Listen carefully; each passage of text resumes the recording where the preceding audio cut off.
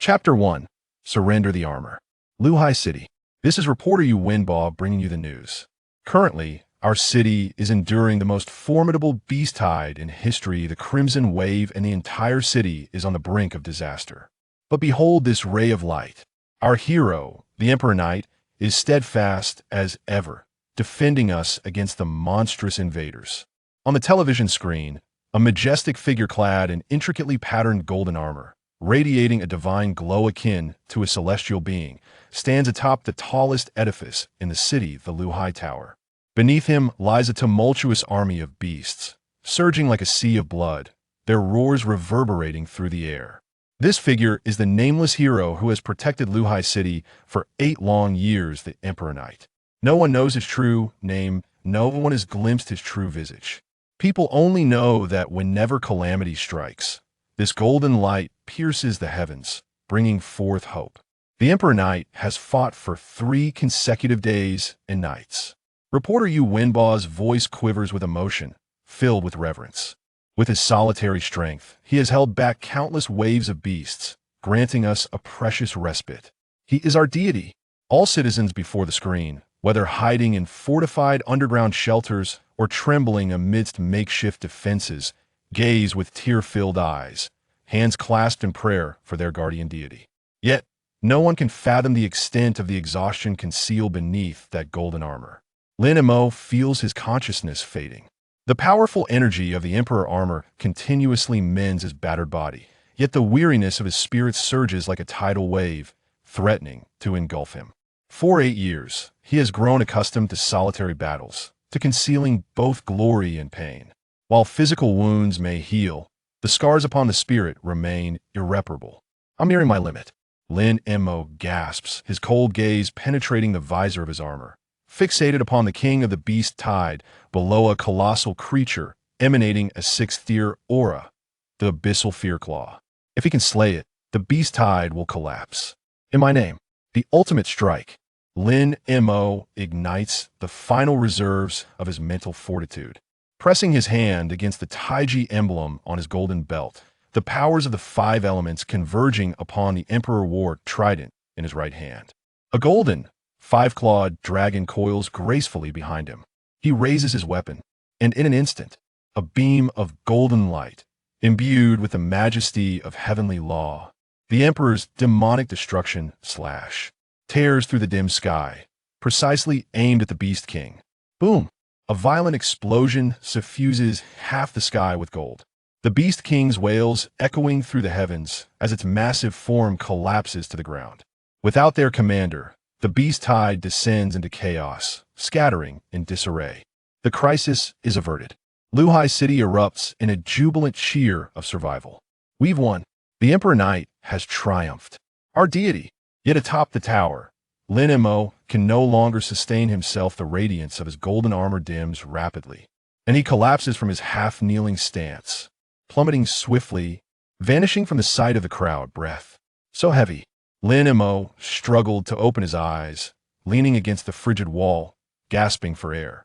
The armor had automatically disassembled, transforming into luminous particles that merged with the core within him. Each instance of exhaustion following an extreme battle enveloped him, as if he were drowning. He fought to rise, every step akin to treading upon razor blades. I must hurry, return, he murmured to himself, yet a flicker of warm anticipation involuntarily surfaced upon his weary visage. Today is the day my parents return. His parents had long been engaged in business affairs far from home, their time together scarce. However, they had promised to come home today for a family meal. Perhaps due to a childhood devoid of affection, he cherished this rare familial bond with particular intensity. He had even contemplated that once the beast tide had passed, he would seize the opportunity to confess his true identity to his parents and younger brother. Surely, they would take pride in him, wouldn't they? With this thought, Lin Mo's steps seemed to lighten. He turned out of the alley and merged into the throng still celebrating, making his way toward home. Luhai City, Lin Family Villa. In stark contrast to the jubilant atmosphere of survival outside, the living room was steeped in a grave tension. Lin Mo is, after all, our son whom we have raised for many years. Speak to him kindly, he will agree. Mother Zhao Wan glanced at her husband Lin Jinghua's stern countenance, urging him gently. She grasped the hand of her younger son Lin Fan, her palms slightly damp with sweat, clearly wrestling with her own turmoil.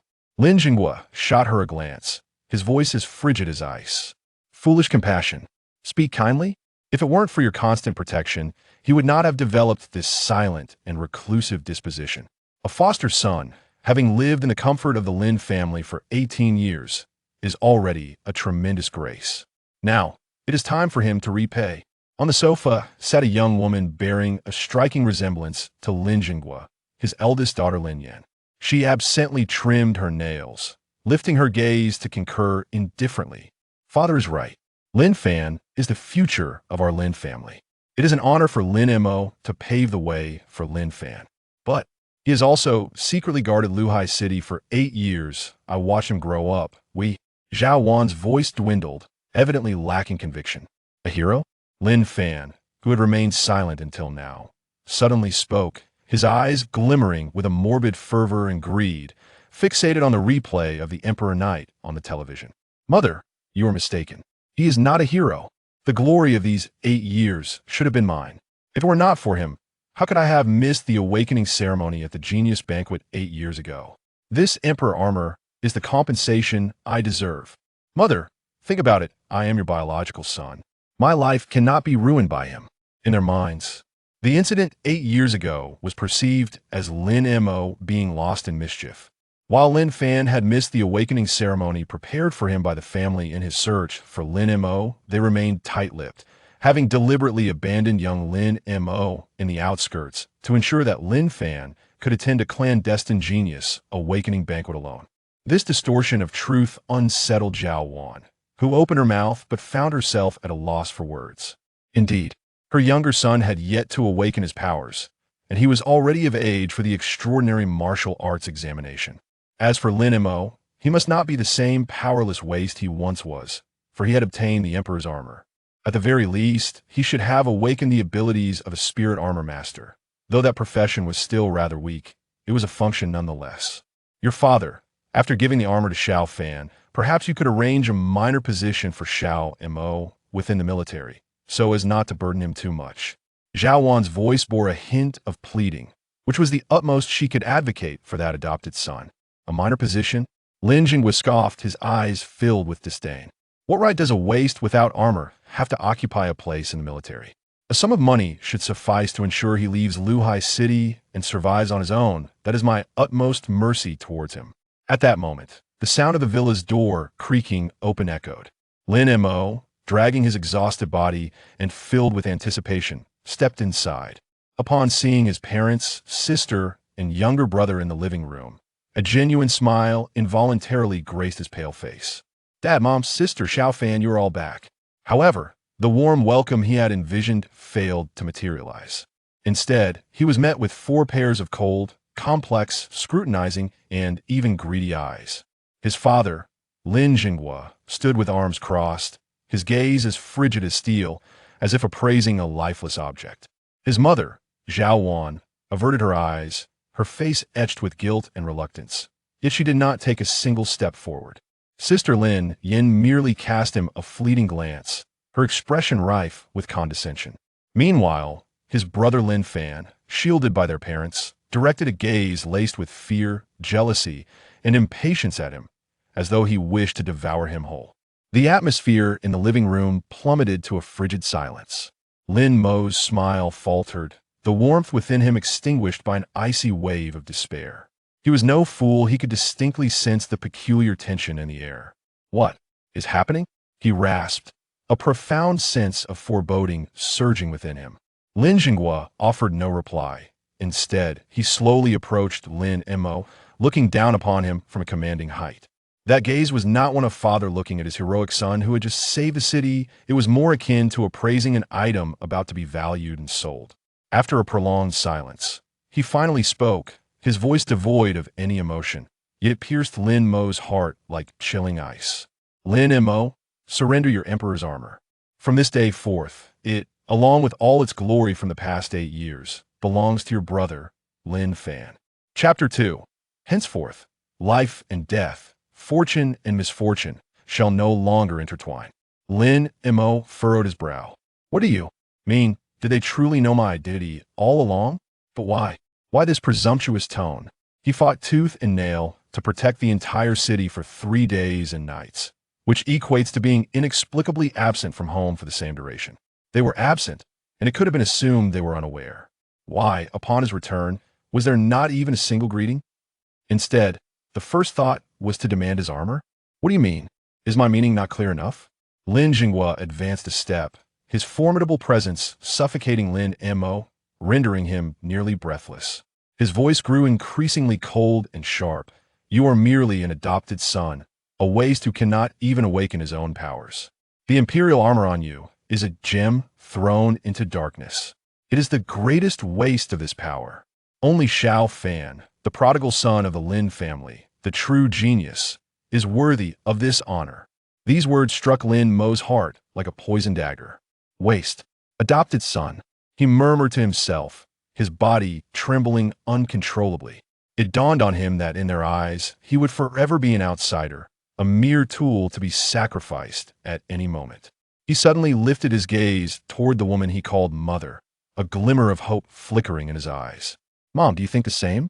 Zhao Wan trembled under the weight of his crimson gaze, guilt washing over her as she turned away, unable to meet his eyes. Her lips quivered as she struggled to utter a few words. Xiao Mo, you should listen to your father. We will not treat you unfairly. Not treat me unfairly? Lin Mo laughed. You take my life, my glory, everything I am, and then seek to placate me with money. This is your notion of fairness? Brother, how can you speak to mom and dad like that? Lin Fan finally seized the opportunity to speak, indignantly rebuking him. You have taken my belongings for 8 years now. It is merely a return to their rightful owner. Mom and dad raised you, expecting you to repay the family. How is that unreasonable? Return to their rightful owner? Lin Mo's gaze locked on a Lin Fan, its chill prompting Lin Fan to instinctively take a step back. Do you deserve it? Lin Mo's voice was low, yet carried a killing intent born from countless battles. Over the past 8 years, how many beasts have I slain? Can you count them? How many injuries have I endured? How much blood have I shed? Are you aware? 3 days ago, I faced the Beast King atop the tower. Where were you? You hid in the warm, safe refuge, sipping hot soup and watching the live broadcast. And now you dare to claim that the glory earned through bloodshed is yours? With each question, he stepped closer. Though his frame was slender and weary, the aura forged in the crucible of life and death bore down on Lin Fan, leaving him pale and retreating, ultimately cowering behind Lin Jinghua. Then Lin Jinghua bellowed, Enough! Do you not see your father before you? Is my speech truly so incomprehensible? Or have you, after 8 years of playing the hero, forgotten your true identity? He extended his finger, unabashedly prodding Lin Mo's chest, his tone imbued with a condescending arrogance akin to that of a benefactor. You, Lin Mo, are but a dog raised by the Lin family. Now, your master commands you to relinquish the bone in your mouth and present it to the rightful young master. Do you comprehend? Upon hearing these words, Lin Mo maintained a stoic expression, coldly regarding the individuals before him. How can you say such a thing? His mother, Zhao Wan, could no longer contain herself, rushing forward to grasp her husband's arm, her eyes brimming with tears. Xiao Mo, silence. Lin Jinghua harshly shook her off. This is not a place for your voice. It is your softness that has allowed him to become increasingly ungrateful. His sister, Lin Yin, interjected, Lin Mo, cease this folly. You are acutely aware that without your abilities, even with the Emperor's armor, you are merely a brute with strength. You are unworthy of upholding this glory. Pausing, her voice grew even colder. Bestow the armor upon Xiao Fan. It is its rightful home and your most fitting recompense for the Lin family's nurturing. Do not force father to resort to harsh measures, for such actions would reflect poorly on everyone. Recompense. Unworthy. Lin Mo mulled over these words, a surge of iron-tasting bile rising in his throat. Lin Jinghua scoffed. Had you not gone missing 8 years ago, he would not have missed the Genius Awakening banquet and would have already become a formidable force. This Emperor's armor is merely the heaven's compensation for his lost opportunity, temporarily residing with you. Temporarily residing. Lin Mo pondered these words, the taste of blood surging anew from his throat. He could not help but let out a cold laugh. Ah, so it is thus.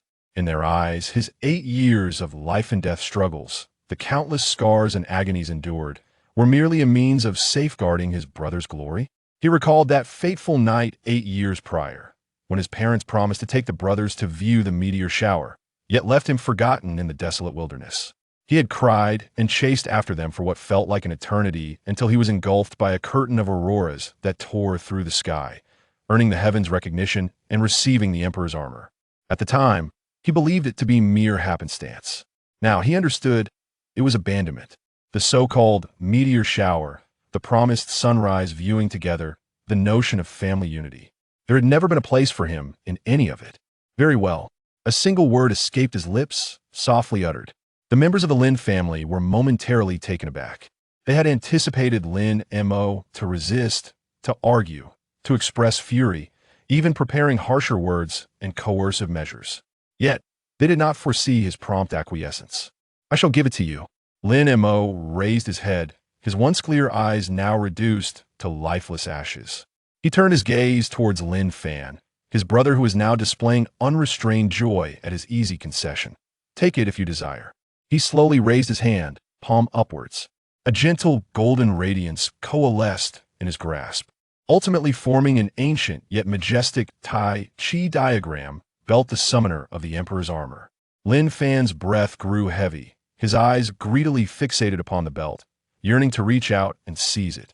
"Wait," Lin Jinghua interjected, narrowing his eyes as he scrutinized Lin Mo, sensing an unsettling ease in the situation that raised his caution. "What are your terms?" "Terms?" Lin Mo chuckled, his expression indifferent. "As a mere waste who cannot even awaken a special ability, a mere custodian of glory, what qualifications do I possess to stipulate terms?" He paused momentarily, his gaze sweeping over the gathered individuals, enunciating each word. "From this moment forth, I, Lin Mo, sever all ties with the Lin family.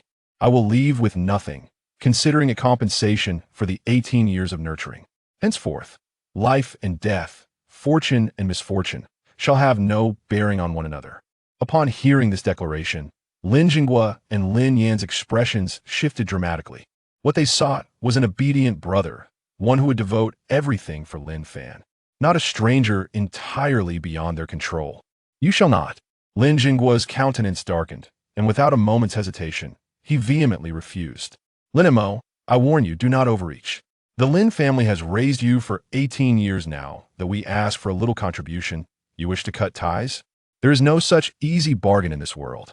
Sister Lin Yin scoffed, crossing her arms as she looked down at him with disdain. "Do not be so naive. Do you believe that once you sever ties with the Lin family, you amount to anything? A person devoid of education, without abilities, and with a blank identity record. Once you leave the Lin family, survival itself will become an issue."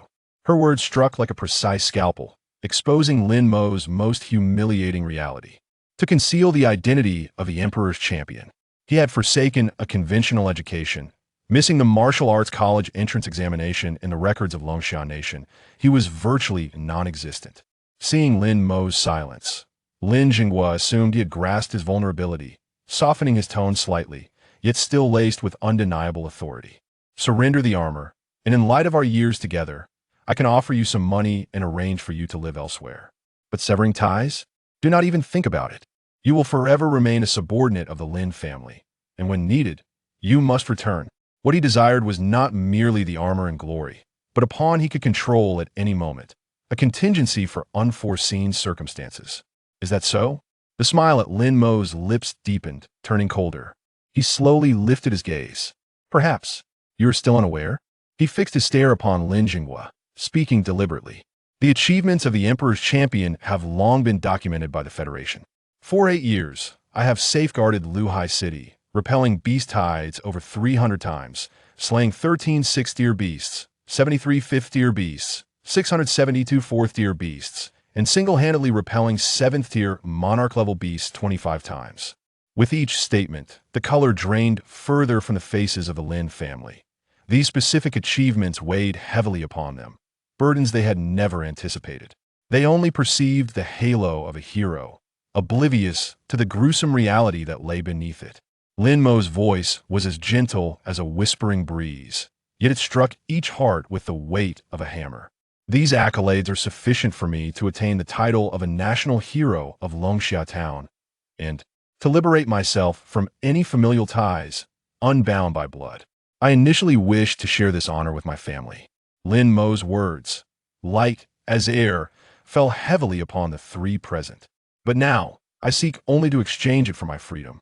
He cast another look at Lin Jinghua, his gaze eerily calm. You desire glory, merit, and this armor take it all. I merely wish to depart. Will you accept this bargain? Lin Jinghua, fixated on Lin Mo, from the depths of his eerily tranquil eyes, he discerned an unprecedented resolve and unfamiliarity.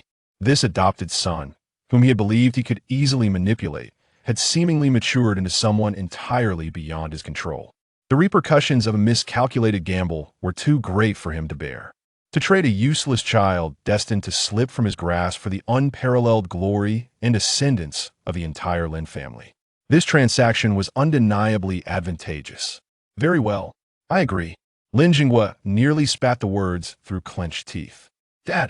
Lin Yin protested, unwilling to relent, but was silenced by a stern glance from Lin Jinghua. Zhao Wan's lips quivered, tears streamed down silently. She yearned to voice her thoughts, yet gazing at her husband's icy profile and her youngest child's ecstatic expression, she ultimately swallowed her words, simply closing her eyes. Let it be documented, Lin Mo declared. Soon, a severance agreement was printed. Lin Mo did not even glance at it, signing his name at the end without hesitation. He then gently tossed the imperial belt he held away. Lin Fan, in a frenzy, lunged for it, clutching the belt as if it were the very essence of the universe. Lin Mo staggered towards the door, heading toward the threshold he had just pushed open with hope. Zhao Wan looked at him in a fluster, only to notice blood seeping from his hands, leaving a trail of rainwater and blood in his wake. Indeed, he had not rested for 3 days and nights, bearing unknown injuries. Xiao Mo, let me tend to your wounds. Madam Lin, it is unnecessary. Lin Mo did not look back, his voice hoarse and distant, as if addressing a complete stranger. The title Madam Lin pierced Zhao Wan's heart like an invisible dagger. She staggered back, her face ashen, her outstretched hand frozen midair. Indeed, she was no longer his mother. She had watched as her husband and children used his 8 years of blood and tears as bargaining chips, while she chose silence. Lin Mo did not cast another glance at her, nor did he regard the faces in the living room, some greedy, some indifferent, and some resentful. He pushed open the heavy door of the villa, stepping into the frigid night rain and the cacophony of the city, a stark contrast to the nauseating affection that permeated the interior. At the very moment he was about to step outside, a timid voice emerged from a nearby corridor. Brother. Lin Mo's footsteps faltered. He turned around to see his younger sister, Lin Yueyao, who had long been away at boarding school and seldom returned home. Dressed in her school uniform and clutching a stack of books, it was evident she had just returned from school. At that moment, her delicate face was devoid of color, her eyes brimming with tears and disbelief. Lin Yueyao gazed at Lin Mo's pallid visage and frail silhouette, observing the mingled traces of rainwater and blood that stained his clothing, her lips quivering as she struggled to find words. She had always believed she harbored no affection for this brother of hers. He perpetually donned a silent demeanor, accommodating everyone like a marionette. She often felt he should not be this way, which led her to speak ill of him in hopes of provoking some semblance of spirit. Yet, she was acutely aware that this brother would quietly cook a bowl of noodles for her in the dead of night when hunger struck, would stand resolutely before her when she was bullied by upperclassmen, enduring blows that left him bruised and battered. She respected him, though she could never comprehend his apparent weakness. It was only today that she realized her brother, who seemed so meek and ordinary, was a hero who had guarded the world for 8 years. Her brother was not weak, he was a paragon of honor. Yet now, this honor was being wrested from him by their family in the most despicable manner. Brother, please don't go. Lin Yao's voice trembled with tears as she rushed down the stairs, attempting to grasp Lin Mo. Yueyao, stand back. Lin Jinghua barked, yanking her back with force. This is none of your concern. Return to your room. Let me go. How can you treat him like this? He just saved us all. Are you thieves? Lin Yueyao struggled fiercely, her tears flowing freely.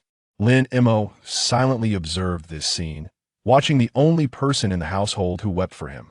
In his lifeless eyes, a glimmer of emotion flickered momentarily before it settled back into calmness. He gently shook his head at Lin Yueyao. It was too late. Everything was far too late. He did not linger, resolutely turning away and stepping into the tempest outside. "Brother!" Lin Yuyao's cry was utterly drowned out by the resounding slam of the door. As Lin Mo walked through the rain, he cast one last glance at the opulent yet chilling villa, then turned, not looking back, as he ventured into the enveloping darkness of the night. At the moment he crossed the threshold, another object in his pocket, resembling a card case, vibrated gently, as if silently heralding a declaration. The embarrassing tale had come to a close, and a new journey was just beginning. Inside the villa, Lin Jinghua let out a cold snort. Ultimately, a worthless individual remains worthless with a modicum of merit. They aspire to challenge the family, utterly oblivious to their own insignificance. Lin Yin echoed, "Without the Lin family, I wonder how he intends to survive." "Brother, quickly, let us witness the true majesty of the Emperor Hero." Lin Fan, flushed with excitement, fastened the Emperor belt around his waist, emulating Lin Mo from the television, and bellowed, "Emperor Armor, unite." Yet, the Taiji symbol on the belt merely flickered twice with feeble light before descending into complete silence. There was no response. The living room fell into an eerie stillness. Chapter 3. Do you seek help from heroes and villains? As the gentle rain fell in a melancholic drizzle, Lin Mo wandered aimlessly through the streets. The icy raindrops mingled with the nocturnal breeze, striking against his thin shirt, swiftly soaking him and stealing away the last remnants of warmth from his body. Around him, a jubilant crowd celebrated the retreat of the beast horde, their laughter and cheers forming a stark contrast to his solitude, creating two disparate worlds. "Long live the Emperor Hero! We love you, Hero!" Excited citizens occasionally shouted, their voices piercing his eardrums like a cruel mockery. They adored the golden symbol, that ethereal hero, but not the flesh and blood of Lin Mo, who passed by them, concealed beneath a mask. He lifted his gaze, allowing the rain to wash over his cheeks, unable to discern whether it was rainwater or some other bitter liquid that mingled with his tears. 18 years of nurturing and 8 years of life and death guardianship had culminated in a cold severance agreement. It dawned on him that, from the very beginning, he had merely been an outsider. A wave of debilitating weakness surged through him post-battle, and darkness enveloped his vision as he staggered to lean against a nearby utility pole, his body slowly collapsing to the ground. In his haze of consciousness, he felt the card box in his pocket vibrate once more, as if urging him toward something. Indeed, the Emperor Armor was lost, yet he was not devoid of everything. The aurora that had rescued him from despair offered more than just a suit of armor. More precisely, the Emperor Armor was no different from other armors. It was merely one card within that box. Thus, he was indifferent to relinquishing the Emperor belt, for the true essence had always resided within him. Struggling, he reached into his pocket and touched the cold, hard card box. A faint yet pure power emanated from it, barely sustaining the flickering flame of his consciousness. A self-deprecating smile crept across Lin Mo's face. The power of the Emperor Armor stemmed from the 5 elements and the heavenly path, immense and righteous, yet burdensome. It demanded the user bear the responsibility of protecting all life, filled with light. But now his heart had grown dim. Perhaps from the moment his heart had ceased to feel, the Emperor Armor had ceased to befit him.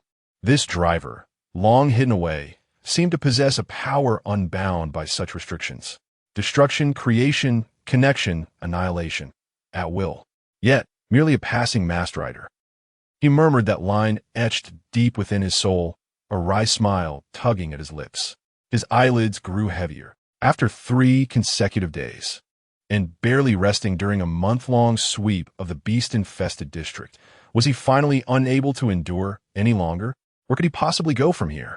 Suddenly, his eyes widened slightly as a strand of pink hair first graced Lin Mo's blurred vision, followed closely by a breathtakingly beautiful visage. In the rain, a slender silhouette unexpectedly appeared at the corner of the street, revealing an extraordinarily beautiful maiden. Her long hair, a blend of pale pink, shimmered softly under the dim glow of the streetlight, while her impeccably tailored black Gothic dress accentuated a maturity that belied her youth. She held an exquisite parasol, beneath which half of her face was breathtakingly beautiful, yet radiated an icy aura that repelled any approach. She was recognized as the school belle of Luhai City's premier supernatural high school, an acknowledged prodigy, and, simultaneously, the Joker, Su Xiu, a figure that instilled fear in the hearts of countless aberrants within the dark underworld. However, Su Xiu's mood today was far from pleasant. While the group of mixed beings at the museum busied themselves with their ineffectual antics, it was of little concern to her. Yet all too often, their misdeeds would inadvertently be attributed to her, simply due to her status as the unparalleled Joker among hybrids. Now, as she approached her doorstep, she let out a faint sigh, her brows knitting tighter in contemplation. Abruptly, she turned and muttered softly, "Why have you been following me? Apologies, I do not know where to go." "Then you intend to follow me indefinitely?" Su Xiu paused, her disbelief palpable. The boy before her. She recognized him. She had known him for a long time. He was the Emperor Hero who had loomed over her for the past 8 years, provoking both irritation and curiosity. Yet now, this once resplendent deity of Luhai City appeared as a homeless stray, soaked to the bone, his complexion pallid as parchment, trailing behind her with faltering steps, as if he might succumb to unconsciousness at any moment. Su Xiu regarded him warily, gripping her parasol tightly. "What do you intend to do?" On the surface, she and Lin Mo were strangers, yet beneath, they had clashed numerous times, each viewing the other as their most formidable adversary. One was the Emperor Hero, sworn to protect, while the other was the capricious king of hybrids, deemed malevolent by the righteous. She had witnessed his regal might and blinding brilliance, as well as his ruthless precision in battle. Yet she had never seen him so disheveled, so vulnerable. His once star-bright eyes now reflected only exhaustion and emptiness. Lin Mo gazed at her, seemingly mustering all his strength to force a smile. "I mean no harm. I merely thought your umbrella might shield me from the rain." Su Xiu was taken aback. What a nonsensical response. She watched him sway even more precariously, his head lowered, and added, "And I truly do not know where else to go. Thus, you came to me." Su Xiu was momentarily stunned, her small face displaying shock, her lips parting slightly. "Are you out of your mind? I am the villain. A monster. You, a hero, seeking assistance from a villain? I find myself with but a solitary friend." "Friend? Is he serious?" Su Xiu's eyes widened. Beneath the cascading rain, the two stood in silent opposition before her doorstep. "You." She was about to inquire further when she noticed Lin Mo's body could no longer withstand his burden and collapsed. "Hey, Su Xiu instinctively," her body reacting faster than her mind, as she swiftly stepped forward, extending her slender yet strong arms to catch him securely. What she grasped was a cold, damp weight. But what alarmed her more was the faint breath of life emanating through his thin shirt, akin to a flickering candle in the wind. "Severely injured?" Su Xiu furrowed her brow. Supporting Lin Mo's back with one hand, she reached out to his forehead with the other. Feeling an intense heat, he was clearly running a high fever. Her gaze swept over Lin Mo's face, contorted in pain. This man had long been her sworn adversary. Both concealed their identities in this city, where the brilliance of a hero often overshadowed the efforts of others. Yet, it was he who had shielded her peculiar identity, for she was a hybrid, an aberration formed from the information flow of the blue star, transforming into a creature of the unknown. Consequently, this man had long loomed over beings like her, akin to the sword of Damocles. Even though he too was an anomaly, little did she expect that their few encounters since that confrontation would culminate in such a scene. "What a troublesome fellow," Su Xiu murmured under her breath, yet resignedly draped one of Lin Mo's arms over her delicate shoulder, half dragging, half supporting him into her home. With a resounding thud, she kicked the door shut, shutting out the tumult of wind and rain. The lights in the living room flickered on, illuminating the somewhat disheveled yet vibrant ambience within. Without hesitation, Su Xiu tossed Lin Mo onto the soft sofa, then crossed her arms, surveying the unconscious intruder from a superior vantage point. TSK. To bring himself to such a state and still dare to wander the streets alone. She pouted, her tone laced with an unacknowledged concern. No one would come to claim the body if he perished. Though her words dripped with sarcasm, her actions were earnest. She turned to the storage room to retrieve the medical kit, then fetched a clean towel and a basin of warm water from the bathroom, busily attending to the man. Chapter 4. They were, after all, the same kind of person. Sushiyu wrung out the warm towel, her movements somewhat awkward as she gently wiped away the rain and grime from Lin Mo's face, revealing a visage that, although youthful, bore distinct contours. In his unconscious state, he had shed all defenses. The coldness that marked his features during battle was replaced by an exhaustion and fragility that ran deep within his bones. This face, Sushiyu had observed from a distance countless times during their confrontations, yet never had she scrutinized it so closely as now. What a fool, she murmured softly, her touch becoming increasingly tender. After cleansing his cheeks and neck, her gaze fell upon his drenched shirt, clinging tightly to his body, outlining the sinewy muscles forged through years of combat, while the countless scars hidden beneath the fabric hinted at untold suffering. Sushiyu paused momentarily, a faint blush creeping on her cheeks. Hey, I merely wish to prevent you from succumbing to fever in my home. Do not misconstrue my intentions. She spoke to the unconscious Lin Mo, as if attempting to justify her actions. Ultimately, she clenched her teeth and, with a trembling hand, began to unfasten the buttons of his shirt, one by one. When the shirt was fully opened, revealing Lin Mo's upper body, even the battle-hardened Sushiyu could not suppress a sharp intake of breath. This was no physique befitting an 18-year-old boy. Layers of scars, old and new, crisscrossed like inscriptions carved into a historical monument.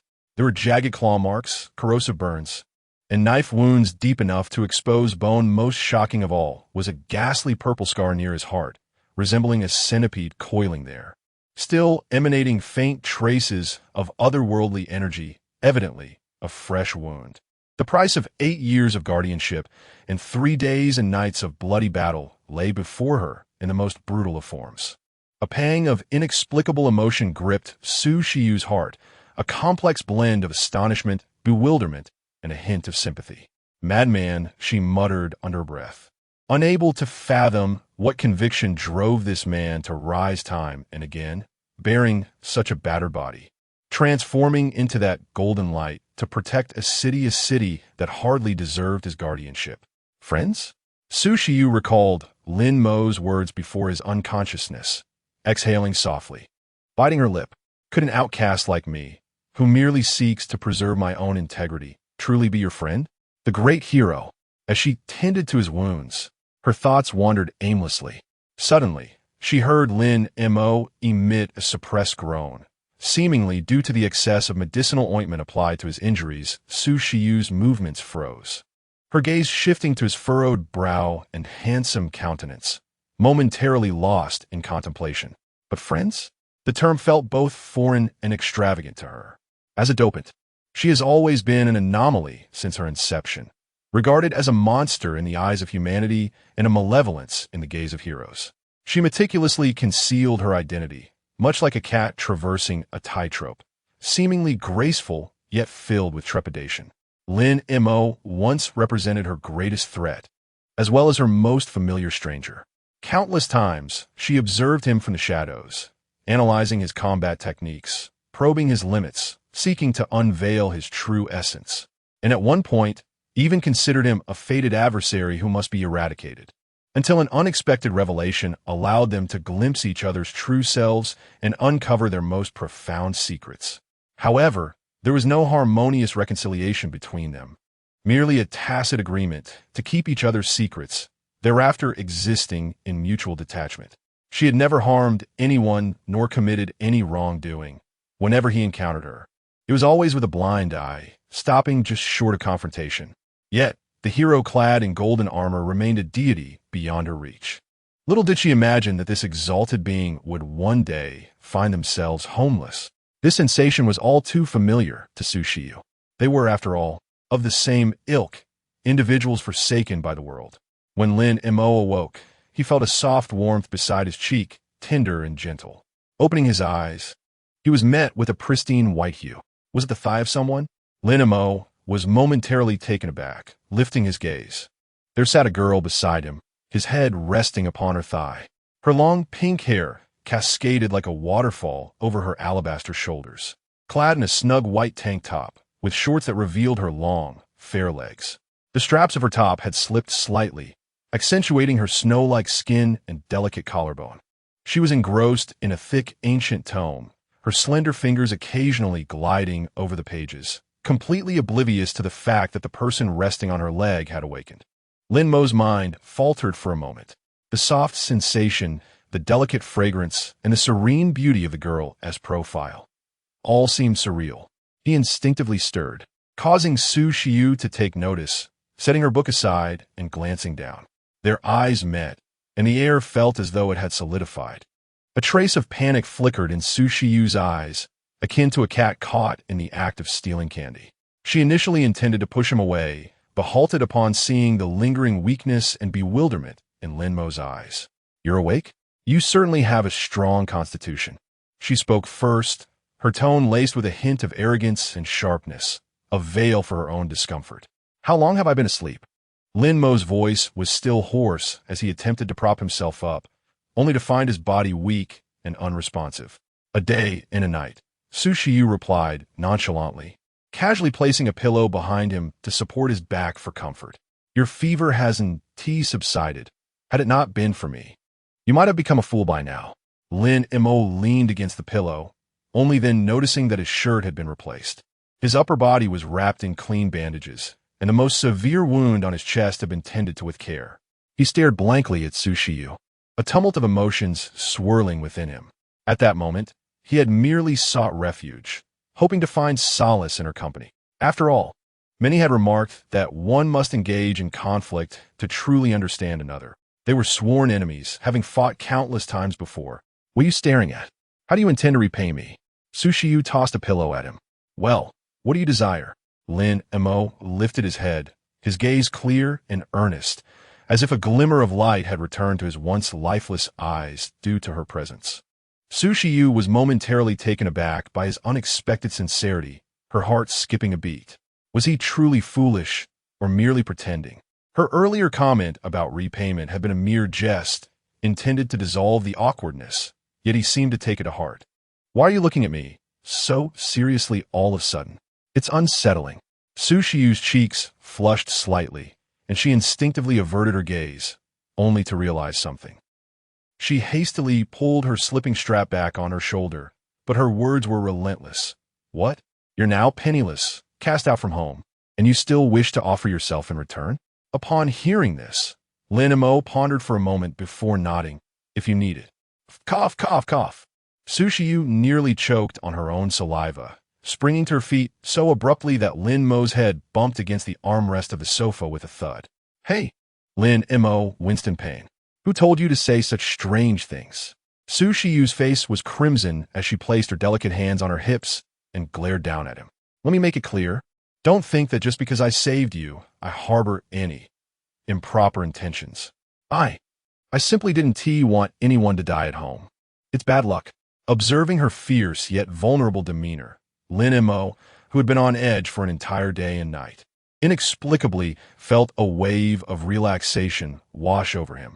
He leaned back on the sofa, a faint smile tugging at the corners of his mouth. This feeling was truly delightful. No schemes, no ulterior motives, only the most genuine expression of emotions. Perhaps this was how human connections ought to be. Chapter 5. How I Face Criticism. "She was even more anxious than I." "I understand," he replied softly, a concession of sorts. Just then, the previously silent LCD television in the living room sprang to life, broadcasting the voice of an official news report, drawing both of their attentions. The screen displayed the emblem of the Longxia Federation's official news channel, accompanied by a striking headline: "Emergency press conference regarding the heroic Emperor Knight's identity verification and award ceremony in Luhai City." The scene shifted to the press conference, where Lin Zhenghua and Zhao Wan sat upright, their faces adorned with a perfectly measured blend of excitement and pride. In between them, Lin Fan, clad in a tailored formal attire, wore a Medal of Honor pinned to his chest, smiling stiffly as he waved at the camera. A senior general from the Federation's military stood at the podium, beaming as he announced, "Following our confirmation with the Lin family and preliminary comparisons of the energy signatures from the Emperor Armor, we are immensely honored to announce to the entire Federation that the heroic Emperor Knight, who has protected Luhai City for 8 years, is none other than this young prodigy beside me, Mr. Lin Fan. Mr. Lin Fan, a promising youth with a noble heart, has selflessly remained anonymous for 8 years to shield us from familial troubles. Such noble virtues are worthy of emulation by us all. The Federation has decided to award Mr. Lin Fan the National Honor Medal and has specially invited him to join the prestigious Longxia First Academy of Extraordinary Martial Arts." As the announcement concluded, the flashbulbs erupted, engulfing Lin Fan in a sea of light. His face radiated uncontainable joy, and he even cast a triumphant glance at the camera, as if to boast to an unseen audience. Following the announcement of the honor, the session transitioned to questions from reporters. A journalist from the Luhai Daily, prearranged by Lin Zhenghua, promptly seized the opportunity to pose the first question, directing the microphone towards Lin Zhenghua. He inquired eagerly, "Mr. Lin, we are aware that you have 2 sons. Given that Mr. Lin Fan is the esteemed heroic Emperor Knight, might I ask what your eldest son, Mr. Lin Mo, has been doing during these 8 years? Has he contributed in any way to the fight against the otherworldly beasts?" This question instantly piqued the curiosity of everyone present. Lin Zhenghua had been awaiting this moment. A trace of sorrow flickered across his face as he let out a long sigh. His voice heavy as he addressed the live broadcast. "Alas, the misfortunes of our family." He paused, as if grappling with the difficulty of his words, before finally managing to articulate, "My eldest son, Lin Mo, has strayed from the path since childhood, indulging in idleness. 8 years ago, he frequently ran away from home, and upon his return, he was a changed man, lacking ambition. In recent years, he has exploited our family's modest savings to assert his influence. Even just moments ago, Lin Fan returned after defending the city for 3 days and nights. He attempted to exploit Lin Fan's vulnerability to seize his brother's glory, deceitfully proclaiming himself as the Emperor's hero. Upon our discovery, he was promptly expelled from our home. Boom! This revelation detonated like a bomb in the hearts of all the viewers watching the live broadcast. The press conference erupted into chaos, and the barrage of comments online exploded instantaneously. What? Such a thing exists? Is that Lin Mo a scoundrel? How despicable! Being a worthless individual, he still desires to steal the honor earned by his brother's sacrifice? No wonder Lin Fan has never revealed his identity as a hero. It turns out he has such an extraordinary brother. Truly, he has suffered greatly. The Lin family has indeed upheld righteousness by expelling their own son for the sake of justice. Admirable. Public opinion was ignited in an instant. The people had just found a hero to admire, Lin Fan, and now discovered a target for their frustrations, Lin Mo. With the media's deliberate guidance and the trolls' relentless provocation, Lin Mo's name became firmly entangled with terms like thief, fraud, and scoundrel within mere minutes. A veritable pariah. Lin Mo quietly gazed at the television screen, his expression devoid of emotion, as if the disparagement on screen was not directed at him. Suddenly, a sharp, purple blade shattered the screen with a resounding crash. Su Shiyu's chest rose and fell rapidly as she furrowed her brow at the broken display. The room fell into silence, the only sound being the hum of the television. Lin Mo was momentarily stunned, and Su Shiyu quickly approached him, glaring fiercely. "Hey, are you a block of wood? How can you remain unresponsive to such insults? Why am I the one being scolded? She seems even more agitated than I am. What are you staring at? Any normal person would find this absurd." Su Shiyu's delicate face flushed with indignation, her lips biting down in frustration. "You." Lin Mo opened his mouth but found his throat dry, unable to articulate a response. Indeed, even an adversary, a hybrid creature, would feel anger at such an inversion of truth. Yet he, the so-called aggrieved party, had grown so numb that he could not stir even the slightest ripple of emotion. He understood that this was precisely the sort of behavior one could expect from that group. Everything was foreseen, hence it mattered little. However, when he beheld the glimmering anger in Su Shiyu's purple eyes, something beneath the ashes of his desolation was gently stirred. Do you think that as long as you remain indifferent, you will not be hurt? Su Shiyu took a step closer, her hands resting on the back of the sofa, effectively trapping Lin Mo between her and the couch. A subtle fragrance mingled with an imperceptible hint of anger enveloped him. She leaned down to meet his gaze, her purple pupils reflecting his hollow, tranquil face. I'll tell you, Lin Mo, this is not indifference, it is cowardice. Her voice, though soft, pierced the heart with every word. Do you think that by feigning indifference, they will spare you? They will only intensify their cruelty. They will trample you into the mud, ensuring you never rise again, all the while feeling justified in reveling in the spoils they have taken from you. With each word, her fervor grew. They regard you as a mere stepping stone, discarding you once used, and even spitting upon you to proclaim to the world how filthy you are. Your so-called heroic identity, your 8 years of guardianship, hold no value in their eyes. You are not a hero. Lin Mo suddenly interjected, interrupting her.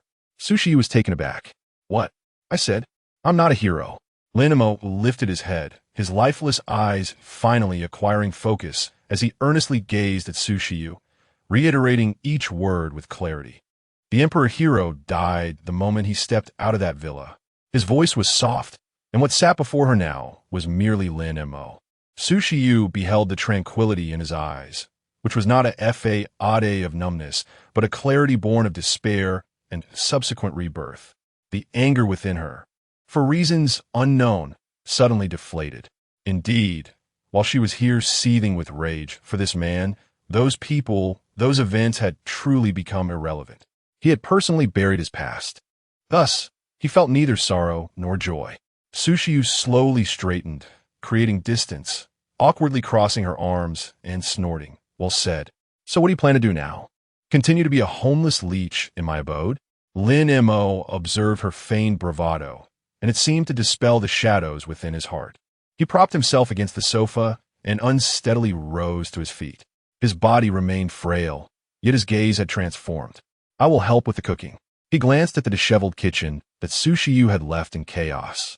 I will also wash the dishes. As for the rent, I will pay you once I find a job.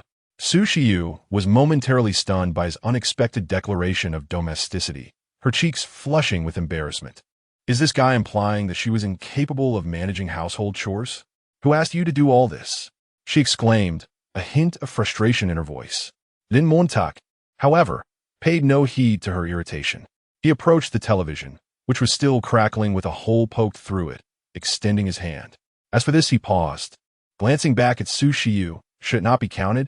Please stop staring at me if it's not counted. Then fine. All right.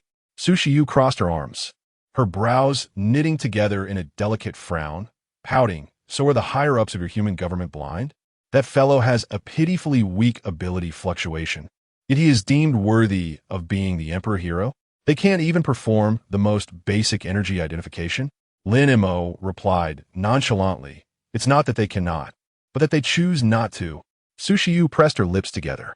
Hey, I recall you've been an unsung hero for many years. Even if you have never revealed your identity, the Longxia military, the Longxia authorities should have some knowledge of you and your associates, right? Don't the officials care? Can't they detect anything? Lin Mo chuckled lightly. They would rather it be so. Su Shiyu was taken aback. What do you mean? The power of the Imperial armor is both formidable and elusive. Lin Mo leaned back against the sofa, his gaze penetrating as he scrutinized the hypocritical faces on the screen. A guardian that is uncontrollable, elusive, and whose true identity cannot be fully grasped. For those in high positions, it is not a safeguard but rather a sword suspended over their heads. He paused, as if lost in recollection, his tone growing increasingly frigid. They have attempted to win me over with promises of high offices and riches. They have also tried to locate me, deploying space-based satellites and elite tracking teams. Yet the Imperial armor can obscure all forms of detection. I do not wish to meet them. Thus, they will never find me. a weapon that cannot be controlled, no matter how powerful, is viewed by them as a significant instability factor. In an instant, Su Xiu comprehended. She herself was an anomaly, acutely aware of the sensation of being regarded as an unstable factor.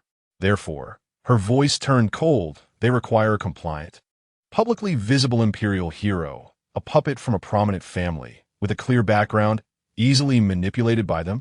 Exactly, Lin Mo nodded. Do you want to know why? During the Beast Tide 4 days ago, I was the only one fighting alone in armor? Su Xiu's pupils constricted slightly. She certainly recalled that unprecedented Crimson Tide, its ferocity far surpassing the defense levels of Luhai City. According to the federal emergency protocols, the defending forces and hero teams from the nearby Tianqing City and Haya City were supposed to rush to the aid immediately. Yet, in reality, not a single organized external force arrived until the Beast Tide was defeated. For 3 days and nights, Luhai City had truly relied solely on the imperial hero. Because Su Xiu followed Lin Mo's train of thought, a chilling suspicion surfacing in her mind. They deliberately abstained from intervention? Were they waiting for you to exhaust yourself? Exhausted, or perhaps slain in battle? Lin Mo's tone was calm, as if recounting a matter detached from himself. The value of a hero who dies in battle far exceeds that of one who remains alive and uncontrollable. His achievements can be perfectly enshrined, celebrated, and transformed into a spiritual totem for future generations, without the fear of him committing any outrageous acts one day. And when a hero is exhausted, he becomes more susceptible to being invited for discussions, more easily persuaded, does he not? Su Xiu fell into a profound silence. She had always believed that her adversary was merely the golden hero. It was only now that she realized Lin Mo was contending with the entire chessboard of humanity and power. He is not a chess player, nor does he even qualify as a mere pawn. He is simply a box of go pieces that garners attention from all, yet becomes an encumbrance when the number of pieces is counted. Su Xiu lowered her gaze and murmured, "Why is it that despite being human, the very beings I yearn to integrate with for a tranquil existence harbor such mutual suspicion and conflict? There is no reason. In their eyes, I'm not one of them." Lin Mo's voice was soft and devoid of warmth. These humans do not require an uncontrollable hero. Upon hearing this, Su Xiu parted her lips, but words eluded her.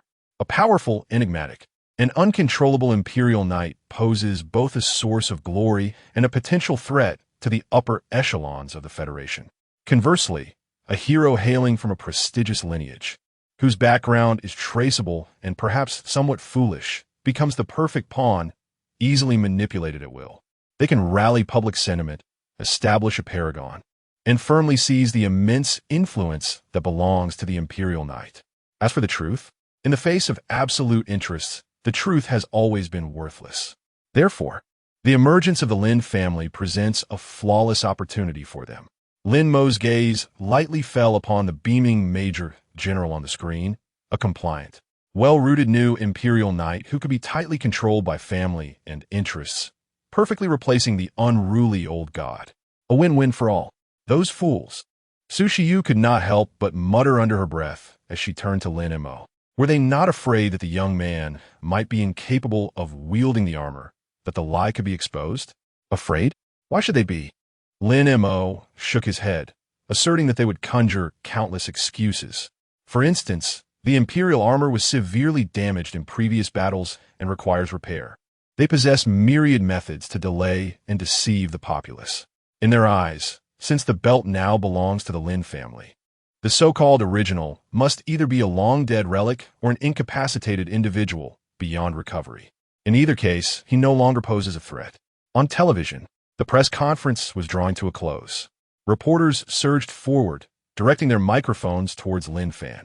"Mr. Lin Fan, what are your plans moving forward? Mr. Lin Fan, as the new hero, what are your aspirations for Luhai City?"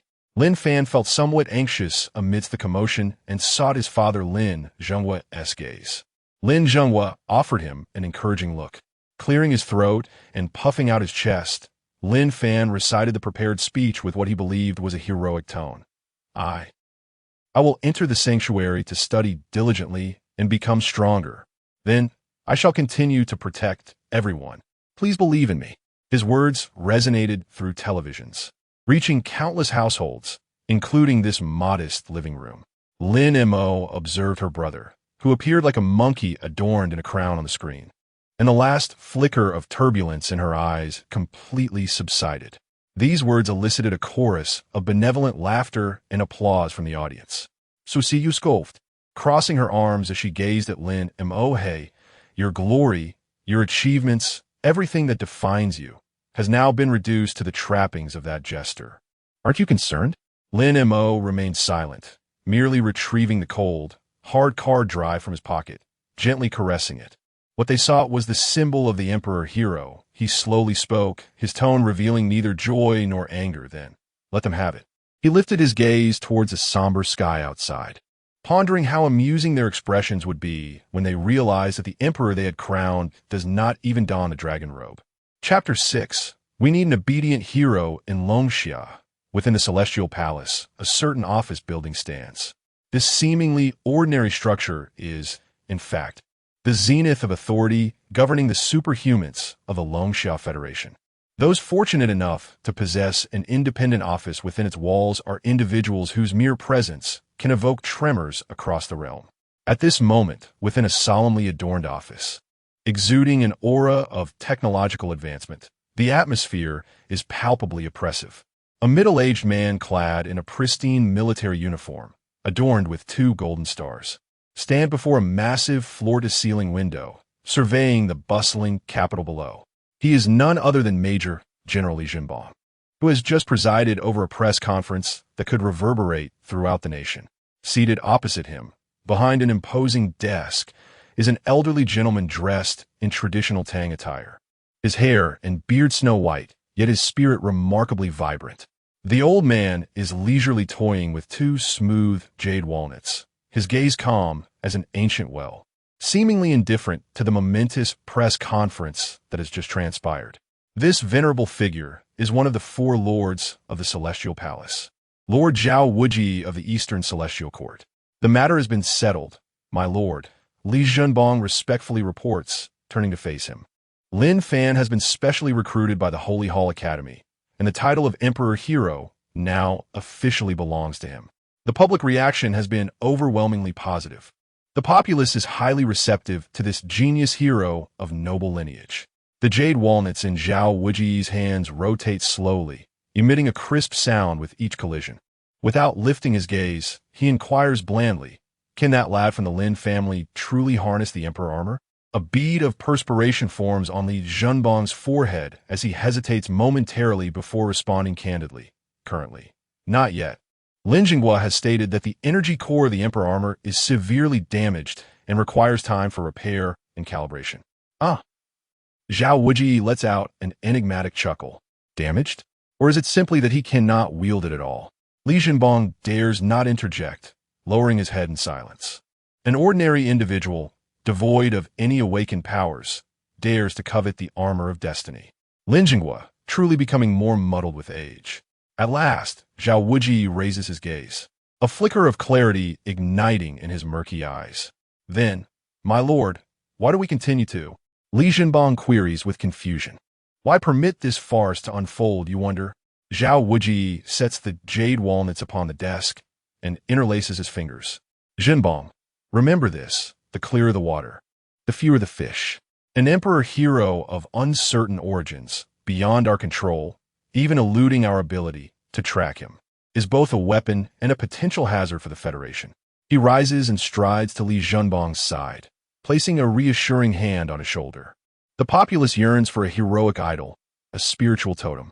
However, we also require a hero who is obedient, controllable, and able to embody our will. Though the lad from the Lin family may be ineffectual, his lineage and family connections render him the most suitable vessel at present. As for the true Emperor Hero, a glimmer of regret flashes in Zhao Wuji's eyes. Our people have discovered this in the ruins of Luhai City. He extended his hand, revealing a shattered golden armor fragment stained with blood, still bearing a faint yet pure essence of imperial power. According to the analysis of the residual energy at the scene, after slaying the Beast King, he suffered a fatal second blow, causing his energy core to completely disintegrate. The likelihood is he has already fallen. Li Zhenbong's pupils constricted, his heart understanding the gravity of the situation. So it is. The old god is dead. A new king must rise. Regardless of the authenticity of the new king, as long as he can secure his position and manifest the inherent value of the imperial hero symbol, that shall suffice. Zhao Wuji tucked away the armor fragment and resumed his seat, his tone regaining its calmness. Therefore, the subsequent affairs must be handled with finesse. Provide the Lin family with ample resources, prompting them to hasten the emergence of the imperial hero. As for the sanctum, I shall personally make arrangements. Yes, my lord. Li Zhenbong stood at attention, saluting. Furthermore, Zhao Wuji seemed to recall something and added, "How has the investigation into that adopted son, Lin Mo, progressed?" "It has been investigated." Li Zhenbong promptly replied, "His identity and background are utterly blank. It appears he was only registered by the Lin family 8 years ago. There are no records of any awakening of abilities, nor any educational history. He seems to have materialized out of thin air." According to Lin Zhenghua, this individual is narrow-minded and seeks to usurp his brother's glory, having been expelled from their home. Whereabouts, unknown. Unknown whereabouts. Zhao Wuji lightly tapped the table. Deep in thought, a mere ordinary person capable of concealing the identity of the imperial hero for 8 years. Even leading the Lin family to mistakenly believe he is the true essence. Could it truly be so simple? After a moment of contemplation, he waved his hand. Enough, a dog without a home. Further entanglements are futile. The immediate priority is to stabilize the situation. You may leave. Yes. Li Zhenbong turned and exited, the office door closing gently behind him. Zhao Wuji picked up the 2 jade walnuts once more, his gaze penetrating as he looked out the window. A god beyond control is inferior to a compliant ghost. I hope you are truly dead. Otherwise, this game will become exceedingly difficult to play. Meanwhile, in Luhai City, at the Lin family's villa, the Lin father and son were engulfed in immense joy and glory. Lin Zhenghua continually received congratulatory calls from various dignitaries, his face aglow, as if he had regained a decade of youth. Meanwhile, Lin Fan sat like a king upon the sofa, repeatedly caressing the imperial belt in his lap, reveling in the overwhelming praise and adulation flooding the internet. "Dad, I topped the trending searches. Dad, the admission notice from the Sanctum Academy has arrived. Dad, I have established a fan club. Ha ha ha." Lin Fan was so excited he could hardly articulate, never having imagined that happiness would arrive so suddenly. All of this should have belonged to his older brother, whom he had envied since childhood. But now it was all his. "Xiao Fan, steady yourself." Lin Zhenghua hung up the phone, his face adorned with a smile, yet he feigned seriousness as he reminded, "From today onward, you shall be the Emperor Knight. Every word and action must embody the essence of a hero." "Understood, Dad." Lin Fan eagerly fastened the belt around his waist. "But Dad, why does this belt still show no response? Didn't you say you hired the best spiritual armor master in the country to decipher it?" At the mention of this, Lin Zhenghua's smile faltered momentarily, only to be replaced by a dismissive wave of his hand. "It will be soon, very soon. Master Zhang assured me that the core of the armor is merely in a temporary slumber and requires a special energy source for activation. I have already arranged for its preparation. Within 3 days at most, I guarantee your successful integration." He certainly would not disclose to his son that Master Zhang had toiled for an entire day, only to emerge drenched in sweat, stating that the belt's design was unprecedented, as if it belonged to another realm, leaving him utterly perplexed.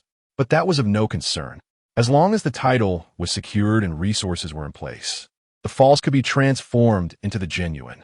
He had meticulously prepared for this, allowing the master to continue his research on the belt while simultaneously spending a considerable fortune in the black market to procure a set of replica exoskeletal armor, flawlessly mimicking the appearance of the Emperor Knight. Regardless of authenticity, the show must go on.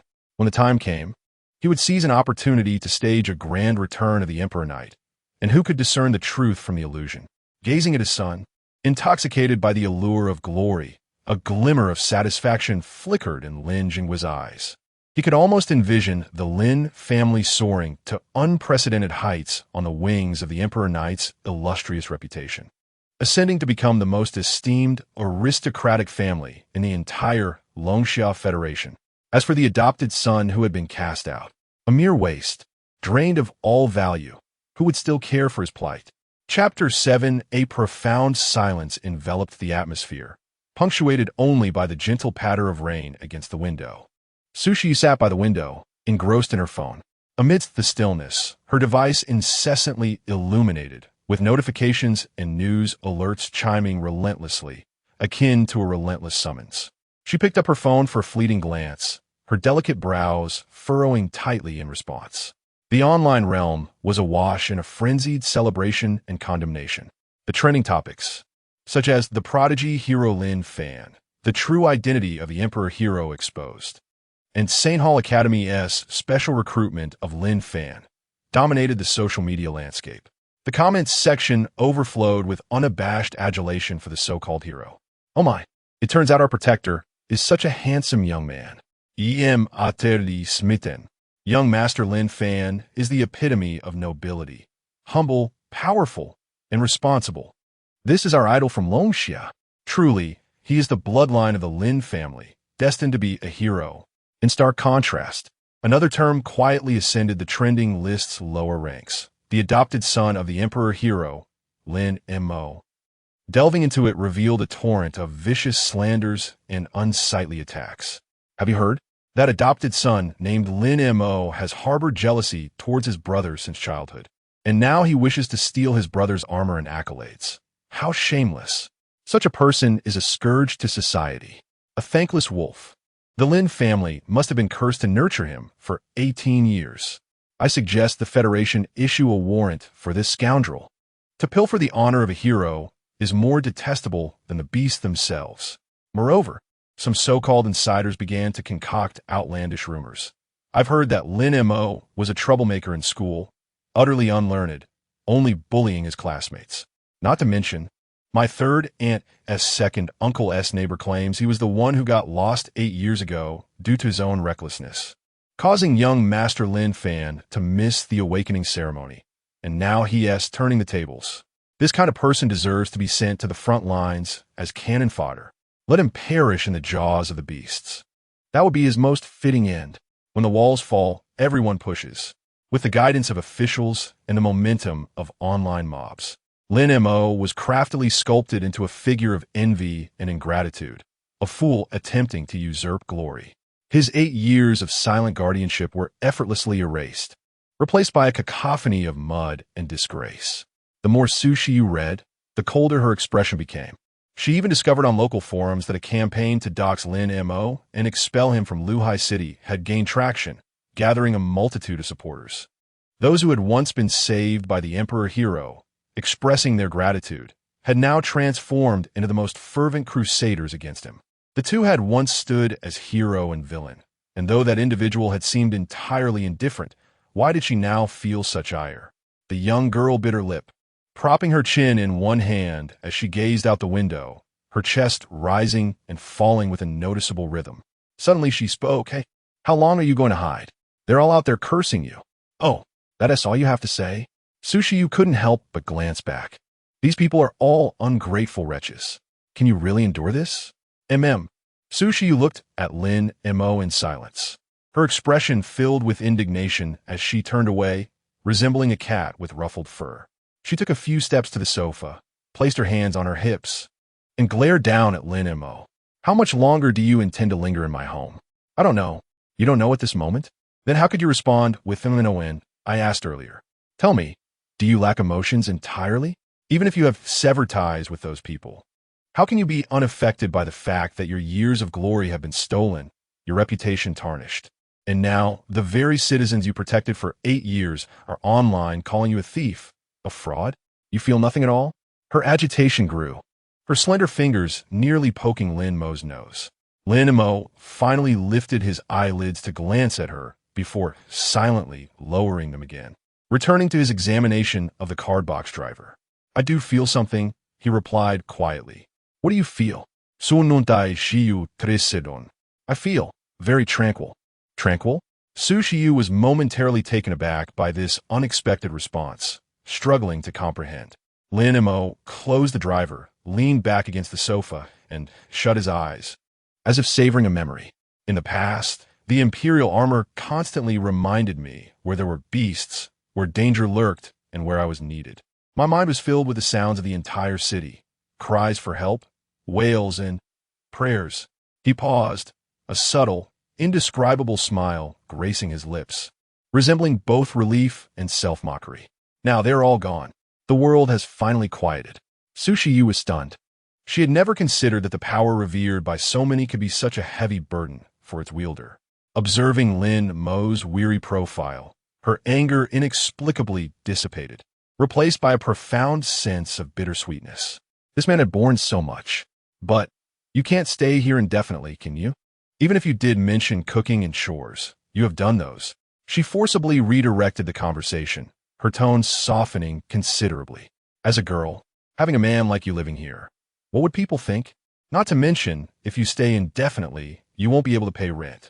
Lin Mo opened his eyes, looking at her, and suddenly asked, "Has your injury healed?" Su Shiyu instinctively touched her shoulder, where she had once been struck by the wind of the Imperial hero's hand, leaving a hidden bruise. "It's mostly healed. Not that it's any of your concern," she retorted defiantly. "Is that so?" Lin Mo extended his finger and gently pointed towards her shoulder from a distance.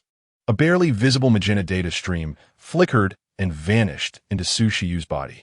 Su Shiyu felt a peculiar warmth emanating from her shoulder, where an old injury had long been a source of dull pain. In an instant, it was completely soothed, even the last trace of discomfort vanished without a trace. She stared in astonishment, her eyes wide. As she moved her shoulder, disbelief etched on her face. What? What have you done? Can this be considered as rent?" Lin Mo withdrew his hand, his tone as casual as if discussing a trivial matter. "You." Su Shiyu was at a loss for words. She gazed at Lin Mo, suddenly feeling an overwhelming strangeness in the man before her. He was no longer the upright and righteous hero, exuding a sense of integrity in every gesture. His power had become enigmatic, unpredictable, and even tinged with a hint of malevolence. "What are you now?" She could not help but inquire. Lin Mo offered no reply, merely directing his gaze out the window. I wish to know as well." At that moment, the doorbell rang unexpectedly. Chapter 8. The passing masked rider, Su Shiyu furrowed her brow. Her residence seldom attracted visitors. Cautiously, she approached the door and peered through the peephole. Outside stood a man clad in delivery attire, his helmet and mask obscuring his features. "Who is it?" "Hello, your delivery has arrived." The man's voice sounded quite ordinary. "I did not order any delivery. It might be a package." "I have no packages. Perhaps you have made a mistake. In any case, this is indeed your residence." Su Shiyu was at a loss for words, about to refuse outright when Lin Mo, who was inside, suddenly spoke up. "Let him in." "Huh?" Su Shiyu turned back, perplexed by his response. "He is here for me." Lin Mo rose and walked slowly to the door, adding, "However, what he delivers is uncertain." With a blink, Su Shiyu opened the door. The delivery man, seeing the door ajar, displayed a flicker of joy, but his expression shifted dramatically upon noticing Lin Mo standing behind Su Shiyu. A grin spread across his face. "Indeed, it is you." Lin Mo ignored him, his gaze fixed on a nondescript ornament at the man's waist, a small metallic piece engraved with a bat design. "I recognize you as well. Fong's Dopant," Lin Mo stated, identifying the man. "You are the one who attempted to ambush me amidst the beast tide not long ago, only to retreat in disgrace." The delivery man's body stiffened. He realized he had been recognized by the true Emperor Rider. "Since you have uncovered my identity, there is no turning back," he bellowed, hurling the delivery box at Lin Mo, retreating rapidly as the bat ornament at his waist erupted with brilliant light, unleashing a torrent of violent energy. "Dopant." With a beastly roar, his form swelled and transformed, white bone-like armor enveloping his body, arms morphing into razor-sharp blades, becoming a fierce and savage monster. The Fong Dopant. "The fools outside have been deceived. Only I witnessed your disintegration. The Empire Rider." The Fong dopant roared, becoming a white blur, its blades aimed directly at Lin Mo's heart. He clearly believed that the still-recovering Emperor Rider would serve as the perfect stepping stone for his own notoriety. Sushiyu's expression changed. A white-purple Gaia memory materialized in her hand as she prepared to transform and intervene. But Lin Mo grasped her small hand, and they both swiftly retreated several paces. "What do you mean?" Sushiyu asked, bewildered. Lin Mo turned to her. "Is resolving this little trouble worth a few days' rent?" Sushiyu's lips twitched as she delivered a light punch to him. "Are you fixated on money?" Lin Mo looked at her with utmost sincerity. "I simply do not wish to be unable to pay rent and face eviction." Sushiyu found herself both amused and exasperated by his audacious demeanor. At this moment, "You dare jest?" she exclaimed, shaking off Lin Mo's grasp as she prepared to confront the impending threat, only to have Lin Mo once again position himself protectively behind her. "I speak sincerely," he replied, casting a glance at the ferocious hybrid creature ahead. His back still turned to her. "I am no longer a hero, nor will I engage in futile endeavors." "You." Sushiyu was momentarily speechless, her frustration mounting. "So you want to let me fight?" Lin Mo responded earnestly. "As for seizing opportunities, dear boss, perhaps you should refrain from overexerting yourself." With the hybrid creature poised to charge, she sighed in resignation. Fine. A month's worth of resistance. Is that sufficient?" "Agreed." A smirk danced at the corners of Lin Mo's lips. At last, he relinquished his protective hold on Sushiyu and, with a composed demeanor, stepped toward the spectral white figure. His pace was unhurried, even somewhat faltering, which the hybrid creature interpreted as an act of surrender. "Die, worthless hero." The creature's eyes gleamed with bloodthirsty ecstasy as it accelerated its bone blades, slicing through the air with a piercing sound. Yet, just as the blade was about to make contact with Lin Mo's body, a flash of crimson data surged through his gaze. He raised his hand, seemingly slow in motion, yet striking with preemptive speed, his wrist deftly intercepting the relentless bone blade. Clang! The sound reverberated like a clear bell as the bone blade, capable of rending armored vehicles, halted in its tracks as if it had collided with steel.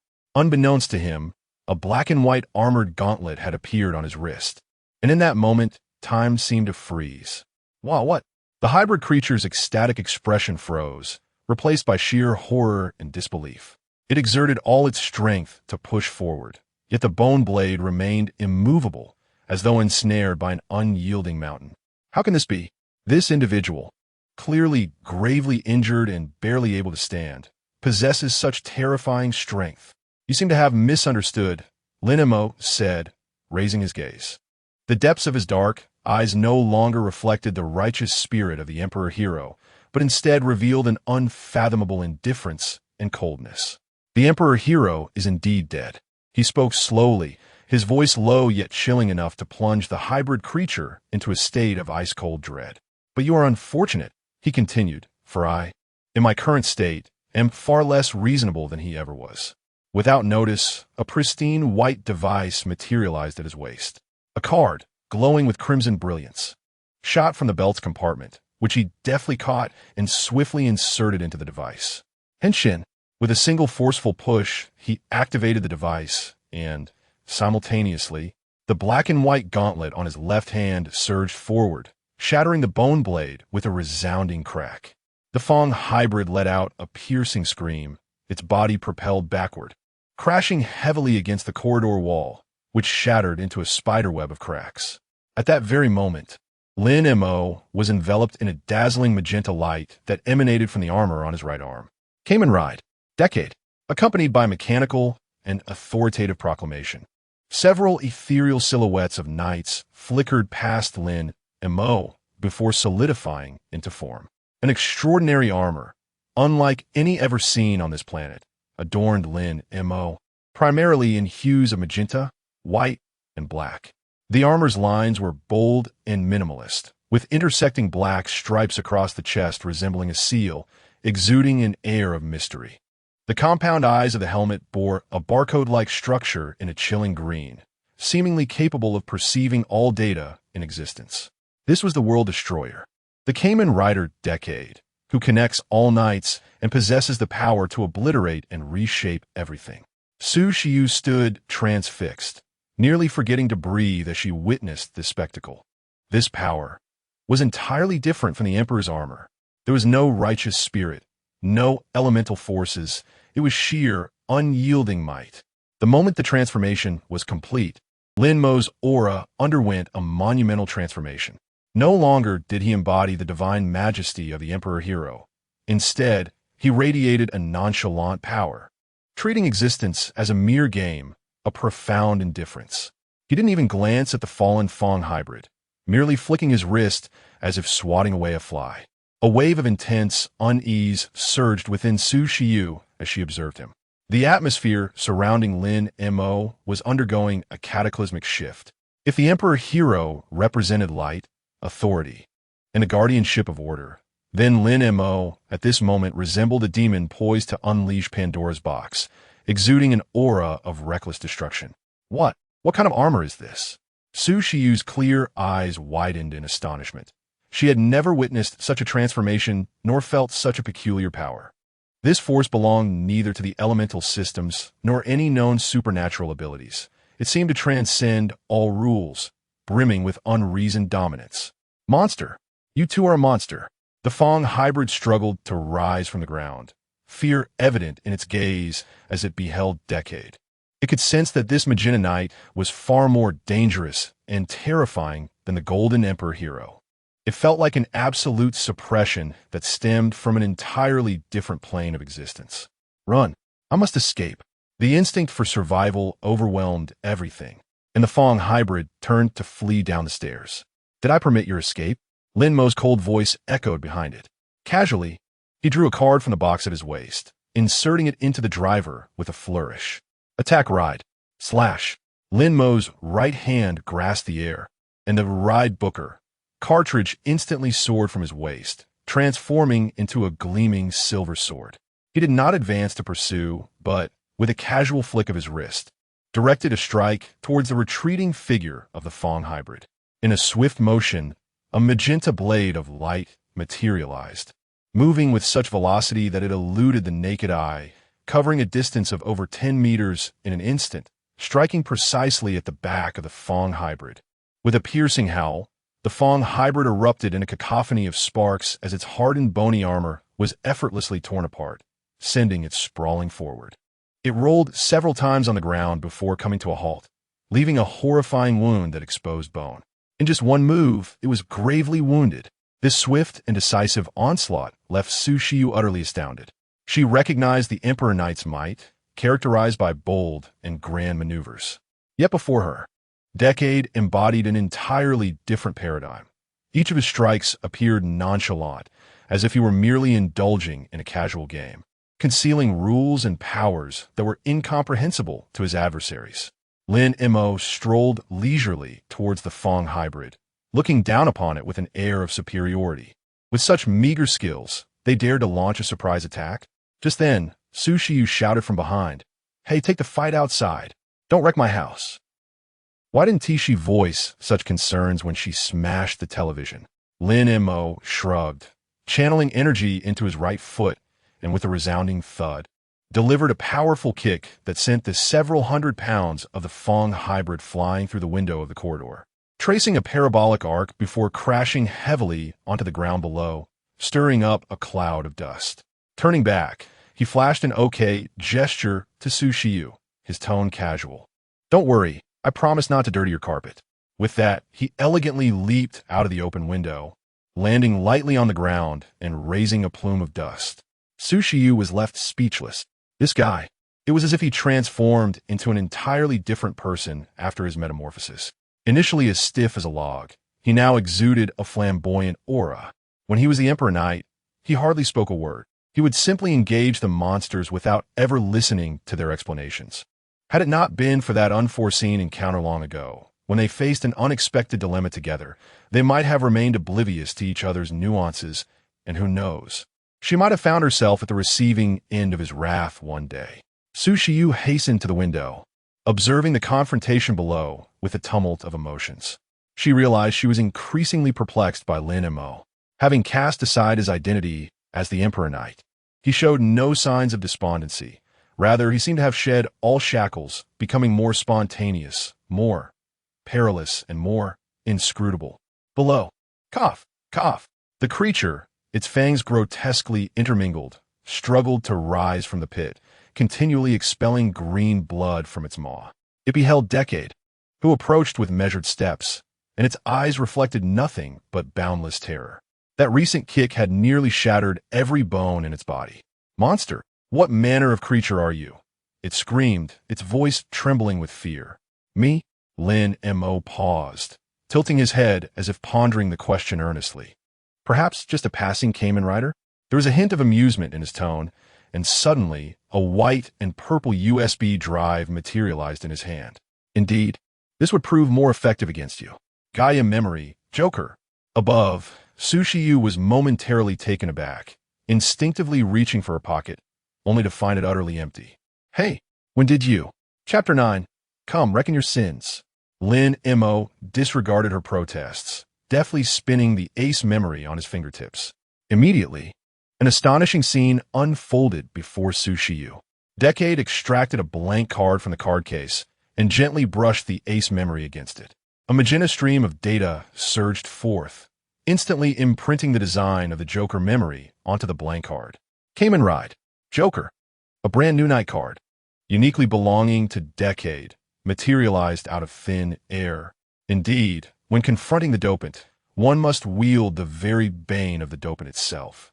Lin Mo chuckled softly and produced another card resembling a green USB drive, the Cyclone card. In one hand, he inserted it into the driver, while in the other, he held the Joker card, seemingly intent on emulating the transformation of Kamen Rider W. Form Ride. Cyclone. Joker. However, the moment he inserted the Joker memory into the driver S slot, an unexpected twist occurred. He felt an irresistible force locking onto him. Simultaneously, Sushiyu upstairs let out a startled cry. To her astonishment, a dual-slot driver, the W driver, materialized at her waist without warning. The Joker memory, which Lin Mo had taken, and another Cyclone memory that had mysteriously appeared, automatically slotted into the driver on either side. What is happening? Sushiyu was utterly bewildered. She sensed a familiar yet alien power connecting with her body. The familiar part was the power of her Joker, while the strange element felt like a tempest capable of tearing everything asunder. Lin Mo, downstairs, looked at his gradually digitizing form and suddenly grasped the situation.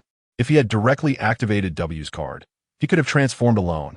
However, he intentionally used the Ace and Cyclone cards, the dual cards. By attempting to harness the combined might of Cyclone and Joker within a world where W should exist, he inadvertently triggered a fundamental rule. The power of Decade was one of connection and destruction. The Decade driver forcibly linked him, the Cyclone, with Sushiyu, the Joker. "Hey, what have you done to me?" Sushiyu shouted anxiously at Lin Mo, her body shimmering with the light of transformation. Lin Mo looked up, a wry yet amused smile spreading across his face as he transformed into a green stream of data soaring into the sky, leaving behind a single remark. "Boss, it seems this time you must take the lead. Remember, we are a unified Kamen Rider." Huh. Before the words could fully escape her lips, a torrent of green data, emblematic of the wind, surged through the window and seamlessly merged with Sushiyu's being. Sushiyu felt an overwhelming consciousness and power immediately inundate her mind, as though another entity had taken residence within her body. Cyclone. Joker. She uncontrollably struck a classic transformation pose, forcefully thrusting the driver outward. Henshin. This time, their voices intertwined harmoniously. A tempest of green wind and the regal energy of purple erupted from her, intertwining in a brilliant display. As the luminescence faded, a dual-hued cascade of green and purple descended from above at lightning speed, revealing that the hybrid figure before her was no longer the Kamen Rider Decade. Instead, it unveiled an entirely new armor, one never seen before. The left side of the armor, representing Joker, the Ace, was a solid, resolute black. brimming with the explosive vigor of hand-to-hand combat. In contrast, the right side, embodying Cyclone, the Tempest, was a dazzling and sharp metallic green, exuding an exhilarating sense of speed.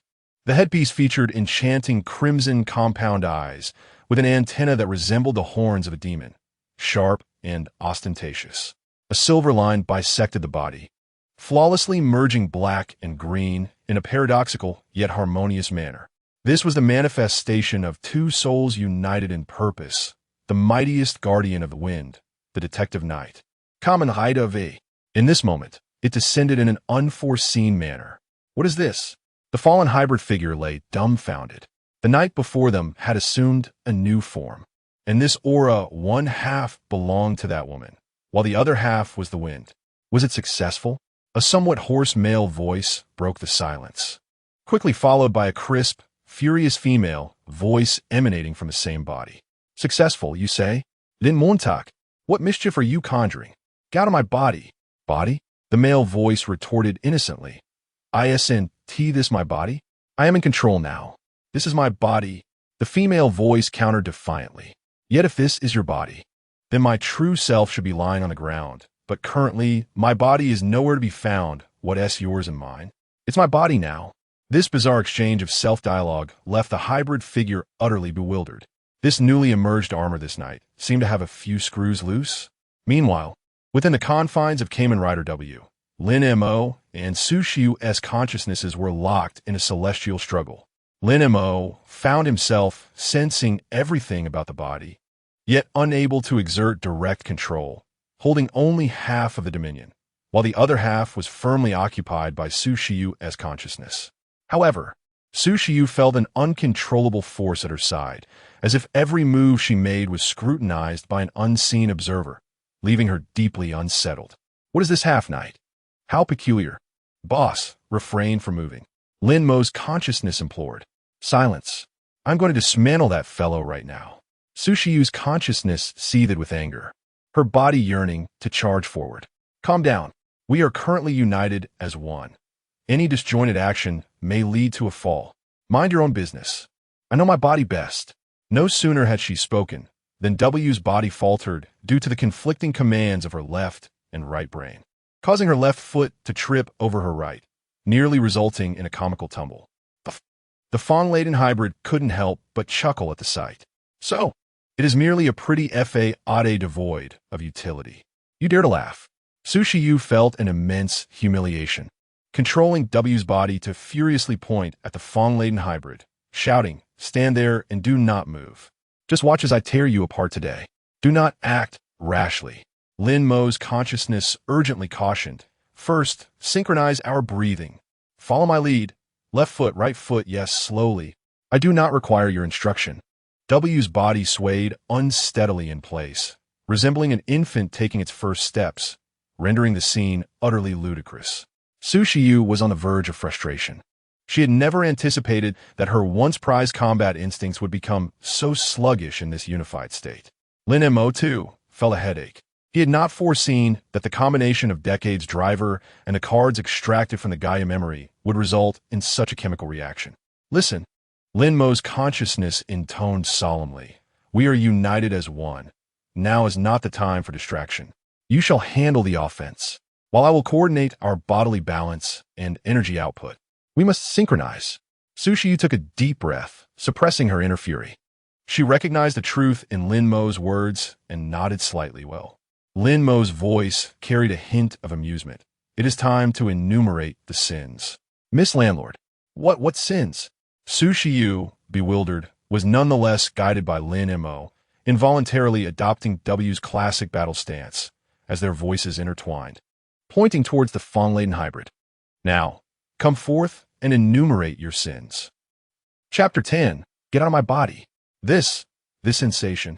Sushiu, or rather the current Kamen Rider W, gazed down at her newly transformed hands, one half pitch black, the other a vibrant emerald green. In her mind, Lin Mo's voice resonated clearly. Boss, how does it feel, my body? Don't speak such strange words. Sushiu's consciousness screamed, yet her body, under Lin Mo's control, struck a heroic battle pose. Stop fooling around, boss. Lin Mo's voice carried a hint of amusement. That Fanya fellow is dumbfounded watching our transformation. If we don't act quickly, he'll escape. The Fanya hybrid was utterly bewildered, exclaiming, "What are you rambling about? Who understands this cherry blossom language? Is this Dragon Summer? Cherry blossom folks, get out of Dragon Summer." Lin and Sue. This oddball seems to have suddenly lost his temper. What a lunatic. Finally, the Fanya hybrid snapped out of his stupor. He stared at the black and green dual-colored rider, whose voice oscillated between masculine and feminine, and whose bizarre postures suggested a mental imbalance.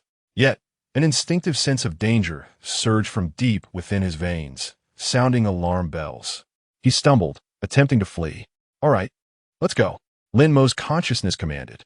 With a low shout, the left side of Kamen Rider W, the green cyclone, radiated brilliance, the wind swirling beneath her feet. Whoosh! W's figure vanished in an instant, moving so swiftly that it created a series of sonic booms. In the blink of an eye, W appeared behind the Fanya hybrid. Her right black fist, Joker, clenched tightly. So fast. Sushiyu's consciousness was astonished by this lightning speed. This is merely basic maneuvering. Lin Mo's voice echoed in her mind. Watch closely. This is the power of the ace. With a graceful turn, W's right fist, imbued with purple energy, descended like a hammer upon the Fanya hybrid's back. Bang! The tremendous force of the blow silenced the creature before it could even utter a scream, sending it hurtling away and carving a deep trench into the ground. But how infuriating! The Fanya hybrid struggled, despair filling his eyes. Unable to overcome the Emperor Knight was one thing. Conceding defeat to that Magenta Decade was another. But now an unheard-of half-and-half rider had emerged, and they were a fusion of two beings. What on earth is happening in this world? Can we hybrids ever be whole again? It's over. The voices of Lin Mo and Su Shiyu echoed in unison for the first time. W extracted the Joker memory drive from his waist and inserted it into the maximum slot at his side. Joker, maximum drive. A torrent of violet energy surged towards W's right side.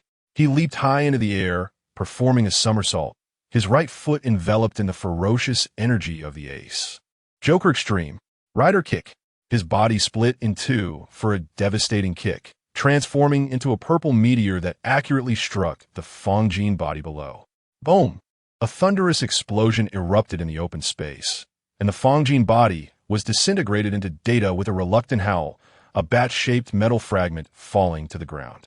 W landed gracefully, slowly standing upright against the backdrop of the fiery explosion. Breathing heavily, Su Shiyu felt a wave of fatigue wash over her as she gazed at the distant flickering flames, momentarily lost in thought. This feeling of fighting alongside another seemed rather pleasant. Suddenly, a mechanical voice echoed. Fong. Memory break. The Gaia memory, representing the power of the Fong, spun in the air, emanating a dangerous red light, as if attempting to escape. Don't even think about running. Su Shiyu reacted swiftly, reaching out to seize it. Stay still. Lin Mo's voice resonated again, instructing her to allow him to handle it. Lin Mo raised W's left hand, gently beckoning the Fong memory drive. As if responding to an unseen call, the memory drive spiraled in the air and obediently returned to land in W's grasp. The moment the memory drive was secured, Lin Mo severed his connection with Su Shiyu. Hey! Su Shiyu felt a sudden lightness, the power of the gale, and Lin Mo's consciousness ebbing away like a receding tide. The W armor she wore disintegrated instantaneously, reverting her to her original form, and she stumbled to regain her balance. The newly acquired Fong memory drive now rested in Lin Mo's hand, who still maintained the Decade Rider form. You. Su Shiyu regarded him suspiciously. You didn't deliberately hold back to avoid damaging the memory drive, did you? After all, if it breaks, there's nothing left to play with. Lin Mo toyed with the Fong memory drive and shrugged. This memory drive was unlike any other. It possessed a wild, autonomous consciousness. It did not contain the consciousness of the Fongjin body, but rather its own. At that moment, an unexpected transformation occurred. The Fong memory drive began to tremble violently, breaking free from Lin Mo's grasp and morphing midair. Crack! Crack! Accompanied by mechanical clashing sounds, The memory drive transformed from its USB shape into a palm-sized, entirely white, ferociously adorable mechanical dinosaur. It shook its head slightly, its curious crimson electronic eyes surveying Lin Mo and Su Xiu before it trotted over on its short legs, affectionately rubbing its head against Lin Mo's pant leg. Su Xiu. She was utterly speechless. Not only did they engage in a skirmish, experiencing the remarkable sensation of being intertwined, but they also ended up with, "Hey, pet? What on earth is this?" Lin Mo bent down, cradling the small, toothy dinosaur in his hands, a satisfied smile curving his lips. "Bold, a delightful surprise." He waved the little creature before Su Xiu, exclaiming that now they even had a pet, and the boss would no longer be bored. "You don't intend to keep it, do you?" As they returned to the house, Lin Mo continued to cradle and play with the toothy little dinosaur Fong, only to witness Su Xiu suddenly frown, snatching Fong away and pointing at the mess of debris at their doorstep. "Clean this place up." Lin Mo was momentarily taken aback. He glanced down at his still intact, striking magenta armor, then at the debris he had just created, contemplating whether it was fitting for a world destroyer, in his decade identity, to wield a mop for cleaning. "Hey, what are you staring at? The foes you attracted have sullied my floor. Must I, the landlord, do the cleanup?" Su Xiu said, her arms crossed defiantly. Then she recalled that decade was indeed the most compassionate of nights. Assisting the lady landlord was perfectly reasonable. Lin Mo disengaged from his transformation, the magenta armor dissipating into particles of light. He then adeptly made his way to the utility room to fetch a broom and mop. Meanwhile, Su Xiu observed the man who had recently dispatched a formidable enemy with a single strike, now clad in a thin white patient gown, an old t-shirt of Su Xiu's, skillfully tidying up the mess. For some inexplicable reason, her mood lightened, and she began to mimic his playful antics with the little dinosaur Fong. Leaning against the doorframe with a smile, she remarked, "Hey, passing Kamen Rider, your range of skills is quite extensive, capable of vanquishing monsters and mopping floors alike." Lin Mo paid no heed to her teasing, focused solely on sweeping the trash into a dustpan, then meticulously mopping away the grease from the floor. Su Xiu watched his transformed demeanor, her heart inexplicably stirred with a tinge of annoyance. She approached, crouched down, and picked up a shattered metallic bat piece from the ground. A hybrid entity. I recall he was one of the senior officials at the museum in Lehigh City, responsible for handling unsavory tasks. He discovered your identity. Why did he not expose you? You are a hybrid entity as well. Shouldn't I be asking you? Su Xiu felt a surge of anger upon hearing those words, her hands planted firmly on her hips as she glared at him. "Do you truly believe I am some kind of bizarre villain? I told you back then, all I desire is a peaceful life. Who was it that first struck me upon seeing me?" "Who?" Lin Mo cleared his throat softly. "Well, at that time, you had transformed into a joker." "Just because I turned into a joker, does that mean I deserve to be beaten by you?" Su Xiu huffed, her cheeks puffed up like a pufferfish, advancing towards Lin Mo until they were nearly nose to nose. With a swift motion, she tugged down the strap of her shoulder, revealing her fair shoulder. "You see, the wound from that time is still here. I merely stepped out for a moment, and I was pursued by the museum staff, only to encounter you, a harbinger of death. What have I done to deserve this? Speak." "Well," Lin Mo gazed at the expanse of white snow, his cheeks tinged with a faint blush, awkwardly averting his gaze. "I only fought with you that once. I haven't meant to." "So, are you implying that I was at fault?" Su Xiu's anger intensified, her grip on the strap tightening as she tugged at it again. "Look at this. Right here. Your slap nearly shattered me. I just helped you. It still hurts. It has been hurting for a long time. That doesn't count." The smooth expanse of her shoulder was, in truth, flawless and unblemished. She was merely using this as an excuse. Lin Mo's gaze was involuntarily drawn to that dazzling whiteness, the sweet scent of the young girl lingering in his nostrils. He awkwardly shifted his gaze elsewhere. "I apologize. Does an apology hold any weight?" Su Xiu pressed on, inching closer until she was nearly touching him. "You must compensate me." "How do you propose I compensate you?" Lin Mo instinctively asked. Su Xiu tilted her head, blinking her large eyes. "I haven't thought it through yet. In any case, you'll have to find a way to repay me later. Very well. Lin Mo nodded decisively. Seeing his response, Sushiyu felt somewhat taken aback. In truth, over the past few years, they had fought only a handful of times, but since their second encounter, Lin Mo had indeed held back, seemingly urging her to leave rather than seeking to eliminate the peculiarities. Additionally, Lin Mo had discerned that Sushiyu's transformation into a joker was primarily an act of self-preservation. She would not harm the innocent and would even proactively protect some civilians. This was also the reason he had never aimed to take her life. Perhaps it was why, when he wandered alone in the rain yesterday, with nowhere to go, she was the first person that came to mind. Noticing his silence, Sushiyu bit her lip and inquired, "Hey, why hasn't he the bat monster exposed your identity?" Lin Mo paused for a moment and replied with a smile. "Because he is afraid." "Afraid?" Sushiyu expressed surprise. "The museum seeks a controllable Luhai city." Lin Mo's voice was calm. A fraud masquerading as the Emperor Hero was far more advantageous to them than the genuine Emperor Hero, who was elusive, uncontrollable, and well aware of their secrets. Sushiyu understood this in an instant. Hence, he dared not report it. Upon witnessing your grievous injury, he contemplated resolving the matter himself for personal gain. That must be the case. So, apart from your family and certain feigning individuals in the government, the only one who knows your true identity is me? Lin Mo nodded slightly. At this, Sushiyu's heart inexplicably skipped a beat. She suddenly realized that, by this logic, she was now the sole confidant of this man's current state, as well as his only connection to the past.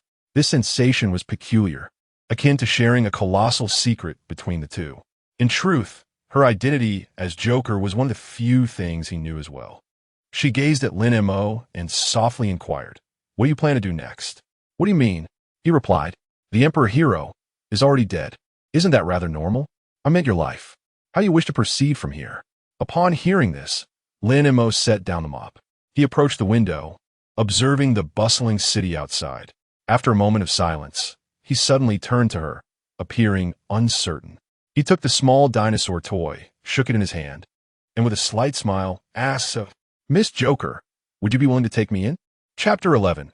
A place to rest. Sushiyu gazed at the rare smile adorning his face, her heart fluttering. This fellow seemed to embody two distinct personas before transformation. He was a taciturn soul, burdened by every circumstance, exuding an air of despondency. Yet upon transformation, he became a veritable jester, nonchalantly dismissing the weight of the world as if it bore no consequence to him. However, it was only during his transformation into Decade that he adopted an irreverent demeanor, exuding an aura of disdainful confidence. In his previous guise as Emperor Hero, he too had been reticent, rarely uttering a word, save for his death threats and fierce proclamations. Yet now, in this intermediate state, he radiated a sense of relief, having shed the burdens he bore, while simultaneously betraying a subtle fragility and tentativeness that left her feeling utterly perplexed.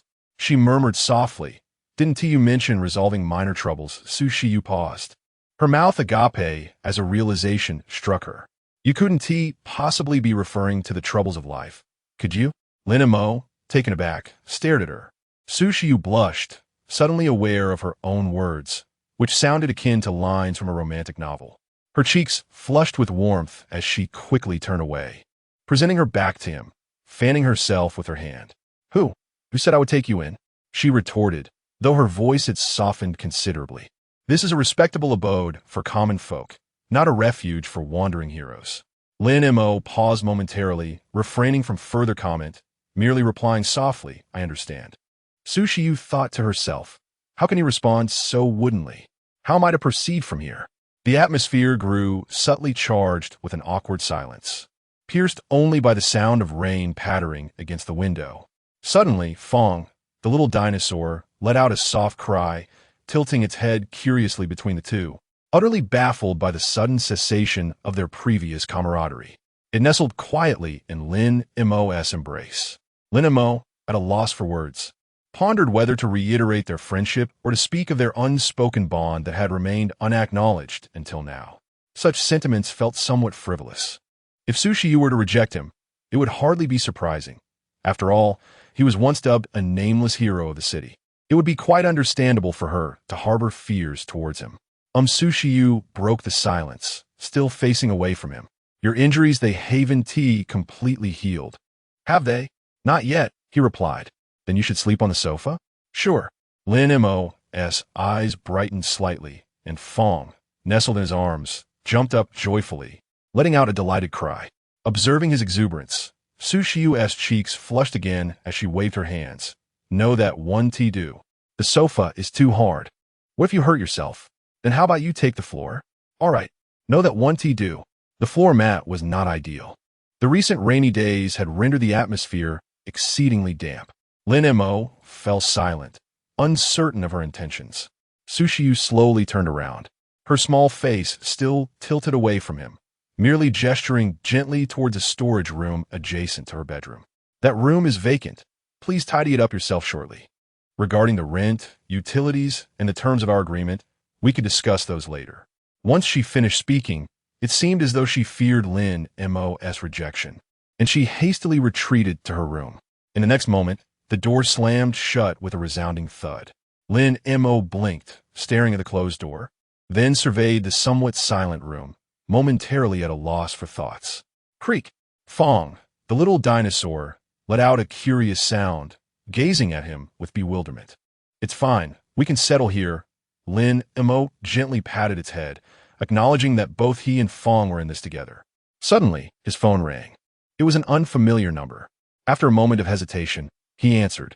On the other end, a voice he found utterly detestable resonated. Lin Yen. Lin Mo, where are you? Her voice was as frigid as ever, laced with arrogance and an unmistakable commanding tone. Lin Mo remained silent. I don't care where you are. Come back at once. There's a problem with Xiao Fan's armor, and you need to take a look. Lin Mo's voice remained calm and devoid of emotion. Miss Lin, do we have any relations?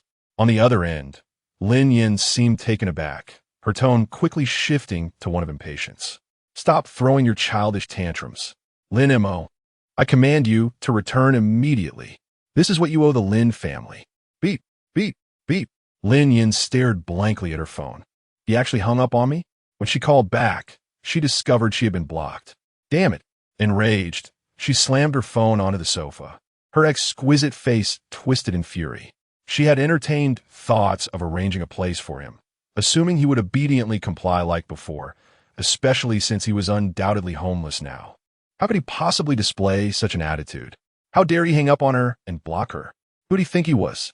Lin Mo pushed open the door to the storage room, and a cloud of dust greeted him. The room was small, cluttered with old furniture and cardboard boxes. Yet it boasted a large window, allowing a dim light to filter in, revealing a beautiful view. Without lingering, he set down the broom and mop and began to tidy up. He moved the clutter to a corner, wiped the dust off the tables and chairs, and found a rag to clean the floor thoroughly. After his efforts, the storage room was considerably neater. Though simple, it finally offered him a place to rest. Fatigue washed over him once more. Instead of lying down on the bed, he simply leaned against the wall and closed his eyes. Sushiyu leaned against the door, her heart racing inexplicably. She could not fathom why she chose to keep him here. Perhaps it was sympathy, perhaps curiosity, or perhaps she saw a reflection of herself within him. Both were outcasts, rejected by the world. She approached the window, parting the curtains slightly, gazing at the endlessly drizzling city outside. The clamor of the internet continued unabated. The imposter named Lin Fan had become the city's celebrated hero, while the true hero toiled in her dilapidated room, cleaning the storage room. What a profound irony. Sushiyu retrieved her phone, her fingertips gliding swiftly across the screen, infiltrating one encrypted network after another. Minutes later, on the official forum of Lehigh City and in the comment sections of major news outlets, the most vitriolic posts and comments disparaging Lin Mo began to vanish. One after another, the accounts responsible for these posts were swiftly banned. Data anomaly? Why have my posts disappeared? Admin, come out. Who is deleting posts? The internet soon descended into chaos. Sushiyu observed the uproar, muttering to herself about the foolishness of the crowd. She tucked her phone away. Having completed her task, she approached the door, gently opening a crack to peer into the storage room across from her. The door was not fully closed. allowing her to see Lin Mo sitting against the wall, seemingly asleep. He still wore the oversized white t-shirt, curled up in the corner. Sushiyu paused for a moment, softly murmuring "fool." She returned to her room, retrieving a clean quilt and pillow from the wardrobe. Lin Mo was roused by the sound of light footsteps. He opened his eyes to find Sushiyu standing before him, cradling the bedding, her expression somewhat awkward. "What are you staring at?" Upon noticing he was awake, she tossed the quilt and pillow into his arms, her tone brusque. "The floor is cold. If you get sick, I'll be responsible for your body." Lin Mo gazed at the soft bedding, which carried a faint, pleasant fragrance. "Thank you," he replied softly. "No need to thank me." Sushiyu turned her head away, avoiding his gaze. "Get some sleep." With that, she turned to leave, as if fearing that lingering even a moment longer would betray something. Lin Mo watched her retreating figure before looking down at the quilt in his arms. He spread the bedding neatly on the bed, adjusting it slightly before lying down. It was soft warm. For the first time in 8 years, he found himself sleeping in such a tranquil place, devoid of alarms, battles, and the heavy burdens of responsibility. He closed his eyes and soon drifted into a deep slumber. Chapter 12. The so-called choice. Meanwhile, at the Lin family villa, the esteemed spiritual armor master Zhang Xian was scrutinizing the imperial belt with increasing intensity, his brow furrowing deeper with each passing moment. He attempted to infuse it with spiritual energy, yet remained utterly unresponsive, as if it had sunk into a fathomless abyss. "Strange," Zhang Xian murmured to himself. "This belt's construction appears almost natural, not the handiwork of man. It resembles more of a receiver." "Receiver?" Lin Jinghua, standing nearby, was taken aback. "Indeed," Zhang Xian affirmed, "it lacks an energy core and likely serves to receive some unknown signal to activate the armor." "And where is this signal source?" Lin Fan pressed eagerly. Zhang Xian shook his head. "I do not know." "You don't know?" Lin Fan's impatience flared, his spoiled demeanor surfacing. "Aren't you a master of the earth level? How can you, as a spiritual armor master, reach such heights yet be baffled by a mere belt?" His words, sharp and ignorant, struck like a slap to the face of a master who had devoted his life to this craft. Zhang Xian's expression darkened instantly, the warmth of inquiry in his eyes transforming into a frigid glare. He slowly raised his head, his somewhat clouded eyes now sharp as a hawk's. Locking on a Lin Fan. "What did you say?" His voice, though not loud, carried an authority forged through years of experience, causing the air to thicken with tension. Lin Fan's heart jolted. Instinctively taking a step back, yet emboldened by his father's presence, he defiantly retorted, Did I say something wrong?" "Impudent." Lin Jinghua's face turned ashen as he struck Lin Fan sharply on the back of the head, his voice booming. "How dare you speak to Master Zhang in such a manner? Apologize at once."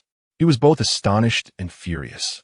Astonished that his foolish son dared to offend a master of the earth level, and furious that he still failed to grasp the gravity of the situation.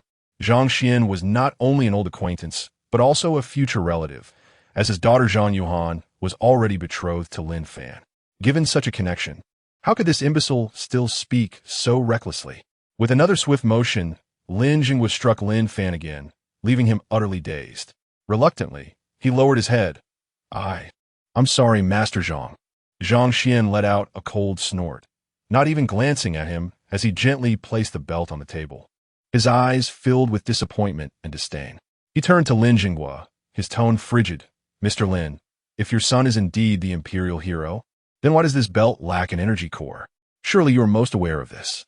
The expressions of the father and son shifted in unison. "Master, please do not be angered. Young Fan is merely ignorant." Lin Jinghua hastily intervened, casting a warning glance at his son while lowering his voice in a plea. "Master, you misunderstand. This armor is tied to ancient secrets that are not suitable for outsiders. My son was injured during the Beast Tide days ago, and in his days." He spoke thoughtlessly. However, this seemingly airtight explanation appeared riddled with flaws to Zhang Xian. "Oh, ancient secrets?" A cold smirk curled at the corners of Zhang Xian's mouth as he pinched the belt between 2 fingers, akin to displaying a poorly crafted imitation. "I have dedicated over 70 years to the study of spiritual armor, and the intricacy of this summoning device far surpasses anything I have ever encountered in my lifetime.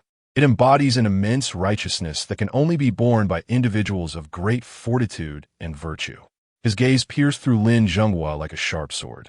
Thus, I am intrigued to know which aspect of your son aligns with the will of heaven?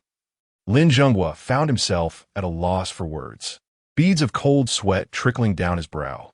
Observing his father's predicament, Lin Fan could not help but exclaim, "How am I not in alignment? If it weren't for that good-for-nothing Lin Mo 8 years ago." Silence. Lin Zhenghua interjected sharply, a flicker of panic crossing his eyes. But it was too late. Lin Mo? Zhang Xian keenly seized upon this name. He recalled the young man who had once been betrothed to his daughter, a quiet, reticent individual, bearing a composure beyond his years. Everyone deemed him a failure, including his own daughter, Zhang Yuhan. Thus, when his daughter proposed to annul their engagement in favor of the Lin family's prodigy, Lin Fan, he did not oppose. Yet now, as he beheld the blustering Lin Fan before him and reflected upon the composed and courteous Lin Mo, was his daughter's choice truly the right one? "I am weary." Zhang Xian waved his hand dismissively, tossing the belt back onto the table. "This matter is beyond my capacity." Lin Zhenghua, in a state of utter disarray, implored, "Master Zhang, please seek out a more capable individual." Upon uttering this, he turned to depart. This left Lin Zhenghua in a state of complete panic. Zhang Xian was the most crucial witness and supporter of their deception. Should he withdraw, the Lin family would be doomed. "Master Zhang, please wait." Lin Zhenghua hastily grasped his arm. "Brother Zhang, this matter must remain confidential. I am a man of my word," Zhang Xian coldly retorted, shaking off his grip. "Then I can rest easy."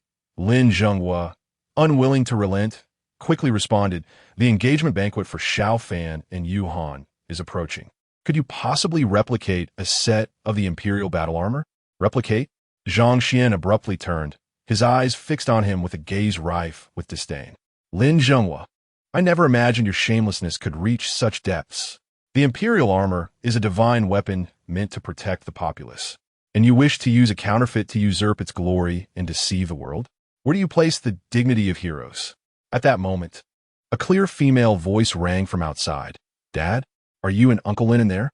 Zhang Xian's daughter, Zhang Yuhan, had arrived. The door swung open, revealing a young woman clad in a white dress, exuding an air of haughty elegance. She was none other than Lin Fan's fiancée. "Hey, Dad, have you been bullying Lin Fan again?"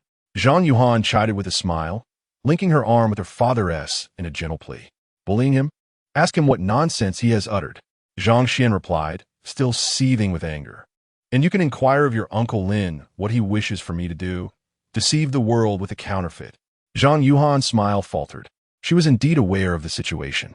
Releasing her father's arm, she approached the table and picked up the belt, her expression complex. "Dad, don't be so rigid. It's just a temporary substitute."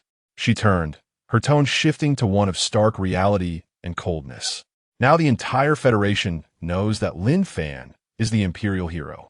The acceptance letter from the Holy Hall and the military commendations have already been issued. There is no turning back. What we must now do is to preserve the title of Emperor Knight and safeguard the reputation of both the Lin and Zhang families." She stepped closer to Zhang Xian. Her voice lowered. "Father, consider this. If Lin Fan thrives, the Lin family flourishes, and consequently, our Zhang family will prosper as well. Your lifelong dedication to spiritual armor has been solely for the elevation of our family, has it not? Now, the opportunity lies before us." Her words struck a tender chord deep within Zhang Xian's heart. He may disregard the Lin family, yet he could not overlook the well-being of his daughter and the future of his lineage. Gazing at his daughter, who was wholly devoted to the family's interests, a myriad of emotions swirled within him. After a lengthy pause, he finally sighed deeply and hoarsely uttered 2 words. "Agreed. This shall be the last time." Zhang Xian offered no further commentary.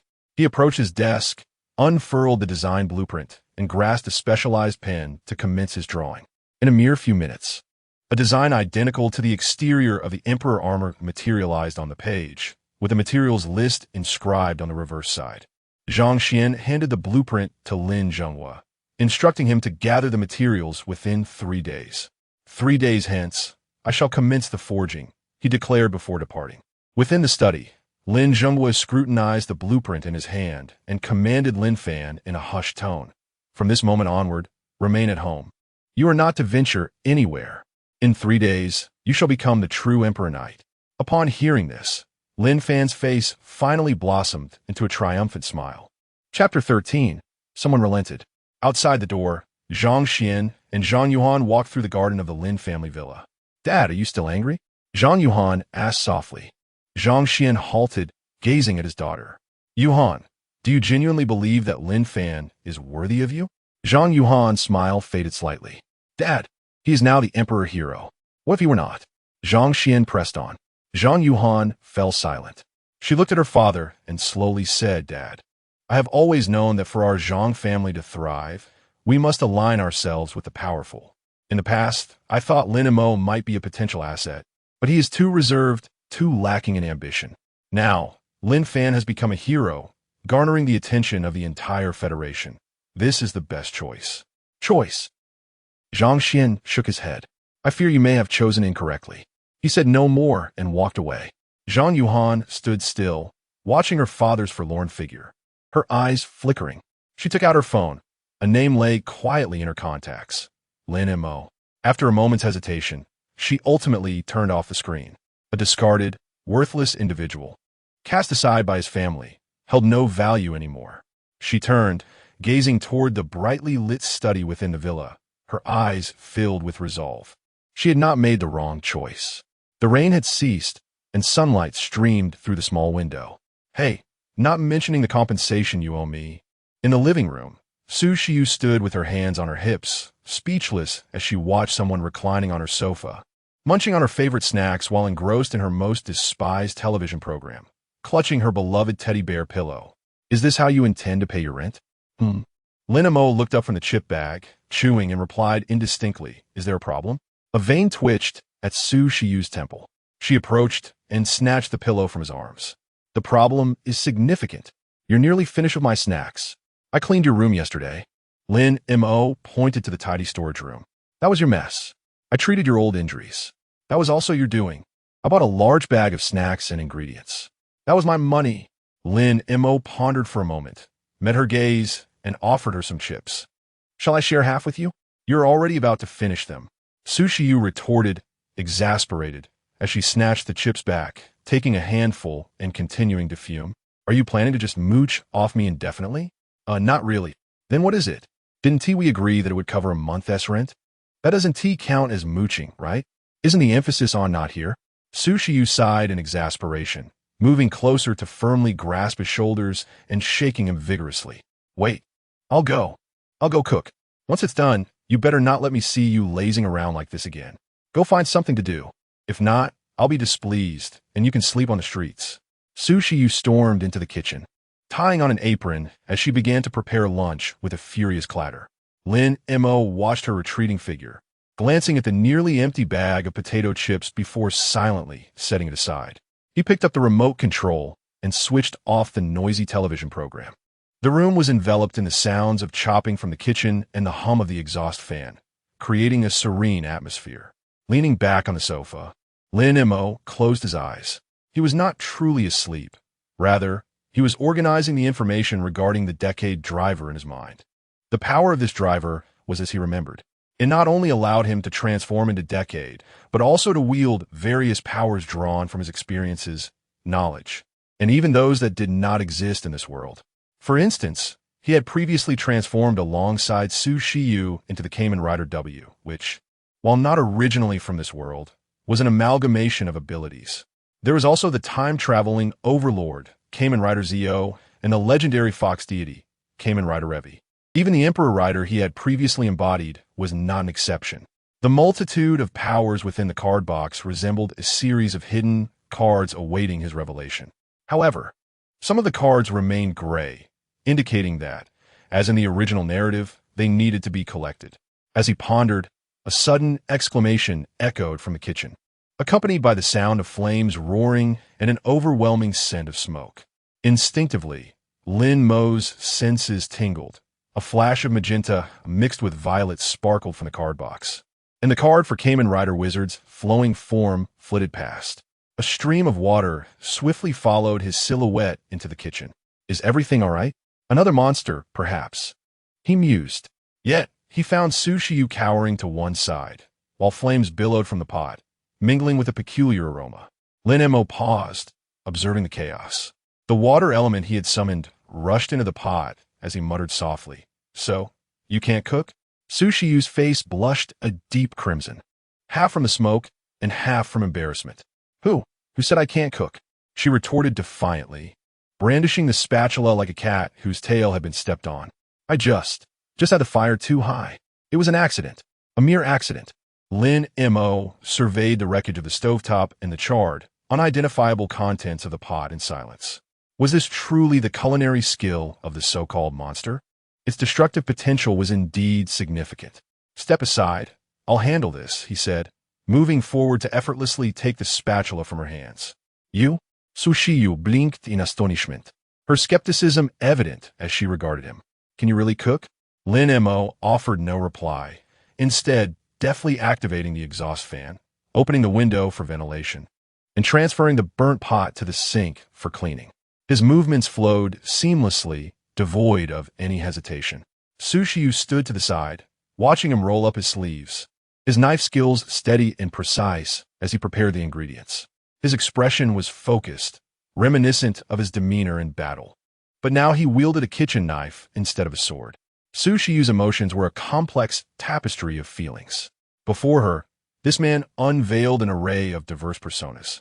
The formidable emperor hero, the enigmatic decade, and now a devoted family man? You used to cook often? She could not help but inquire softly. Indeed, Lin Mo replied. There was no one at home before, so I had to manage on my own. Sushiyu recalled his so-called home and fell silent. She discreetly tugged at the hem of his shirt. How about I assist you? Lin Mo paused for a moment, then nodded. All right. Upon hearing this, Sushiyu feigned indifference, yet a slight smile played at the corners of her mouth as she moved to the side to chop vegetables. However, within mere seconds, hey, take it easy, goodness. Are you chopping vegetables or hacking off limbs? Lin Mo winced as she abruptly withdrew her hand, a delicate line of blood gracing her fingertip. She looked at him, her expression one of grievance.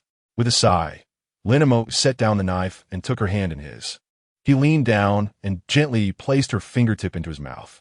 Sushiyu froze. Hercheks furusink kurimson. A warm, moist sensation radiated from her fingertip, leaving her mind in a state of confusion. What are you doing? She stammered, her voice barely above a whisper. Disinfecting, he replied, releasing her finger. The bleeding now ceased. He resumed chopping vegetables, as though he had merely performed an inconsequential act.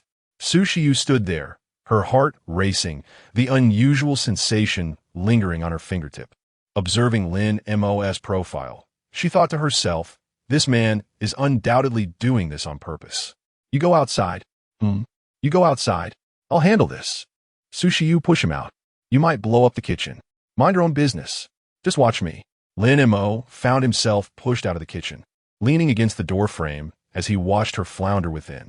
Yet before a minute had passed, a timid voice emerged from inside. Lin Mo, come here, someone had conceded. Lin Mo was drawn back into the kitchen, leaning against the counter as he observed her retrieve the knife once more. This needs to be shredded. He indicated the potato on the cutting board. I know, Sushiyu replied, though her slicing was chaotic. The potato shreds transformed into chunks, then into uneven pieces. Forget it, Lin Mo declared, taking the knife from her. I'll do it. Sushiyu pouted, but chose not to resist further, obediently stepping aside to watch. Soon enough, 3 dishes and a soup graced the dining table. Tomato scrambled eggs, stir-fried vegetables, twice-cooked pork with potatoes, cola chicken wings, and a pot of tofu soup. These were simple home-cooked dishes, yet their presentation was surprisingly delightful. Seated at the table, Sushiyu gazed at the spread before her, then glanced at the man across from her, who was serving rice, feeling as though she were in a dream. Try it, Lin Mo urged, placing a bowl of rice in front of her. Sushiyu picked up her chopsticks and took a piece of chicken wing into her mouth. The balance of sweetness and saltiness was perfect, the meat tender. Not bad, she vaguely complimented, yet her chopsticks honestly reached for the next piece. Lin Mo observed her cheeks puffed out, a slight smile gracing his lips. After a considerable pause, she softly remarked, "Your culinary skills are quite impressive." "Well, do indulge yourself," he replied. At the dining table, the two exchanged few words, yet the atmosphere remained far from awkward. They finished their meal in a tranquil and harmonious ambience. Once the meal was concluded, Lin Mo took the initiative to clear the dishes. Sushi watched him busily moving about in the kitchen, and suddenly felt that this kind of life seemed rather delightful. Chapter 14. Peering in the Shadows.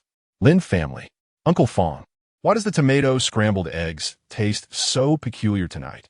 Lin Yin furrowed her brows. Which chef prepared this? It lacks the flavor of the past. Uncle Fong paused momentarily. The one who used to cook was young master. Lin Fan? How could he possibly cook? It was young master. Mo. Lin Yin fell silent. Her voice tinged with indifference. He is no longer your young master. Uncle Fong merely smiled, remaining silent. Lin Yan's irritation grew as she thought of Lin Mo, who had previously blocked her calls, leaving her increasingly troubled. Just then, Zhao descended the stairs, rubbing her forehead. "Uncle Fong, where is the medication for my migraine from last time? Is the soup prepared?" Uncle Fong hesitated again, responding quietly, "I apologize, madam. I had not prepared these matters previously." "Zhao what?" "Lin Yan, weren't you the one who always brought this to my mother?" Uncle Fong replied, "It was all prepared by young Master Mo. However, he often wasn't at home, and the timing with madam didn't align, so he had me bring them to you." Both Zhao Wan and Lin Yan were taken aback. Those conveniences they had taken for granted originated from the very person they had overlooked. That young man. Lin Yan set down her chopsticks, her expression complex. Zhao Wan, supporting her forehead, swayed slightly, prompting Uncle Fong to quickly steady her. "Madam, are you all right?" "I'm fine." Zhao Wan waved her hand dismissively, sitting on the sofa in a daze. She recalled how her migraines had not troubled her for quite some time. Whenever there was the slightest sign, Lin Mo would always place the medication and warm water by her bedside in advance. She had always believed it was Uncle Fong's attentiveness. The living room door swung open, and Lin Fan burst in exuberantly. "Mom, cease. Look, my online followers have surpassed 5 million. He boasted, holding up his phone, his face beaming with pride. Upon seeing their mother, lost in thought, and his sister, wearing a complex expression on the sofa, his smile faltered. "What is wrong with you two?" No one responded. Lin Fan, feeling bored, tossed his phone aside and slouched onto the sofa, grabbing an apple from the table and taking a bite. The crisp sound echoed. Lin Yin frowned at him. "Don't you know how to peel it?" Lin Fan shrugged, indifferent. "I can't be bothered to peel it. Isn't that what the servants used to do for me? Uncle Fong, peel me an apple." Uncle Fong bowed slightly. "I'm sorry, young master. I do not know how." Lin Fan was taken aback. "You don't know?" Lin Yin coldly interjected. Lin Mo would. Lin Fan froze momentarily, then impatiently tossed the apple back onto the table. "It's always about him." He asked on, "Why do you keep mentioning him?" He stood up, pacing the living room in agitation. "He is just a useless person. Can't you live without him?" Zhao Wan gazed at him. Her lips moved as if to say something, but ultimately, it transformed into a sigh. Indeed, life could certainly continue without Lin Mo. However, it seems that traces of his presence linger throughout the home. Those corners often overlooked, those trivial matters taken for granted, gradually accumulate like countless tiny needles, pricking at their hearts. Though not painful, their multitude is inescapable. In the afternoon, Lin Mo nestled on the sofa, continuing to rest, idly toying with a small dinosaur memory toy. His injuries had just begun to heal, leaving him somewhat weak. He needed to indulge in restorative sleep. Suddenly, his calf was nudged. "Hey, Lin Mo." Lin Mo opened his eyes to find Su Shiyu, clad in a black hoodie and denim shorts. Her long pinkish-white hair tied into a ponytail, seemingly ready to head out. This athletic ensemble exuded a youthful vibrancy, perfectly accentuating her graceful yet mature figure. Particularly striking were her long, slender legs, which appeared even more astonishingly proportioned in those shorts. "What's going on? Get up." Su Shiyu placed her hands on her hips, looking down at him. "You've eaten, and now you're just sleeping like a pig?" Recovering, Lin Mo replied succinctly. "You can't just lounge around while you heal." You'll get moldy. Without waiting for a reply, Sushiyu seized his arm, insisting, come on, let us go out. Reluctantly pulled to his feet, Lin Mo inquired. Where to? Shopping. Can't you go alone? He asked. With a roll of her eyes, Sushiyu retorted, what if I encounter a bad person? I'm just a weak girl. Aren't you the legendary Miss Joker, the Queen of Oddities? That still makes me a weak girl. Fine. He stood, beckoning the small dinosaur toy, Fong, which then hopped into his pocket. He followed Sushiyu outside.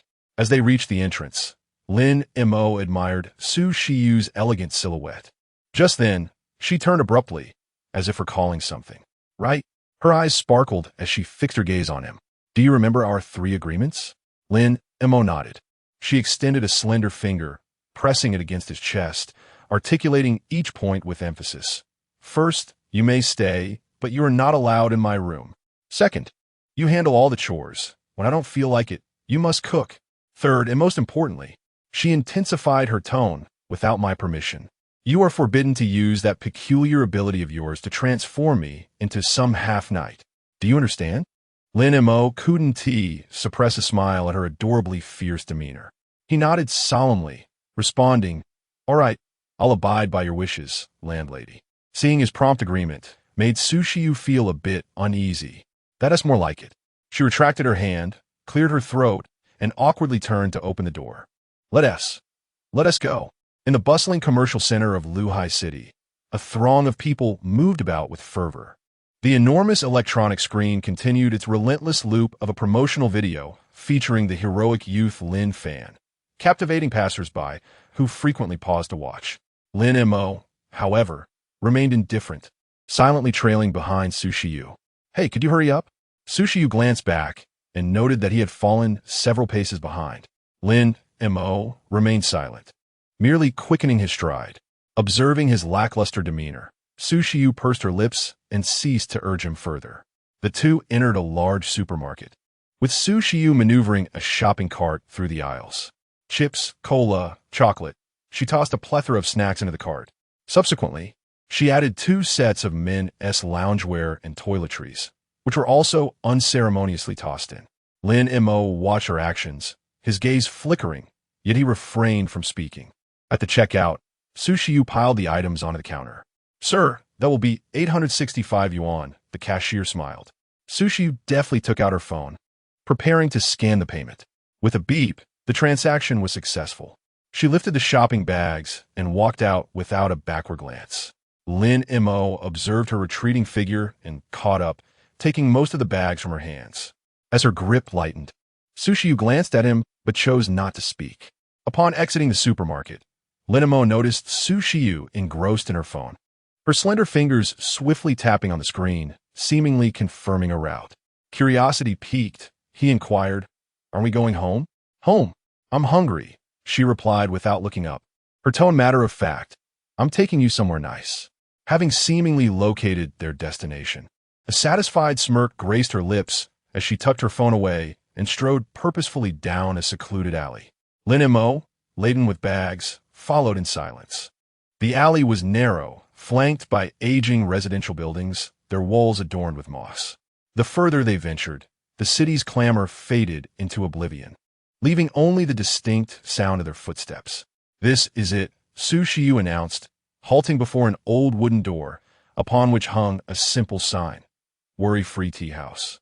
Lin Mo surveyed the surroundings. The location was exceedingly concealed, easily overlooked unless one was intentionally searching for it. "A tea house?" he asked. "Don't underestimate it," Sushiyu replied as she pushed open the door. A gentle aroma of tea mingled with the scent of sandalwood wafted towards them. "The owner here possesses exceptional skills." Inside the tea house, the lighting was dim, adorned with an antique charm, and a few scattered patrons engaged in hushed conversations, creating an atmosphere of tranquility and comfort. The moment they stepped into the tea house, a subtle crimson data stream flickered in Lin Mo's eyes, while Sushiyu's footsteps momentarily faltered, almost imperceptibly. At nearly the same instant, both sensed it, an invasive gaze. Moreover, it was not singular. One emanated from the shadowy corner of the street, cold and malevolent, carrying the essence of its kin, a hybrid entity. Another perspective arises from the rooftop of the opposite residential building, where a trained individual, possessing a discerning gaze and a hint of barely perceptible hostility, observes. Chapter 15. The Tusk ace Lin Mo, with an impassive demeanor, discreetly shifted the shopping bag to her other hand, concealing her side from Sushiyu. Meanwhile, Sushiyu, appearing unaffected, promptly settled into a corner by the window, pushing the menu toward Lin Mo. Order whatever you desire. Today, it is my treat. Her voice was soft, yet it resonated with a particular frequency that only Lin Mo could discern, carrying an underlying warning. Two groups of observers are approaching. Exercise caution. Lin Mo accepted the menu and replied in a hushed tone, understood. A few are on the rooftop, one in the alley. Though they seemed to be placing an order, they had swiftly exchanged intelligence. Boss, one serving of crab roast soup dumplings, one portion of osmanthus cake, and a pot of Longjing tea. Sushiyu called out to the counter. Simultaneously, in a secluded corner of a rooftop, several individuals stood in diverse postures, a man entirely wrapped in bandages, a woman with striking purple hair wielding a massive sword, a short girl with yellow twin tails clutching a teddy bear, and a boy clad in pitch-black medieval armor. Hey, is she the one the master instructed us to follow? Joker? Were we not told to avoid provoking her unless absolutely necessary? It is not her, but the individual beside her appears more suspicious, according to intelligence from the eastern extreme heavenly satellite. Oh, I see. What about that mouse lurking in a corner? The dialogue among the four resonated silently in their minds through a specialized communication channel. The woman with purple hair, codenamed Jianlon, was the captain of the Shadow Squad directly under the eastern heavenly residence. Her tone was frosty. Do not concern yourselves with the mouse. The master has decreed that our primary objective is to ascertain who killed the Tusk hybrid. The abilities employed by the adversary are peculiar, based on the scene analysis. The location where the energy dissipated correlates with places frequently visited by Joker. The girl with the teddy bear, codenamed Doll, spoke with a youthful voice laced with a hint of cruel sweetness. Sister Jianlon, didn't the intel say that Lin Mo is a discarded waste? How could he possibly be associated with Joker? He seems so composed, nothing like an ordinary person. Precisely, that is what raises suspicion. The previously silent armored boy, codenamed Barrier, spoke with a distorted, muffled voice. A waste is the perfect disguise. The bandage man, codenamed Mummy, chuckled hoarsely. How intriguing, so very intriguing. A thief scorned by the entire city and a queen deemed evil by the righteous. This pairing itself is the greatest enigma. Inside the tea house, the fragrant crab, roast soup dumplings, and exquisite osmanthus cake were served. Sushiyu picked up a dumpling and carefully bit into it, savoring the rich broth with satisfaction, seemingly oblivious to the gazes of the onlookers. Aren't you going to eat? She asked Lin Mo, her words slightly muffled. Lin Mo picked up his chopsticks, but made no move towards the food before him. Instead, he murmured, the one at the alley entrance is coming in. Sushiyu paused in her actions. Before her words could fully escape her lips, the wooden door of the tea house creaked open, and a cold, damp breeze swept in, dissipating the warmth and fragrance of tea that filled the room. A man, clad in sanitation worker attire, slender in form with a waxy complexion, stepped inside. He kept his head bowed, the brim of his hat casting a shadow over his face, obscuring his features, and walked straight towards Lin Mo and Sushiyu's table. The other patrons in the tea house seemed utterly oblivious to the disturbance, engrossed in their own worlds. Only Lin Mo understood that this was an illusion conjured by a certain type of mental dopant, designed to isolate ordinary people. Excuse me, may I interrupt?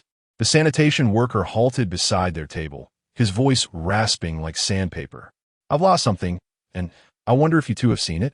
Sushiyu set down her chopsticks, wiped her mouth, and retorted with a cold smirk. You've lost something, yet you come here instead of the police? Are you out of your mind? The sanitation worker emitted a harsh, grating laugh, slowly lifting his head to reveal a face marred by wrinkles and mottled with corpse-like spots, his eyes gleaming with an inhuman green light. The thing I lost is right on you. His form began to contort and twist, the sanitation uniform tearing apart as numerous slick, moist tendrils erupted from within him. ultimately transforming into a grotesque creature composed of sludge and appendages, exuding a foul stench. Hand over the fangs, and I might grant you a swifter demise. The sludge dopant pointed dozens of its appendages simultaneously at the two. On the rooftop, the members of the shadow team held their breath. It's here. The doll excitedly tightened its grip on the teddy bear in its hands. Let us see how he responds. Jinlan's gaze was fixed on Lin Mo, scrutinizing even the slightest of his movements. Within the tea house, Lin Mo sighed and set down his chopsticks.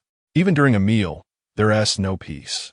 Su Shiyu furrowed her brows slightly, exhaling a breath as she discreetly communicated through her psychic energy. There are watchers.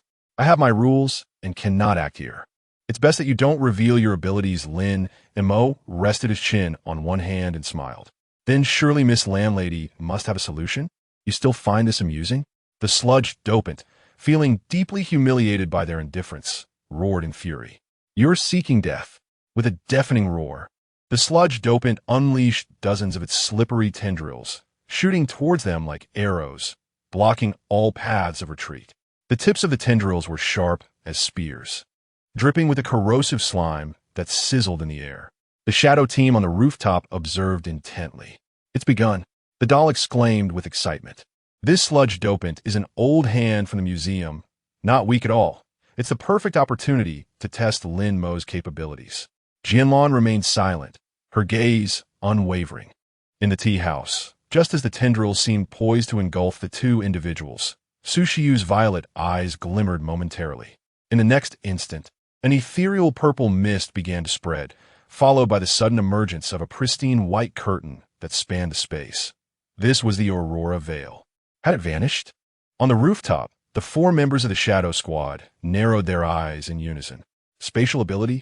For the first time, Jian Lanyu's tone betrayed distinct astonishment. But no, this was not Joker's power.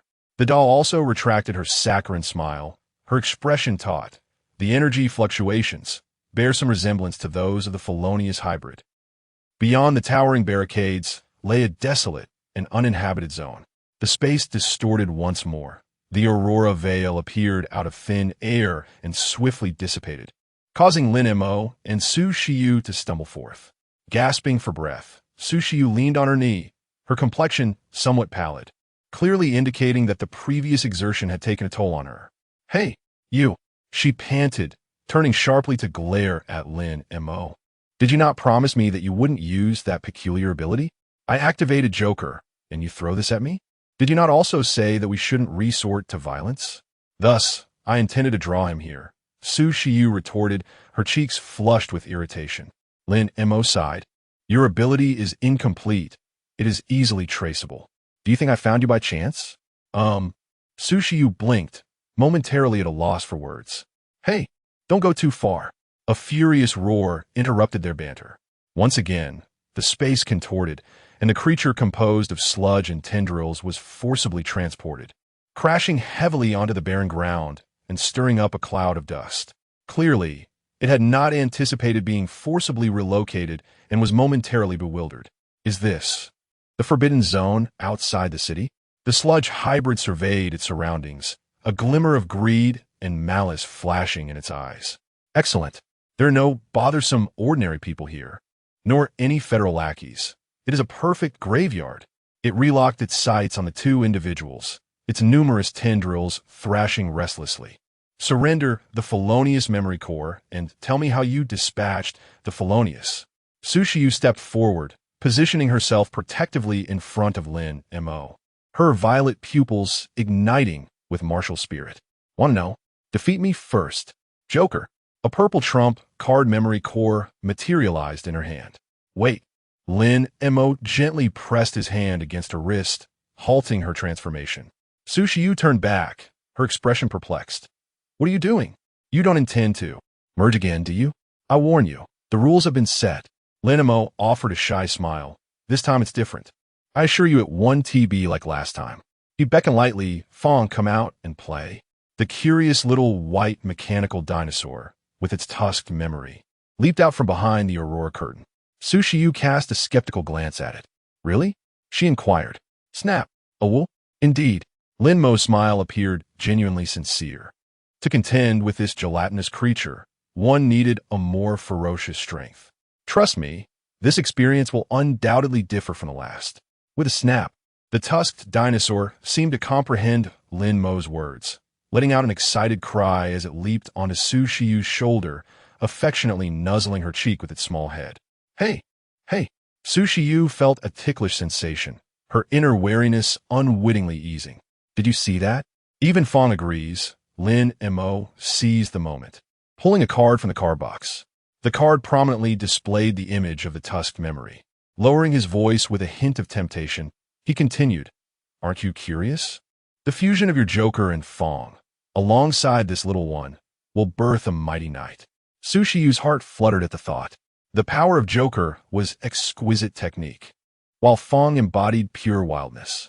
The combination of skill and savagery. Just the idea sent a thrill through her. It wasn't that she relished fighting. Rather, she found amassed knights undeniably captivating. Unlike her past self, who upon inserting a memory card could only transform into a monster. Well, all right then. She finally relented, though still cautiously warning, "Just remember, if you dare to act recklessly again, I will." "What will you do?" Lin Mo countered with a playful grin. "I will deduct 3 months' rent from you."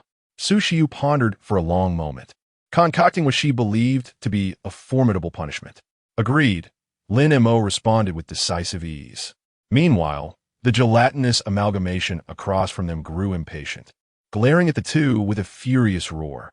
"Are you going to fight or not? Have you finished with your last words?" Countless tendrils surged violently toward them. "Now!" Lin Mo exclaimed sharply. He inserted the tusk card into the decade driver, simultaneously instructing Su Shiyu, "Get ready, boss." "Form right." The familiar mechanical sound echoed. But this time, from Lin Mo emerged not the green data stream representing the swift wind, but a torrent of pure white data, imbued with primal ferocity. This power instantly locked onto Su Shiyu. Again, Su Shiyu gasped, her body slipping from her control. "Fong! Joker!" The tusked dinosaur on her shoulder emitted a resounding roar, transforming into a beam of white light, seamlessly morphing into a memory card that accurately inserted itself into the right slot of the W driver that appeared at Su Shiyu's waist. In instinctive response, she also placed her trump card memory into the left slot. "Lin Montak, you big liar!" In the midst of Su Shiyu's indignant cries, Lin Mo's ethereal white data stream merged completely with her being. She uncontrollably thrust the driver outward. Henshin. This time, it was Su Shiyu's voice that dominated. It was laced with a hint of wild ferocity. Boom! An even more tempestuous surge of energy erupted forth. The dual storm of black and white obliterated all encroaching tendrils in an instant. As the brilliance faded, a new knight stood resolutely in the wilderness. Its left half, a steadfast pure black representing Joker, contrasted sharply with the fierce, wild pure white bone armor that enveloped its right half. The white fanged half featured sharp bone blades sprouting from its shoulders, wrists, and ankles, radiating aggression, while the chest plate became more angular and defined. The overall appearance resembled a primordial beast poised to strike, exuding an overwhelming sense of primal, untamed power. This was the uncontrollable enhanced form of W. The beastly body, Kamen Rider W. Fong Joker. Chapter 16. The Fiery Blade Roars. In the instant of transformation, a primal roar erupted from W's throat. Unable to be suppressed, Su Shiyu felt an unprecedented surge of ferocious power coursing through her limbs, a desire for battle erupting like a volcano, nearly overwhelming her reason. Through her consciousness, the entire world morphed into shades of black and white, with only the enemy appearing in vibrant red, temptingly alluring. Kill. Tear apart. The remnants of her mind were consumed by the most primitive instincts of combat. At that moment, Lin Mo was equally bewildered. It was not his feral memory that had taken over. It was the landlord lady who had gone berserk. Meanwhile, on the rooftop within the city, the 4 members of the Shadow Phantom team wore expressions of utmost gravity. They had lost track of their target. The voice of the Iron Can Boy resonated heavily. Their spatial transitions left no trace, making pursuit impossible. Infuriated, The twin-tailed doll stomped her foot, nearly witnessing Lin Mo make his move. Sister Jianlan, what shall we do now? The team leader, Jianlan, closed her eyes, her formidable mental strength sweeping across the entire city like a radar, yet ultimately yielding nothing. She opened her eyes, her tone icy as she commanded. The target has evaded our monitoring range. Mummy barrier. You two proceed to the scene and collect the energy remnants left by the sludge amalgamation. Doll, infiltrate the city's surveillance network and retrieve all footage from that area. Searching for any clues. Understood. The three complied, vanishing from the rooftop in an instant. Jianlan remained behind, her gaze fixed toward the direction of the forbidden zone outside the city, her brow furrowed. Lin Mo, who exactly are you? Hey, boss, wake up. Lin Mo's voice timely resonated in Sushiyu's mind, like a clear spring, barely restraining her impending loss of reason. Is this what you meant by a different experience? Sushiyu's consciousness roared in protest, yet her body uncontrollably assumed an aggressively predatory stance. An accident, purely an accident. Lin Mo's consciousness explained somewhat sheepishly. Fang's power is rather wild and requires some time to adapt. Steady yourself. I'll assist you in maintaining balance. With a growl, W emitted another low roar, and before Lin Mo could react, she transformed into a streak of white light, shooting forth with a speed rivaling that of the gale form. Yet her trajectory was far more untamed and filled with aggression. The sludge amalgamation was taken aback, hastily swinging its tendrils to defend. However, W disregarded those appendages entirely. The bone blade on her right arm shot forth, slicing through the air with a chilling luminescence. Swish, swish, swish. The myriad of tendrils fell like fragile weeds, severed in an instant, green slime splattering everywhere. Impossible. The sludge amalgamation was filled with horror. Before it could reconstitute its tendrils, W had already charged to its front, delivering a precise uppercut with her left fist, a technique of the Joker. Propelling it into the air, followed swiftly by the bone blade on her right shoulder, thrusting forward. With a piercing sound, the sharp bone blade penetrated the chest armor of the sludge amalgamation. It was over. Lin Mo's consciousness resounded with a solemn command. Sushiyu forcefully suppressed the boiling intent to kill within her, raising her hand to rapidly press 3 times on the sharp edge of the Fang memory module. Fang, maximum drive. The ferocious white energy instantly converged upon the bone blade of her left leg, forming a menacing edge. A thunderous roar erupted, echoing across the wilderness, as her entire body transformed into a swirling blade, morphing into a black and white tornado, ruthlessly tearing towards the mud-infused entity suspended in mid-air. Fangstrizer. This was the most potent night kick in the Fang's ace form. The sheer ferocity and destructive power were vividly displayed at this moment. No, the mud-infused entity, amidst its desperate cries, was completely pierced and shredded by this violent tornado blade. Boom! A tremendous explosion erupted in the sky above the wilderness, scattering countless fragments of mud and tentacles. W landed gracefully, striking a pose reminiscent of a hunter's triumph. The white bone armor glinting with a chilling light amidst the flames of the blast. Huff! Huh! Sushiyu's consciousness was in a state of rapid respiration, as an unprecedented, exhilarating thrill of battle enveloped her entire being. It was overwhelming, the sensation of purely relying on primal instincts to obliterate her foes was intoxicating. Well done, boss. Lin Mo's voice echoed in her mind, laced with a hint of admiration. You still say, you scoundrel? Sushiyu panted indignantly. Are you not? Get out of my head? Just then, an unexpected turn of events unfolded. From the center of the explosion smoke, instead of the usual shattered memory module, a chilling sound, akin to mud churning, emerged. Hey! Hee, such astounding power. A figure, larger and more sinister than before, slowly rose from the haze. It was no longer the humanoid monster she had encountered earlier. It had transformed into a towering 5-meter-tall monstrosity. A grotesque swamp creature forged from countless twisted corpses and dark sludge. Thick metallic pipes protruded from its body, continuously spewing forth foul-smelling black steam. What once was a pair of green eyes had now multiplied into dozens of ghastly green pupils scattered across its form, flickering with madness and greed. This is my true form. Come, little girl. I find your wildness quite appealing. Become a part of me. The second stage of the mud-infused entity had evidently reached the prowess of a sixth-tier ability user, a force not to be underestimated. Roar! As Sushiyu beheld the emergence of a new and stronger adversary, her desire for battle intensified. Yet, her normal consciousness still berated Lin Mo. How is there still more?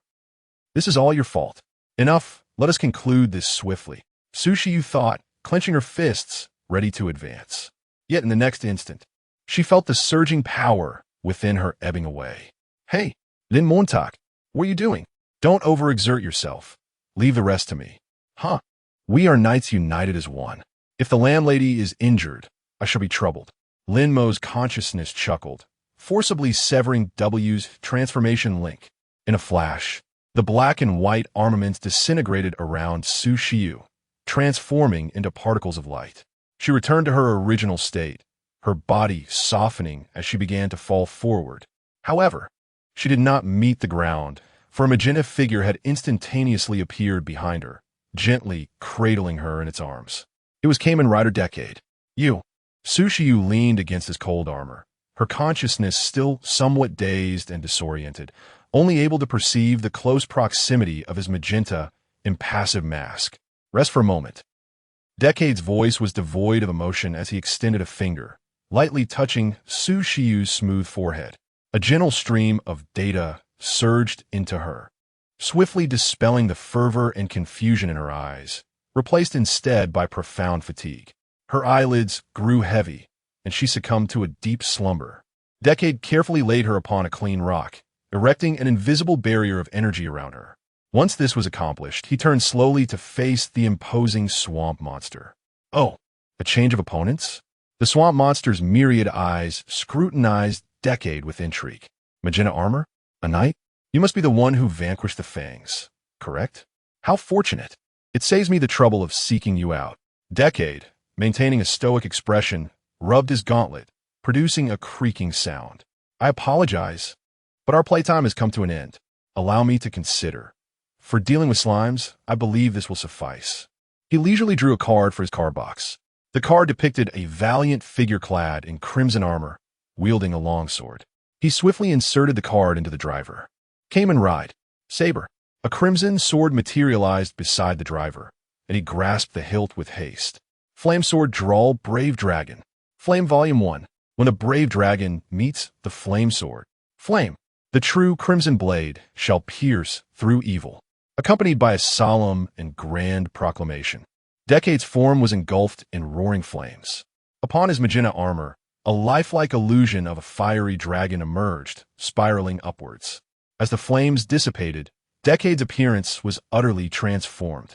He is adorned in a suit of knightly armor, interwoven with crimson and ebony hues. Perched upon his right shoulder is a majestic dragon's head, symbolizing valor and strength. In his left hand, he no longer wields the card sword but rather a sacred blade engulfed in raging flames. The flame sword of Inferno. This is none other than the flame swordsman, who concludes tales with his fiery might, the Kamen Rider Saikenshi in the form of the Dragon of Courage. Chapter 17. The world just like this, oh? A new skin, is it? The mire monster's multitude of eyes simultaneously shifted, radiating a glimmer of insatiable greed. It appeared quite delectable, a perfect candidate for my post-meal delicacy. With a thunderous roar, its colossal form lunged forward, unleashing a torrent of thick, black sludge from numerous robust metal pipes, resembling a cataclysmic landslide, surging towards Lin Mo. Lin Mo appeared oblivious, the crimson swordsman brandishing his blade. From the mouth of the holy blade saber emanated a steady and powerful declaration. Blazing fire. Draw the sword. Rekabatu. He did not retreat. Rather, he advanced a step, the fiery sword igniting from below, carving a resplendent crescent of flame in its wake. Fire dragon. Flash. Boom!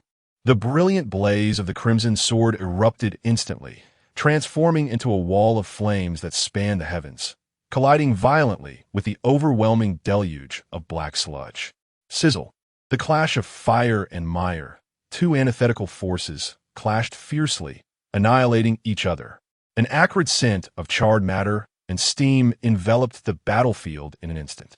The highly corrosive acidic sludge, under the onslaught of the holy flames, evaporated rapidly as if snow under a blazing sun, consumed entirely.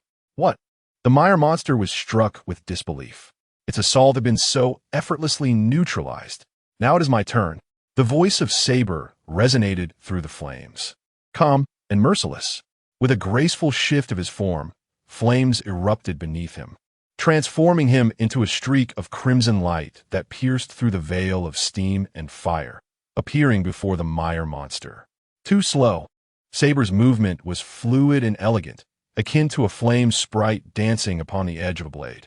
The fiery sword unleashed a series of lethal afterimages, continually slicing across the mire monster's immense body. First form, flying feather slash. Second form, flame cross slash. Third form, twin swallows.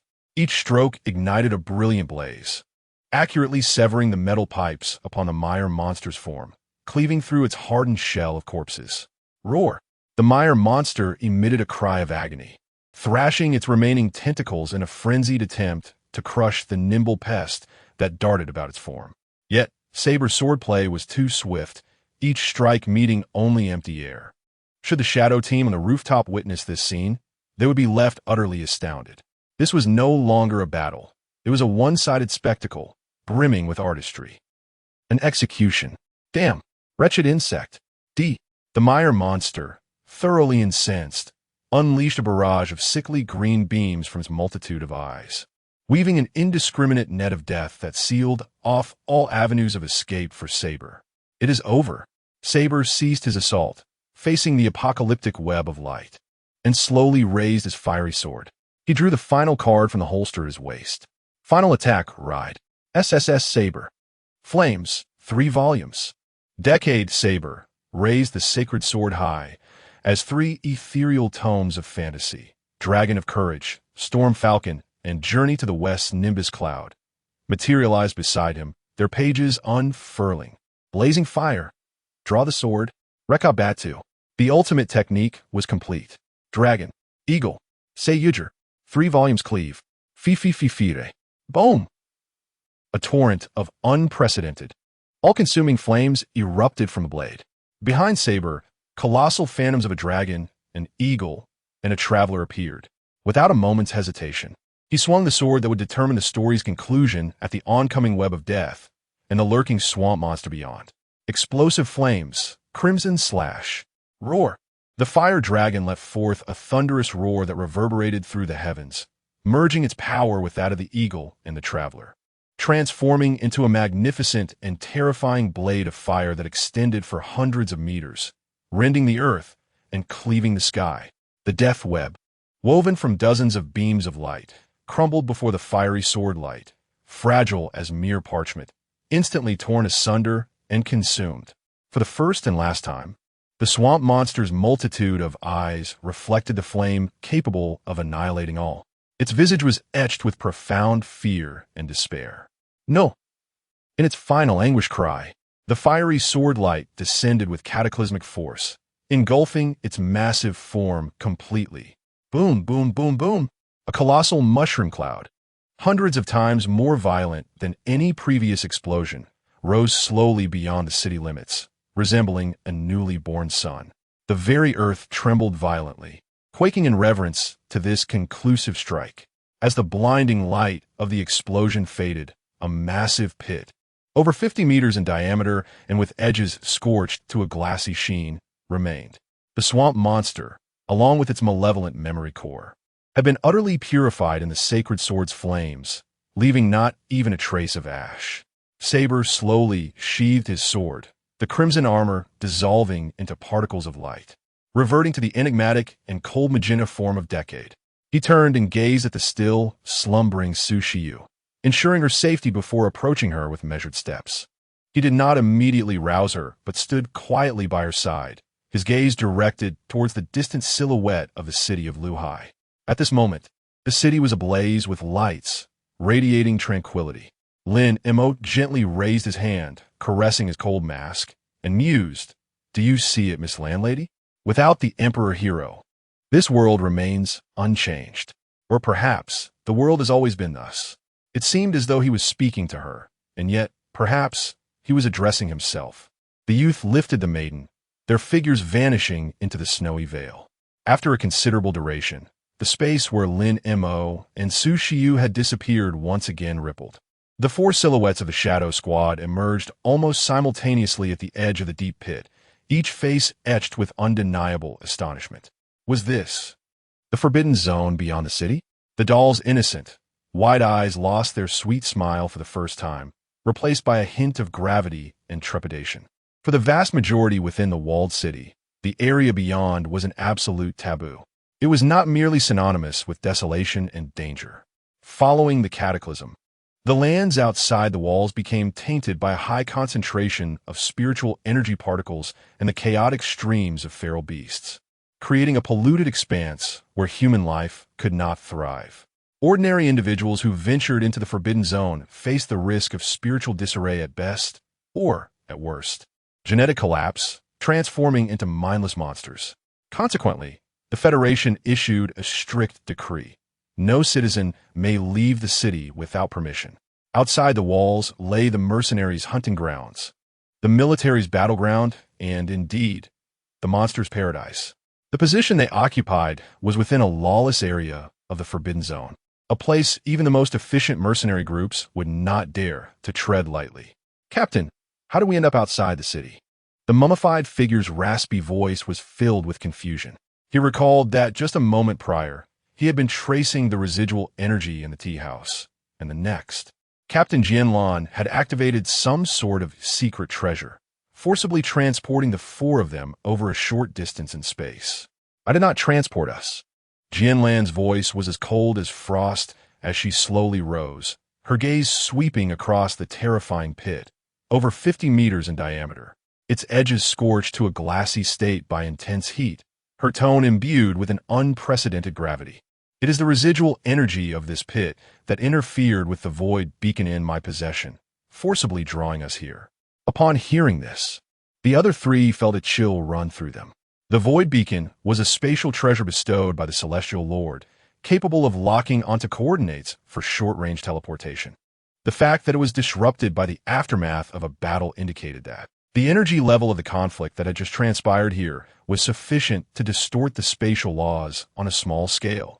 The heavy armor of the behemoth emitted faint clicks as he scanned the pit with specially treated electronic eyes, his deep voice resonating through the channel, analyzing energy residue. Fire attribute, destructive force assessment, at least a full force strike of 7th tier, national level lower rank. 7th tier, national level? The doll exclaimed in shock. Could it be that Lin Mo was indeed a national level powerhouse? We cannot yet ascertain if he was the one who struck, nor can we confirm whether the Joker was involved. Jianlan immediately dismissed this conjecture. Moreover, the intelligence network of the Eastern Tianfu spans the entirety of Longxia. The emergence of any 7th tier powerhouse could not possibly elude the notice of the Lord. He exhibits none of the energy signatures characteristic of a 7th tier national level warrior. Yet, they indeed vanished before our very eyes alongside the monsters. One cannot be certain.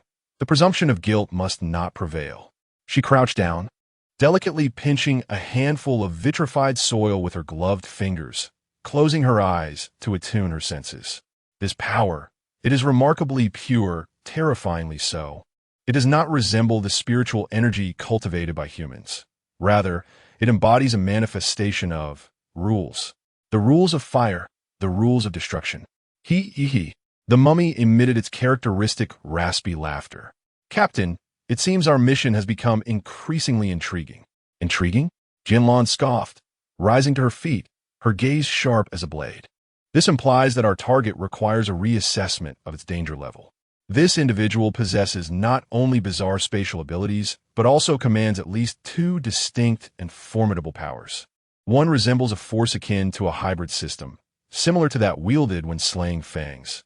The other is this pure flame power before us. How could one person possibly master so many systems? The electronic eye of the barrier flickered with perplexing data streams. In this world, the paths of functionality and supernatural abilities are distinctly separated. A person proficient in a single combat function is already deemed a genius. Yet someone like Lin Mo, who appears to possess an entire supermarket of abilities, effortlessly switching between power systems, transcends their comprehension entirely.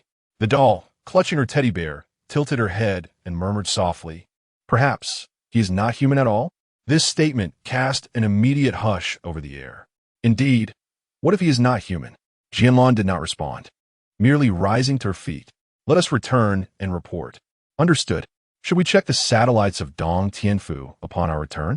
Perhaps we can uncover the truth." "No need for us. The media has likely already begun their probing." Chapter 18. The Magenta Night in the eyes of the public. To my dear readers who urge for updates, this article has undergone a reorganization of its outline. From Chapter 14 onwards, new events have been appended, including the transformation of the male lead, Saint Blade, and the female lead, W, into their formidable forms.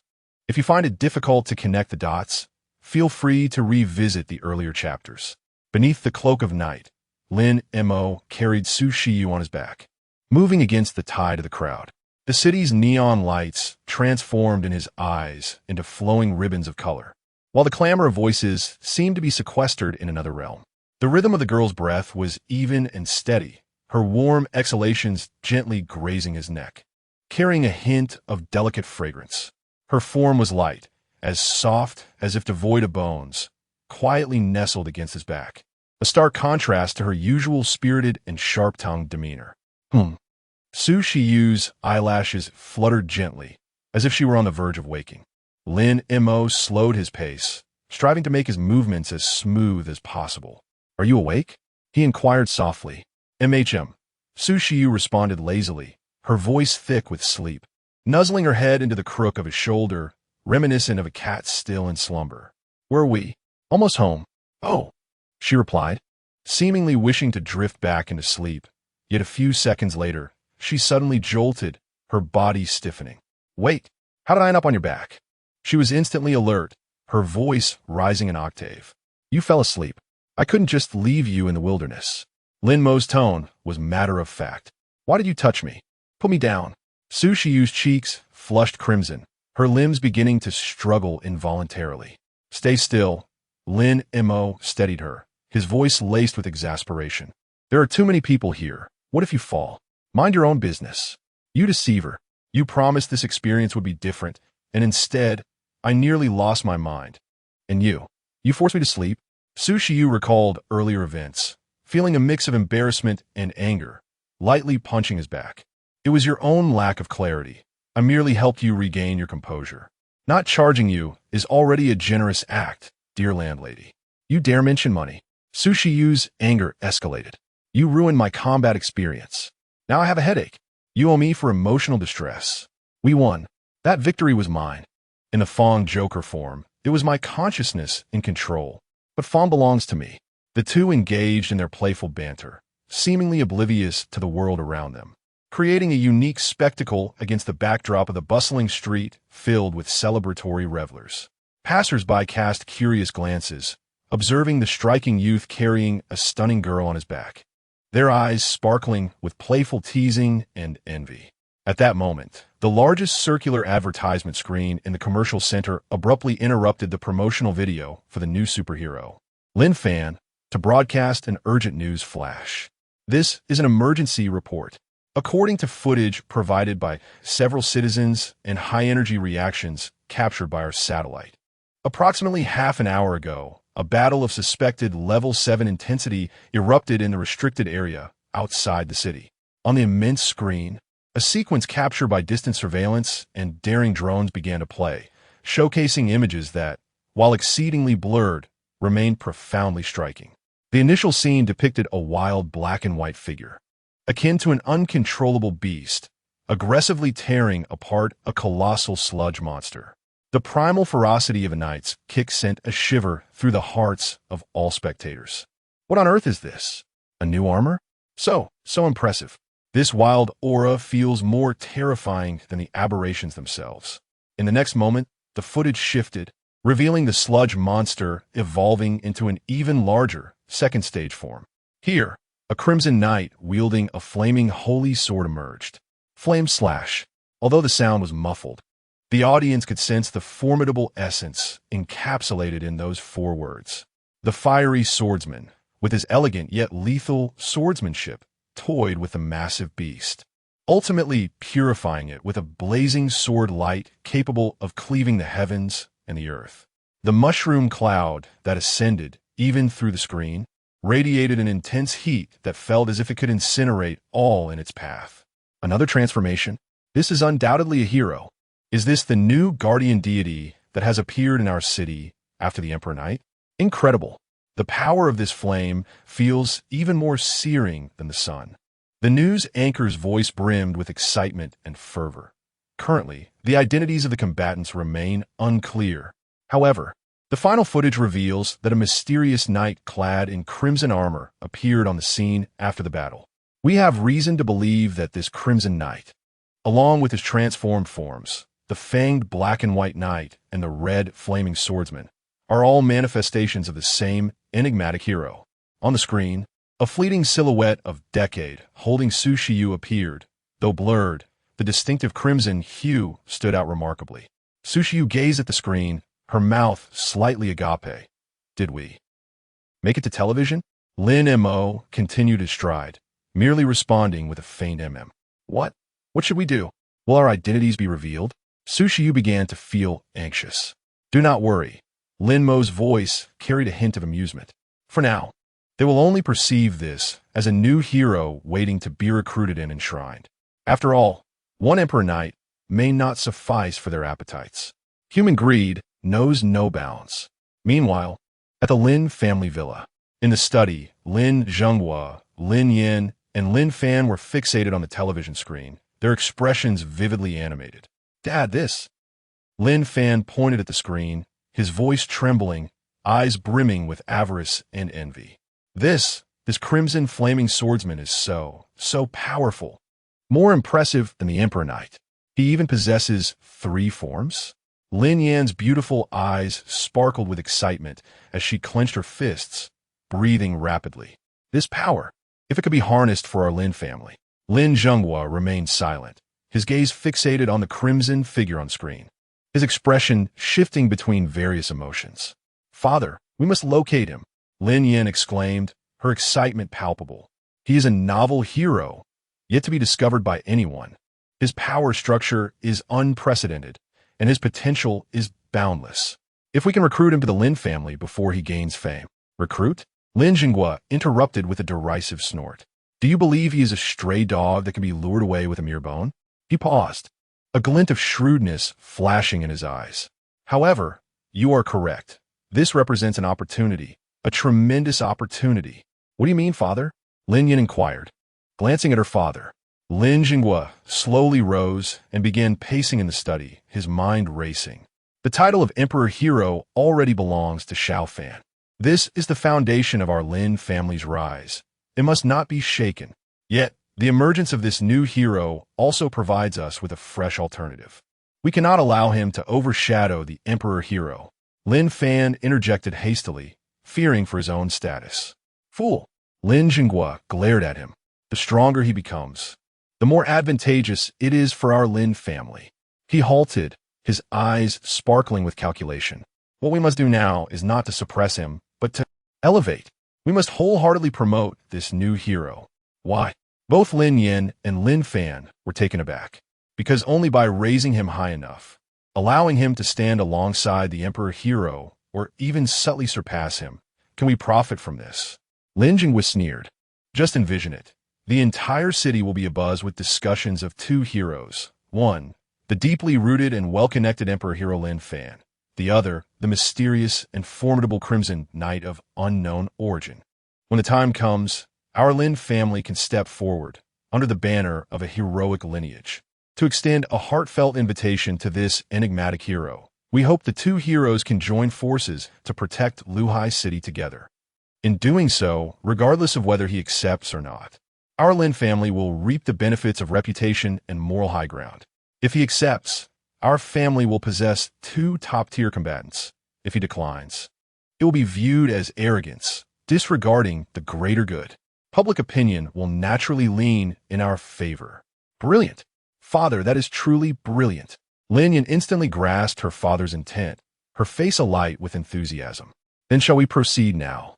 Not so fast. Lin Jingguo waved his hand. First, let Zhang Xian produce the replica Emperor armor. Only when Xiao Fan is officially combat ready will we stage this grand duel of heroes. He gazed out at the vibrant night scene, a cold smile of confidence playing on his lips. In his view, everything in this world, be it hero or power, was merely a piece on his chessboard. One Emperor hero could be captured, and another Crimson Knight could similarly be manipulated at his whim. Chapter 19. Who is supporting you? On this particular evening, Su Shiyu could no longer tolerate Lin Mo's lackadaisical demeanor at home and promptly dragged him out. While she was busy juggling work and studies, he seemed content to languish at home all day.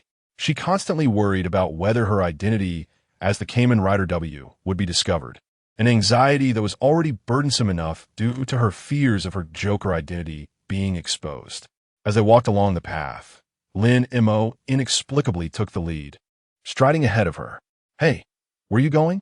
Su Shiyu furrowed her brow, but quickened her pace to catch up. They meandered through twisting alleys until they arrived at an abandoned subway passage.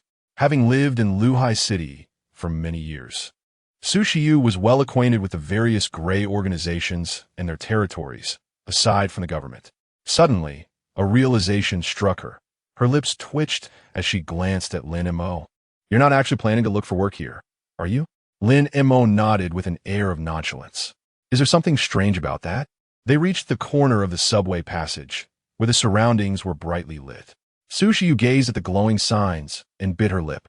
Taking jobs in the underworld. How much do you intend to earn for rent? Is it really worth such a risk? You should not ever take on such dubious side jobs. Outside of school hours and holidays, I diligently work in various human establishments. Nevertheless, her savings, combined with what she had previously, made her somewhat affluent. Lin Mo blinked at her, his expression calm. The rent isn't much, but I can't be relying on your support forever. Can I? Su Shiyu blinked back, her fair complexion gradually flushing with embarrassment. Biting her lip, she playfully punched him lightly. What nonsense are you spouting? Who is supporting you? That was merely temporary shelter. Humanitarian aid. Do you understand? Oh, Lin Montauk nodded seriously. So, this assistance has a time limit. To avoid being cast out to sleep on the streets, I must strive to fend for myself.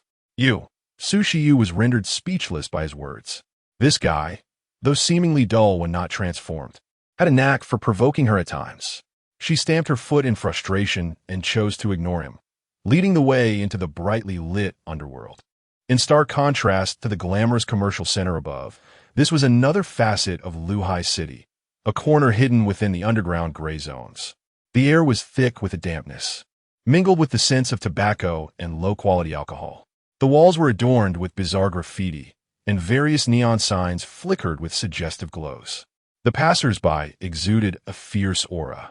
Their vigilant gazes and the unmistakable energy waves emanating from them indicated that they were not to be trifled with. This place is a gathering ground for all sorts of unsavory characters: mercenaries, information brokers, black market traders, and various lowlifes. Here, with sufficient funds, one can procure anything from illicit enhanced abilities to the organs of exotic beasts, and even lives. Su Shiyu navigated the streets with ease, her pink hair and youthful appearance starkly contrasting the surroundings, drawing numerous malevolent glances. However, when the onlookers caught sight of the emblematic Joker's ace memory pendant that inadvertently peeked from her waist, they hastily averted their gazes in trepidation. In the realm of Tiangue Street, the moniker of Queen Joker holds far more weight than the so-called heroes and ability users on the surface. What mission do you wish to undertake? Su Shiyu inquired, her voice lowered, tinged with a hint of concern, for the waters here run deep, and many tasks are fatal.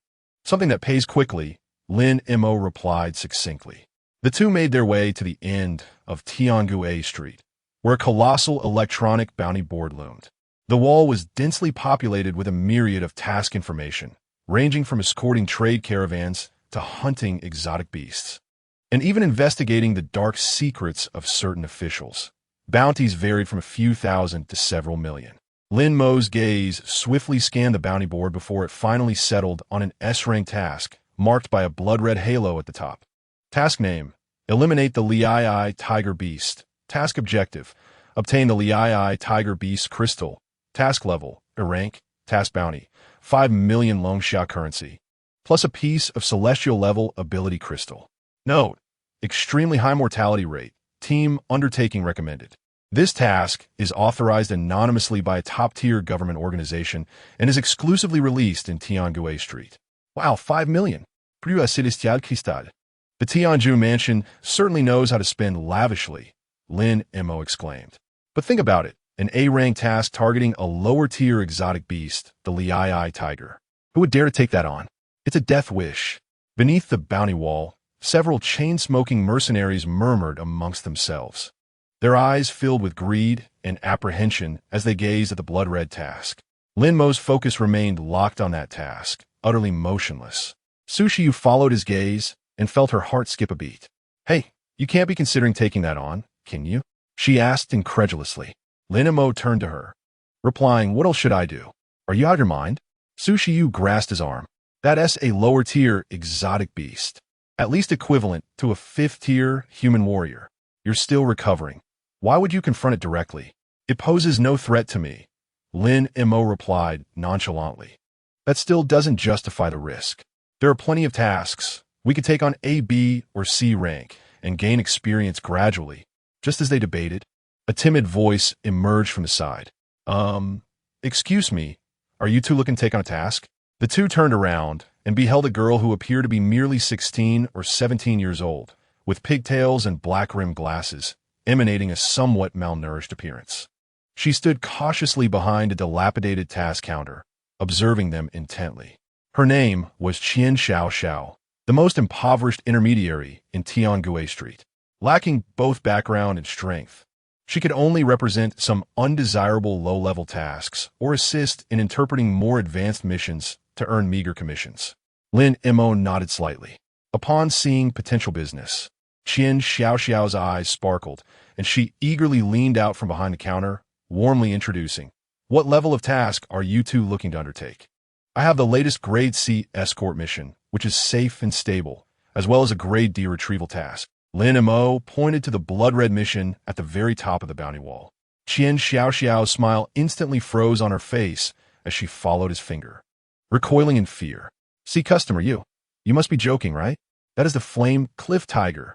It has been posted for several days, and no one dares to take it. Such neglected high-level tasks are generally lethal. Intermediaries are also responsible for navigation and documentation, although they do not venture into danger themselves. It remains perilous. Thus, not only do supernatural beings hesitate to accept these tasks, but very few intermediaries are willing to represent them as well.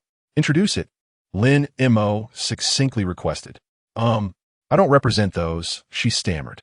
I only charge for interpreting intelligence. Qian Xiao swallowed hard, and under Lin Mo's unwavering gaze, she steeled herself and retrieved the task's detailed information, speaking softly. This Flame Cliff Tiger is a low-tier beast, residing in the Wind Mountain Cliff on the northern outskirts of Luhai City. It has been there for several days. Its hide can withstand heavy artillery, and its claws can shred alloy armor. The most troublesome aspect is that it can manipulate wind and fire elements, moving with incredible speed and covering an attack range of nearly 3,000 square meters. She paused, lowering her voice further. It is said, it was originally part of the Crimson Tide Beast Horde, and due to the Emperor Hero's current battle against the Beast King, it managed to escape amidst the chaos. Hearing this, Sushiyu scoffed. What were those incompetent officials doing? Allowing a rogue beast to linger and even placing a bounty on it in the black market? Qian Xiao trembled slightly and quickly explained, well, I have heard that too. Logically speaking, a beast of this caliber, causing disruption to transportation and endangering civilian safety, should have been eradicated by a strong military squad long ago. However, I don't know why, since the beast tide began 5 days ago, The officials have yet to send any reinforcements. It was only after much delay that an anonymous organization within the government posted the task on our Tiangue Street. Cautiously glancing around, she lowered her voice to add, "Many are speculating that this task was likely initiated by a prominent figure from the Heavenly Lord's office, who could not bear to watch and decided to outsource this dirty job to us underground people." Dirty work? Lin Mo perceptively seized upon this term. "Why, yes," she confirmed. Qian Xiaoxiao nodded slightly. The area dominated by the tiger beast was strategically positioned, obstructing several vital trade routes leading to Longjing. Each day of delay resulted in astronomical losses for certain prominent families. The military was dragging its feet. The aristocratic families could not afford to wait. And within the Tiangong mansion, there were emerging divisions. Thus, it became a grim undertaking. Upon hearing this, Su Xiu instantly comprehended the situation. This was yet another manifestation of the power struggles among the elite. The military, the Tiangong mansion, and the noble families were entangled in a web of mutual restraint, ultimately at the expense of the interests and safety of the common people. Chapter 20. Thus, the two of them proceeded with their decision. "I accepted," Lin Mo stated calmly. Qian Xiaoxiao and Su Xiu exclaimed in unison.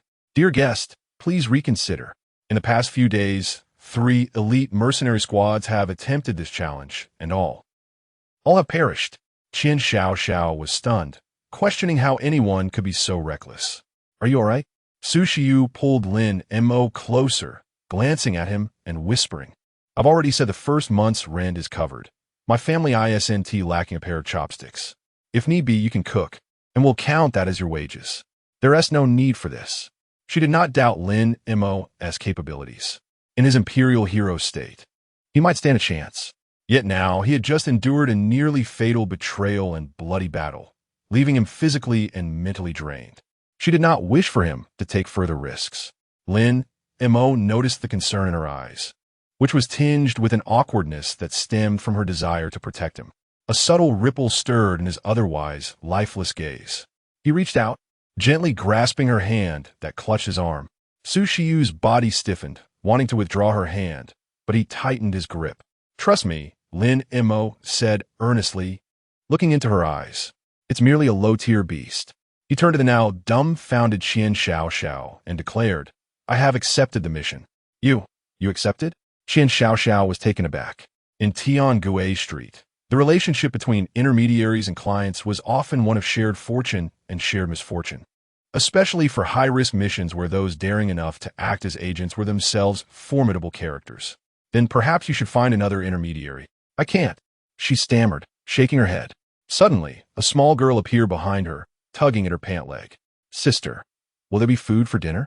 Qian Xiaoxiao's body jolted, instinctively wanting to hide the little girl behind her, but it was too late. The child, about 7 or 8 years old, was gaunt and clad in faded, worn clothing. Her large eyes filled with a yearning for food and a timid apprehension toward strangers. Upon witnessing this scene, Su Xiu's furrowed brow softened slightly, her gaze becoming gentler. Lin Mo's attention shifted to the little girl, and something within his hollow eyes seemed to stir. Qian Xiaoxiao lowered her head in embarrassment, murmuring, I'm sorry, this is my sister, Qian Duo. Sister, I'm hungry." Qian Duo clung to her sister's clothing, her voice trembling. Qian Xiaoxiao quickly covered her sister's mouth, her face flushed with shame as she bowed repeatedly to Lin Mo and Su Xiu. "I apologize, esteemed guests. Please, you should seek another intermediary. This task is truly. I will pay 10 times the service fee," Lin Mo suddenly interjected, his voice soft yet clear enough to reach Qian Xiaoxiao's ears. She froze, her head snapping up, disbelief etched across her face as she stammered, "What did you say?" Lin Mo gazed at Su Xiu, who nodded slightly. From her shopping bag, she retrieved several packets of snacks and a loaf of bread, squatting before the little girl with a gentle smile. "Here, little sister, have this first.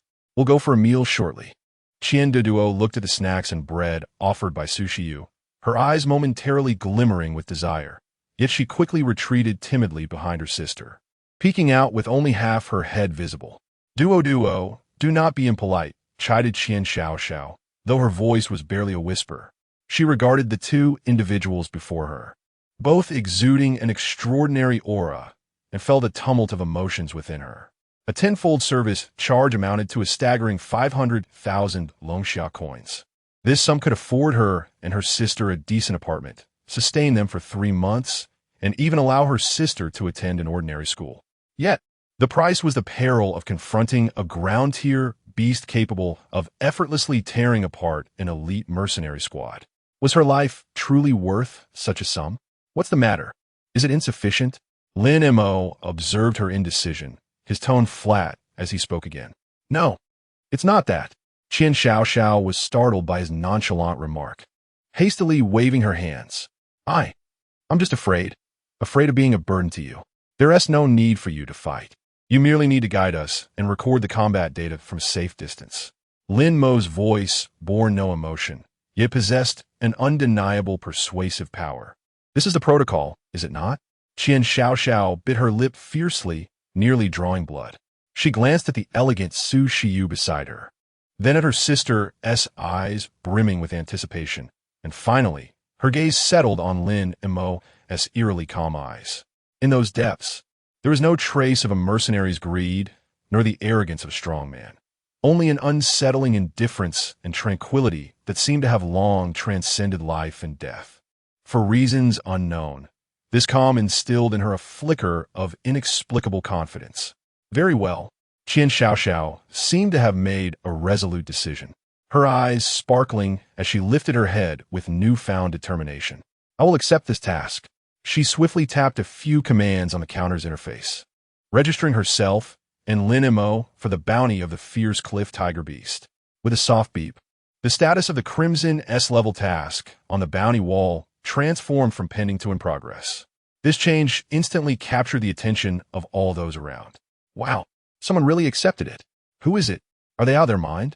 The agent is Qian Xiaoxiao, that impoverished girl? Has she lost her sanity?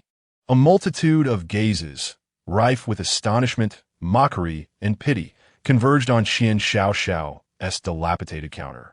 When they beheld that the task was taken by an ordinary-looking youth and a delicate beauty, their discussions became even more audacious. Just these two youngsters? Are they going to deliver afternoon tea to the tiger beast?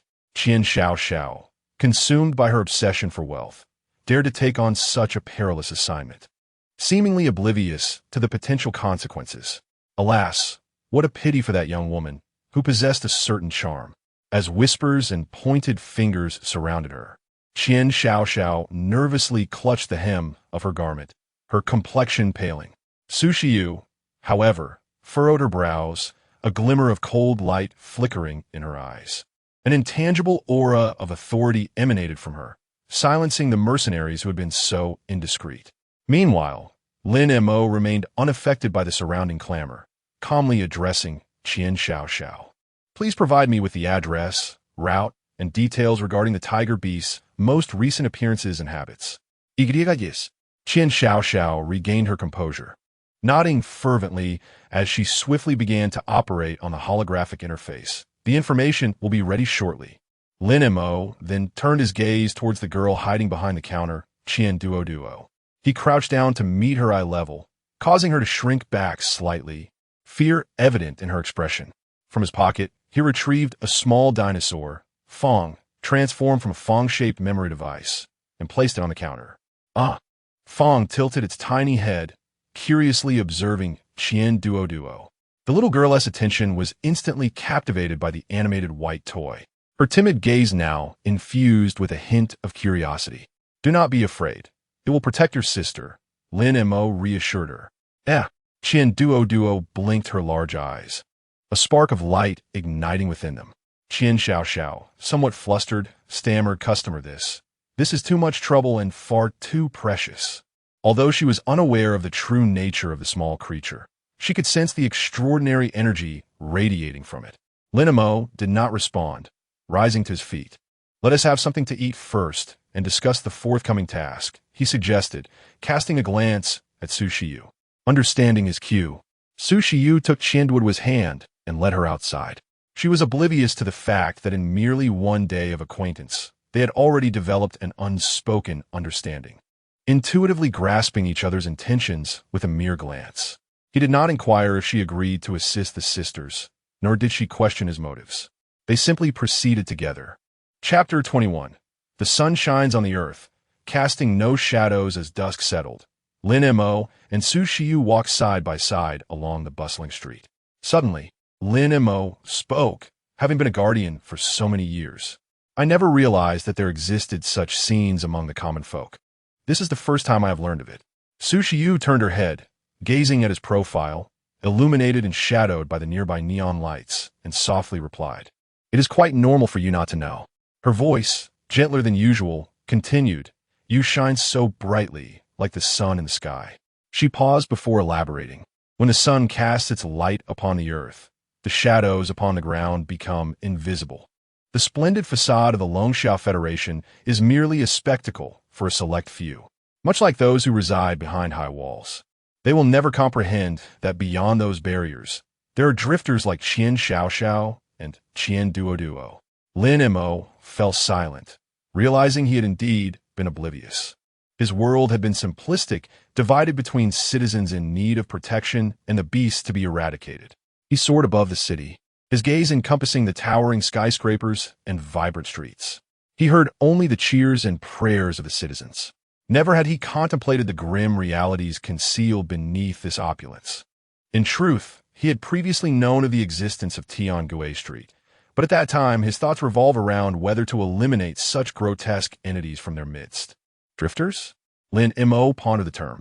Yes, drifters, or rather the stateless. Su Shiyu elucidated, in Longxia, every individual is born with an identity ID, bound to their genes. However, some may lose it for various reasons. For instance, if one survives an attack by a beast but becomes slightly infected by its energy. Those from affluent families can afford exorbitant medicines to cleanse the infection and return to a normal life. Those of average means may still struggle to survive in the city's outskirts under official surveillance. Her tone grew somewhat icy as she continued, but for the impoverished, like the parents of the Qian sisters, their fate is sealed, deemed potential threats, stripped of their identity IDs, expelled from the city, left to fend for themselves. After the death of their parents, though Qian Xiaoxiao and Qian Duoduo remained uninfected, they too became stateless, forced to hide in Tiangui Street, relying on their elder sister to scrape together a meager existence. Lin Mo halted, staring at the towering skyscrapers in the distance, his expression a mixture of emotions. He recalled the lavish banquets of the Lin family, the expensive garments worn by Lin Fan, and the wealth squandered in carefree laughter, wealth that could have afforded the Qian sisters decades of stability. How profoundly ironic. And I, Su Shiyu chuckled self-deprecatingly, in a certain sense. Am not so different from them. Lin Mo turned to her. I too am an outlier, am I not? Su Shiyu met his gaze, her violet pupils reflecting a hint of stubbornness and loneliness. Were it not for my concealment, were it not for my remaining utility, my fate might be even more tragic than theirs. Lin Mo observed her, recognizing for the first time the vulnerability hidden beneath the facade of strength that she had maintained through sharp words and pride. He did not delve into the reasons, nor pry into the depths of her soul. He merely extended his hand, mirroring the way she had once helped him, gently grasping her hand. However, Su Shiyu recoiled instinctively as if scalded, taking a half step back to evade him. "WH, what are you doing?" She stammered, turning her head away, biting her lip, unable to meet his eyes. Lin Mo's hand lingered in the air for a moment before retracting. "Nothing," he replied softly. "It won't happen again." "What won't happen again?" Su Shiyu blinked, momentarily at a loss. "You and them. You will no longer endure such days." Lin Mo gazed into her eyes, his tone calm, yet imbued with an undeniable promise. "I am here." Su Shiyu stared at him in a daze, unsure of how to respond. She turned her face slightly, her delicate hands covering her blushing cheeks with her soft, pink hair, mumbling softly, "You're just boasting." "I speak with sincerity," Lin Mo asserted firmly. "Why you should stop talking." Su Shiyu's voice trembled slightly. Suddenly, a small dinosaur with fangs jumped over, making a commotion. "What is it saying?" Su Shiyu asked, attempting to divert the conversation from her earlier moment of vulnerability. Lin Mo glanced down to see the little creature rolling playfully at his feet, its red electronic eyes blinking as it made chirping sounds. It says it will be here too, and that what I said is indeed true. Stop talking nonsense. It claims it is hungry. Lin Mo continued, now truly jesting. Do you take me for a 3-year-old? Sushiyu shot him a glance, yet couldn't he help but bend down, extending her slender fingers to gently poke the little dinosaur's head. What does it eat? Exotic beast cores or ability crystals? That can't be right. My memory chip has never needed replenishment, only consuming my abilities. No, Lin Mo shook his head, retrieving the half-eaten bag of chips that Sushiyu had left behind, tearing off a small piece and offering it. It eats this. Sushiyu watched as Fong happily seized the chip with its mouth, crunching contentedly, appearing thoroughly satisfied. So, it wasn't nonsense after all. The formidable Fong, a symbol of ferocity, can indeed eat potato chips. All right, let us head home. Oh. Sushiyu gazed at his retreating figure and quickened her pace to catch up. That night, Lin Mo was to be upgraded to a better room, which Sushiyu had transformed with newly purchased wallpaper, an array of decorative items, and furniture. The bedding had also been replaced with brand new linens. However, all of this was merely a beautiful illusion of what was planned. The reality was that our Miss Joker had a lack of restraint and inadvertently dismantled the bed. Consequently, that night, Lin Mo did not sleep in his own room. Sushiyu, citing the discomfort of the small sofa affecting her injury recovery, invited him to sleep on the floor of her room. As for herself, she clutched the small bear-shaped pillow, lying in bed, tossing and turning, unable to find sleep for a long time. Through the thin floor, she seemed to sense his steady and powerful breathing, which brought her an unprecedented sense of reassurance, yet simultaneously stirred within her an inexplicable sense of unease. Next time, perhaps it would be wise to exercise a bit more restraint, she murmured softly. Chapter 22. He protects you, I protect him.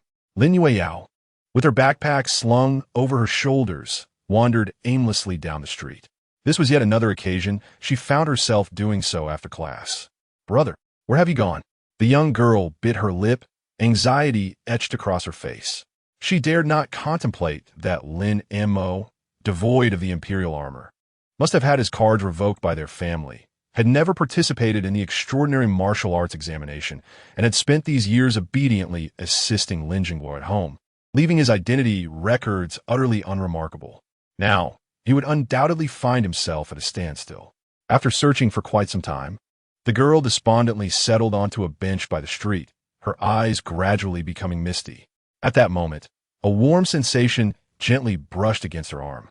Lin Yao looked up in bewilderment, and through her tear-filled eyes, she beheld a small, fierce yet adorable white dinosaur, clutching a potato chip in its mouth. Katsa!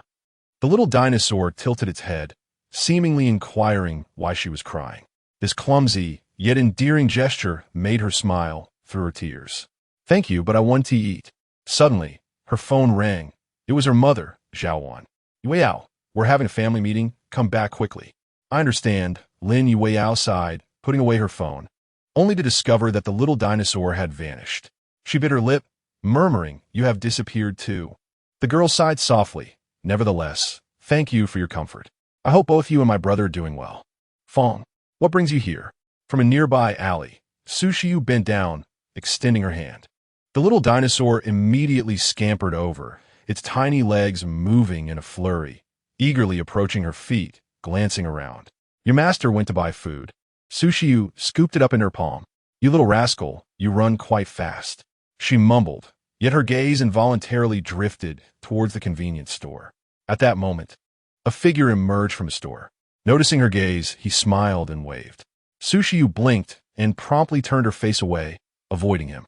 Lin Mo raised an eyebrow. It ran out again. He approached, a hint of mockery in his tone. Sushiyu shot him a glance, returning Fong to him. Can you manage your pet?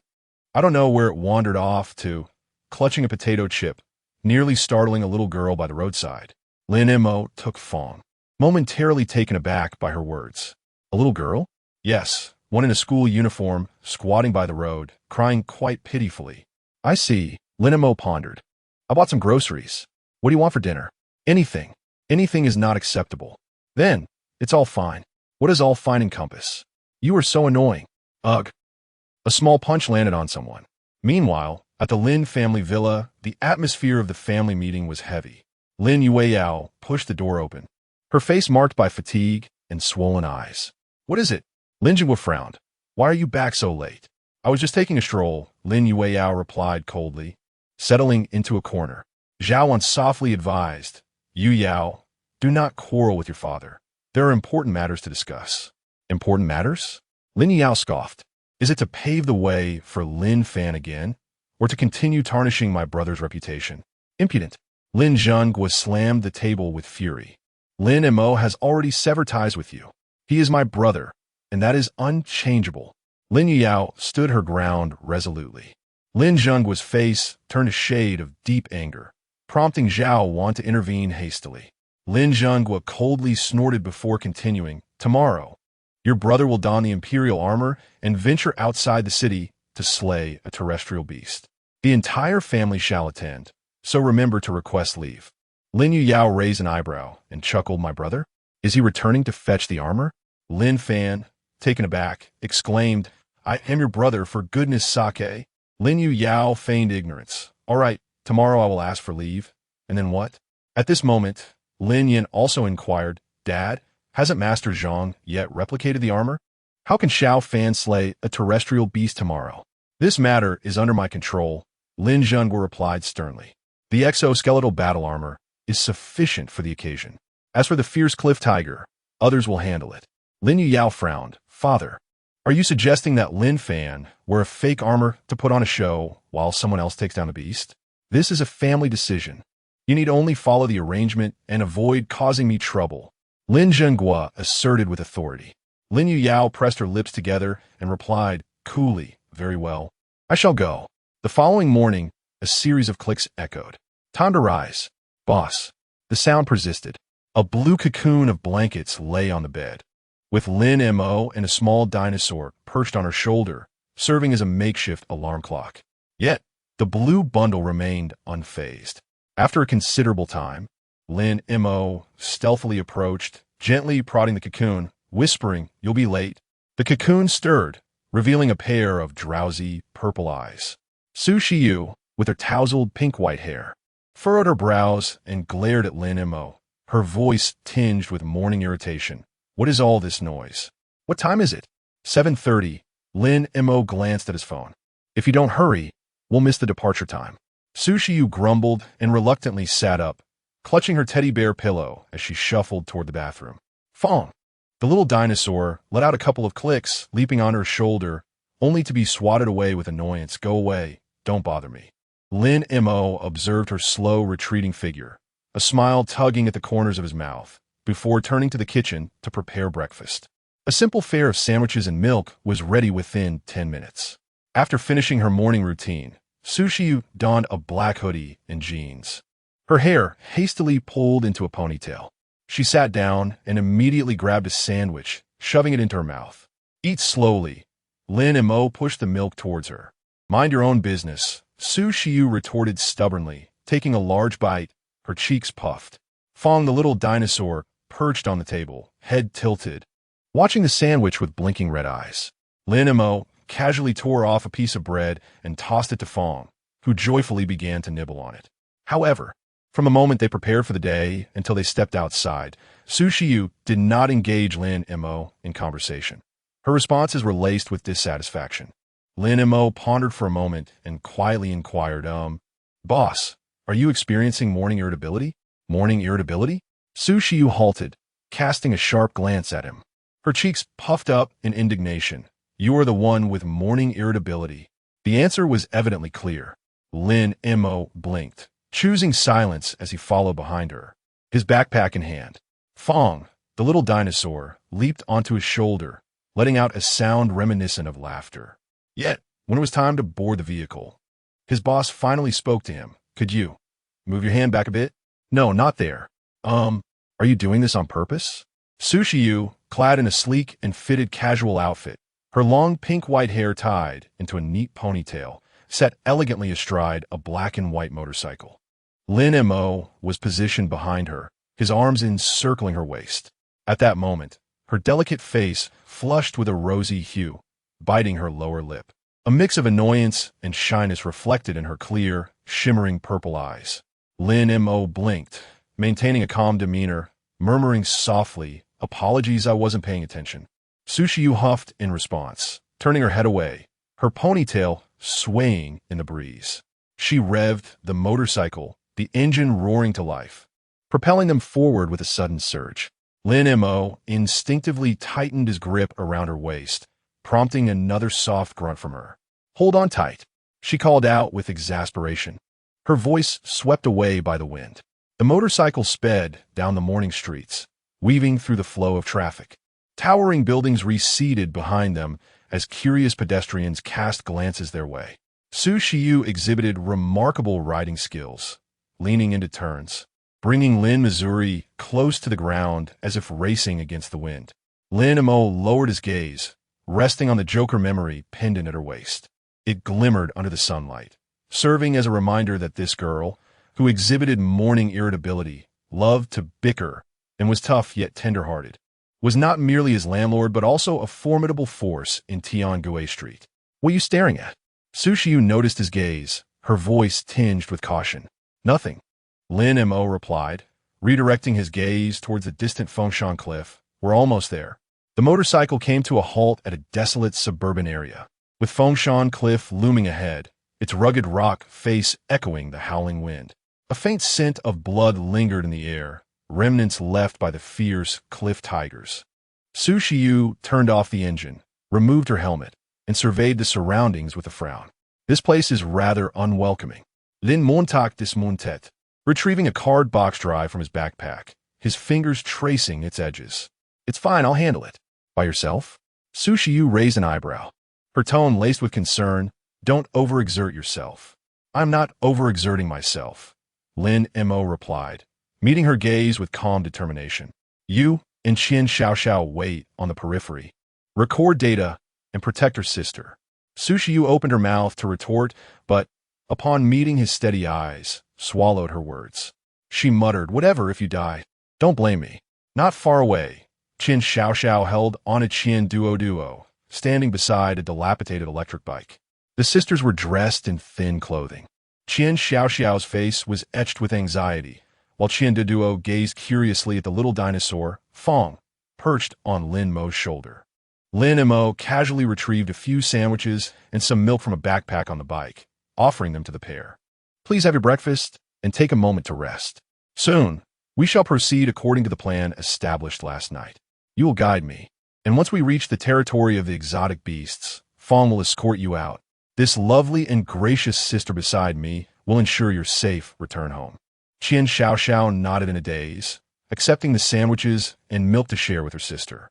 However, her younger sister, Qian Duo, hesitated to take them, her wide eyes fixed on Lin Mo as she softly inquired, "But big brother, what about you?"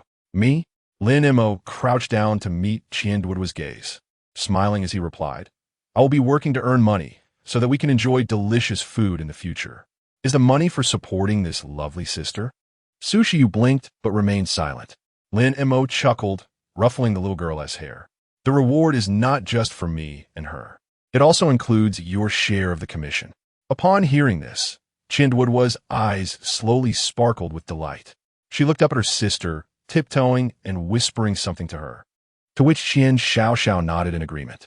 Suddenly, Qian Duo seemed to remember something, exclaiming "Ah," as she dashed to Lin Mo's side. "Big brother, what I meant was not about what you're responsible for, but rather, we have someone to protect us, and we can retreat to safety. So, big brother, what about you?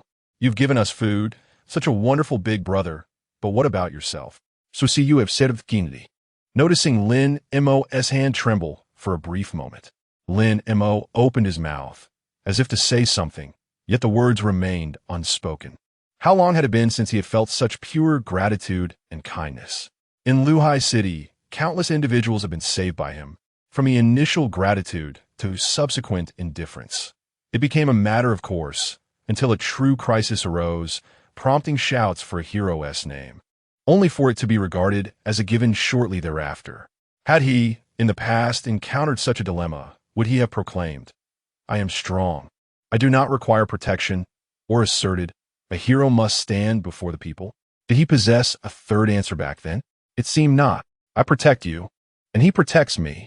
A clear and melodious voice chimed beside him. Lin Mo turned abruptly, gazing in astonishment at Su Shiyu. She met his gaze, a slight flush gracing her cheeks, yet her eyes were resolutely determined. What are you staring at? She turned her head away, playfully admonishing, I am the landlord, and you are my tenant. If you were to perish outside, I would have to deal with your affairs. What a hassle. Qian Duoduo blinked her large eyes, glancing at Lin Mo and then at Su Shiyu, seemingly understanding yet perplexed. Qian Xiaoxiao quickly covered her unfortunate sister's mouth, for this little troublemaker dared to inquire about anything. Meanwhile, Lin Mo regarded Su Shiyu, and the tranquil surface of his inner lake was once again disturbed by a thrown stone. He said nothing further, merely uttering a soft Let us proceed. He nodded at Qian Xiaoxiao and took the lead towards Feng Shanaya. Hey, let's ride there, Su Shiyu called out. Lin Mo silently returned. Not long after, Qian Xiaoxiao took a deep breath, grasped her sister's hand, and started the electric scooter, heading deeper into Feng Shanaya. Su Shiyu mounted her motorcycle, following closely behind, while Lin Mo sat behind her, his hand lightly resting on her waist, eliciting yet another eye roll from her. Chapter 23. Could he be the Emperor Hero? At the foot of Fengshan Cliff, a cacophony of voices filled the air. Numerous media outlets had their cameras trained on the entrance of the mountain path, while drones hovered above. The Lin family's convoy approached slowly, halting amidst a flurry of flashing lights. Lin Zhenghua was the first to alight, his face aglow with excitement. Lin Fan emerged next, clad in a bespoke white suit, descending from the vehicle like a prince, flanked by his sister Lin Yin and mother Zhaowan. Master Lin Fan, will you truly take matters into your own hands? Reporters clamored. Emperor Hero, what is your level of confidence? Lin Fan cleared his throat, reciting the lines he had meticulously prepared. It is my duty to protect Luhai City. Please have faith in me. His declaration was met with a chorus of cheers. Lin Yueyao stood alone by the car, her backpack slung over one shoulder, observing the farcical spectacle with a cold gaze. At that moment, a black SUV pulled up alongside the Lin family's convoy. The door swung open, revealing Zhang Xian and Zhang Yuhan. Today, Zhang Yuhan was particularly radiant, her elegant gown and refined makeup drawing attention. She strode directly to Lin Fan, linking her arm with his and smiling for the cameras. I believe in you, my hero. This scene reignited the fervor of the crowd. It's Miss Zhang. They truly are a match made in heaven. The Emperor Hero and the daughter of the Master of Spirit Armor, a perfect pairing. Amidst the accolades, Lin Fan's vanity was thoroughly gratified. He cast a triumphant glance at Lin Yueyao in the corner, his eyes brimming with provocation. Yet, Lin Yueyao remained indifferent, her heart unperturbed. Let the charade continue. Falsehoods will inevitably unravel, and what is feigned can never become real.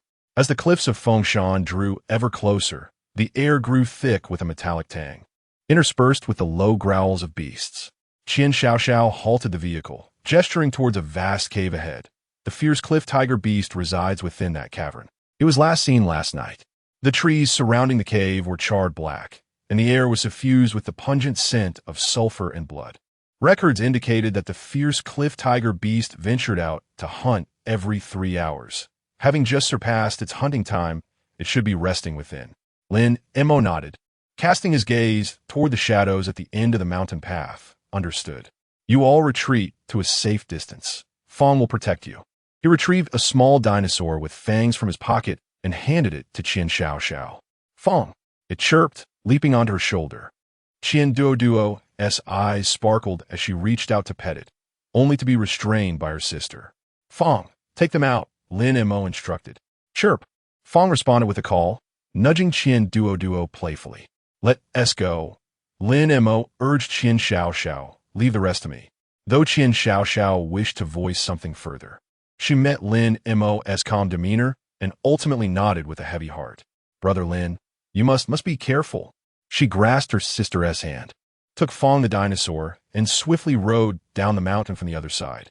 Go with them and ensure their safety, as well as your own. Lin Mo instructed Su Shiyu as he turned to face her. You want me to leave? Su Shiyu raised an eyebrow, seemingly displeased with this arrangement. She straddled her motorcycle, her long legs firmly planted on the ground, her ponytail swaying gently in the breeze. Let us not forget that I just made a promise. I cannot go back on my word. Can you manage alone? If something were to happen, I would have to search for you across the mountains. Lin Mo looked at her and suddenly smiled. Rest assured, I have yet to pay my rent, so I am not likely to perish easily. You. Su Shiyu was momentarily taken aback by his unexpected jest, biting her lip in frustration. Who cares about your meager salary? With a grin, Lin Mo urged her, hurry and join them. We had agreed on this, hadn't we? It is imperative to ensure their safety. Su Shiyu, casting him an annoyed glance, yet she did not insist further. She understood that Lin Mo, having made this decision, must have his reasons. More importantly, his inherent pride would not allow him to show weakness at such a time. Fine, I get it. You're so nagging. Su Shiyu tossed a package at him. Make sure to exchange this. You cannot expose your identity now. She then twisted the throttle, and the engine roared to life. If you don't wrap things up within 10 minutes, I will come in and collect your corpse, along with all your compensation. Every last penny. With that, she donned her helmet, and, mimicking a gesture from an animated show they had watched the previous night, raised her pinky finger at Lin Mo, seeing him momentarily stunned. She stylishly revved the engine, her black motorcycle transforming into a fleeting shadow as she sped off in pursuit of Qian Xiao. Watching her disappearing figure, Lin Mo's smile deepened. Such a contradictory person. He withdrew his gaze and turned towards the ominous cavern that loomed before him. The mountain wind swept past, lifting the edges of his clothing and dispelling the last traces of warmth from his expression. In its place, an absolute coldness and indifference emerged. All right, the warm-up is over. He retrieved the cold, unyielding card reader from his pocket and expertly secured it to his waist. It's time to get to work. Inside a luxurious car, Lin Yan rested her chin on her hand, gazing at the scenery outside, her brow furrowed. Turning back, she questioned Father, why rush? Isn't it too risky? The Holy Hall Academy has already accepted Xiaofan, and public opinion is completely in our favor. There are those in the Heavenly Sovereign Mansion who remain unconvinced, Lin Zhengguo replied. The Heavenly Sovereign Mansion? But isn't the master of the Eastern Heavenly Mansion, Zhao, already? Lin Yan exclaimed in surprise. There is another individual, he clarified. Is it also someone of the Four Towns caliber? Or perhaps one of the Four Symbols? The Four Towns refer to the four major 7-tier national-level abilities in Longxia, which are the four masters of the Heavenly Sovereign Mansion, with the master of the Eastern Heavenly Mansion being one of them. The Four Symbols, however, exist above the Four Towns, shrouded in mystery and representing the four great heavenly sovereigns of the Longxia Federation, each known as an 8th-tier powerhouse, entities we cannot afford to provoke. Lin Zhengguo wearily rubbed his brow. Although his counterpart did not make a direct appearance, a message was relayed through the master of the Zhao estate, expressing doubts regarding Xiao Fan's identity as the Emperor Hero. A chill ran through Lin Yan's heart. The fact that the Eastern Heaven House master, Zhao Wuji, personally conveyed this message indicated that the identity and status of the other party likely surpassed her expectations. Could the person we hired truly be reliable? Rest assured, Lin Zhengguo replied with a cold smile that hinted at his confidence. I have spent a considerable sum to enlist the top-tier Class A ability mercenary group, Bloodblade, from Tiangue Street. They will deal with that beast in advance, and Xiao Fan need only don a replica battlesuit at the final moment and strike a pose for the camera. Lin Yan finally exhaled in relief, though a lingering unease remained within her. She couldn't shake the feeling that matters would not unfold so smoothly. At the foot of the mountain, they've arrived. The Emperor Hero is ascending the mountain. Quickly, point the cameras. Amidst the throngs of media and the cheers of countless citizens, Lin Fan adjusted his pure white attire, taking a deep breath as he donned a righteous and fearless expression, stepping towards the path leading to Feng Mountain Cliff. Xiao Fan, be careful, his mother, Zhao Wan, said, her eyes brimming with tears, playing her part in the drama. You can do it, brother. Our Lin family is proud of you. His sister, Lin Yan, encouraged, her voice ringing out in support. Only Lin Yao stood aloof, hands tucked into her school uniform pockets, observing the scene with indifference, as though she were a mere bystander. Zhang Yuhan clung to Lin Fan's arm, accompanying him to the entrance of the mountain path, whispering softly in his ear, "I will be waiting for your triumphant return at the foot of the mountain." A surge of exhilaration filled Lin Fan's heart. He felt as if he had truly become the protagonist. He nodded vigorously, striding boldly up the mountain. Soon after, a group clad in protective armor separated the reporters from the path, led by Lin Yan, who had long since become an ability user and was now a 5th-tier Dragon Spear soldier. "Please take heed, danger lies ahead. Kindly refrain from approaching." Some reporters expressed their dissatisfaction immediately. However, in the past, when the Emperor Hero made an appearance, he would always warn against approaching. Yet no one would intentionally usher them away. One reporter, named Xiao Lu, had immersed herself in the Emperor Hero's news career for 8 years, regarding him as her utmost idol. Summoning her courage, she raised her microphone and questioned Lin Yan. Lin Yan cast her a glance, her eyes icy, as if regarding an ignorant insect. "The past is the past, and the present is the present," she replied coldly. "My brother has a kind heart and does not wish for you to take risks. As his sister, it is my duty to ensure his battle remains undisturbed." Xiao Lu wished to say more, but was deterred by the chilling gaze of one of Lin Yan's guards, causing her to take a step back. She gazed at Lin Fan's somewhat clumsy and even comical figure ascending the mountain, her unease deepening. Something felt amiss. Too amiss. The Emperor Hero of your always appeared like a hero, a deity arriving in a timely manner, silently, yet exuding an unparalleled sense of pressure and reassurance. He spoke little, engaging in battle with efficiency and decisiveness, vanishing in a blaze of golden light afterwards, never granting the media an opportunity to encroach. His presence and indomitable spirit were etched into his very bones, honed through countless life and death struggles. Yet what of Lin Fan before us? His display was astonishingly grand. Surrounded by family and fiancé, presenting himself before the cameras like a rehearsed actor. There was not a trace of the aura of a formidable warrior, nor a glimmer of a hero's gaze, only the arrogance and vanity of a pampered young master. Could this truly be the same person? Was he the Emperor Hero? A sense of doubt began to stir within Xiao Lu.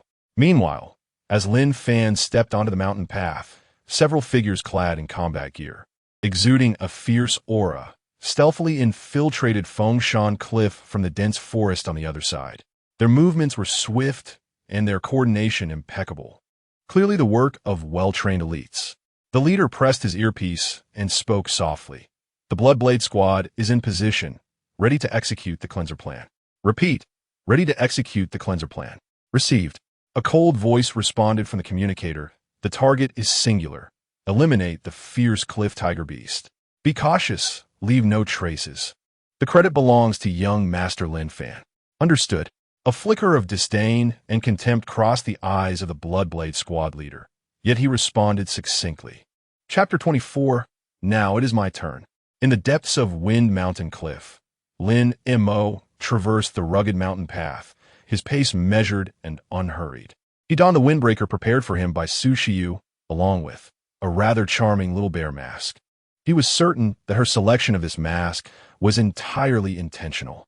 He could almost envision her stifling laughter while secretly choosing it, her expression radiating a sense of benevolent mischief. Meanwhile, the 5 members of the Bloodblade team had stealthily approached the periphery of the fierce cliff tiger beast's lair. "Captain, the energy detector indicates that the target is inside.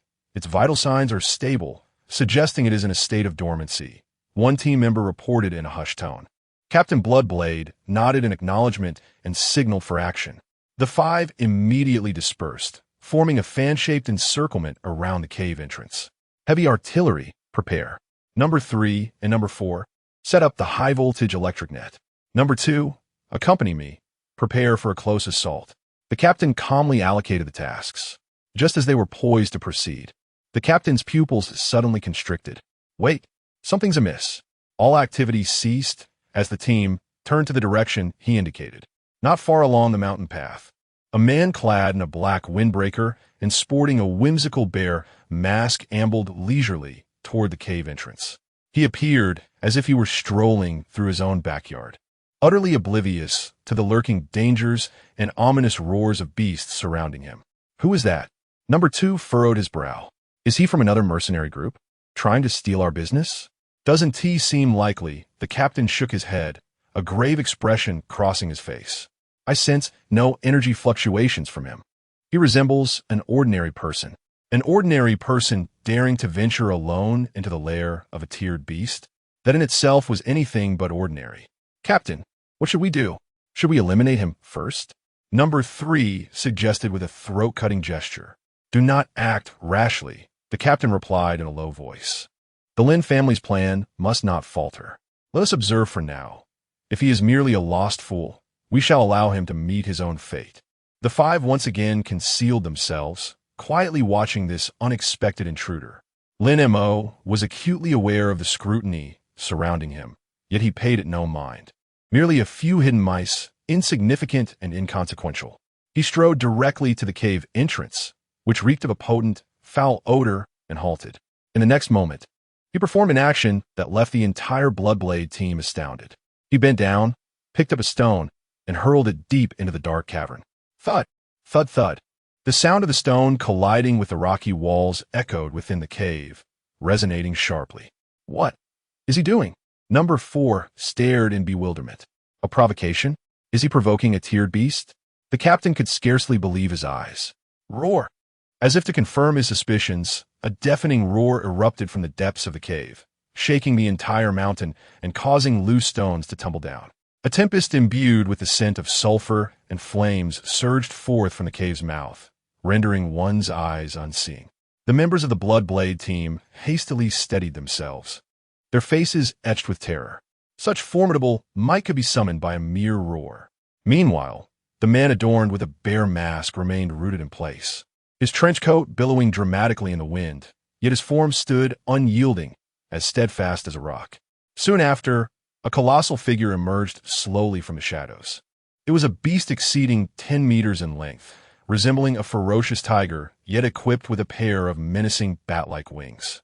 Its entire body was enveloped in dark, crimson scales, with robust limbs and claws glinting with a chilling gleam. Most terrifying of all was the single, flaming eye that blazed fiercely in the center of its forehead. This was a creature of the earth tier, the flame cliff tiger beast. It fixated its gaze upon the insignificant human at the cave's entrance, its burning eye alight with brutality and wrath. This insolent insect had disturbed its slumber. At long last, it had emerged. Lin Mo lifted his head, calmly locking eyes with the blazing orb through the eye holes of his bear mask. With a thunderous roar, the flame cliff tiger beast unleashed its fury, opening its massive jaws to conjure a fireball the size of a basin, crackling with black lightning, which coalesced instantly and hurtled towards Lin Mo with a deafening shriek.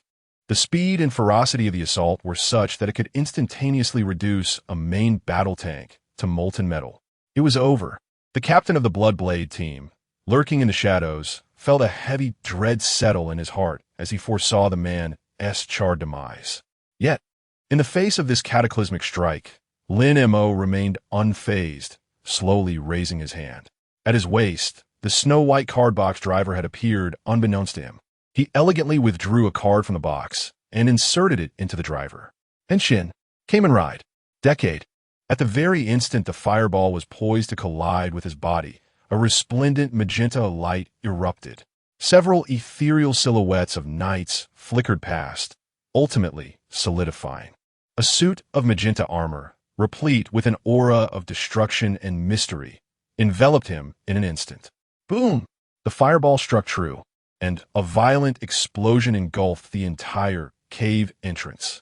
Smoke and ash billowed, flames reaching for the heavens. Was he dead? Even transformed to withstand such a blow? One of the Bloodblade team members' words faltered in his throat. As the smoke began to dissipate, there stood the Magenta Knight, tranquil and unscathed.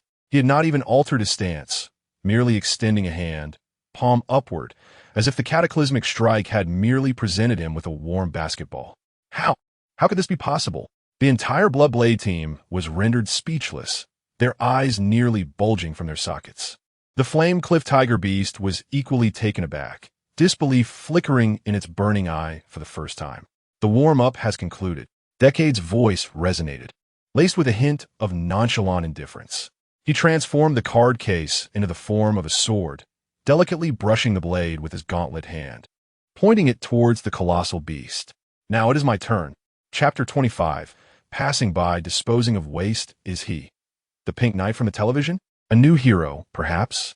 It seems to be him. Captain Howard stroked his chin, perplexed, and murmured, I have heard he possesses extraordinary abilities. Is this the right moment to discuss such matters? Boss, we must stop him. Huh? He is finished. What can we do now? This task is a lucrative one, but it was arranged privately, outside the Tiangue street system, and cannot be intercepted. All right, Captain Howard suddenly realized, his expression shifting dramatically. Indeed, this assignment was procured by Lin Zhonghua, circumventing all formal channels, directly secured with a substantial sum. If executed flawlessly, not only would they be rewarded financially, but they could also forge connections with the Lin family. However, if this unexpectedly emerged Pink Knight were to claim the bounty, they would not only forfeit their payment, but also incur the ire of the Lin family. A true calamity. Quickly, let us transform and prepare for action. Captain Howard commanded with urgency. Transformation refers to their unique abilities. Captain Howard's power is that of a blood warrior, a berserker class that draws upon the vitality of their own blood to unleash tremendous explosive force, an exceedingly formidable capability. With a fierce roar, it seemed as if magma coursed beneath his skin, his muscles swelling instantaneously, and dark red energy surged forth from within, enveloping him in a vicious crimson light armor. His pupils turned a fiery red, and a massive blood-colored blade manifested in his hands. Ability: Elementalist, Wind Variant. Elemental Armament, Wind Sniper. The only female member of the team. The sniper, codenamed Phantom Fox, her eyes igniting with a cerulean glow, formed a slender sniper rifle composed of wind elements. Reinforced Barrier, Thundernet. The other two team members simultaneously activated their powers. One transformed into a towering rock giant nearly 3 meters tall, while the other crackled with dazzling electric energy in both hands. Onward. Do not allow him to seize the bounty. At the captain's command, 4 figures swiftly converged from different directions, encircling the fierce cliff tiger beast and Decade. Yet, Decade appeared utterly oblivious to their presence, or perhaps he simply did not care. He merely tilted his head, observing the fierce cliff tiger beast, which was consumed by rage due to its ineffective attacks. Speaking as casually as if conversing with an old friend. Is this the extent of your abilities? I am left quite disappointed. Roar. The fierce cliff tiger beast was thoroughly provoked. It furiously flapped its bat-like wings and, astonishingly, lifted its massive body into the air. Then it opened its enormous jaws, unleashing an even thicker and more ferocious torrent of flames, cascading towards Decade like a celestial river. This time, it sought to reduce both this bothersome insect and the very ground beneath him to ashes. Come at me. Decade did not flinch or evade. Instead, he drew another card from his card box. Attack Ride. Blast. As the ride booker at his waist instantaneously transformed into a firearm, Decade, with a single hand, leveled the weapon against the cataclysmic inferno before him and casually pulled the trigger. Bang, bang, bang. There were no earth-shattering sound and light effects, only the crisp echoes of 3 precise shots. 3 magenta energy beams shot forth in a triadic formation, seemingly unremarkable, yet they unerringly penetrated the tumultuous torrent of flames. In the next moment, an astonishing scene unfolded. The searing flames, potent enough to liquefy steel, appeared to be injected with an unstable catalyst, abruptly halting mid-air before erupting violently from within. Boom! The fierce explosion blossomed into a resplendent firework of flames, the chaotic energy cascading outward. Fall back! Captain Howard bellowed, his blood-red great blade driven into the ground, staunchly shielding against the energy waves. The onlookers witnessed the infernal tiger beast being forcibly detonated by its own breath, letting out a mournful cry as it staggered from the sky and crashed to the ground, stirring up clouds of dust. What on earth? Captain, this fellow is incredibly strong. No kidding. I can see that. Captain Howren rose, hefting his blood-red blade. Captain, where are you going? I'm going to have a word. You all stay put and be on guard against that large cat. Several teammates exchanged glances. Understood. This distinguished knight in pink armor is Magenta. Lin Mo wiped his ride-booker gun and turned coldly. Ah, yes, Magenta. This esteemed Magenta brother. What a pleasure. I am Howren, the captain of the Bloodblade Mercenary Corps. As he spoke, he cautiously approached while discreetly signaling his teammates to flank the recently fallen Lykai Tiger Beast. Decade seemed oblivious to his covert actions, merely tilting his head with a hint of amusement. Bloodblade? I've never heard of it. Do you seek something from me? Well, it's like this. Howren rubbed his hands together, his tone courteous. This Lykai Tiger Beast is a private contract that our Bloodblade Corps has taken up. You see, we've been lying in wait here for several days. It hasn't been easy. Would you consider granting us the honor of taking this bounty? He paused, adding, of course, we wouldn't want you to leave empty-handed. Upon completion, we could offer you 30% of our reward. As for your task, you may submit it as you see fit. We won't interfere. What do you think? 30% was the utmost sincerity he could muster. However, upon hearing this, Decade merely chuckled lightly. Granted to you? He raised the ride booker, the barrel gently tapping Howren's menacing blood-red light armor. Howren's body froze instantaneously, cold sweat beading on his forehead as he sensed a chilling aura locking onto him. It seems you have misunderstood something. The atmosphere of the Decade was remarkably tranquil. I did not come to negotiate with you, nor to usurp your business. He slowly retracted his firearm, his gaze transcending the formidable blade, settling upon the struggling figure of the fierce cliff tiger attempting to rise from the ground, its singular eye brimming with malice. I merely happened to pass by, taking the liberty to cleanse a bit of debris. As for you, his gaze returned to the formidable blade, those emerald compound eyes seemingly capable of penetrating the very soul. To me, it bears no distinction. Chapter 26. You may give a try. Howren's lips twitched slightly, yet he remained unperturbed. It was his comrades who were becoming anxious. You, the second member, pointed directly at Decade's nose and exclaimed, "What is that garish Magenta? Don't push your luck. We are 5, all possessing abilities at the 4th or 5th tier, and our captain is at the pinnacle of the 6th tier. No matter how strong you are, can you truly contend against all 5 of us, along with the terrestrial beast?" Decade merely shrugged and replied, "You may give it a try." Captain Wee silence. Howren turned and snapped, then sighed. My good fellow, making a living is not easy for anyone. In this world, it is said that harmony brings prosperity. The more friends you have, the more paths you can tread. Upon hearing this, Decade fell silent for a moment, raising his green compound eyes to scrutinize those present, as if contemplating something. In the next instant, he suddenly drew his card box gun and declared attack ride. Slash! The card box instantaneously morphed into a sword form, and a magenta blade of light materialized, slicing through the air with unparalleled speed, aiming directly at Howren. Howren's expression shifted dramatically as he swung his blood-red giant blade towards Decade. Clang! A deafening clash of metal reverberated through the air as the blood-red blade met the magenta sword, creating a dazzling shower of sparks. The members of the Bloodblade squad felt their hearts constrict, instinctively adopting battle stances. Captain, he has turned hostile. This guy is indeed unreasonable. Attack, attack.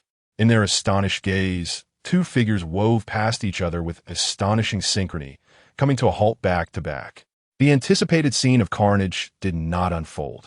The next second, piercing cries echoed from 2 entirely different directions. Roar!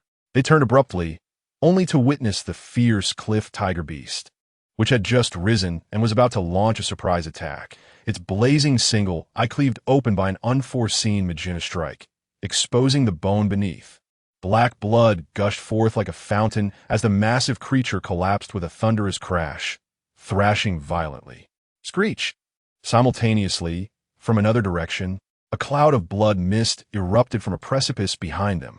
A massive shadow, which had seamlessly blended into the rock face, was forcibly dislodged and crashed heavily to the ground. It was a colossal creature with a wingspan exceeding 20 meters, sporting 9 grotesque eagle heads. Known for its stealth and sonic assaults, the terrestrial beast, the 9-headed demon owl.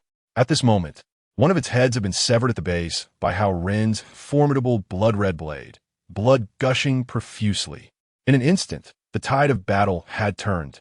2 terrestrial beasts, initially poised to strike with their cunning, had been simultaneously grievously wounded by 2 men who appeared on the verge of conflict, employing an almost prescient strategy. The members of the Bloodblade squad stood there, dumbfounded, mouths agape, their minds a blank slate. "Captain, what is happening?" stammered the second team member. Hao Ren, bearing the bloodied colossal blade, slowly turned around. The facade and politeness had vanished from his crimson gaze, replaced by a solemn intensity and the spirit of competition. "What else could it be?" he intoned gravely. "2 beasts treating us like fools, attempting to play us for their own gain." Decade also turned, deftly twirling his cardbox sword, his emerald eyes sweeping over the still wailing 9-headed demon owl, his tone indifferent. "It seems there is not just one pile of refuse here." Howren's gaze shifted to Decade, who chuckled heartily. "Did you discover this long ago?" "From a moment I entered the mount." Decade's reply was as calm as the breeze. "One is in the light, one in the dark, and there are plenty of noisy rats around." Upon hearing this, Howren's lips twitched. It turned out their small maneuvers had been completely under the other's control from the very beginning. This fuchsia fellow possessed unfathomable strength and perception. "Captain, did you also notice like he did?" "Ahem, of course. It's mutual," Howren replied, scratching his nose with an unflustered grin. "That demon creature concealed itself well, but it couldn't escape my blood instinct. I initially intended to use it as a backup, but you forced its early exposure." The others whispered among themselves. Was he pretending? It must be an act. "Lower your voice." The captain lost face in front of outsiders. He approached them first and was ignored. How could he save face? "Hey, I can't hear you." Howren snapped back. Laughter erupted, mingling with the roars of the 2 colossal beasts slowly rising from the ground. Lin Mo observed the group, and for some inexplicable reason, he suddenly found himself missing the comforting presence of Su Shiyu at his side. Just then, a voice filled with arrogance and impatience broke the momentary harmony. "Hey, you're the mercenary group, right? What are you doing? Haven't resolved the situation yet?" Lin Fan had finally arrived, flanked by the indifferent Lin Yin and several guards carrying enormous metal boxes. He surveyed the struggling beasts and the 5 Bloodblade squad members on high alert, his brow furrowed, and his tone replete with reproach, akin to a foreman. "My father paid you a fortune to be here, and you're just chatting? Hurry up and deal with them." Hao Ren turned to see Lin Fan's commanding demeanor, a flicker of disdain crossing his eyes, yet his professionalism quelled his anger. "Young Master Lin, there's been an unexpected complication. Another terrestrial beast has appeared." "Another one?" Lin Fan waved his hand dismissively. "So what? Just pay more. My father has plenty of money. Get to work, don't waste my time." As he spoke, he gestured for the guards to open the metallic chest. With a click, the chest swung open, revealing a resplendent suit of exoskeletal armor, nearly identical in appearance to the Emperor's own regalia. Although the intricacies bore a certain roughness, lacking the sacred and majestic aura, at first glance, it was convincingly authentic. "Hurry, put on me," Lin Fan urged. The 2 guards hurried forward, clumsily assisting him in donning the intricate replica armor. The sound of metal components locking together filled the air, while Lin Fan moved like a marionette, awkwardly cooperating. "What are you all waiting for?"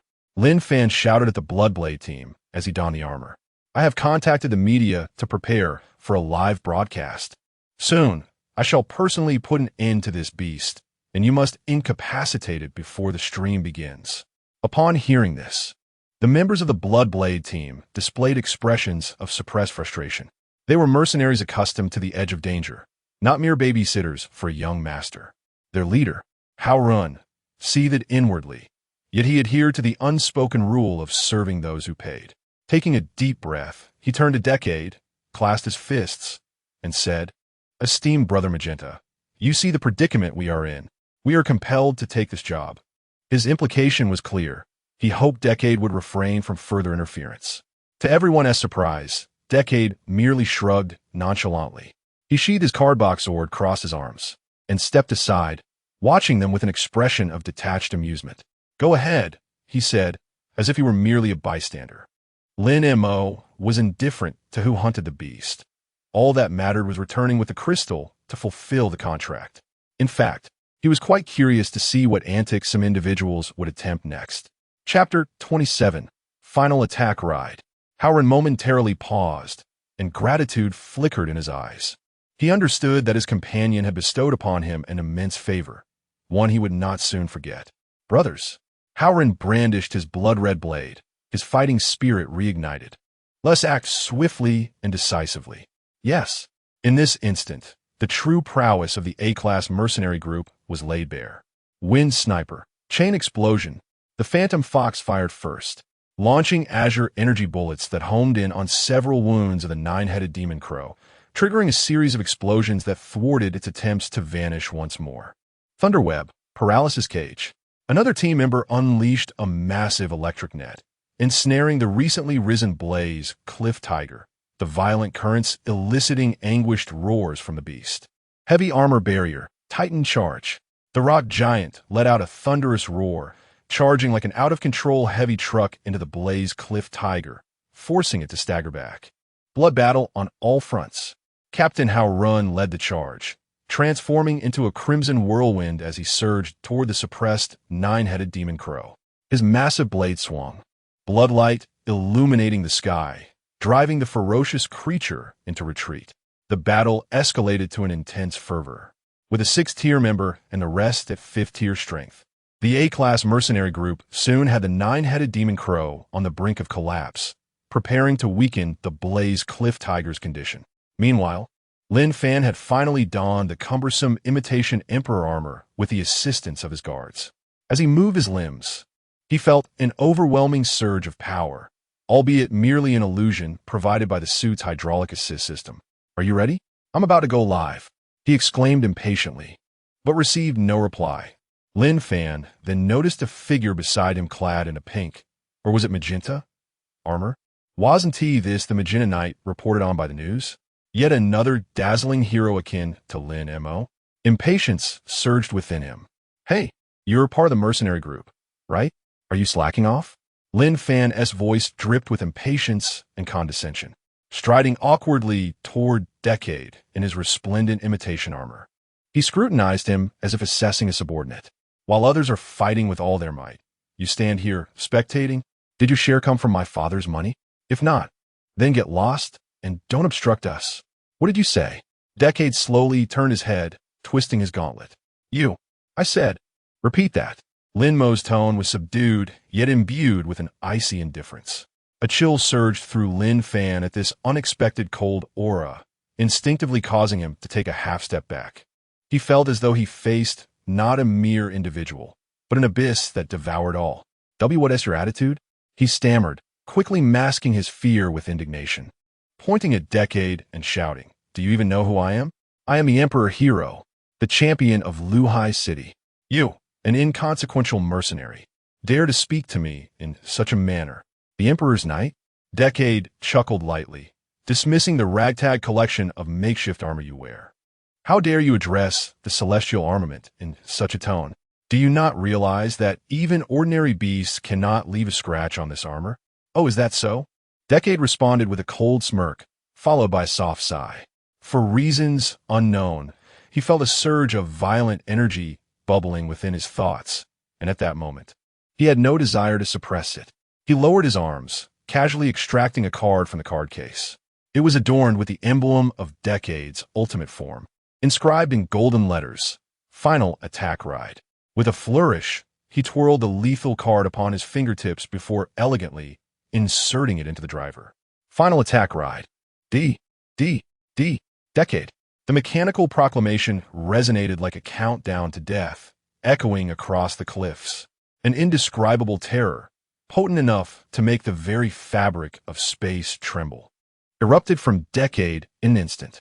Centered around him, the ground cracked inch by inch as invisible waves of energy radiated outward in a circular pattern. The members of the Bloodblade squad sensed this overwhelming presence during the battle, their hearts racing in unison, their movements faltering. "What a terrifying aura! What is he about to do?" exclaimed the Phantom Fox. At the forefront, Lin Fan found himself unable to withstand the pressure of this force, his legs weakening, collapsing to ground with a thud. The weight of the heavy imitation armor rendered him incapable of standing, the metallic joints groaning under the strain. What are you planning to do?" Lin Fan's voice trembled with fear and disbelief. He watched in horror as 10 colossal, ethereal night cards materialized behind Decade. A cataclysmic energy swirling violently in convergence. This strike not only would it obliterate him, but it could very well level the mountain itself. Chapter 28. The Dark General, Blade of the Martial God Stop. A voice, cool and commanding, pierced through the air. Lin Yan's figure transformed into a fleeting shadow, instantly positioning herself before Lin Fan. Energy surged around her, and a futuristic blue energy spear materialized in her grasp, its tip aimed directly at Decade.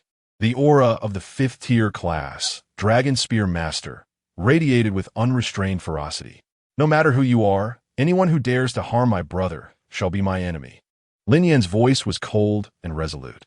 Lin Mo, upon hearing this, fell into a contemplative silence. During his time in the Lin family, he had never experienced such treatment. However, he no longer required it. "Dragon Spear, Stardust Piercer," Lin Yan shouted, her spear glowing with brilliance. The spearhead coalesced into a dazzling point of blue light, emitting a sharp, piercing shriek as it transformed into a streak of blue, hurtling towards Decade's chest. This strike was capable of penetrating the defenses of Earth-tier beasts. It was her utmost effort. At that moment, Decade hovered in midair, 10 massive, ethereal night cards unfurling before him. He resembled a cold, indifferent harbinger of doom, surveying all below with an air of detachment. Faced with Lin Yan's Stardust Piercer, which embodied the pinnacle of 5th-tier power, he did not even bother to lift an eyelid. Just as the blue streak, potent enough to pierce through tanks, was about to make contact with his armor. Ding! A sound, clear and almost melodious, echoed through the air. An ethereal card, adorned with the image of Kamen Rider Kuga, silently drifted from the array of cards before Decade, precisely intercepting the blue streak. The terrifying energy that could rend steel was absorbed instantaneously upon contact with the card, dissipating without a trace, leaving not even a ripple in its wake. Wah! What? Lin Yan's confidence and determination instantly froze, replaced by overwhelming shock and disbelief. Her full-force attack had been effortlessly thwarted by a mere card. How could this be possible? Too weak, Decade remarked, his tone devoid of emotion. He slowly lifted his leg, the 10 cards before him aligning in unison as if he intended to erase this pair of siblings, along with their so-called honor, pride, and lineage from existence. The Bloodblade team, engaged in fierce battle, was left dumbfounded. They were already stretched thin, contending with 2 Earth-tier behemoths, unable to spare any focus elsewhere. However, if their employer were truly to be annihilated, the consequences would be dire. "Captain How Run," the team leader shouted urgently. "Number 5, stop hiding and lend a hand." As the devastating kick loomed, suffocating pressure filled the air. Lin Fan was paralyzed by fear, forgetting even to plead for mercy. Lin Yan, gritting her teeth, struggled to channel her energy, attempting to raise her spear once more, only to find that under Decade's oppressive aura, even moving a finger had become an arduous task. At this critical moment, a clear and melodious sound akin to a dragon's roar echoed abruptly between the cliffs. A crescent-shaped blade of stunning beauty, seemingly capable of severing moonlight itself, suddenly illuminated from a previously unnoticed shadow, striking with astonishing swiftness at an angle that defied belief, targeting the energy passage formed by the 10 illusory cards before Decade. This blade's radiance, unlike Lin Yan's aggressive attacks, possessed an enigmatic and sinister elegance. as if it could slice through the very fabric of causality. Decade's movements hesitated for the first time. His right leg, poised to kick, lingered in midair.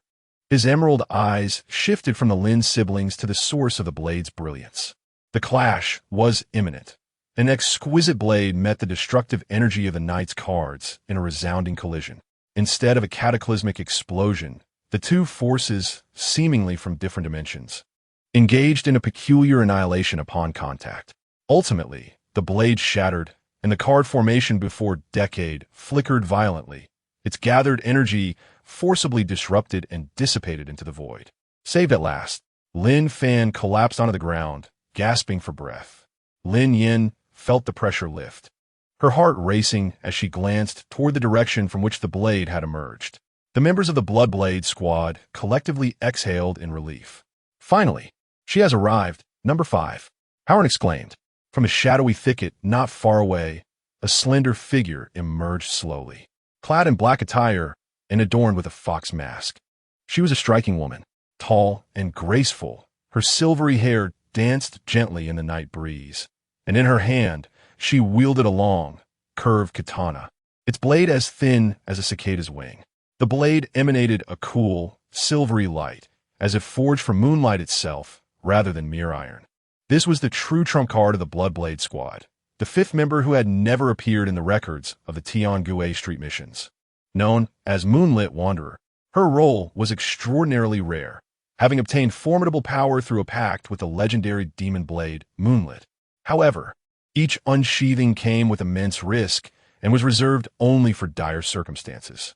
My apologies, Captain. Number 5's voice was icy and devoid of emotion.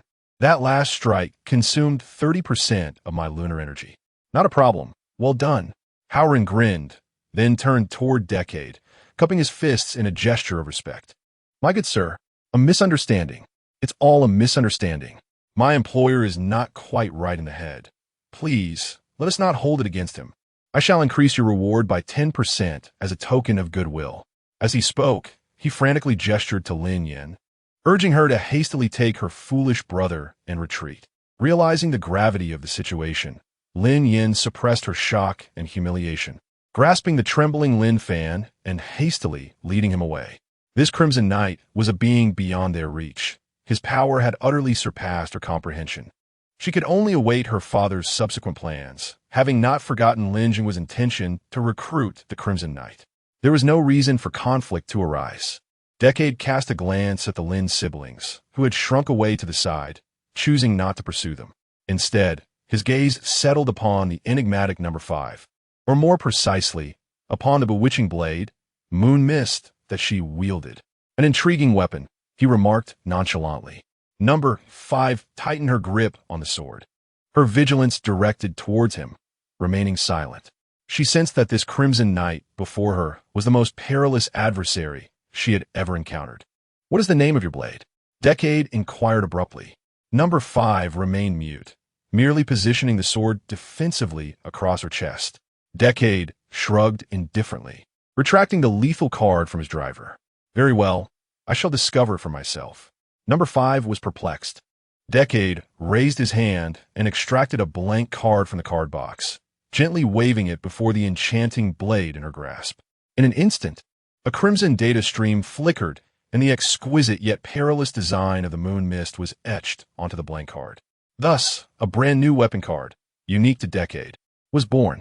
Number 5's pupils constricted sharply. She felt the sword in her hand emit a faint, mournful cry, as if it had encountered its nemesis. What is happening? If it is a great sword, then I shall test it, Lin Mo stated coolly, feeling an unshakable surge of aggression stirring within him. It was uncertain whether it was the residual ferocity from the Fong Joker form or Decade's innate instinct as a world destroyer awakening. He yearned for battle, for a vigorous clash against a worthy opponent, and mysterious wielder of the bewitching blade stood before him as the ideal challenger. He shifted his gaze from the newly formed attack ride, Moon Mist, card and resumed rummaging through the card box. Soon, he drew out a card emblazoned with the image of the green Tanuki Knight. Kamen Rider Tycoon, he declared, inserting the card into his driver, yet refraining from immediate transformation. Instead, He layered the freshly imprinted attack ride. Moon Mist card atop the Tycoon card in a peculiar manner and slid them both into the driver. Then, let's engage in a spar. Decade's voice was icy, devoid of any emotion. Number 5 was bewildered. Wait, what spar? Before her eyes, the Crimson Knight underwent a transformation.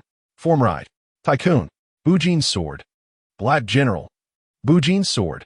Blade of the Martial God. Ready? Fight. Attack ride. Moonhaze. Accompanied by a dual announcement sound effect, Decade's form was completely engulfed by intertwining dark green and purple light. The howling wind echoed with the whispers of countless ninjas among the cliffs. As the light dissipated, a brand new, menacing warrior figure stood firm in place. His essence was that of Kamen Rider Blade of the Martial God, adorned in pitch-black armor accentuated with ghostly green patterns. His black cloak billowing as if animated by an unseen force, resembling a Shura general returned from the depths of hell. However, what captivated attention even more was the weapon he wielded. In his right hand, he grasped the ninja katana inherent to the blade of the martial god form, emanating an ominous green glow. In his left hand, astonishingly, appeared an identical alluring katana to that held by the Moonhaze guest. Yet the flowing essence upon its blade was not the cold radiance of moonlight, but rather Decade's unique, destructive magenta data stream. Dual-wielding the katana, one representing the Shura, the other embodying the supernatural. The two distinct auras of sharpness seamlessly blended upon him, creating a chilling and terrifying aura. Number 5, gripping her sword, felt an unusual bead of cold sweat trickle down her brow. She sensed that the left-hand weapon, despite being a counterfeit, matched the presence and sharpness of her genuine weapon, and perhaps even possessed greater aggression. Come forth. Decade, top blade of the martial god, dual katana style, slowly raised both blades. Their tips pointed ominously towards number 5. Let me witness whether your moonlight is colder or if my blade is swifter. Number 5. This individual appears quite formidable. She turned back in confusion to glance at the captain, wondering if the mission had indicated they were to engage in combat with this foe. Chapter 29. The true Demon King. The sparring commenced abruptly, without any forewarning. With a swift motion, Decade's figure vanished from sight, blending seamlessly into the shadows like a wraith. Number 5's pupils contracted sharply. Drawing upon her long-standing intuition forged through her bond with the cursed blade, Tsukikage, she instinctively retaliated by slashing diagonally upward behind her. Clang! The blades clashed. Decade's ghostly silhouette materialized in midair as the cursed blade, Tsukikage false, collided precisely with number 5's form, igniting a dazzling spark. Yet this was merely the beginning.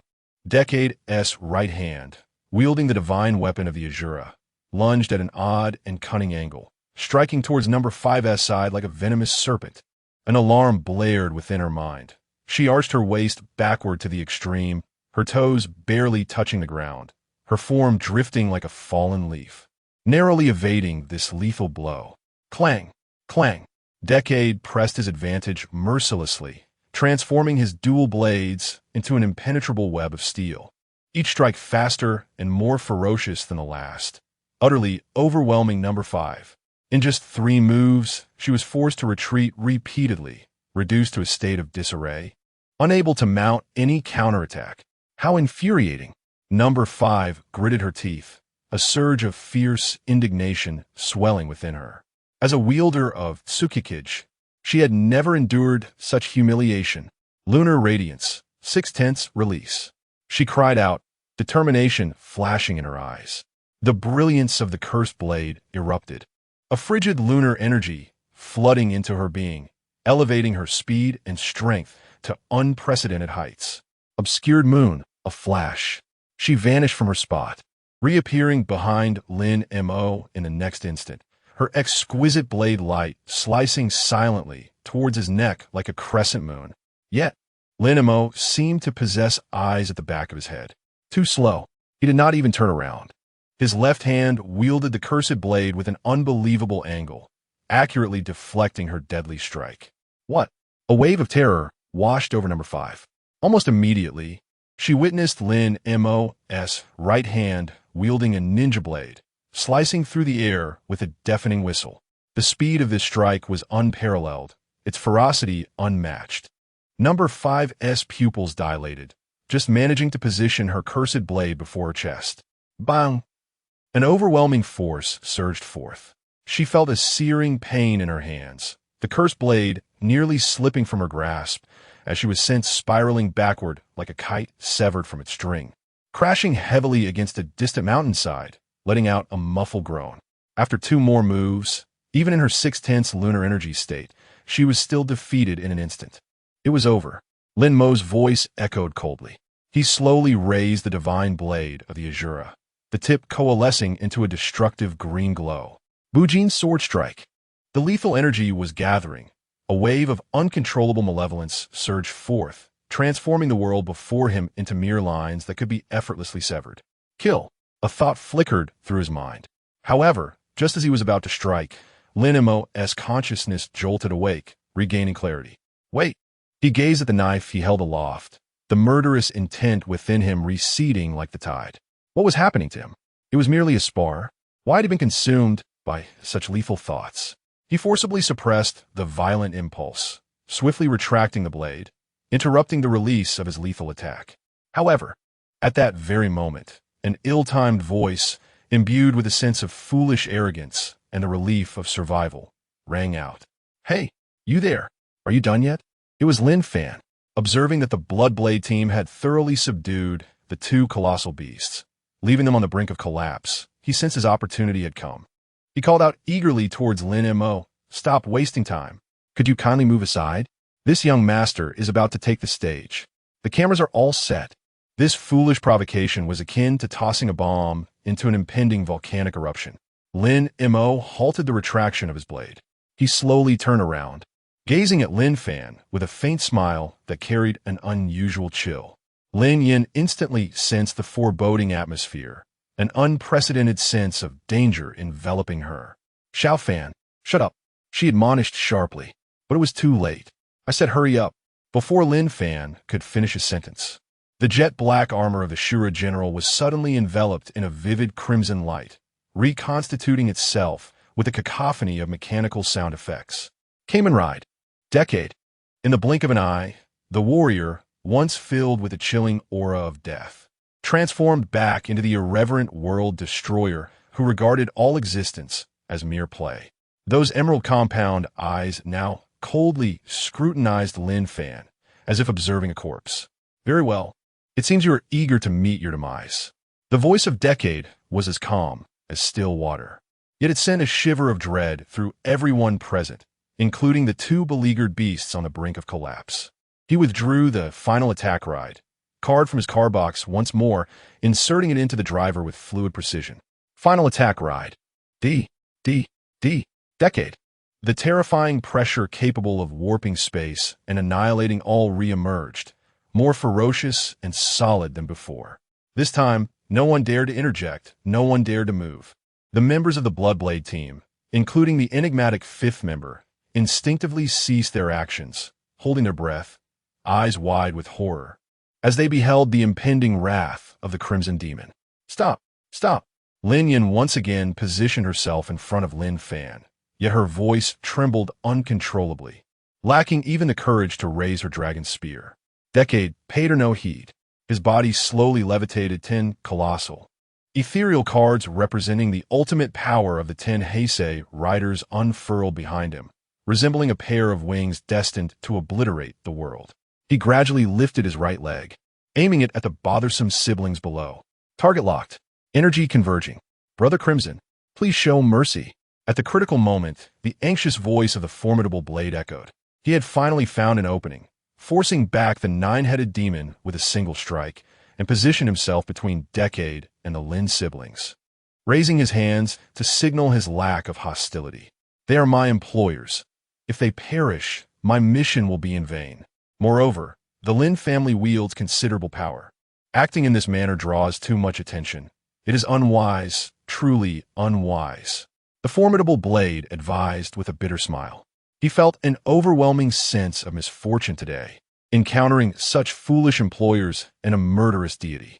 Upon hearing this, Decade cast a cold glance at him through his chilling visor, showing no intention of pausing. Get out of the way.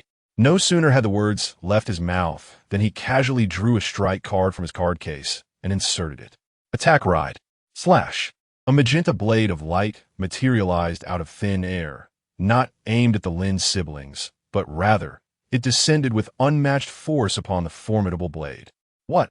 The formidable blade was taken aback, hastily raising his blood-red sword to block with all his might. A tremendous clang resounded. He felt an irresistible force strike him, sending him crashing several dozen meters away, slamming against the mountainside, spitting blood in sheer horror. Meanwhile, Decade's lethal momentum was unstoppable. As the devastating rider kick was about to descend, Lin Yan's eyes flashed with resolve. She withdrew a jade pendant intricately engraved with dragon patterns from her bosom and shattered it with a fierce grip. Dragon Soul Guardian. A vibrant, golden dragon-shaped illusion burst forth from the pendant, spiraling around the siblings, forming an indestructible barrier. This was a life-preserving artifact passed down in the Lin family, capable of withstanding a full-force strike from 7th-tier powerhouse. Xiao Fan Wei.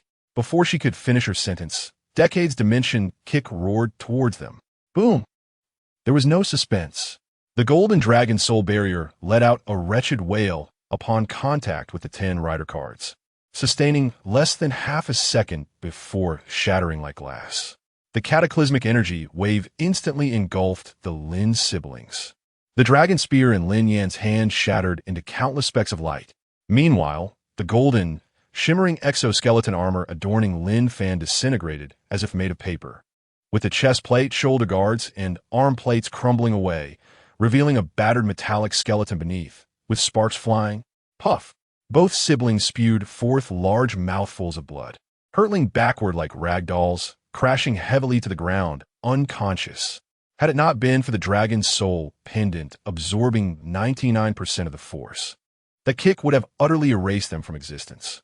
As the terrifying pressure dissipated, Decade slowly descended, retracting his driver. The cliffside fell into a profound silence. The formidable Blade and his team, including number 5, stood frozen in awe, scarcely daring to breathe. This man was a true demon king. Roar! At that moment, the fierce cliff tiger, sensing the greatest threat had dissipated, swiftly redirected its focus and lunged at Howren with a ferocious roar. Curse be it! Howren muttered under his breath, feeling an inexplicable sigh of relief wash over him as he noted Decade's lack of further intervention. He forcefully suppressed his injuries, raised his colossal blade, and bellowed at his comrades. Do not stand idly. Get to work. Yes. The members of the Bloodblade squad, shaken from their stupor, immediately re-engaged in the battle. Unburdened by distractions, they unleashed their pent-up fury upon the 2 already weakened beasts. A few minutes later, under the relentless assault of the A-class mercenary team, the 9-headed ghost owl was the first to have all its heads severed, falling lifelessly to the ground.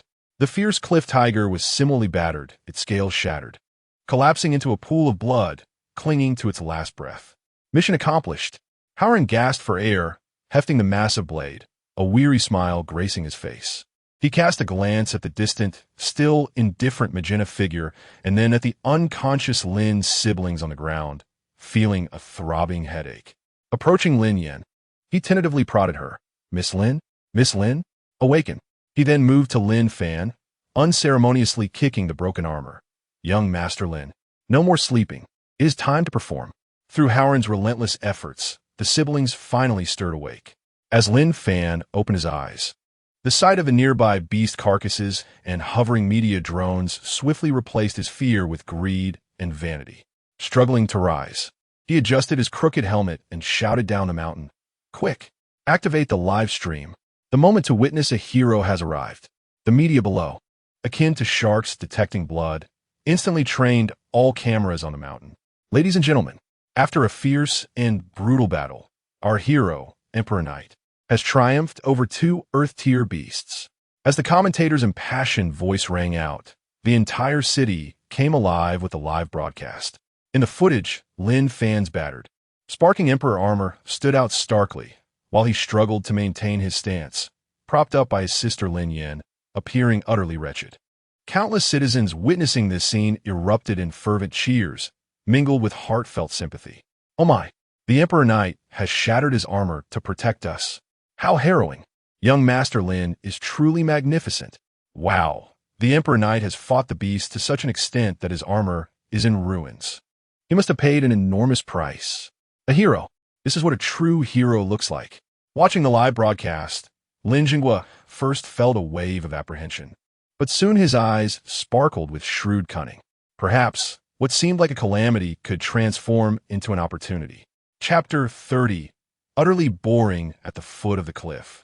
Su Shiyu sat atop her motorcycle, her long legs casually propped against the ground as she absently twirled the pink tips of her hair with her fingers. It had been nearly 10 minutes. Why was he still not done?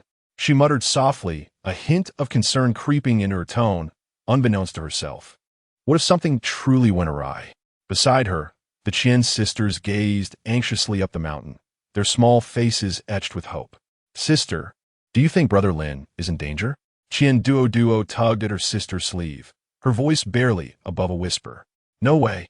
Qian Xiao feigned calmness to reassure her sister, yet her tightly clenched fist betrayed her inner turmoil. At that moment, a sharp crack echoed through the air. Fong! The toothy little dinosaur poked its head out of Qian Xiao's backpack and called out towards the mountain. Su Shiyu immediately sensed its shift in demeanor and followed its gaze. Above the cliff, several drones emblazoned with media logos hovered, seemingly broadcasting live. "What's going on? Why are the media here too?" Su Shiyu furrowed her brow and quickly extracted her phone, infiltrating the news network of Luhai City. In an instant, the screens of various live-streaming platforms flooded her vision. On the screen, a glimmering figure stood at the precipice, striking what it believed to be a heroic pose, flanked by two severely injured, battered beasts. That figure was none other than Lin Fan, clad in imitation battle armor. The hero returns. The Emperor Knight fights the beasts again. Unmatched power. Young Master Lin Fan defies the odds. The titles of the live stream were increasingly extravagant, while the comments section overflowed with fervent fans. The Emperor Knight is incredible. So dashing. This is our hero. Those creatures look so pitiful. The Emperor Knight dealt with them in an instant. Su Shiyu glared at the screen, infuriated by the sight of that pompous jester and the ignorant masses who lauded him with blind enthusiasm. How shameless! She muttered under her breath. "Sister, that's not the Emperor Knight, is it? It feels wrong." Qian Duo pointed at the screen, confusion etched across her small face. "Shoo!" Qian Xiao quickly covered her sister's mouth, casting a terrified glance at Su Shiyu. Taking a deep breath, Su Shiyu suppressed her rising anger, though her grip on the memory card tightened involuntarily. This fool, biting her lip, a wave of frustration surged within her. "You two should head home." "Sister?" Qian Xiao asked nervously. "Where are you going?" "I'm going to fetch him." Su Shiyu waved her hand dismissively, turning her back to them as she revved the motorcycle. Out of their sight, her entire being shimmered with a violet glow, transforming into a swift stream of white and purple light that ascended rapidly. In the live stream, atop Windy Cliff. Dear viewers, the thrilling moment has arrived. Our hero, the Emperor Knight, is about to deliver the final blow to this vile beast. The commentator's passionate voice resonated through the air. The citizens before the screen erupted into fervent cheers. Here it comes. The Emperor Knight is about to unleash a fatal strike. This is the guardian of our city of Luhai. So impressive. Lin Fan listened to the faint sounds of applause rising from below, and his vanity was greatly satisfied. Clumsily, he drew a replica of the Emperor's war spear from behind him, raising it high and striking what he believed was a valiant pose. The members of the Bloodblade team had retreated to the side, enduring their injuries and exhaustion, watching the farce with cold indifference. Captain Haorun turned his back, choosing to ignore the spectacle. Only Decade stood nearby, arms crossed, quietly observing the scene, a faint glimmer of intrigue flickering in his emerald compound eyes. "So that's it," he murmured softly, as if uncovering an amusing revelation. "Go on, my hero." Zhang Yuhan at the mountain pass encouraged gently, her eyes glinting with ulterior motives. Evil beast, accept the judgment of justice. Lin Fan raised the war spear high, striking what he considered a heroic pose, aiming for the head of the flame tiger beast, preparing to deliver the final blow before the live-streaming camera. However, the moment his spear pierced the beast's fiery shell, an unexpected transformation occurred. A roar, filled with boundless pain and resentment, echoed through the heavens. The wounds inflicted by the Bloodblade team, instead of bleeding, erupted with a dark red, viscous energy akin to boiling magma. This sanguine energy surged back into its body, healing its shattered scales at a visible pace, its colossal form swelling once more. Muscles bulging and bone spurs sprouting. A wave of destruction, far more ferocious and pure than before, erupted with a deafening force. Wah! What is happening? Lin Fan was instantly toppled to the ground by this tempest of energy, his cumbersome armor rendering him akin to a turtle turned on its back, utterly immobile. This is bad. It's entering the second stage of fury. Captain Hao Ren's expression changed dramatically. Its hidden bloodline has been activated. Retreat. The other members of the Bloodblade team turned pale, acutely aware that the energy level of this colossal beast had skyrocketed from the lower Earth tier to the pinnacle of the mid-Earth tier and was still climbing. This is the true reason it has lingered here, unvanquished. The illusion fox gasped in astonishment. Normal attacks would only cause it to bleed, and its blood was the key to activating its second stage. Suddenly, realization dawned upon them. No wonder previous mercenary groups had perished without a trace, and the military hesitated to intervene. This is not an ordinary Earth-tier beast. It is a frenzied creature with a rare bloodline, known as Bloodbath Rebirth. Unless it can be obliterated in one decisive blow, any attack will only make it stronger. In that moment, only Lin Mo's gaze remained serene. Yes, he had recalled the true nature of the flame tiger beast. The greatest challenge was not its strength or speed, but a rare bloodline known as Bloodbath Rebirth. When it sustains a fatal injury, it enters a state of apparent death, rapidly absorbing the surrounding life force and resentment, culminating in a second evolution and a surge in power. In the past, Lin Mo battled fiercely for 3 days and nights, his energy nearly depleted. It was only due to his awareness that this creature was about to trigger its bloodbath resurrection that he chose to retreat, allowing it to escape. This beast has been entrenched here for several days, causing numerous mercenary groups to falter, while the military remains hesitant to intervene. Besides the previously mentioned reasons of mutual obstruction among the three parties, its formidable nature also plays a significant role. Now, this foolish jester, masquerading as a dignitary, dares to use it as a stepping stone for his own notoriety? How utterly absurd. Help me. The turn of events unfolded too rapidly for anyone to react, and only Lin Fan's piercing scream resonated amidst the chaos. The evolved flame cliff tiger, with its blood-red single eye, fixated on the Bloodblade squad, stained with the blood of its companions, and on Lin Fan, clad in golden armor. It opened its gaping maw, releasing a dark red breath infused with the essence of blood, sweeping towards Lin Fan and the Bloodblade squad like the flames of hell. It's over. A chill gripped Hao Ren's heart. Having just endured a fierce battle, they were utterly incapable of withstanding such a furious strike. At the mountain path, Lin Yin and Zhang Yuhan were equally pale, having envisioned countless scenarios, yet none had prepared them for this one. The countless citizens watching the live stream transformed from fervent cheers to terrified screams. Emperor Hero, quickly evade. How could this happen? Hero run. Yet in their eyes, the seemingly invincible Emperor Hero now lay on the ground like a piece of scrap metal, unable to rise, only able to emit cries of despair. Help! Help me! Lin Fan's scream was heart-wrenching, filled with boundless fear. He struggled on the ground, using all his limbs, but the heavy imitation armor felt like a living coffin, trapping him in place, forcing him to watch as the dark red flames of hell drew ever closer. Meanwhile, Lin Mo, embodying the Emperor Knight, merely observed from the side, casually cleaning his carbach sword, remarking blandly, how dull. Chapter 31. Is it because the heart has died? Beside her, Lin Yin was rendered speechless, and upon hearing the words, she exclaimed, What do you mean? Aren't you going to save him? Save him? Some people are simply meant to perish. This is merely an expedited fate. Why bother to intervene? You, instead of worrying about me, why not focus on the one who is about to perish? Lin Yin turned to discover that Lin Fan was already on the verge of being engulfed by flames. Quick, protect the young master. Her complexion turned ashen, but her instincts as a fifth-level dragon spear wielder propelled her into action. With a fierce cry, the blue energy spear in her hand radiated brilliantly, and a barrier of pure energy materialized instantaneously, shielding against the path of the fiery breath. Boom! The infernal flames collided violently with the barrier. Lin Yan's dragon spear shield barely endured for less than a second before emitting a mournful cry. Spiderweb-like cracks swiftly spreading across its surface, culminating in a thunderous shatter. Puff! Lin Yan coughed up blood, her body flying backward like a kite severed from its string. Had she not been clad in specialized defensive armor, that strike would have claimed her life. Damn it! Reinforced barrier. Thundernet. Delay it. The members of the Bloodblade team, disregarding their exhaustion, forced their abilities into action.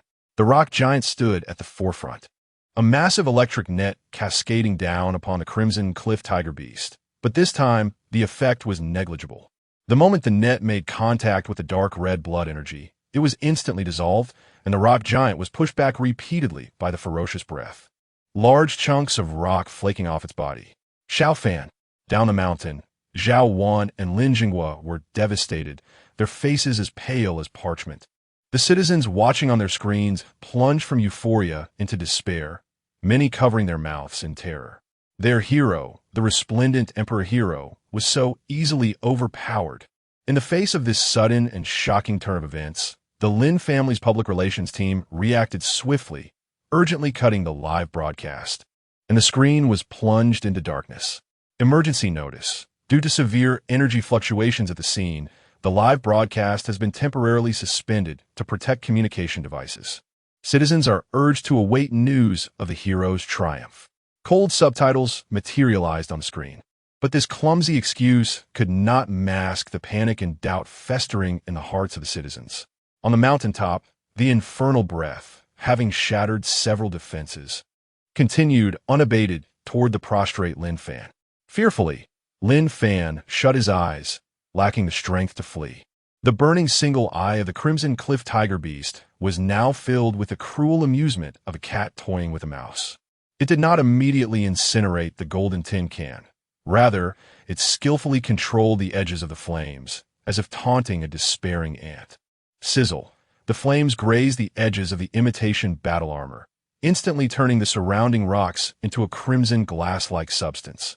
The searing heat transmitted through the metal, and Lin Fan emitted a wretched scream from within the armor. It burns. It's going to cook me alive. He desperately tried to extricate himself from this living coffin, but the intricate locks and heavy components rendered him utterly immobile. The fierce cliff tiger seemed to revel in his screams, retracting its breath and advancing slowly on its powerful limbs. A colossal shadow enveloped Lin Fan completely. It extended a massive claw, glistening with a chilling light, not to strike him down, but to toy with him, lifting both him and his armor with a gentle flick. Thud! Lin Fan was hurled into the air, crashing heavily to the ground, the armor colliding with the rocks, producing a dull thud. Thud! Thud! Thud! The cliff tiger became engrossed, using its claws to bat around the defenseless armored figure as if it were a mere ball, tossing him back and forth. With each impact, Lin Fan felt dizzy within the confines of his armor, as if his internal organs had been displaced. He could do nothing but emit meaningless cries. The exoskeletal armor, though splendid in appearance and moderately protective, was nothing more than a tin can in the presence of a beast at the pinnacle of the Earth tier. The armor surface soon became marred with claw marks and dents, large patches of the golden coating flaking off to reveal the disheveled silver metal beneath. Help me, sister, Dad, please save me. Lin Fan's voice was thick with sobs and despair. His so-called heroic dreams were shattered before the overwhelming power and terror of death. Xiao Fan. Lin Yin struggled to rise from the ground, blood still staining the corner of her mouth. She gazed at her brother, toyed with like an object, her eyes ablaze with fury. She raised the dragon spear once more, preparing to fight desperately, yet her trembling legs betrayed her, preventing her advance. The Bloodblade team was too occupied with their own troubles, barely managing to hold back the equally injured nine-headed ghost owl, unable to divert their attention. Roar! The cliff tiger seemed to grow bored. It pressed its claw heavily against Lin Fan's chest, the force capable of shattering mountains, causing the replica armor to emit a painful creak.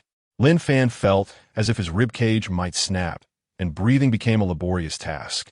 The tiger slowly lowered its head, its burning single eye looming in front of Lin Fan, opening its cavernous maw, unleashing a foul, sulphurous breath upon him. It intended to crush this bothersome tin can, shell and all. Death was but a breath away. Blood barrier, unyielding as a mountain. It was the very captain of the Bloodblade mercenary team, whom he had previously looked down upon with disdain. Howrun thrust the massive blood-red blade firmly before him, his entire being ablaze with blood energy, forming a heavy blood-red shield wall that withstood the tiger's onslaught. "What are you waiting for? Drag him away." Howrun roared at his teammates and guards behind him, blood spilling from the corner of his mouth. "Yes, Captain." The team members rushed forward, hastily pulling the stunned Lin Fan back. However, just as one calamity seemed to subside, another arose. "Caw!" A shrill cry, filled with cunning and malice, echoed from another direction. The nine-headed ghost owl, which should have had several of its heads severed and lay on the brink of death, suddenly opened all its surviving eyes wide. It had been feigning death. It took to the air, its piercing sonic waves striking like invisible blades, shooting towards the beleaguered Bloodblade squad, which was struggling against the ferocious cliff tiger beast, their formation in disarray. A sense of dread washed over Howrun as he realized they had fallen into a trap, yet he found himself powerless to act. Two Earth-tier aberrations, one frenzied and the other cunning, had seamlessly coordinated their assault at this moment of desperation. Amidst this hopelessness, a solitary figure stood with arms crossed, seemingly indifferent to the chaos surrounding him. It was Decade. Lin Fan, dragged by his comrades past Decade, clung desperately to the last thread of hope, tears streaming down his face as he cried out, "Save me! Please, save me! Aren't you also a knight? You're a hero, right? Please do something. My father will reward you handsomely. A great deal of money." Decade slowly turned his head, his emerald compound eyes surveying the pitiful jester before him, his voice devoid of emotion. "Why should I save you?" Lin Fan was taken aback. Aren't you a hero? Hero? Decade let out a soft laugh. "What benefits does being a hero bring?" Benefits? Lin Fan found himself at a loss for words. The glory and adoration that Lin Mo had once relished seemed to. But then he noticed Lin Mo no longer paid attention to the crowd, leaning against a tree, eyes closed in serene contemplation, as if even a glance would tarnish his vision. Down the mountain, Lin Yueyao was privy to everything atop the peak through the Lin family's unique spirit mirror. When she caught sight of that crimson figure, her delicate brows furrowed in concern, an inexplicable sense of familiarity washing over her, his posture, his demeanor, and the air of disdain he exuded, especially the way he had reprimanded Lin Fan just moments ago. "Brother, could it be you?" she murmured, her heart racing involuntarily. Yet, if it truly was her brother, the one who would unhesitatingly stand before everyone in the face of any crisis, why was he now so cold and detached, merely observing from the sidelines? Had his heart grown numb? Chapter 32. The Leisurely Strider.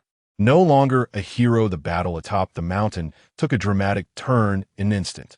A thunderous roar erupted as the fierce cliff tiger beast fully entered its second phase of rampage. Its body was no longer merely suffused with bloodlust. It was now entwined with azure wind elements and crimson fire elements, coalescing into a cataclysmic whirlwind of wind and flame. Its speed surged exponentially, transforming into a fleeting specter of red and green, each swipe of its claws accompanied by a rending force that tore through the very fabric of space, igniting everything in its path. On the other side, the nine-headed ghost owl revealed its second form, its once obsidian feathers now a venomous shade of ghostly green. Its body had shrunk slightly, yet its speed ascended to an unfathomable level. It no longer emitted piercing sonic waves. Instead, it traversed the battlefield with near instantaneous movements, each appearance heralded by silent, lethal claw strikes.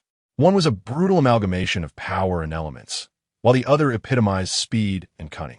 With a sickening sound, the rock giant was pierced through the chest by the owl's talons, howling in agony as it reverted to human form, unconscious from the assault. "Be careful. It's behind us." The Mirage Fox's sniper rifle struggled to lock onto the ghostly figure.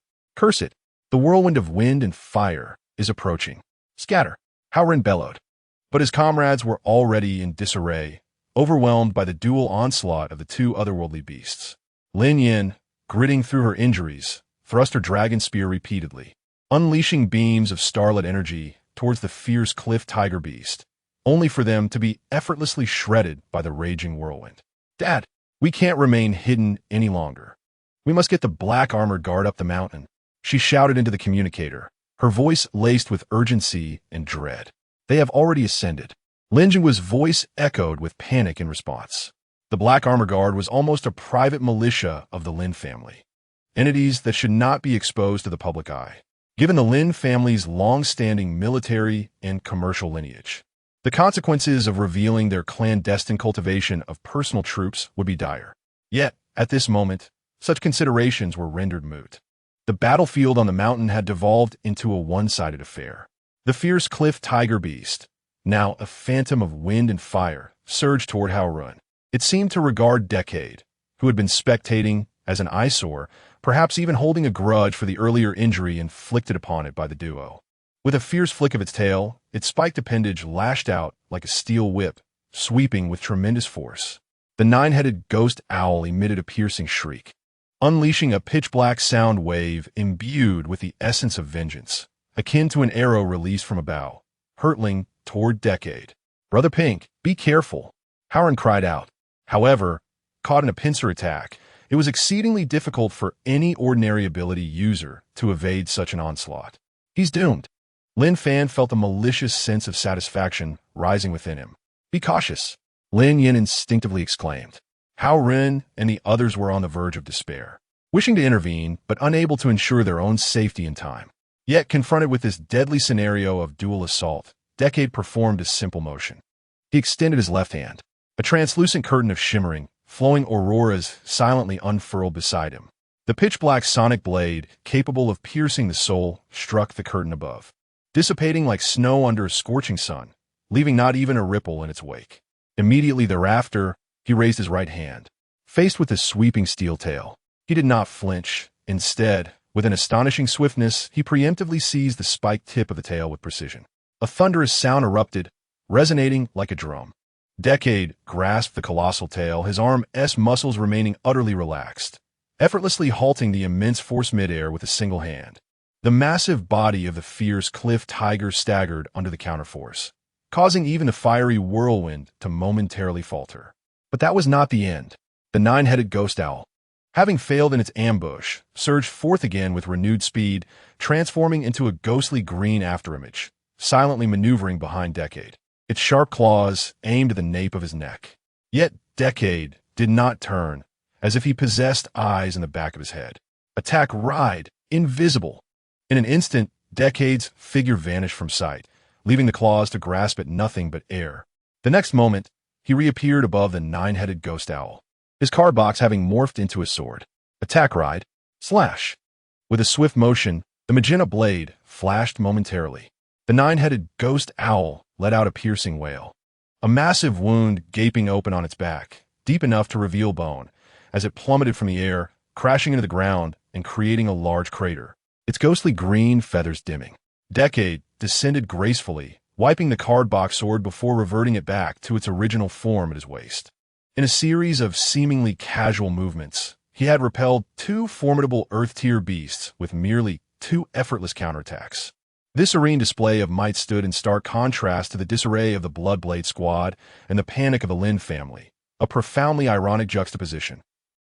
At the foot of the mountain, a reporter named Xiao Lu, along with a few colleagues, stared intently at the remaining drones transmitting fragmented, silent footage. She gazed vacantly, speechless. Her companions were vocally enraged, exclaiming, "Did you see that? The magenta armor. He clearly possesses the power. Why did he not intervene? Indeed, he effortlessly blocked the attack just now. If he had helped from the outset, those others would not have suffered so terribly. Who is this person?" He is also clad in armor, a hero. Why does he stand idly by? Is there infighting among heroes? How heartless! What distinguishes him from the beasts? Doubts and indignation spread among the group of reporters. In their simplistic worldview, those with immense power should bear the responsibility of saving the weak. Decades' passive observation appeared to them as nothing short of betrayal, a profound sin. The fawn clutched the microphone tightly, her gaze fixed upon the solitary, aloof magenta figure on the screen. At that moment, the belief she held dear, known as the Emperor Knight, a paragon of heroism, was utterly shattered. One hero lamented in despair, while another stood by indifferent. What has become of this world? Chapter 33. Just playing with you for 10 seconds as the battle atop the mountain descended into an eerie stalemate. Dozens of figures clad in ebony armor, wielding standardized energy rifles, emerged from the shadows like phantoms, swiftly encircling the entire battlefield. Their movements were synchronized, exuding a chilling aura of lethality, each possessing formidable strength that unequivocally reached the fourth tier. This was the Lin family's concealed fangs, the Black Armor Guards. At the forefront stood a captain, a peaked 6-tier powerhouse. Group A and B, concentrate fire on the flame cliff tiger. Groups C and D, subdue the 9-headed demon owl. Group E, restrain that crimson-armored figure. The family head has ordered to capture him alive. Understood. The Black Armored Guards, trained to perfection, executed the commands in an instant. Dozens of energy beams, infused with armor-piercing and frost properties, rained down upon the 2 Earth-tier beasts like a relentless storm of death. Roar! Caw! The 2 colossal creatures emitted bellowing cries. Initially fearful of Lin Mo, but now incensed, they engaged in a fierce struggle against the legion of Black Armored Guards. Meanwhile, the 5 members of Group E, armed with specially designed capture nets, stealthily closed in on Decade, who was spectating nearby. Brother Crimson, be careful! Howard exclaimed urgently, his heart sinking. Had the Lin family lost their minds? Did they dare to provoke such an unfathomable powerhouse? The captain of the Black Armor Guards fixed his gaze upon Decade, his voice icy and devoid of emotion. It is you who stood by while my young master and young lady faced danger, and even struck at them? This accusation abruptly thickened the atmosphere with an unsettling tension. Hao Run and the others exchanged glances, inwardly cursing the Lin family's lunacy. Why should he save you? If he did, would you not turn against him? Moreover, did you not provoke him first? How could he possibly attack you? Upon hearing this, Decade let out a soft laugh, laced with unabashed mockery. Do I need to explain myself to you? You need not explain, the captain of the Black Armor Guards replied. Shaking his head, he pressed a button on his earpiece, and in the next moment, Lin Jingwa's steady yet authoritative voice reverberated through the cliffs. But you must provide an explanation to the Lin family, to the entirety of Luhai City. Though Lin Jingwa had yet to arrive, his voice carried an air of judgment from a position of superiority. This unknown armored warrior, you possess immense power. Yet in a moment of crisis, you chose to stand idly by, allowing my children and these mercenaries to fall into peril. Such behavior is no different from that of the beasts. However, Lin Jingwa's tone shifted, becoming magnanimous. I, Lin Jingwa, have always valued talent. Perhaps you are merely naive, unaware of a hero's responsibilities. Now, I offer you an opportunity. Join the Lin family and become one of our esteemed guardians. I can overlook your previous transgressions. The Lin family shall provide you with the finest resources, enabling you to become a truly revered hero, rather than remaining a solitary, cold-hearted figure, misunderstood by the world. This proclamation, cloaked in grandiloquence, employs moral high ground to label you as heartless, subsequently extending the olive branch of heroism and resources, compelling your submission. Lin Yueyao, situated in the valley below, trembled with indignation upon hearing these words. Shameless, utterly shameless. Meanwhile, Decade stood in silent contemplation after listening to Lin Jingwa's enticements. After a brief pause, he slowly lifted his gaze, his emerald compound eyes seemingly piercing through the space, to meet Lin Jingwa's in a distant direction. Have you finished? He inquired nonchalantly. Lin Jingwa, sensing the tension, furrowed his brow, yet before he could respond, Decade continued unabated. Your survival is of no concern to me. In comparison, he remarked with a languid tone and a light chuckle, hoarding military might is a grave offense in Longxia. The Lin Patriarch possesses remarkable audacity. One wonders how the Celestial Monarch's residents would react if they were to learn of this. His voice, though not loud, resonated clearly in the ears of all, including Lin Mo, who was monitoring the scene through a miniature camera. You Spearhawk, apprehend him. Lin Mo, filled with rage and humiliation, issued a deadly order through the captain's communicator. Understood. The captain of the Black Armored Guard responded coldly, unleashing an overwhelming aura of peak 6-tier energy that coalesced around him. His role was that of a rare assassin variant, Shadowblade, capable of accelerating to a speed imperceptible to the naked eye. Be cautious, my ability allows me a speed unmatched within a span of 9 seconds, he declared, gripping his black dagger tightly. Very well, Decade nodded, retrieving another card from the case. Then let us engage in a game, but only for 10 seconds. The captain of the Black Armored Guard's lips twitched. Surely this individual was exaggerating? I stated 9 seconds, and he counters with 10? The captain held no belief in this claim, for only a handful across Longxia could match his speed. He moved slightly, leaving a flurry of afterimages in the air. Decade, with nonchalance, inserted the card embossed with 3 strands of red photon blood, its design both simplistic and futuristic, into the driver. Kamen Rider, Master Ride, Foys, 555. The magenta armor rapidly transformed before the astonished gazes of the onlookers. Intricate red photon veins spreading across his form before solidifying. Decade emerged clad in a knightly visage dominated by black, red, and silver, exuding an aura of futuristic technology. Notably, his immense yellow visors, resembling the compound eyes of a shark, appeared cold and merciless under the twilight sky. Once more, he drew a card from the case. Form Ride, Foys, Axel, 555. Accelerated form. He inserted the card into the drive, and with a sharp click, the armor on his chest split open, revealing an interior of silvery metal, resembling a core of intricate machinery. Complete. Transforming, yet again, into a new suit of armor.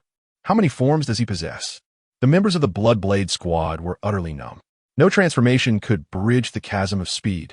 The Black Armor Captain, with a disdainful snort, held an unwavering confidence in his own swiftness. Shadowblade, activate, he commanded, and in an instant, his figure vanished from sight. This time, it was not merely an afterimage, but a complete erasure from the visual plane. It was as if he had melded into another dimension, leaving only the faint sound of air being sliced through. Simultaneously, Lin Mo emitted a mechanical sound. Start up. In that instant, both Fui's, Emperor Rider version, and the Black Armor Captain disappeared from their original positions. Clang, clang, clang, clang. The next moment atop the mountain peak, an eruption of dazzling sparks illuminated the scene. 2 figures, moving so swiftly that the naked eye could scarcely perceive them, engaged in a supersonic, millisecond-long duel of attack and defense. Each clash of metal signified a lethal confrontation. So fast, the members of the Bloodblade squad watched in stunned silence. They could only glimpse 2 indistinct shadows flashing and colliding in the arena, unable to discern even the opponent's movements. Chapter 34, Timeout. Captain, is that fellow's ability also acceleration-based? The Mirage Fox exclaimed in astonishment. No, that's not right. Number 5 interjected gravely, her tone imbued with disbelief. After forming a pact with the Demon Blade and enhancing her moonlight, she could discern many truths. That Magenta Knight didn't utilize any abilities at all. What we witnessed was purely the power of his armor itself. What? The crowd gasped in shock. Meanwhile, the accelerated spear Falcon felt an overwhelming turmoil within, as his pride and speed seemed utterly insignificant before his opponent. Each of the adversary's blocks and counterattacks appeared meticulously calculated, precise, efficient, and lethal. What terrified him further was the realization that the opponent's combat style was adapting, mimicking, and even surpassing him at a terrifying pace. You, the Black Armored Captain, after a fierce clash, barely managed to create some distance, his voice laced with incredulity. Who on earth are you? Just a passing masked knight. Foiz's figure materialized not far away. Lin Mo did not draw the Foi's form's motorcycle sword. He merely nonchalantly flicked the carbach sword, his tone casual. I've seen your speed. Quite impressive, but still not fast enough. You, arrogant fool. The Black Armored Captain was thoroughly enraged. He let out a low growl, pushing his abilities to the utmost limit. Shadow Flicker, 100 shred kill. In an instant, his figure fractured into dozens of afterimages, simultaneously launching an assault from all directions, each phantom wielding a deadly blade. This was his ultimate technique, capable of reducing a mid-tier beast to mere pulp in an instant. Yet, Lin Mo stood calmly in place. Indifferent to the overwhelming onslaught, he couldn't even be bothered to use a card. All right, let us end this game. He suddenly lifted his head, and within his emerald compound eyes, streams of data flickered beyond human perception. In the next heartbeat, he moved as well. No afterimages, no visual effects, just simple, pure speed. Outside the fray, 6, 7, 8. The spectators silently counted, and by the 9th second, puff, puff, puff. The myriad afterimages of the spear falcon burst like popped bubbles, one after another. Finally, only his true form remained, rigid and miserable, crashing heavily to the ground. 10. And at the 10th second, time out. The world resumed its flow. Bang, crack, a cacophony of explosions, shattering weapons, and cries of anguish erupted almost simultaneously. The 5 black armored guards beneath the spear falcon, bewildered by the unfolding chaos, found their capture net guns exploding into fragments. Blood bursting from their joints as they collapsed to the ground, utterly devoid of combat capability. In the accelerated form of Foes, he had unknowingly returned to his original position. The cartridge gun in his hand, still emitting wisps of smoke, as if it had never moved. 10 seconds, it was over, he softly declared, as his chest plate slowly closed, deactivating the accelerated state. The entire mountaintop fell into a profound silence. Everyone was utterly stunned by this scene that transcended common understanding. I have said it before, it was too slow. Lin Mo habitually shook his hand like Xiao Yi, then wiped the gun muzzle with his gauntlet, his movements languid. It seemed that defeating a peak 6th-tier assassin was merely an insignificant triviality to him. A monster. He is simply a monster. The second member of the Bloodblade squad murmured to himself, gazing at the knight clad in black, red, and silver, radiating a sense of futuristic technology. His eyes filled with nothing but fear and bewilderment. How many forms does he possess? How many powers does he command? The basic magenta form could easily withstand the breath of the fierce cliff tiger beast and replicate the 5th member's demon blade, the one they had seen on television. That black and white knight, wild like a beast, wielding a holy sword, a flame swordsman akin to divine retribution. And just moments ago, that dark figure like Ashura, with a sharpness in his dual-wielding swordsmanship. Not to mention now, this knight whose speed transcended common sense in his accelerated form. Each form represented a distinctly different, yet equally despairingly powerful system of strength. This had completely overturned their understanding. Captain, even the voice of Illusion Fox trembled, as she looked at Hao Run, relieved that they had not heeded the second member's suggestion to confront him. The few of them were still haunted by the thought. Had the captain not restrained them, insisting on negotiating with the magenta armor in a cordial manner, they might have all been dead by now. After all, the strongest trump card, the demon blade Tsukuyami, was no match for him, and it was evident that the captain could not hold his ground either. Howren offered no reply, merely observing Decade, sweat trickling down his forehead more profusely than during the fierce battle. Fortunately, he had long engaged in good deeds. He flashed a sincere smile at his teammates, asserting that it was better to make friends than enemies. The captain is truly formidable. Meanwhile, Lin Yin stood frozen in place, her mind a blank slate. She recalled the shocking battle scenes she had witnessed on television and combined with what she saw before her. An absurd thought that sent chills down her spine uncontrollably surfaced in her mind. That mysterious magenta knight, that flame swordsman, that black and white beast. They were all the same person. Hey, moving treasure trove? She whispered in a daze, her eyes brimming with shock and a hint of uncontainable greed. If the Lin family could obtain such power. No, even just one of them. It would be enough to elevate the Lin family to the pinnacle of the Federation. Her brother, the counterfeit who had just been lifted from the ground, no longer bore the arrogance that once defined him. Instead, his eyes reflected a growing terror. Yet alongside this fear, there remained an insatiable greed that he could not shake off. If only he could acquire the driver. Might he not ascend to the status of a true hero? After all, he was currently unable to transform using the Emperor's belt. Could it be that this belt which appeared capable of manifesting numerous armors, was beyond his reach as well. Chapter 35. Unseen and unwanted. As the crowd remained engulfed in astonishment at the appearance of the Magenta Knight, a sudden, fierce sniper arrow pierced through the air. Concealed in the shadows were two more formidable squads of black armored soldiers. Now was the moment. You hasten to your conclusion. Watch how I shall seize you. The hidden black armored marksman felt assured of victory. Meanwhile, Lin Mo appeared oblivious to the shifting tides behind him, instead retrieving Friez's card to transform back into the Decade Emperor form. Just as the ethereal blue arrow was about to strike, a familiar voice, tinged with a hint of playful ferocity, echoed from Lin Mo's shoulder. The little fong-tipped dinosaur, Fong, had returned to his side, issuing a low, warning growl towards the incoming arrow. In an instant, a mesmerizing figure materialized in the heart of the battlefield, positioning herself with precision behind Decade, interposing herself between him and the lethal projectile. Draped in a black gothic dress and adorned with a half-fox mask, her long, pale pink hair danced wildly in the tempest. Her violet eyes sparkled with a beguiling charm and serene elegance.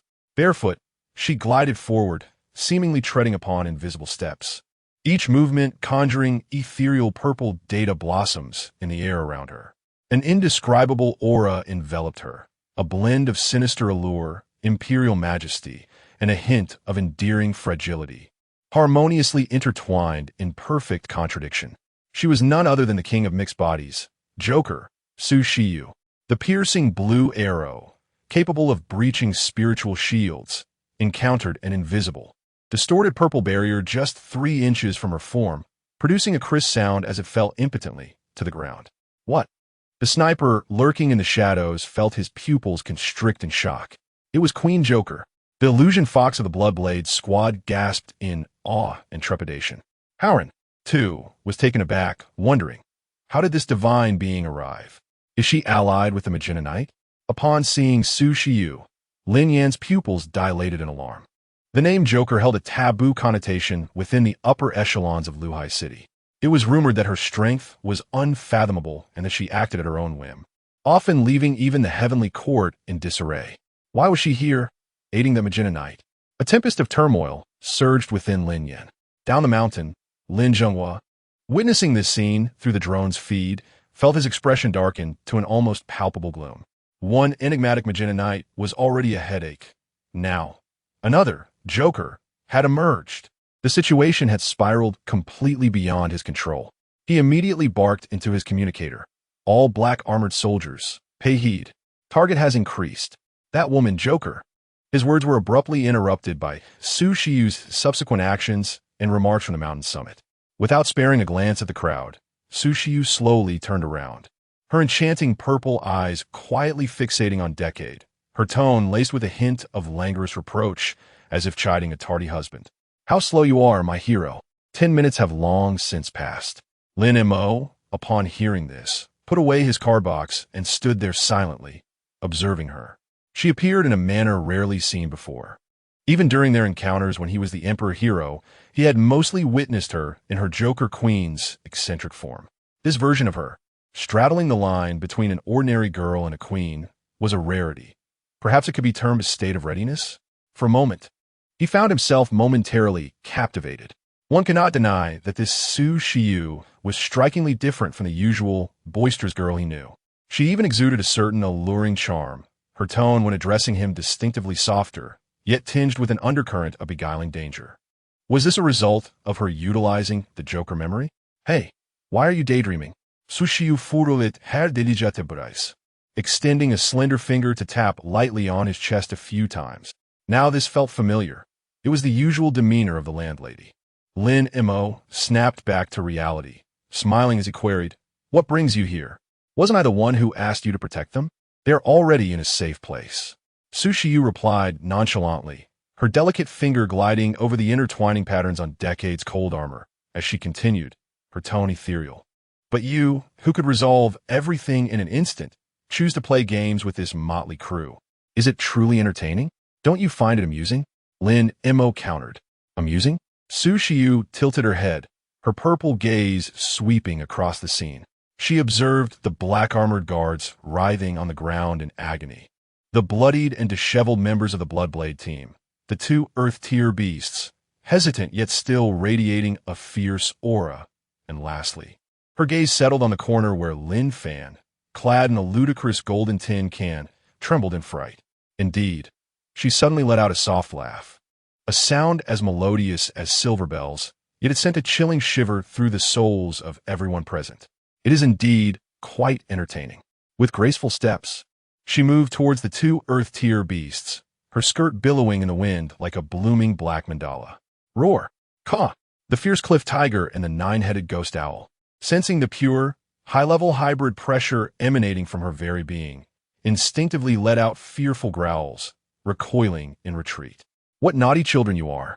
Sushiyu's voice was as gentle as a whisper, yet the content instilled a spine-chilling terror in all present. You've disrupted my date with him and made such a mess. Truly unforgivable. Lin Mo, upon hearing this, found himself momentarily stunned. The one who has utilized the Joker memory indeed exhibits a rather altered disposition. There is a hint of allure and an enchanting quality about her, coupled with a newfound irreverence. She somewhat resembles the transformed Emperor Rider. Yet, how is it that he failed to notice this before? Back then, their exchanges were sparse and rather muted. Suddenly, she extended her delicate hand towards him, her fair palm facing upward. Lin Mo inquired. Sushiyu bit her lip and softly implored, "Please, could you activate the driver for me?" She added, I do not wish for you to witness my monstrous form. It is rather unseemly. Chapter 36, perhaps. It is a combination of both? Lin Mo found himself momentarily speechless, gazing at her outstretched delicate hand, palm upwards, exuding an air of audacity that was almost impossible to refuse. Laced with a hint of innocent charm, the power of the Joker memory seemed to amplify certain hidden traits within her character, allowing her to effortlessly oscillate between the regal authority of a queen and the playful defiance of a young girl, captivating all who beheld her. "Hurry up," urged Sushiyu, a subtle blush creeping into her ears. "Do you truly wish to see me transformed into a hideous monster?" Lin Mo looked at her, the anger born of battle dissipating gradually in the wake of this unexpected scene. With a resigned chuckle, he withdrew a blank card from the case at his waist and gave it a gentle flick in Sushiyu's direction. Magenta streams of data surged forth, enveloping her figure entirely. Kamen Rider, Masked Ride. The data stream absorbed the essence of her as Joker Queen, as well as the desires stirring within her heart at that moment. On the blank card, an unprecedented knight emblem, infused with Joker elements, took shape instantaneously. Thus was born a knight card uniquely belonging to Sushiyu, uniquely belonging to Joker Queen. Lin Mo tossed the card to her, and she caught it deftly, her gaze lingering on the knight emblem that was both familiar and foreign, a satisfied smile gracing her lips. "At least you're perceptive," she mused. Just as she was about to summon her driver, Lin Mo's voice sounded softly from behind. "In truth, that form of yours is not unattractive." Sushiyu stumbled slightly, her cheeks faintly flushed as she turned back to shoot him a playful glare, a mixture of shyness and mock anger. Immediately, she presented the knight card in front of her, and a driver of dark purple and black hues, featuring a singular W-lost driver, materialized at her waist. "Henshin," her voice rang clear and resolute. "Kamen Rider, Masked Ride, Joker, Ace." Waves of violet energy erupted like a tempest, engulfing her slender and graceful form entirely. She cried, a sound that melded pain and ecstasy, as the violent purple energy burst forth from her being, consuming her wholly. As the radiance faded, a sleek female knight, clad entirely in obsidian armor, stood in the arena.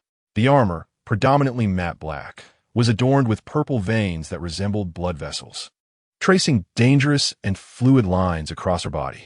The helmet featured a stark, cold compound eye, with two decorative extensions resembling demonic horns sprouting from either side. Kamen Rider Joker has descended. The moment the transformation was complete, a wave of pure, intense ace pressure erupted, more potent than before. The two lower-tier beasts quailed beneath this overwhelming force, trembling uncontrollably and too frightened to emit a growl, as if they had encountered the apex predator of the food chain. What is this?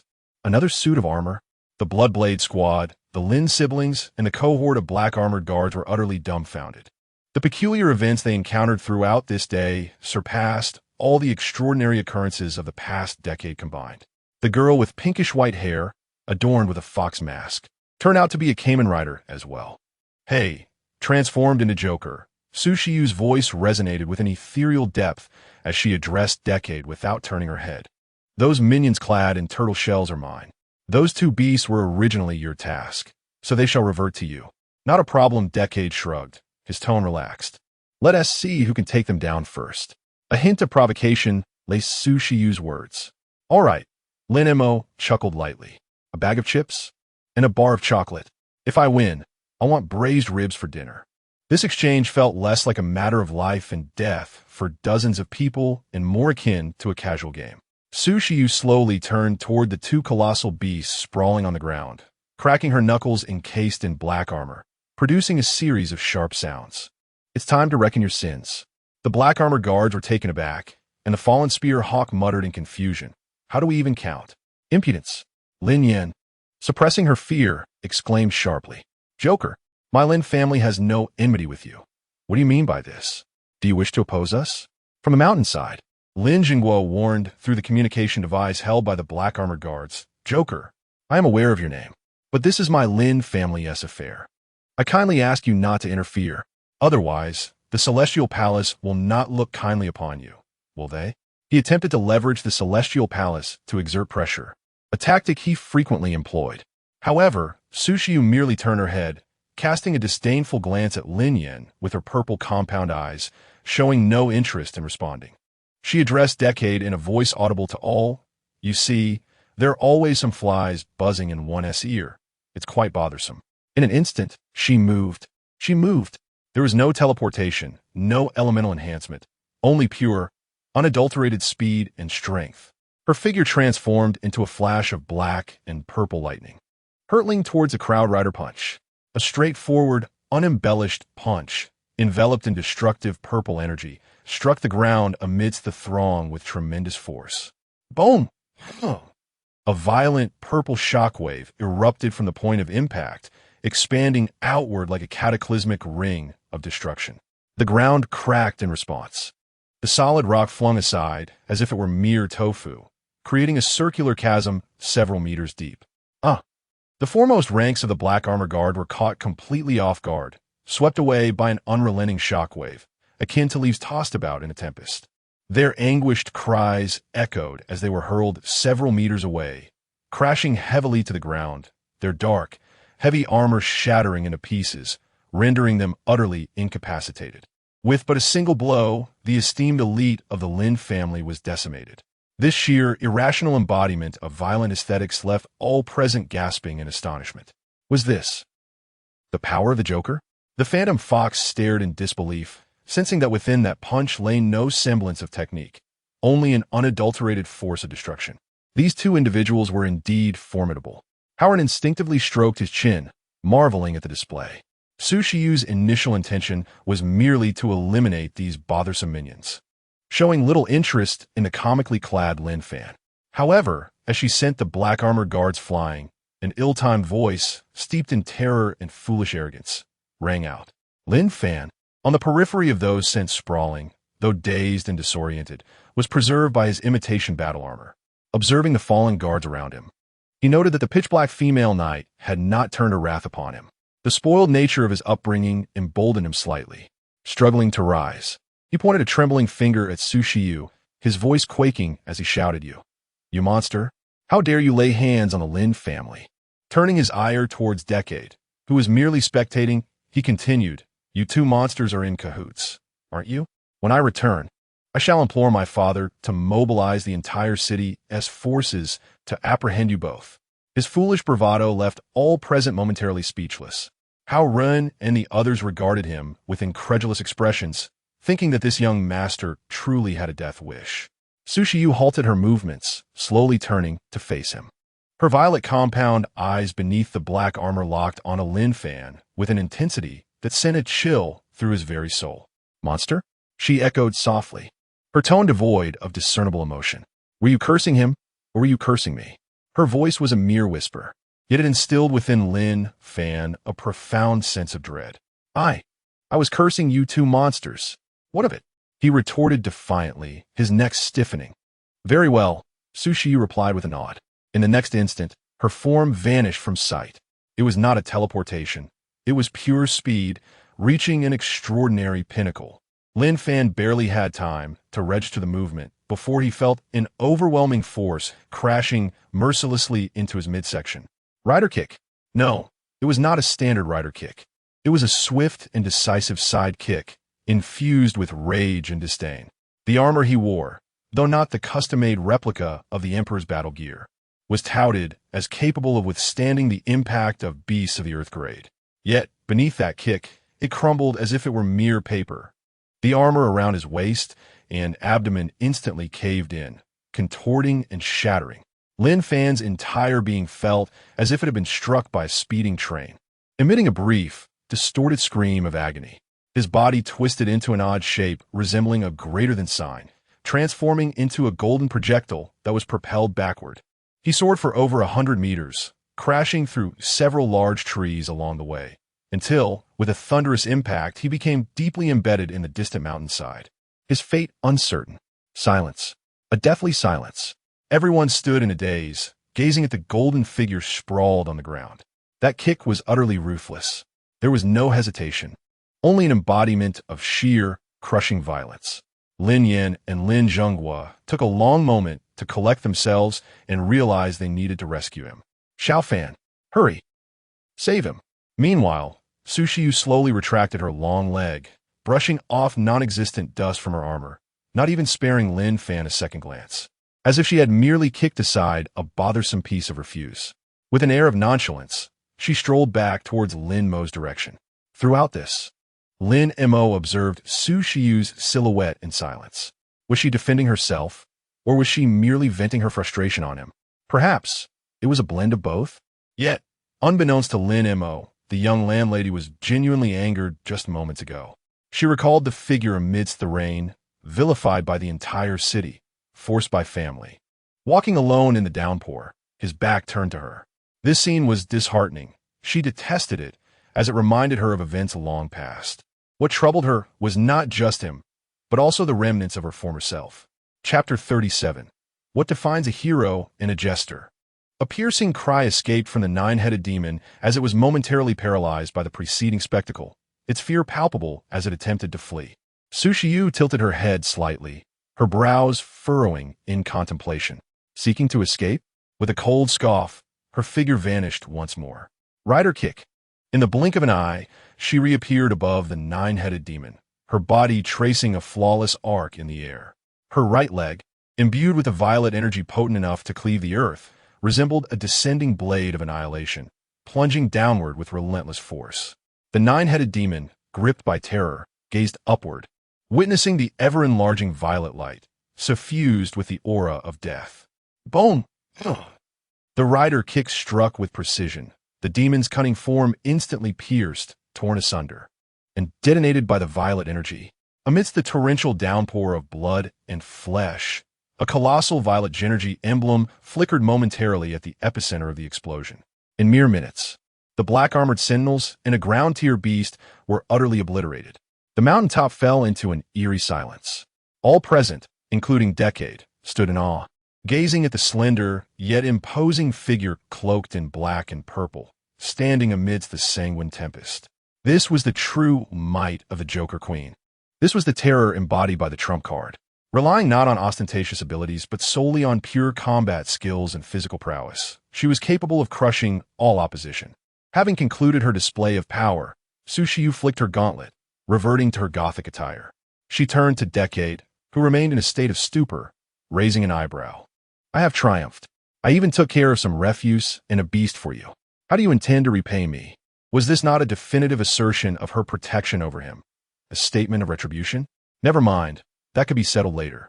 With a gentle tap of her fist against him, she added, Now it is your turn. Lin Mo regarded her, slowly nodding, a flicker of amusement dancing in his eyes. Very well, you have one. He turned, wiping his gauntlet against the carved sword, facing the fiery reborn beast, which had just enjoyed a lengthy respite.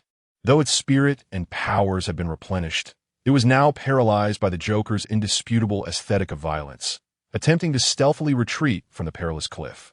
The beast, once brimming with ferocity, now exhibited none of its former rage, having retracted all elemental fire and wind. It crawled low to the ground, cautiously inching towards the shadow of the rocks, a scene both comical and tragic, as this colossal creature resembled a mouse, furtively plotting its escape. "Ah, you wish to flee?" Decade's voice, though soft, resonated clearly in the ears of the great beast. "Roar." The beast, its stealth exposed, let out a furious roar, shedding all pretense, as the elemental forces of wind and fire erupted violently around it. The azure winds entwined with the crimson flames, giving rise to a devastating whirlwind of fire, propelling its colossal form at an astonishing pace down the mountainside. The velocity transformed into a dazzling blur of red and blue, rendering conventional pursuit utterly futile. "Let us see who is faster," Lin Mo mused as he observed the swiftly retreating luminescence. He leisurely withdrew a card from his card case, which bore the image of a white fox knight. This card had yet to be unveiled before others. With a casual snap of his fingers, he proclaimed, "Now, here comes the highlight. Kamen Rider, Master Ride, Geats, Extreme Fox." The magenta armor underwent yet another transformation amidst the astonished gazes of onlookers. The white base armor enveloped his entire being, with a futuristic white chest plate, while mechanical structures resembling firearm components adorned his shoulders, arms, and legs. The masked rider Geats, in his magnum base form, made his entrance. Yet this was merely the prologue. He pulled out 2 additional cards, layering them in an intriguing fashion. One represented Magnum in firearm form, while the other symbolized Boost in motorcycle guise. Form Ride, Geats, Magnum Boost, Extreme Fox, Magnum Booster, with a mechanical announcement. Geats's form evolved once more. The masked rider Geats in Magnum Boost form emerged, his upper body draped in pure white Magnum armor, while his lower half donned a vibrant crimson booster armor. The striking contrast of white and red, coupled with a flowing white scarf billowing behind him, exuded elegance and uniqueness. "Ready? Fight! Come, little fox, it's time to work." Lin Mo drew yet another card, inserting it into the driver. "Attack Ride, Boost Striker. Attack Ride, Booster Striker. Boost. Set. Revolve on. Revolve Upgrade." In an instant, Geats's form flipped, disassembling into red and white energy particles before reconstituting. He transformed into an armored appearance of red above and white below, accompanied by a thunderous roar and the clear cry of a fox. Suddenly, a strikingly futuristic motorcycle, rich with fox elements and a radiant crimson hue, materialized beside him. This was the exclusive steed of the Extreme Fox, the Booster Fox Boost Striker. With a nonchalant grace, Lin Mo mounted the motorcycle, playfully raising his hand towards Su Xiu, who stood in stunned silence in the distance, as if to say, "Watch closely."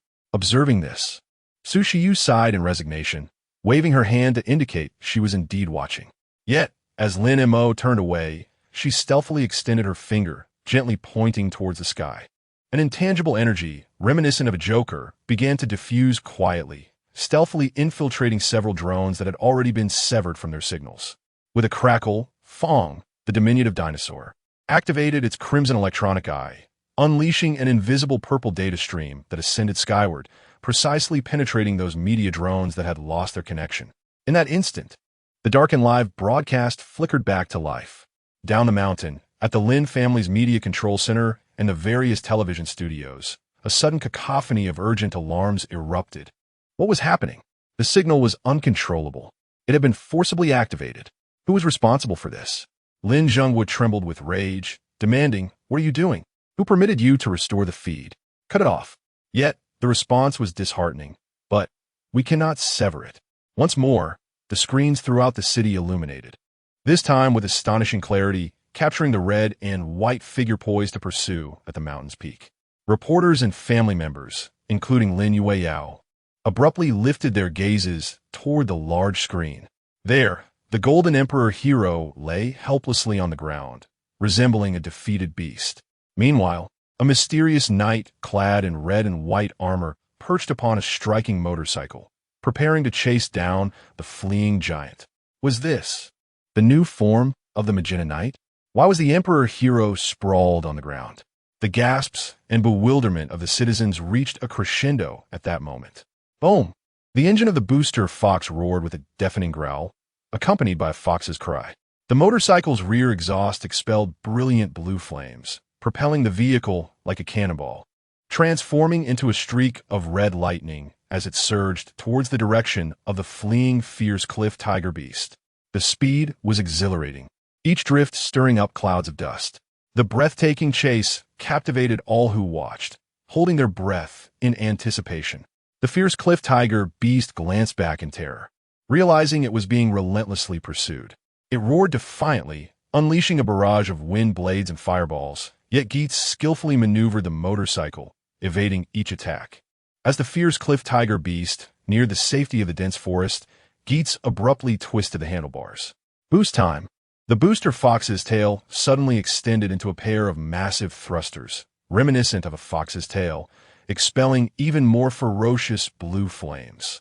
With a thunderous roar, the motorcycle soared into the air, becoming a streak of light, surpassing the fierce cliff tiger beast mid-flight. With a graceful drift, it landed firmly ahead of the beast, blocking its escape route. The fierce cliff tiger beast let out a frustrated roar, attempting to change direction and flee into the sky, its enormous bat-like wings flapping vigorously. However, Geets offered no respite. It was time to conclude this. He tapped the motorcycle's fuel tank, and the booster fox instantly detached from the vehicle. Utilizing the thruster's power, he launched himself into the air, hovering above. The mechanical beast transformed back into its crimson fox form, following closely behind. In a breathtaking ascent, the man and the fox soared into the heavens, momentarily racing alongside the fierce tiger beast. Final attack ride. GGG Geets. Geets landed upon the mechanical fox, slightly bending his knees as the crimson thruster energy merged frantically with the pure white magnum energy, converging upon his right leg. Boost time. Magnum boost grand victory. His figure resembled a blazing meteor, adorned with a spiraling tail of flames, while the mechanical firefox closely pursued him, charging toward the fleeing cliff tiger beast below. With an overwhelming force of destruction, he descended. This kick was the ultimate finishing move of the magnum thruster form. Boom! It struck with unparalleled precision. The cliff tiger beast could not even emit a cry of despair before its massive form was instantaneously pierced, torn apart, and detonated by this dual-power destructive energy. A colossal mushroom cloud, blending hues of red and white, erupted into the sky at the edge of the cliff.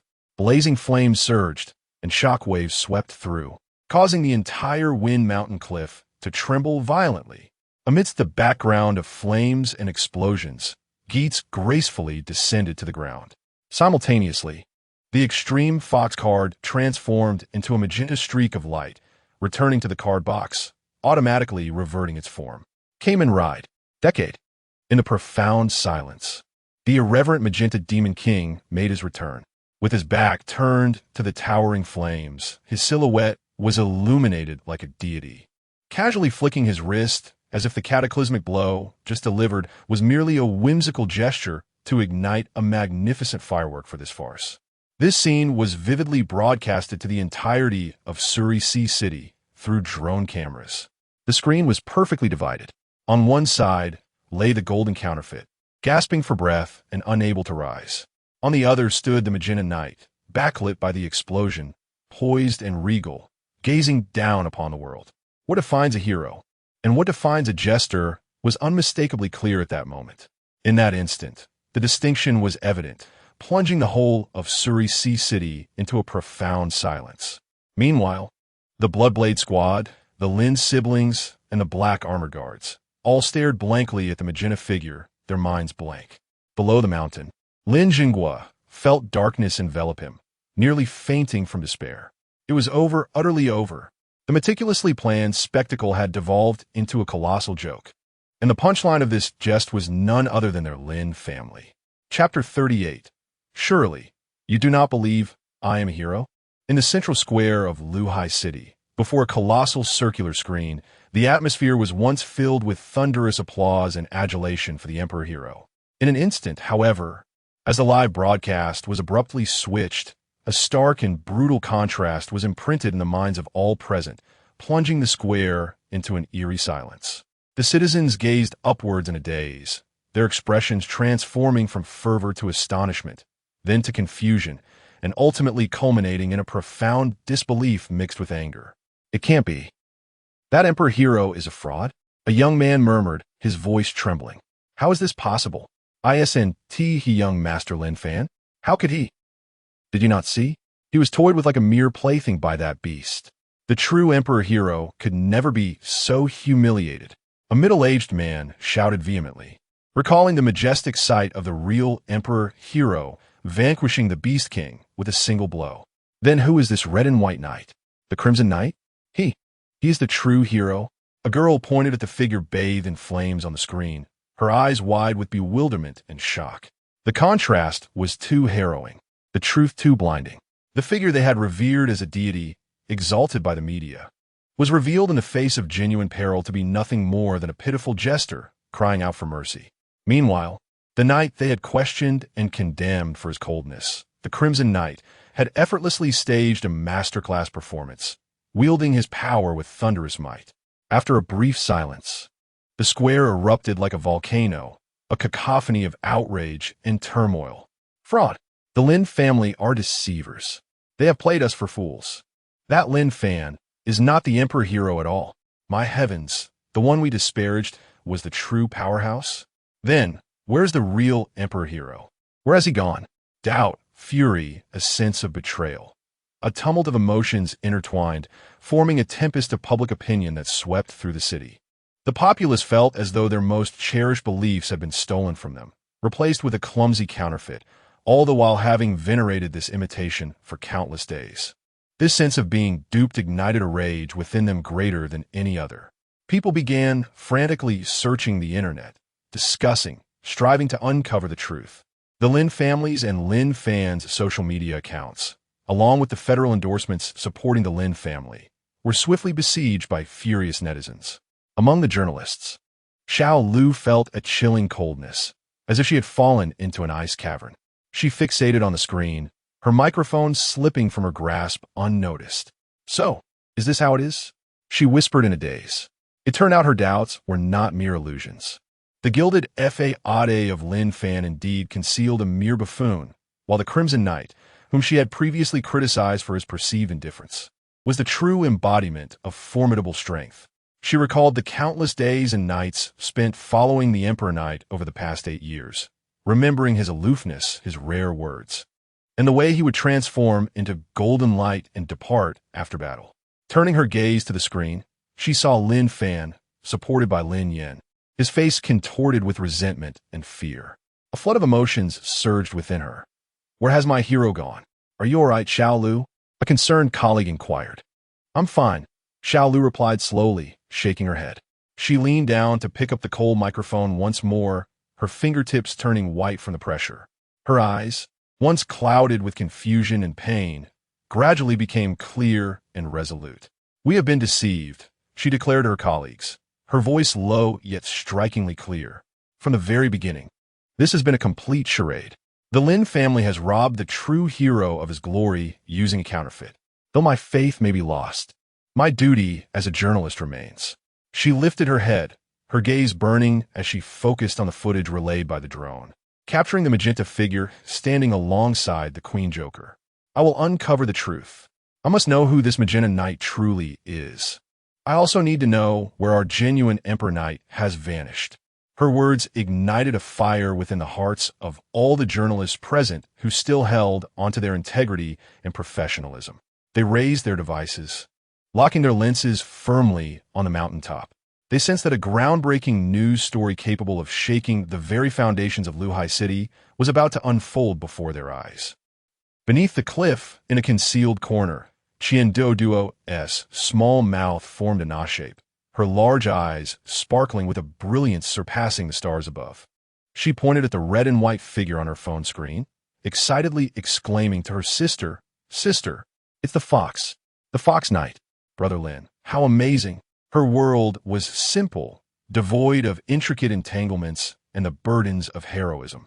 She only knew that the brother who provided her with bread and milk, who gently patted her head and promised to earn money for their beautiful sister, was a superhero capable of transforming into various dashing forms and defeating monstrous foes. Yes, Brother Lin is the greatest. Qian Xiao tightly embraced her sister, nodding vigorously. Her face was already wet with tears, but those tears were not of sorrow. They were of excitement and emotion. She gazed at the screen, where the magenta knight stood shoulder to shoulder with the queen in a black gown. A profound sense of security swelling within her. She once believed that people like them, the displaced, could only languish in the shadows, forever devoid of hope. Yet today, she had seen it. At that moment, how Run and the others were gathered together, surveying the chaos around them and the two terrifying monsters, hardly daring to breathe. You. Su Shiyu's voice pierced the silence, startling Hao Run. Why, Your Majesty? We were just doing our job for money. We are not allied with the Lin family. Hao Run hastily explained, fearing that he might be mistaken for an enemy and eliminated alongside others. Lin Mo paid no heed to his protestations, merely inquiring with a hint of indifference. Have you extracted the crystal from the fierce cliff tiger beast? Oh yes. Right away. Hao Run, as if granted a reprieve, swiftly commanded his subordinates to approach and cautiously retrieved a fist-sized, blazing red crystal from the shattered skull of the fierce cliff tiger beast. He reverently presented the crystal to Su Shiyu. Su Shiyu accepted the crystal and casually tossed it to Lin Mo behind her. He caught it, weighed it in his hand, and pocketed it. 5 million in hand. He murmured. Additionally, there are the Heavenly Realm ability crystals, Su Shiyu added. The two of them nonchalantly divided the spoils, as if the earlier harrowing battle had been nothing more than a routine task. The members of the Bloodblade team exchanged glances, their hearts a tumult of emotions. In a corner, Lin Yin supported the nearly stunned Lin Fan, watching the surreal scene unfold before her mind a blank canvas. The lineage, strength, and strategies she once took pride in were utterly crushed beneath the weight of these two unpredictable beings. The world seemed to diverge from her previous understanding. Atop the mountain peak, the wind howled, carrying the scent of scorched earth and blood. Lin Mo and Su Shiyu continued to share their spoils with an air of ease, as though the cataclysmic battle had merely been an amusing excursion. Behind them lay the chaotic aftermath, the trembling Bloodblade team, and the Lin siblings, their expressions vacant and faith-shattered. Sir Crimson, Your Highness. Hao Run hesitated for a moment before mustering the courage to approach, forcing a smile that was more grotesque than sorrowful. Now that everything is settled, might you what? Su Shiyu turned slightly, regarding him with a smile that bordered on mockery. You two are crucial witnesses to this mission. Leaving now would mean forfeiting your reward. Hao Ren's heart sank, cold sweat breaking out instantaneously. Witnesses? The term, in certain contexts, often bore an ominous connotation synonymous with elimination. At that moment, the surviving drone wobbled into view before Decade, and from its speaker emerged a somewhat anxious and trembling voice. Excuse me, Sir Crimson Knight. I am a reporter from Luhai Daily. May I request a brief interview? At these words, everyone was taken aback. Hao Ren nearly bowed down before the oblivious reporter, thinking, brother, do you not see that these two are merciless demons? Just moments ago, they obliterated the Lin siblings and a group of armored guards, and you're asking for an interview? However, to everyone's astonishment, Decade merely tilted his head, casually seated himself upon a boulder, resting one hand on his knee, his tone light. An interview? Sure, but my time is precious, so please be quick. This demeanor, seemingly benign, brought a sense of relief to the little deer behind the drone and all the reporters present. It appeared he might indeed be a hero, albeit with an eccentric disposition. Thank you. Thank you. A male reporter interjected eagerly. Might I inquire, sir, who are you? To which functional order does this formidable armor belong? Or does it form a distinct system akin to the Emperor's armor? Me? Decade replied, his tone tinged with amusement. Just a passing Kamen Rider. As for the order? I am the order. This audacious response left the reporters momentarily speechless. Another female reporter quickly followed up then. Why have you appeared here? Oh, that. Decade gestured towards the remains of the fierce cliff tiger beast on the ground, responding languidly. I initially came to earn a little extra, to clear away some refuse, but unexpectedly stumbled upon a far more tedious farce than the trash itself. His nonchalant remarks diminished the heroism of the Lin family to mere triviality. Down the mountain, Lin Zhenghua trembled with rage, yet dared not voice his indignation. The reporters exchanged glances, sensing that this formidable figure's personality was somewhat irreverent, far from the daunting persona they had imagined. The oppressive atmosphere lightened slightly. At last, it was the little deer's turn. She took a deep breath and, through the drone, posed a profound question that lingered in everyone's hearts, piercing their souls. "Sir, might I ask, are you of the same ilk as our former Emperor Rider?" Her voice quivered with excitement. Before Lin Mo could respond, another voice impatiently interjected. "Isn't that a redundant question? Lord Pink must undoubtedly be as esteemed a hero as the Emperor Rider. Indeed, could you clarify, Lord Pink? Will your future appearances as a hero also be swift in response to alarms? And will you collaborate with the Shadow Team of Tianhai City and the Celestial Punishment Team of Luoyi City for a quintessence performance like 3 years ago?" The reporter babbled incessantly, yet it became evident to all that Decade had no intention of answering, nor even deigned to look their way. Atop the mountain, the previously relaxed atmosphere dissipated entirely. Decade gradually turned, his emerald compound eyes seemingly piercing through the drone's lens, transcending time and space, resting upon the little deer, upon the reporters, upon every bewildered citizen in the square. After a moment, he let out a light chuckle. This laughter, though soft, carried with it an endless mockery and a chilling coldness that sent shivers down the spines of all who heard it. "You." Decade's voice resonated through the loudspeakers, clear as crystal, reaching every corner of the square. "Surely you don't genuinely believe I am some hero, do you?" Chapter 39. This world. Perhaps I shall destroy it myself. Decade's voice resonated through the square via the loudspeaker, echoing in every corner with startling clarity. "Surely, you do not believe me to be a hero?" This statement fell upon the citizens like a frigid deluge, extinguishing the flicker of hope that had just ignited within them. The square was plunged into a profound silence. All present stood frozen, unable to comprehend why this formidable savior, who had just alleviated their dire plight, would utter such heretical words. "Hero?" Decade's laughter rang out, laced with unabashed mockery and a chilling disdain that sent shivers down the spine of all who heard it. He extended a finger, casually gesturing. Such grandiose titles were merely shackles meant to ensnare the strong, a facade to conceal folly, a means to satiate your cheap sense of security, a mere indictment.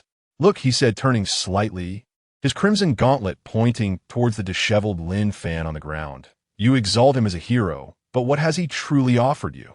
A farcical spectacle and a near-catastrophic conclusion that almost led everyone to ruin. You wish for me to embody that hero," he continued, pivoting once more, his emerald eyes scanning the drone's lens as if scrutinizing each individual. "Do you not find it absurd?" At that moment, the Joker Queen let out a light chuckle. "Indeed, you humans are quite entertaining. Do you intend for this fellow beside me to pay for your folly, just as you once lauded that golden fool long ago? To gamble his life for your complacency? 8 years of guarding the city, 3 days and nights of solitary battle against the monstrous tide. In the end, you bind him with your so-called nobility and responsibility, turning him into a tool at your beck and call? What ist?" The atmosphere around Su Xiu shifted dramatically, her voice boiling with indignation. "Do you feel deserving of such a fate?" She extended her hand toward her side.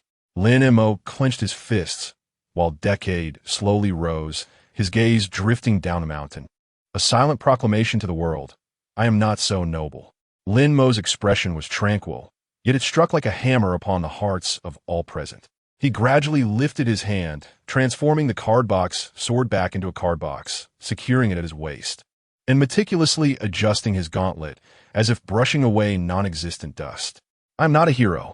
His voice reverberated once more through the loudspeakers of the drones, resounding across the mountaintop, the valley below, and throughout the entirety of Luhai City. He turned, standing shoulder to shoulder with Su Xiu, the Crimson Demon King and the Black-Purple Queen, appearing as the antithesis of the world in that moment. I am merely a passing Kamen Rider, a destroyer of worlds. As his words lingered in the air, he drew forth from the card box a card radiating an unparalleled golden brilliance. The card depicted a supreme ruler clad in golden armor, shouldering the sun and moon, with clock hands encircling behind him. Kamen Rider, Ghost Rider Zijo, Time King. A resplendent golden radiance ascended towards the heavens, casting the entire Feng Mountain cliff in a magnificent glow. Subsequently, an enormous and awe-inspiring clock, constructed of golden energy, descended with a thunderous roar, obscuring the sky. The clock's hand spun wildly, and with a sharp click, it enveloped the entire Feng Mountain cliff, from its base to its summit, along with all its inhabitants and the remnants of otherworldly beasts, sealing them completely. What is this? Lin Jingua and his companions were horrified to discover that they had lost all connection with everything on the mountain. The colossal clock barrier loomed like an insurmountable dimensional prison. Lin family head, can you hear me? Decade's voice resonated once more, this time directly intruding upon the communication channels of Lin Jingua and other high-ranking officials, laced with a hint of cold mockery. I'm not particularly skilled at arithmetic, but your son, your daughter, your loyal black armored guards, this mercenary group known as Bloodblade, and your family and servants below the mountain, all together, they must be worth quite a fortune, wouldn't you agree? Lin Jingua's heart constricted violently, an unprecedented fear gripping his throat. What? What do you intend to do? What do I intend to do? Decade chuckled lightly. It's quite simple, a transaction. He snapped his fingers, and a crimson stream of data materialized, transforming into a list that projected itself onto the screen before Lin Jingua. Everything on this list is non-negotiable. Celestial fire glaze, deep-sea cold iron, millennium thunderstruck wood. Oh, and let's not forget your Lin family's ancestral, heavenly forging stone. Over my dead body, Lin Jingua bellowed in fury. The heavenly forging stone is the foundation of the Lin family. I will never give it to you. Legends spoke of an ultimate armor once wielded by his ancestors. Yet after a millennium, no one had been able to decipher its legacy. How could he possibly relinquish it? Is that so? Decade's tone remained unperturbed. Then there is no other option. This clock will erase everything within its confines from the timeline in 1 hour. You may gamble on what is more valuable, your precious stone or the lives of your children. He added as a parting note, and do not entertain the notion of sending someone to breach it. The power of this entity is beyond your comprehension. With that, Decade unilaterally severed the communication. Lin Jingua slumped in his chair, drenched in cold sweat. Yet this was not the end. Decade's voice once again echoed through the city's emergency communication channel, resonating throughout the skies, this time addressing the high-ranking officials of the Longxia Federation and the entire world. Esteemed dignitaries of the Longxia Federation and citizens before their screens. His voice bore a hint of irreverent amusement. You had best pray for eternal peace in this world, for if one day I find myself in a foul mood.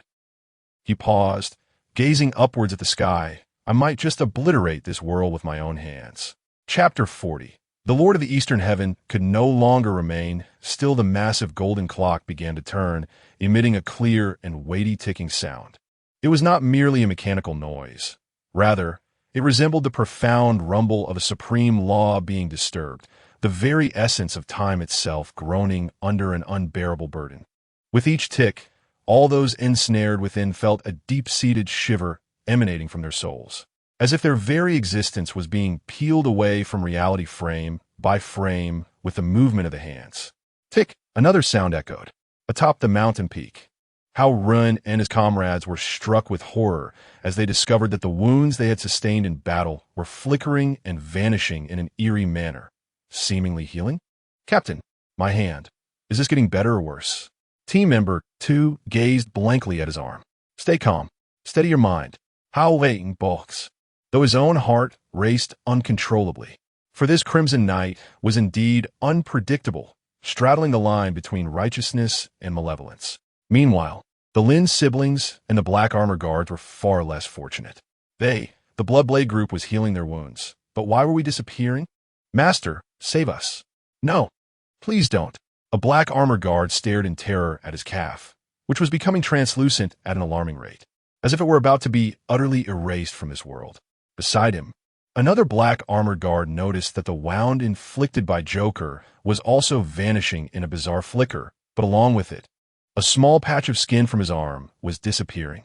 "Dad, I don't want to die. Quickly, give it to him."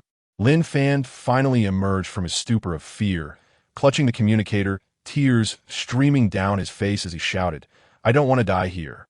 Give him the heaven forging stone. Master, save us. Help."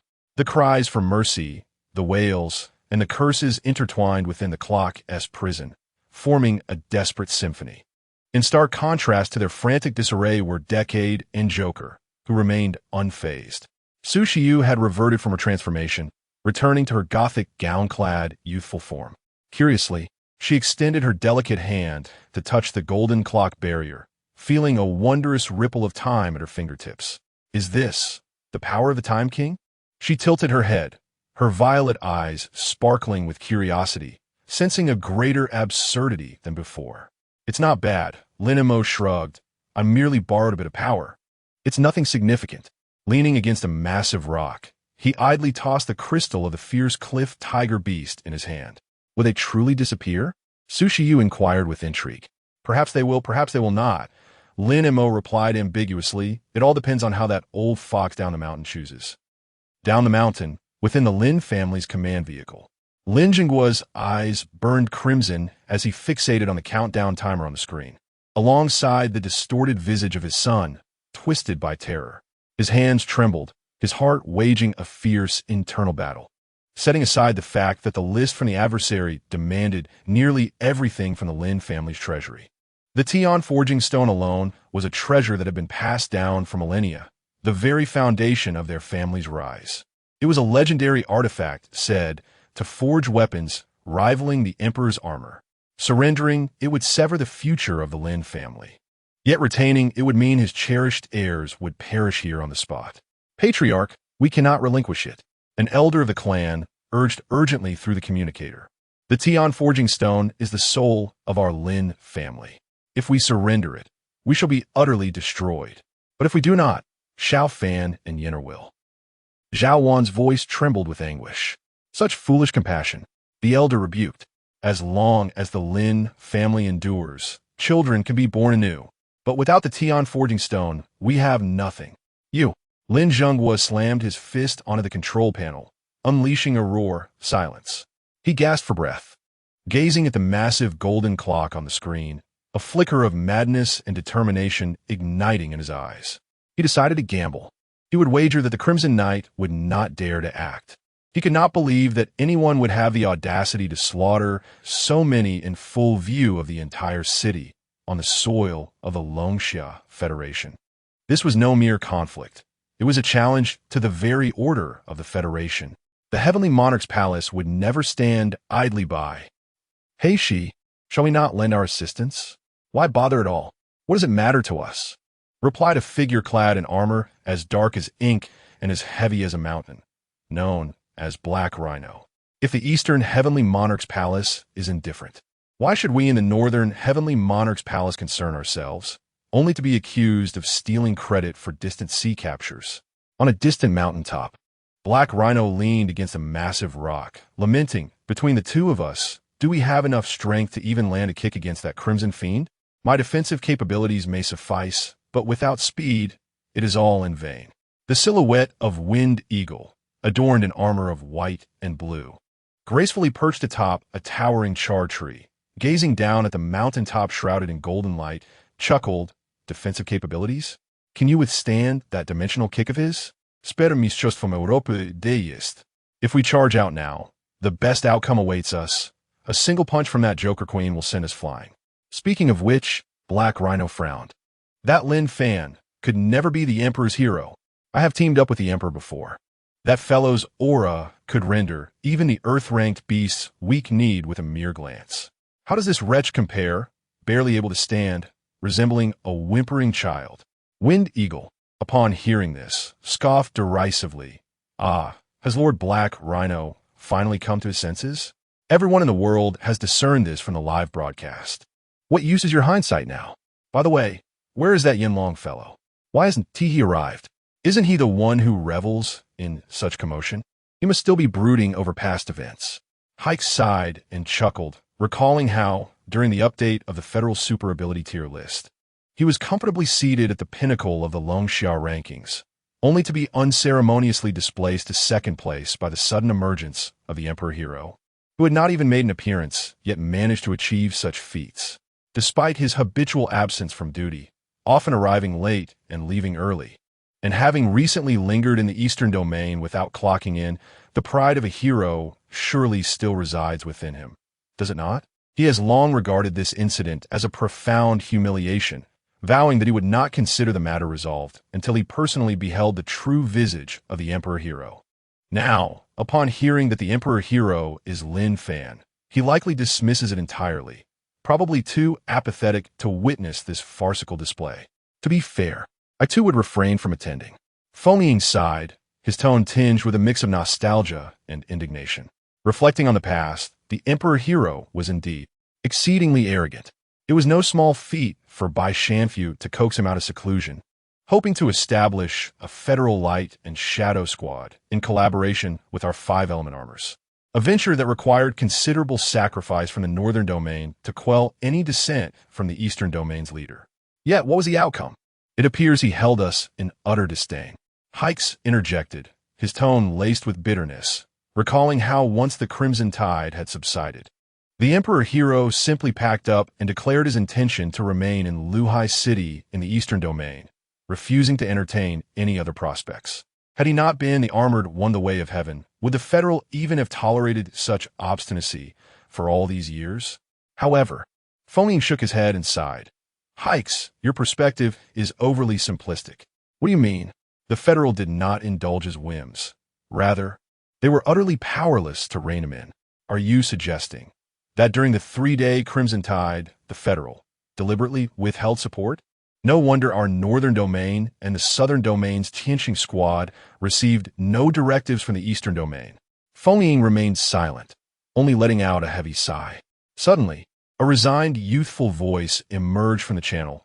I advise you to refrain from discussing matters best left unsaid. Our communications are being monitored. It was Yanlong, whose tone was gentle, starkly contrasting Hikes' earlier characterization of arrogance. Yanlong, where have you been shirking your duties this time? Not permissible to disclose. Yanlong sighed through the communicator. You too should prioritize your safety. The leader of the Eastern Domain, Zhao Wujing, is becoming increasingly restless. Chapter 41. All that is seen before me, the world is mine to command. Zhao Wuji, the master of the Eastern Celestial Mansion, one of the 4 great towns and a peak 7th-tier national-level powerhouse, commanded the eastern region of Longxia with an ethereal prowess that could shake the very foundations of Luhai City. Was he truly going to intervene, personally? Black Rhinoceros inquired, astonished. No, Yanlong replied with a hint of amusement. He has dispatched his precious son, Zhao Qingyun. As the words hung in the air, the space above Fengshanya suddenly distorted violently like rippling water. A low hum resonated as a rift in space was forcefully torn open, and a young man clad in resplendent silver garments, with a visage like jade and an ethereal demeanor, stepped forth with measured grace. With each step he took, silver ripples spread beneath his feet, as if the very fabric of space yielded to his presence. The newcomer was none other than Zhao Qingyun, the deputy master of the Eastern Celestial Mansion, a prodigy who currently ranked 2nd on the human leaderboard and a junior 7th-tier spatial manipulator. It is Zhao Qingyun. My heavens! Even the deputy master has been stirred. The journalists and dignitaries below instantly recognized him, erupting in exclamations that surpassed those evoked by the sight of the Emperor Hero. He was a true child of destiny, one of the pillars upon which the future of the Federation would rest. Zhao Qingyun stood with his hands clasped behind his back, hovering in midair. He did not even glance at the chaotic throng below, but fixed his gaze upon the immense golden clock emanating an aura of supreme laws. His brow furrowing slightly, an intriguing force, one that does not belong to the rules of this world. Is this yet another Emperor Hero? He mused, his tone imbued with an innate arrogance. He raised his hand, fingers splayed, and made a grasping motion toward the golden clock. Space severance. The space before him instantaneously collapsed and twisted, forming a visible, rapidly spinning silver vortex, as if attempting to forcibly extricate the golden clock from the realm of reality. Yet, the golden clock merely shuddered slightly. The hands clicked and leisurely advanced a notch, and the power of time it exuded effortlessly quelled the vortex capable of rending space, rendering it formless. The calm demeanor on Zhao Qingyun's face vanished for the first time, replaced by a flicker of gravity. He formed hand seals, and the silver spatial energy surged violently. Dimension exile. He thrust his hands forward, and a massive, cubic silver spatial cage swiftly materialized, enveloping the lower half of the golden clock, attempting to cast it into the chaotic unknown of dimensional turbulence. Click! The hands of the golden clock advanced once more. That seemingly indestructible dimensional cage crumbled before the absolute force of time, like a castle built of sand disintegrating from its corners. Twice he had struck, and both times returned empty-handed. Zhao Qingyun's expression darkened completely as he stared intently at the immobile clock, disbelief flooding his eyes. His inherited ethereal power from the Zhao family, the pride of his spatial abilities, had proven utterly ineffective against this entity. How could it be? At that moment, the authoritative yet weary voice of his father, Zhao Wujia, resonated from his communicator. Qingyun, return. That is a power beyond your grasp. Father, I. Zhao Qingyun attempted to express his thoughts further. Return. Zhao Wujia's tone brooked no argument. It was a realm of the divine, said to be of the same origin as the Emperor's armor, perhaps even of a higher echelon. Not even I, your own father, could breach it. Upon hearing this, Zhao Qingyun's heart surged with tumultuous waves. The divine realm? In mere minutes. Despair enveloped the hearts of all those below the mountain. Even the young master found himself powerless. Were the individuals atop the mountain truly destined to be erased from the timeline? Taking a deep breath, Zhao Qingyun suppressed his unwillingness and shock. Casting a glance at the immense golden clock, he slightly raised his hand, and a rift in space gradually opened. Meanwhile, within the Lin family command vehicle, Lin Jinghua appeared ashen. Zhao Qingyun's failure shattered his final glimmer of hope. Head of the family. Only 30 minutes remain. A guard tremulously reminded him. The Zhao family head has instructed us to hand over the item to that crimson demon. He has no other recourse for now. Lin Wan cried out. Give him the heavenly forging stone. I cannot be without Xiaofan and Yin'er. Lin Jinghua closed his eyes, seemingly aging decades in an instant. Lin Yueyao stood in the corner, furrowing her brow, lost in her own thoughts. Suddenly, Zhao Wujia's voice echoed through the communicator, Commander Lin. When it is time to sever ties, do not hesitate.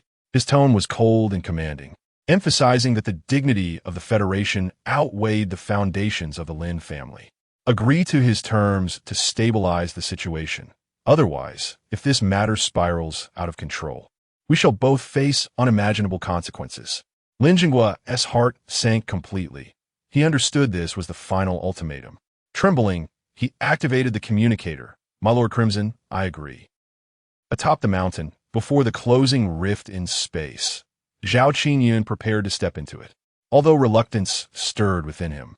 His father's command and the immovable golden clock before him made it clear that today's events were beyond his intervention. Retreating was the only option. However, just as one foot was about to cross the threshold of the rift, an unanticipated and chilling sense of impending doom surged from behind him. Zhao Qingyun spun around, only to see the Crimson Knight, who had been languidly standing still, now levitating, his body parallel to the ground, with 10 enormous, ethereal night cards radiating a destructive aura behind him. It was a wild and magnificent finishing pose he had never witnessed before. Final attack ride. The decade. The proclamation, reminiscent of a death countdown, finally reached his ears at that moment, yet the sound arrived even slower than the impending destructive assault itself. This was not good. Zhao Qingyun's pupils abruptly constricted to the size of pinpoints. Without a moment's hesitation, he frantically summoned the remnants of spatial power within him, shifting his form in a remarkably awkward manner to evade to the side. Boom! Almost simultaneously as he vanished, Decade unleashed a dimension kick, infused with the ultimate strength of 10 riders, which struck his previous location with the precision of a crimson meteor. Though it did not hit an entity, the devastating energy erupted with a thunderous blast. The space twisted and shattered as if a colossal stone had been cast into a tranquil lake. The once stable spatial rift was torn asunder and detonated under such unreasonable force. Puff! Zhao Qingyun, having just teleported several meters away, felt as if struck by lightning, violently spewing a mouthful of fresh blood and stumbling down from midair.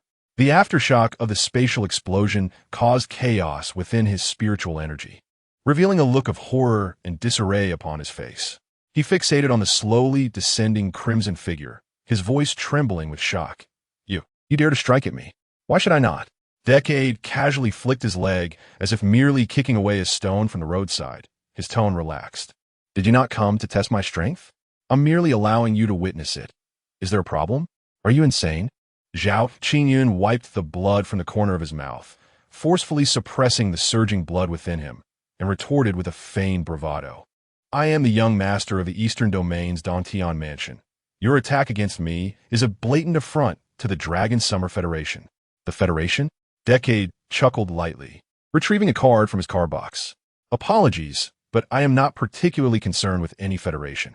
What I behold, I shall command. Zhao Qingyun paused, perplexed. What do you mean? Lin Mo cast a disdainful glance at him. Is this the level of culture of a young master? You, Zhao Qingyun began, but was abruptly interrupted as Decade's demeanor turned icy. In his hand was a card resembling a golden demon emperor, adorned with a clock on its reverse side. He swiftly inserted it into the driver, accompanied by a deep, authoritative declaration and a heavy sound akin to an ancient pendulum. With the commanding presence of a time-defying demon king, the transformation sound effect resonated perfectly. Final form ride. OOHMAZIO. Boom! In that instant, the heavens and earth lost their luster. The enormous golden clock cage shattered, dispersing into countless shards of golden light, rushing towards Decade's form like frenzied subjects summoned forth. The crimson armor disintegrated in the golden radiance, reassembling. Countless golden clock gears spun wildly around him, breaking apart and reforming as a dark golden, intricately inscribed, ornate battle armor enveloped him entirely, each inch exuding unparalleled majesty. With shoulders bearing the immense hands of a clock, symbolizing both the past and the future. A colossal energy imprint, emblematic of the term Ma, gradually emerges behind him, suppressing all that is ancient. The facade of Decade dissipates, revealing an abyss of darkness beneath. Shortly thereafter, two dark red kanji characters, Zio, materialize from thin air, swirling rapidly around his head. Ultimately, with a crisp click, the two dark red characters seamlessly embed themselves into his visage, transforming into a pair of cold, imposing compound eyes radiating a dark crimson glow. As the brilliance fades, the irreverent world destroyer vanishes completely. In his stead stands the sovereign of all, embodying the ultimate essence of time and uniting the powers of all riders, the benevolent, supremely powerful Demon King, Ma Zio. Chapter 42. The Destroyer Passing By, or the Innate Demon King. Upon the summit, Lin Mo gradually raised his head. His pair of dark red compound eyes coldly surveyed Zhao Qingyun, Lin Zhenghua below the mountain, and all that lay within the realm of existence. His voice, no longer embodying the flippancy of Decade, transformed into a resonant and authoritative tone, reminiscent of a king of demons encompassing both past and future, calmly proclaiming, "All that I behold is mine to command. The world shall bend to my will." This signified that within the reach of his gaze, he paused momentarily, raising his right hand adorned with golden gauntlets, fingers splayed as if to grasp the entirety of the world within his palm. All is dictated by my words. Suddenly, his fingers clenched tightly, unleashing an invisible shockwave that reverberated violently, causing the immense golden clock barrier to emit a resounding hum. Let be I who renders judgment. In an instant, the heavens and earth were shrouded in an imperceptible hue. Mountains and rivers quaked, and the sun and moon trembled. This power, the armored warriors, Wind, Eagle, and Black Rhino, instinctively knelt upon sensing this overwhelming aura, their armor emitting a mournful cry under the unbearable weight. This was not merely pressure directed at them, but an absolute subjugation emanating from the essence of power itself, a surrender on the very plane of existence. Such submission had only manifested long ago before the ultimate Emperor Hero. It was inconceivable. This could not be happening. Zhao Qingyun's expression changed drastically. The spatial barrier. He desperately summoned every concealed artifact within him, hastily erecting several spatial barriers before him. However, the Demon King merely cast a detached glance in his direction, making no offensive motion, yet slowly raised his right hand clad in dark golden gauntlets and made a feeble grasp toward Zhao Qingyun. The gesture was so casual, as if he were to crush a mere fly. PFF. Zhao Qingyun felt as if struck by lightning, violently spewing forth a mouthful of blood, his body uncontrollably plummeting to the ground. To his horror, he realized that within him, the power of space had been forcibly shackled and stripped away by an unmatched will. The strength he once prided himself on was rendered utterly impotent before this Demon King, stripped of even the right to wield it. Young Master, Lin Zhenghua and a multitude of dignitaries below, witnessing this scene through their lenses, were rendered utterly aghast. In Dongtian Mansion, Zhao Wuji abruptly rose from his seat, his complexion ashen, eyes brimming with fury and disbelief. Is this truly the legendary power of the Demon King from countless millennia ago? It actually exists in this world. Su Shiyu lifted her gaze, casting a complex look upon the heavens, focusing on Lin Mo. From the wounded hero she first encountered, whose eyes reflected a profound desolation, to the later slothful figure lounging on her sofa, pilfering her snacks. From the irreverent destroyer during his transformation into Decade, to this moment where he stood as the sovereign of all, enacting his will with mere words. How many faces does he possess? Which one is truly him? Su Shiyu's heart felt as though a stone had been cast into it, sending ripples of emotion coursing through her. She realized that she was becoming increasingly unable to fathom the depths of this man. Yet, inexplicably, as she gazed upon the imposing figure before her, rather than feeling fear, an unfamiliar sense of pride and reassurance welled up within her, one that she herself had yet to recognize. It was as if his very presence commanded the world to submit, and she alone was privileged to stand by his side. On the precipice of Wind Mountain, time appeared to stand still. The king of the demon hour floated serenely in the air, his intangible presence silencing all around him.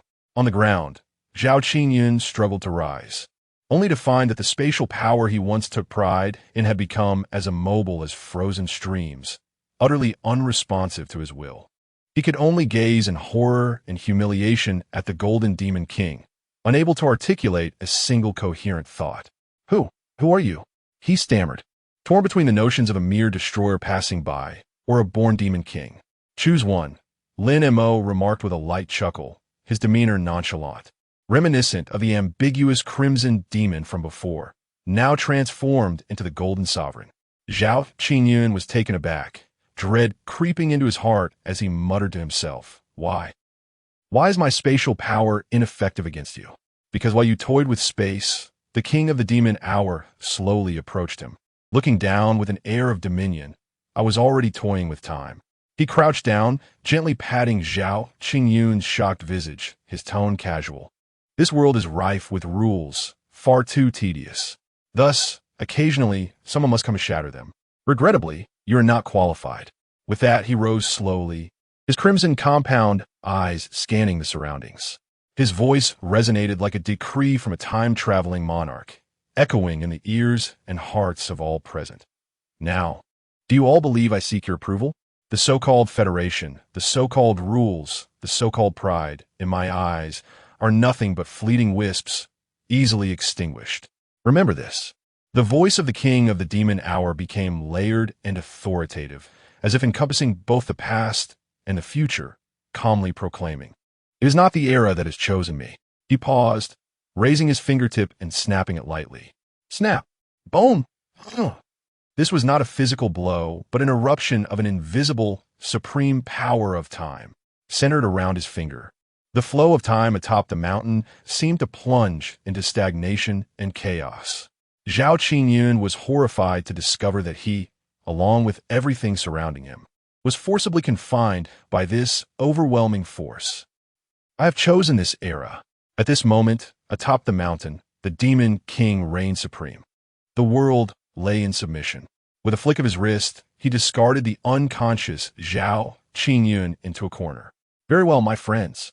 Lin Mo's voice took on a gravitas that resonated throughout the Federation, particularly within the communications apparatus of the Eastern Heavenly Ruler's residence. The stakes have been raised. The voice of the Demon King reverberated through the Eastern Heavenly Ruler's communication channel. Zhao, your son is now also a hostage. As for you, I have a new list. I hope you will give it due consideration. Lin Mo's expression was one of sardonic amusement. Oh, by the way, as a reprisal for your disobedience, I shall advance the time by a quarter of an hour. You all, take care. In that instant, the King of the Demon Time slowly raised his hand towards the enormous golden clock barrier and snapped his fingers once more. Snap! Click, click, click! The vast, previously motionless clock barrier's hands began to whirl in a dizzying counterclockwise motion at an alarming speed. The flow of time was forcibly distorted and accelerated in that moment. An intangible, irresistible force of temporal energy surged like a tide, engulfing every soul within the confines of the cage. A cacophony of anguished screams shattered the eerie silence atop the mountain. A black armor guard, who had previously suffered a broken arm at the hands of Joker, looked in terror at the stump of his arm. The flesh, there was not healing. Instead, it was rapidly decaying and withering in the bizarre flow of time. Soon, his entire arm, starting from the shoulder, crumbled away like rotting wood eroded by centuries, turning to ash inch by inch. My leg is gone. Another black-armored guard exclaimed, staring at the empty fabric of his pant leg, his eyes filled with unending dread. The force of time did not heal. Rather, it cruelly erased the very concept of their wounds from the timeline, reducing the limbs bearing those injuries to nothingness. Lin Yin and Lin Fan were in unbearable agony. The internal injuries inflicted upon them by Dimension Kick were now ravaging their bodies like a virus accelerated by a catalyst, erupting forth. Lin Yin felt as though her internal organs were being gripped tightly by an invisible hand, twisted, with every breath accompanied by excruciating pain. Lin Fan, on the other hand, was foaming at the mouth, convulsing, the sound of his bones dislocating and fracturing echoing from within his tattered golden armor, as if time itself were mercilessly grinding him to dust. Yet amidst this hellish scene, there was an anomaly. Captain, my injury has healed. The second member of the Bloodblade team exclaimed in astonishment, discovering that the wound inflicted by the ghostly owl was visibly mending under the influence of the temporal force, leaving no scar behind. My spiritual energy has also returned. The illusory fox felt the resurgence of power within, her face a mask of disbelief. Hao Run was equally astonished to find that the internal injuries sustained from a casual blow by Decade and the severe wounds from being caught between two colossal beasts had vanished without a trace, his condition even surpassing that of his prime.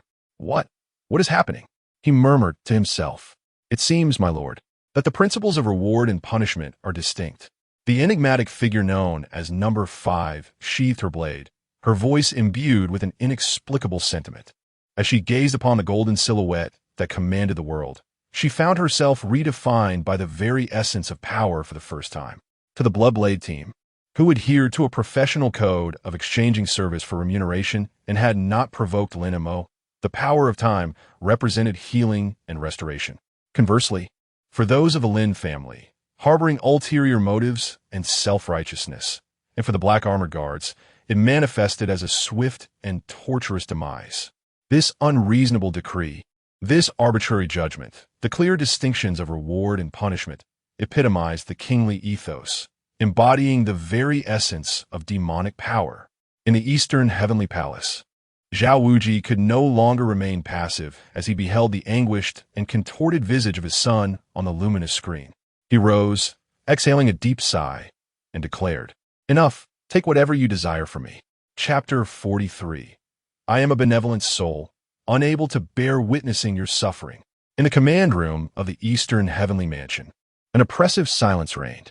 All aides and officers held their breaths, gazing at the grim visage of their lord, Zhao Wuji. Cease this.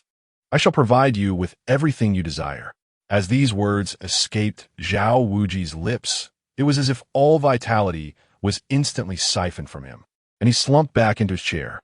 He understood that his concession was not merely a list of demands, but the first time the Eastern Heavenly Mansion, and indeed the upper echelons of the entire Longxia Federation, had bowed to this enigmatic Dark Lord.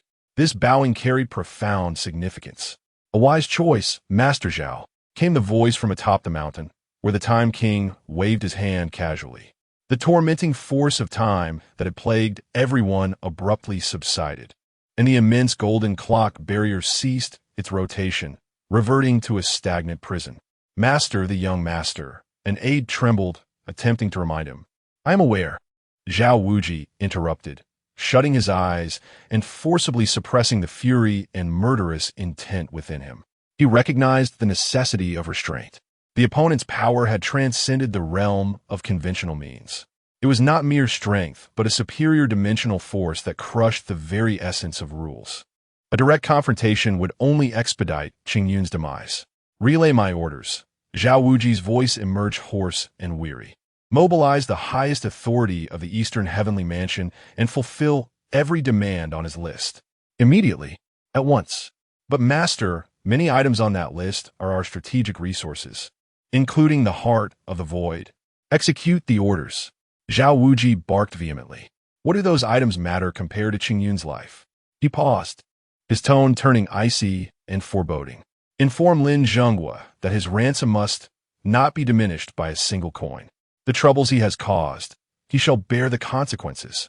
Understood. On the distant mountain peak, Black Rhinoceros, shall we continue to observe? Wind Eagle's voice trembled slightly. What nonsense! Run. Black Rhinoceros bolted from behind the rocks, scrambling down the mountainside with an unprecedented agility. If we don't flee now, what will become of us once that gentleman has had his fill and decides to dispose of us like refuse? Indeed, Wind Eagle's armor transformed into a streak of light, swiftly pursuing. They dashed several hundred meters before daring to glance back. The Golden Dark Lord remained stationary atop the mountain, as if he had never moved. Are you two really just going to run away? The resigned voice of Flame Dragon echoed in the channel. I was hoping for a report on the situation. Report my foot, Black Rhinoceros retorted, still shaken. Why don't you come here yourself? Besides, isn't there a live broadcast on the Federation Network? Live broadcast? Flame Dragon chuckled lightly. Do you see any signal left now? The Black Rhinoceros and the Wind Eagle were momentarily taken aback, only to discover that all signals related to Feng Shanyan had, unbeknownst to them, been entirely obscured by an invisible force.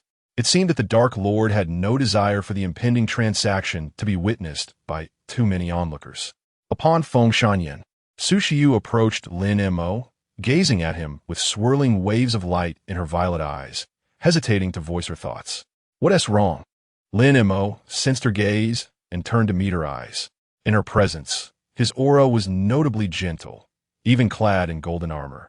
He exuded no trace of the previous intimidation. It's nothing, Su Shiyu replied, shaking her head, her voice barely above a whisper. I just felt that. Your demeanor earlier was rather intimidating. Is that so? Lin Mo chuckled lightly. I thought it made me look quite dashing. Conceited, Su Shiyu shot him a playful glare, though the corners of her mouth betrayed a hint of a smile. She observed this individual, who had seamlessly transitioned from a formidable Dark Lord to a playful rogue, and found herself momentarily at a loss for words. Yet, considering the circumstances, she mused that no matter how powerful he was, he still had to pay rent. Their landlord truly was the more formidable one. At that moment, Captain Howren of the Bloodblade team, injured and weary, staggered over.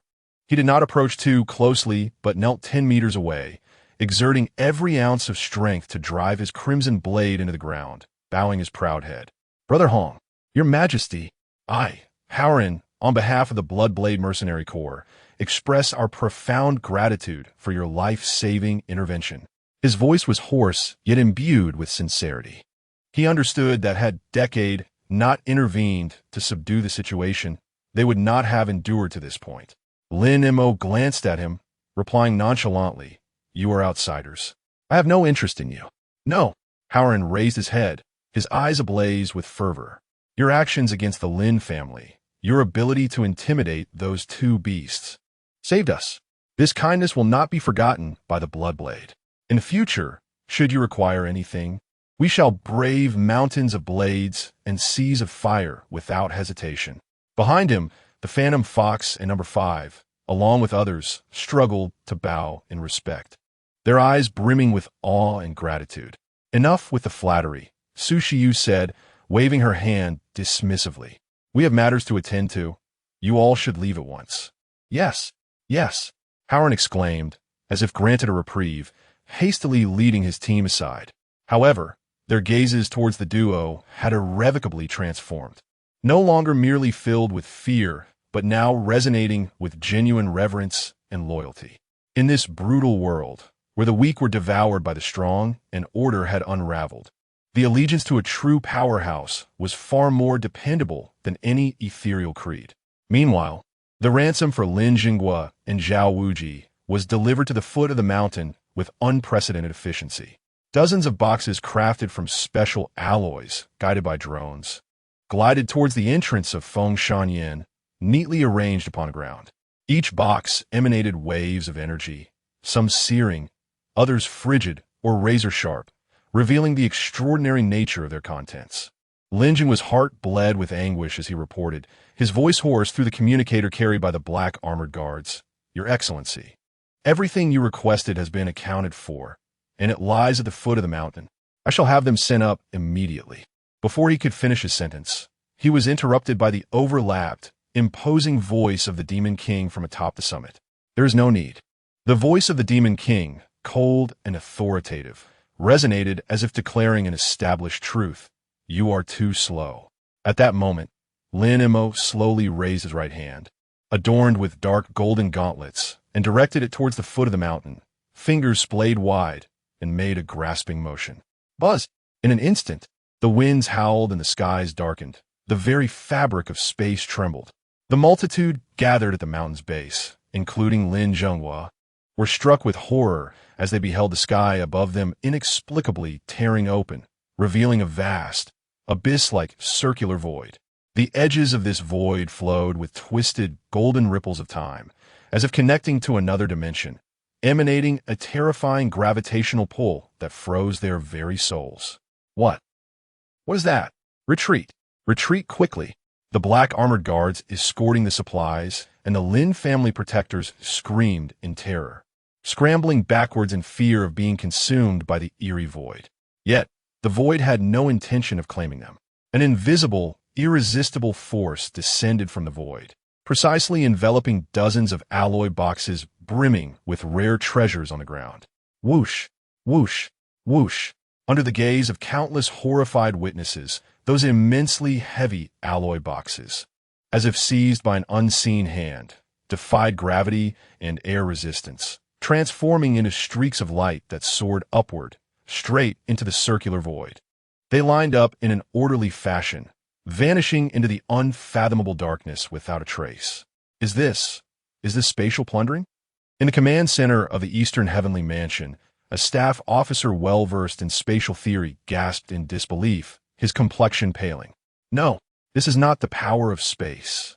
This is a superior force, a coercive transfer of existence itself." He did not even construct a spatial passage. He merely opened a door and commanded those objects to pass through. Zhao Wuji stared fixedly at the otherworldly scene on the screen, his fingers gripping the armrest so tightly that his knuckles turned white. This irrational force, which disregarded all rules, once again shattered his understanding. Within mere seconds, the mountain of ransom at the foot of the mountain was completely plundered, leaving not a single trace behind. Having accomplished this, the Demon King casually withdrew his hand, as if he had merely performed a trivial task. The massive circular void slowly closed with his movement. The sky returned to tranquility as if nothing had transpired.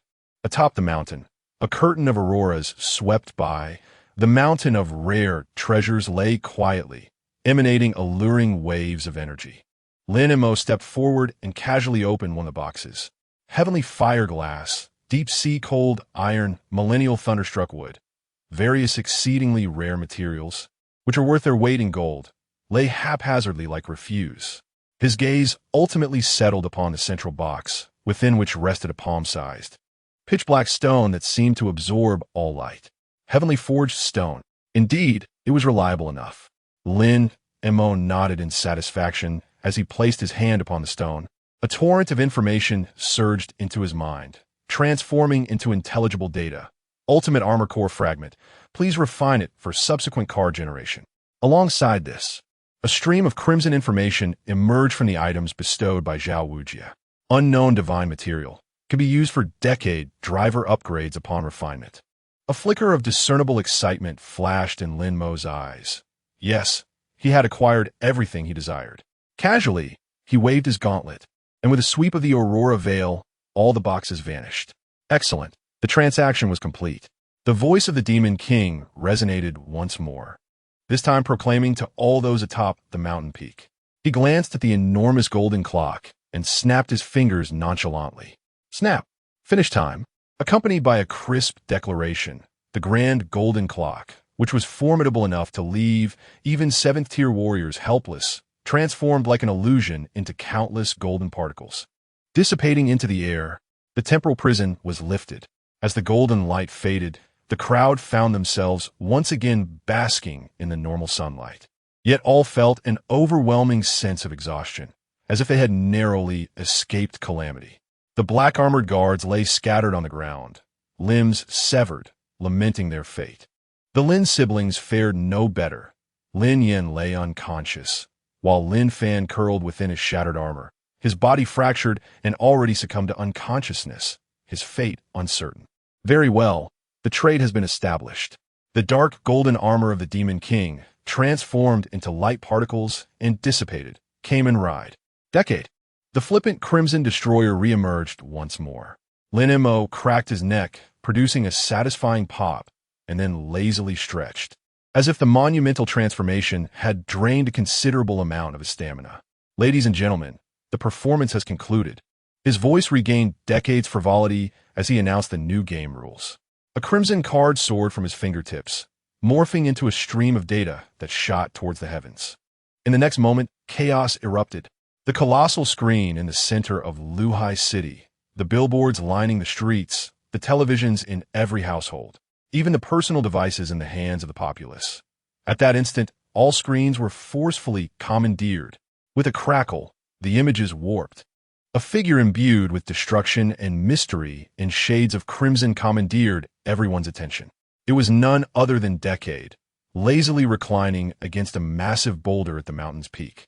His emerald compound eyes seemingly penetrating the screen, gazing intently at each terrified citizen.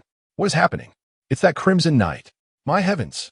He infiltrated the city's entire communication system. In the square, a wave of terror erupted among the crowd. They gazed at the ambiguous figure on the screen, filled with dread and unease. The power he had just displayed had utterly subverted their understanding of strength. Decade extended a finger and gently shook it under the watchful eyes of all. First, do not disturb me.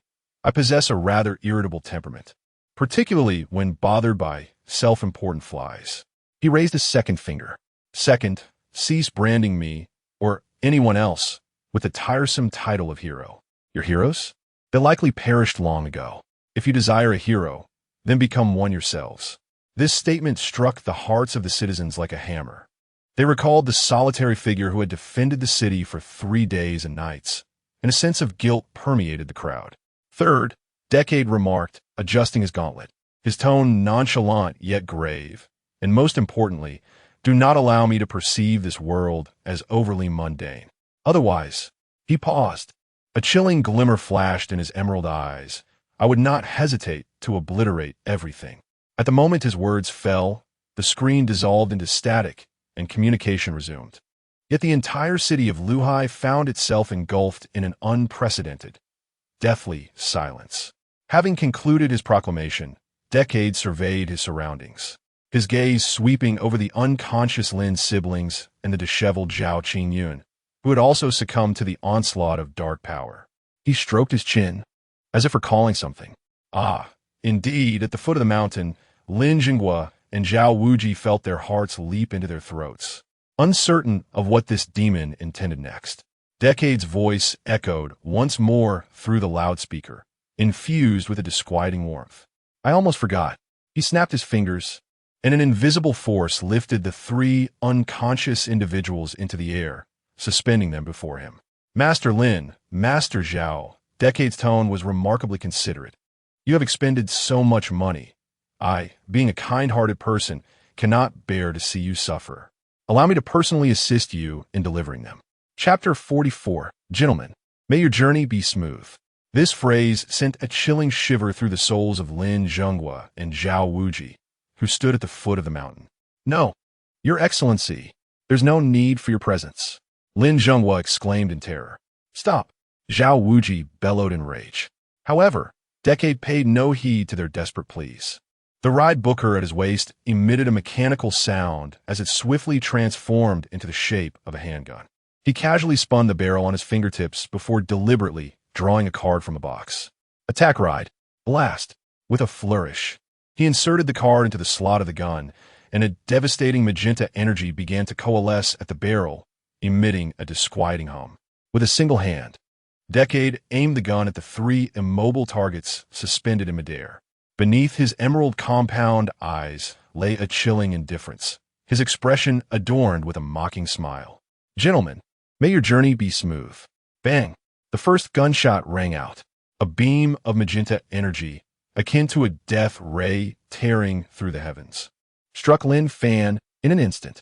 There was no explosion. The beam pierced through his tattered golden armor, and with tremendous kinetic force, his body transformed into a blazing meteor, forcibly shot down the cliff. Bang! The second gunshot, precise and elegant. Lin Yin followed suit, similarly pierced by the energy beam, descending the mountain with even greater swiftness than her brother. Finally, Decade aimed his gun at the most esteemed Zhao Qingyun. Without a second glance, he casually pulled the trigger. Bang!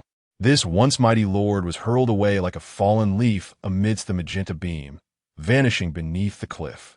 Having completed this grim task, Decade blew at the non-existent smoke from the barrel, and with a mechanical whir, the gun transformed back into its original box shape, returning to his waist. Atop the mountain, the Bloodblade squad stood petrified, not daring to breathe. Is this man truly a reincarnation of a demon? A Dark Lord returned? The young master of the heavenly god manor was treated like mere ammunition. The onlookers were utterly bewildered by his intentions, or rather, did this magenta demon embody an utmost nonchalance, acting solely on whims? At the foot of the mountain, Lin Jinghua's vision darkened, and he succumbed to unconsciousness. Within the eastern heavenly manor, Zhao Wuji smashed the metallic command platform before him in a powder with a single strike, his eyes ablaze with murderous intent and boundless frustration. What benevolence, what service! This was clearly an act of half-hearted brutality, the most direct violence meted out as the utmost humiliation. Zhao Wuji's aged eyes narrowed, glinting with cold resolve. This matter could not end so easily. On the mountain, Decade adjusted his bracer, flicked the ride booker back to his waist, and nonchalantly turned. All right, Miss Landlady. As Lin Mo once again faced Sushiyu, the once irreverent aura of a destroyer had faded, replaced by a gentle and relaxed demeanor. He revealed a smile that was markedly different from the one he wore when addressing others. Work's done. Time to go home for a meal. Sushiyu was momentarily at a loss for words. She perceived him as a terrifying and formidable demon lord, a harbinger of chaos. Yet in her presence, he appeared somewhat awkward and silly, occasionally even trying to act cool. Observing his gentle jawline, his countenance, and his still clear eyes, Sushiyu felt a subtle stirring within her heart. Unable to restrain herself, she let out a light laugh, a clear sound akin to silver bells that shattered the solemnity atop the mountain. What are you laughing at? He inquired. Nothing, she replied, hands behind her back, head tilted. Mischief sparkled in her violet eyes as she mimicked his earlier tone, deliberately elongating her words. I just thought our esteemed Lord Crimson, after all that toil, ultimately aimed to come home for a meal. Huh? What do you mean by coming for a meal? Lin Mo retorted earnestly. I paid rent, so this is a legitimate meal. Oh, rent? Sushiyu's smile brightened further. You mean the 5 million we earned from slaying the behemoth together? Using our shared funds to pay, huh? She leaned closer, slightly rising on her toes to meet his gaze. Lord Crimson, you truly are a master of calculations. Ahem. That is what one might term the rational utilization of resources. Besides, I was the main damage dealer. You were merely a supporting force. Oh, a supporting force? Sushiyu arched an eyebrow, circling him before playfully poking his crimson armor with her delicate finger. I wonder which main damage dealer spent an eternity toying with a horde of minions. Only for me to clean up the mess? Just as Lin Mo was about to exchange further banter, he noticed Sushiyu leaning in closer, her warm breath grazing his mask. Her voice dropped to a whisper, tinged with a hint of reproach. Why didn't you inform me beforehand about transforming into that demon lord or the white fox? You made me worry for nothing, rushing up here in a frenzy. As Lin Mo gazed at her delicate face, her violet eyes reflecting his crimson form, a sudden realization washed over him. The landlady still radiated the energy of a joker, maintaining her guise as a masked Gothic queen, her ethereal fragrance and demeanor, in contrast to her usual haughty and sharp-tongued nature, now exuded a softness and warmth.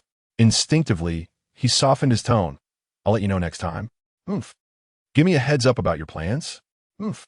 Then I shall add an extra dish for you tonight. Oomph. Sushiyu huffed twice, a subtle hint of endearing petulance in her voice. Well, that could be considered acceptable. What about Coca-Cola chicken wings? Sushiyu paused for a moment, her brows furrowing in indignation as she placed her hands on her hips, glaring at him. Lin Montak, you did this on purpose, didn't you? You know I absolutely detest that. It's overly sweet, sticky, and just a nuisance. But I enjoy it, Lin Mo replied with an innocent and earnest tone. No, let's have something else. If not, I shall feast on Coca-Cola chicken wings. You scoundrel, do you dare to make me sleep in the corridor tonight? Then you want to have any ribs for dinner. You wouldn't dare. The two quarreled atop the mountain, in front of a crowd of astonished onlookers, over a plate of Coca-Cola chicken wings. In that moment, there was no trace left of the formidable king and queen they had just been. They appeared instead as a couple bickering playfully. The members of the Bloodblade team exchanged bewildered glances, their eyes nearly popping out in disbelief. Team member No. 2 nudged the captain, How Run, lowering his voice in astonishment. Captain, am I mistaken? Are these two deities flirting? Howren wiped the cold sweat from his forehead, his lips twitching as he dryly replied. You're mistaken. This is tactical communication. Yes, communication. But they mentioned Coca-Cola chicken wings. Silence. Don't listen to what you shouldn't. Do you wish to be sent tumbling down the mountain like a bullet? Ultimately, the dispute over the Coca-Cola chicken wings concluded with Lin Mo's resounding victory. Sushiyu, fuming, stomped her foot and turned away, ignoring him, though the faint blush on her ears betrayed her true feelings. Lin Mo, observing her adorable display of petulance, smiled more broadly. He stepped forward, naturally taking her hand. Sushiyu stiffened, instinctively wanting to pull away, but he tightened his grip. All right, I shan't tease you any longer, Lin Mo's voice softened. Let us head home, my esteemed landlord. Tonight I shall wash the dishes. Now that's more like it. Sushiyu then huffed softly, allowing him to lead her, and together they walked away, leaving behind the chaotic battlefield and the stunned crowd. Decade paid no mind to the commotion below, casually waving his hand. A translucent dimensional curtain, shimmering with the colors of the aurora, materialized before them, like a luminous wall dividing worlds. Beyond the curtain lay a distorted, hazy vista, exuding an aura of interdimensional mystery. He took Sushiyu's hand and stepped into the radiant aurora. In the instant their figures vanished, the aurora curtain shattered with a resounding crash, transforming into countless shimmering points of light that dispersed into the wind. The mountaintop was left in disarray, accompanied by a group of individuals questioning their very existence. How Run and the others, gazing at the empty precipice, bowed deeply in the direction where the pair had disappeared. beside a mountain road, shrouded in uncertainty and distance. Lin Mo casually swiped a card for the Extreme Fox propeller, summoning a striking red fox motorcycle with a sharp howl. "Let us go," Lin Mo declared as he settled onto the bike, twisting the throttle. He waved his hand at Su Shiyu, while Fong on his shoulder chirped, seemingly urging her onward. Noticing his usual dazed demeanor, Su Shiyu had shed her earlier confusion. She glanced at Lin Mo and then at the seat behind him, tilting her head in curiosity, pondering why she wasn't the one to bear him company as before. Because someone is overly sensitive, becoming flustered at the slightest embrace. "You." Su Shiyu's cheeks flushed as she instinctively retorted, "I'm not flustered. It's you who can't keep your hands to yourself." "Is that so?" Lin Mo teased, his tone laced with playful mockery. "Then why not hop on? I assure you, I will be perfectly well-behaved and allow you to hold on. Who want to hold you?" Though her words were defiant, Su Shiyu let out a soft huff and obediently took her place on the motorcycle's rear seat. The gentle touch from behind and the warmth of her breath brushed against his neck. Lin Mo could sense her hand resting lightly against his waist, her body tense with indignation, clearly still sulking. With a resigned smile, he refrained from further teasing and twisted the throttle. The crimson propeller fox emitted a joyful cry, transforming into a streak of light as it whisked the pair away.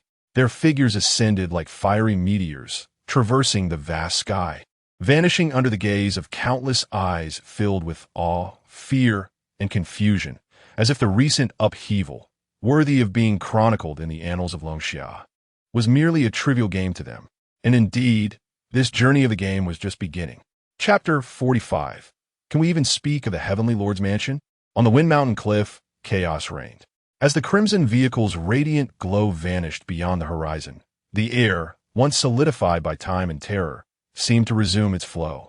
"Quick, save them!" The first to react were the medical team dispatched by Lin Jingwa, who rushed to the mountaintop, their breaths caught at the sight before them, reminiscent of a battlefield. "Young master, how are you?" "Miss, the young lady has fainted. Hurry, activate the emergency life support system. Where's the Earth-level healer? Come quickly." The guards and medical personnel of the Lin family became a flurry of activity, hastily extracting the unconscious Lin Yin and the seemingly lifeless Lin Fan from beneath the shattered armor and the rock face. Below, Lin Jingguo watched everything unfold through the surveillance in the command vehicle, his expression dark and brooding. He clenched his fists so tightly that his nails dug into his palms, blood flowing unnoticed. A humiliation, an unprecedented disgrace.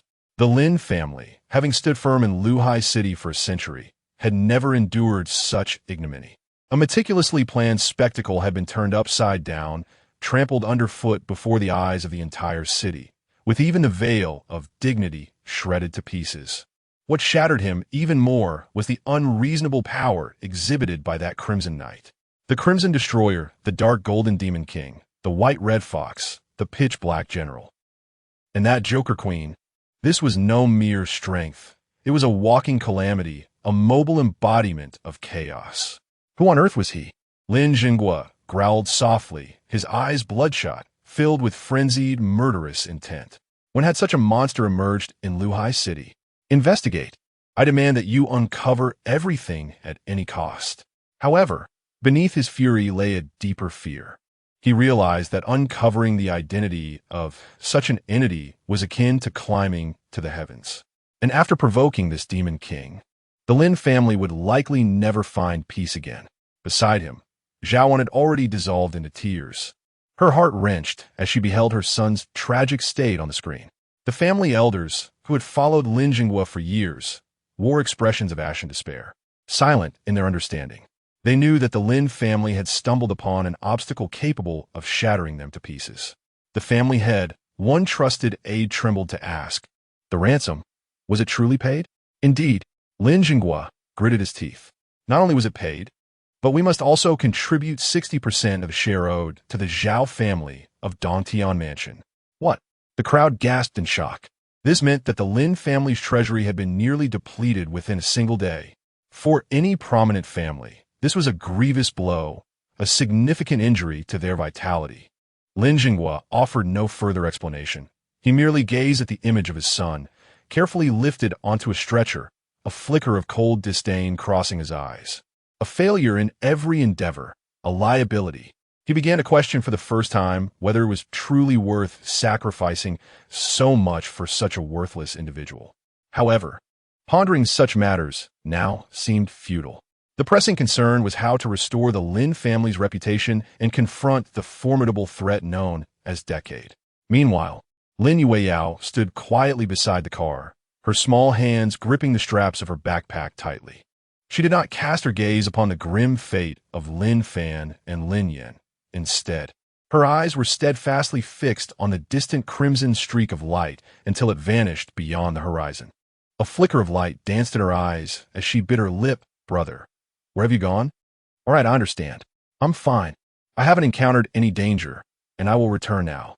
Zhang Yuhan stood on a secluded hillside, striving to maintain a steady voice as she spoke into the communicator to her father, Zhang Xian.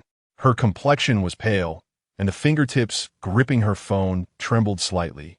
Her meticulously cared-for dress, now marred with dust. The overwhelming pressure emanating from the Demon King had left her with lingering trepidation. That's good. Zhang Xian, on the other end of the line, visibly exhaled in relief. The situation at the Lin family is already chaotic. Do not involve yourself further and return immediately.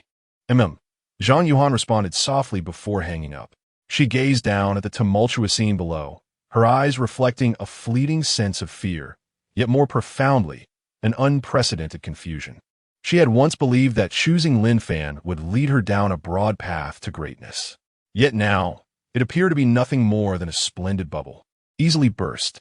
The Crimson Knight, the Golden Demon King. That was the true power defying all rational comprehension. Now, she could only hope that the Emperor's armor, which her father would replicate and which possessed some combat capability, might turn the tide for the Lin family. However, deep down, her hopes had dwindled. Lin Fan was truly unlikely to achieve greatness. Disappointment filled her eyes, and for reasons unknown, a fleeting silhouette crossed her mind. Instinctively, she opened her contact list, and her gaze fell once more upon that long silent name. Lin Mo. An absurd thought flickered through her mind, so swift that she could scarcely grasp it. She shook her head in self-mockery and deleted the name. How could a worthless individual possibly be connected to that Demon King? She must have been startled into confusion. Best to contemplate how to strategize moving forward. A good bird chooses its roost wisely. Meanwhile, the media and the public below had erupted into chaos. Although the live broadcast had long since concluded, the shocking scenes were indelibly etched in everyone's minds. The Crimson Knight. Was he a hero or a Demon King? He had kidnapped the young master and mistress of the Lin family, even causing young Master Zhao, who came to assist, to be beaten. He had also extorted a staggering ransom. This was a kidnapper, a criminal, an obvious member of the Lin family's faction, shouted loudly to incite the crowd. Yet if it weren't for him, we wouldn't even know the truth. The Lin family has deceived us with a counterfeit. They are the greatest tricksters. A rebuttal arose almost immediately. But wait, didn't the Lin family claim that the Emperor's armor was damaged and just recently repaired? It stands to reason that if it is still wounded, it may indeed falter in battle. Why then assert it is fake? Such weakness undoubtedly suggests deception, does it not? And yet, there are those who defend it without evidence. How can you declare false? Is it not normal for the Emperor's Knight to experience a decrease in combat capability when injured? You are casting aspersions on a hero. Nonsense. Can one truly be toyed with like a ball just because they are wounded? A genuine Emperor's Knight, even if reduced to a mere breath, would never exhibit the demeanor of a whimpering child. A retired soldier, once saved by the Emperor's Knight, shouted passionately.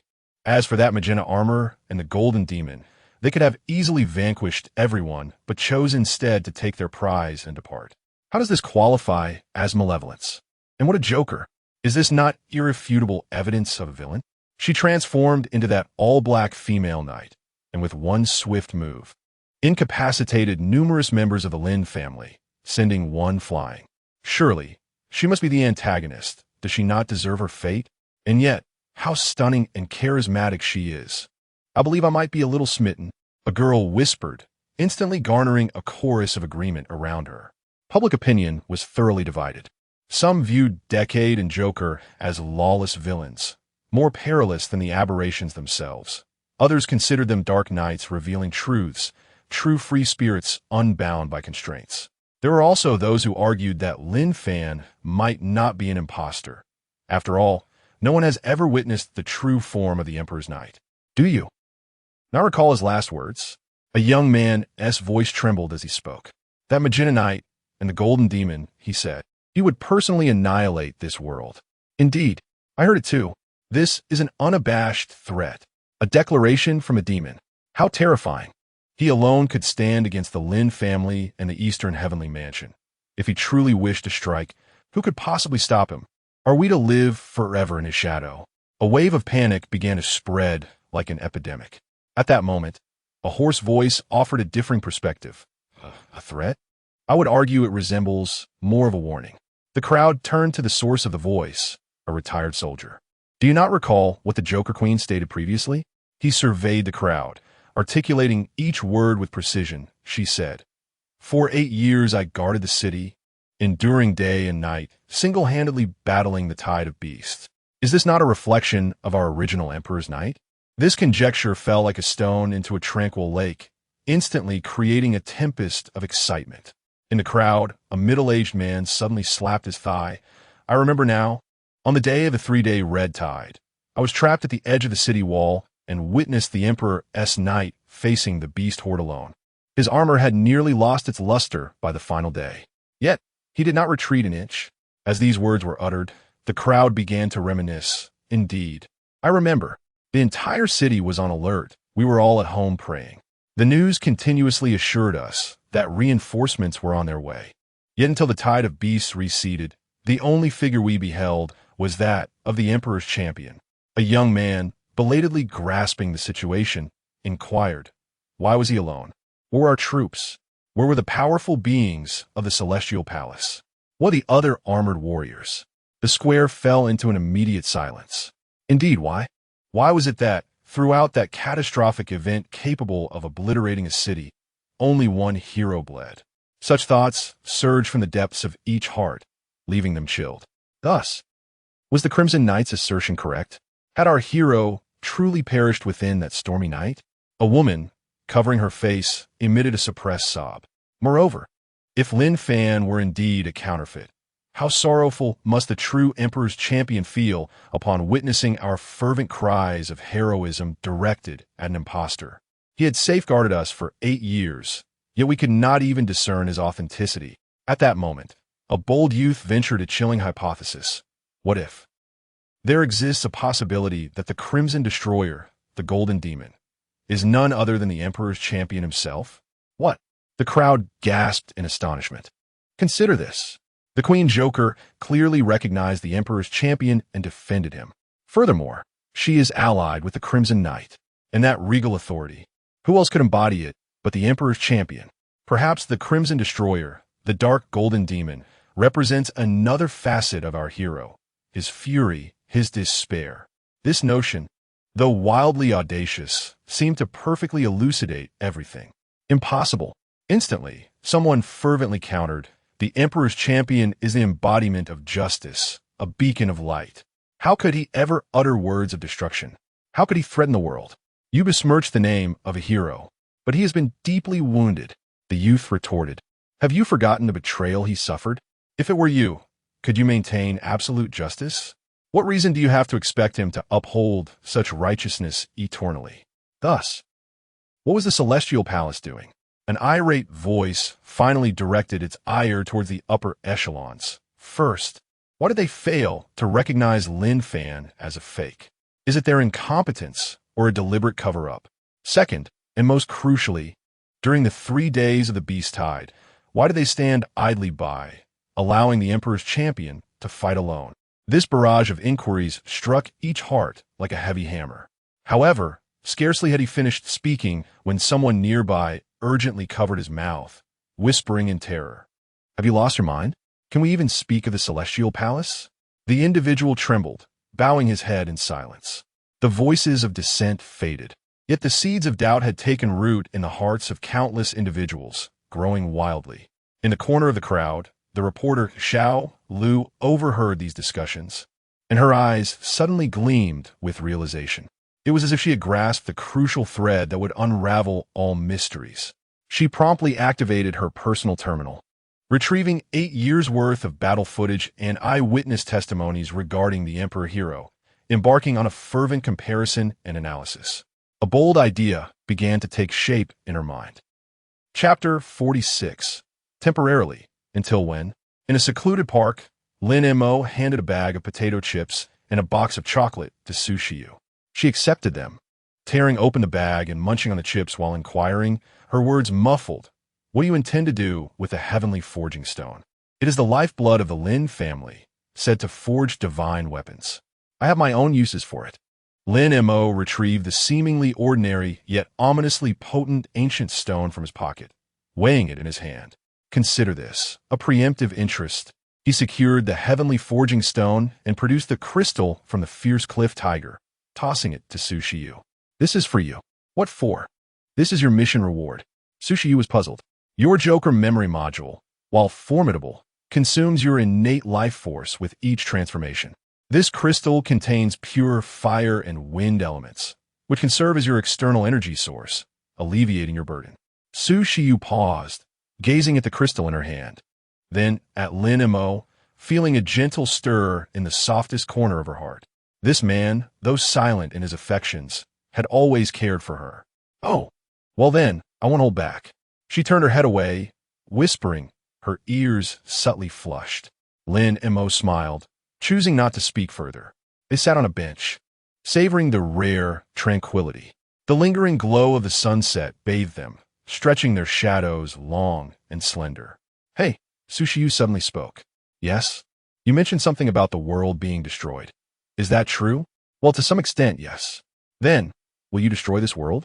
Lin Mo fell silent for a moment, turning to meet her gaze, her purple eyes reflecting the sunset's glow, and suddenly smiled. Perhaps in the past, yes. And now? Now, perhaps still. Lin Mo turned back, extending his hand to gently ruffle her hair. However, with Miss Landlord's hospitality, I am inclined to indulge in a carefree, slothful existence for the time being, so destruction is not on my agenda. For now. Ugh, that's annoying. Don't touch my hair. Su Shiyu murmured softly, swatting his hand away, her cheeks blooming like ripe apples. They sat in silence for a while. So, when exactly is this temporarily supposed to last? Su Shiyu's voice broke the stillness, barely above a whisper, as if fearing to disturb the moment's peace.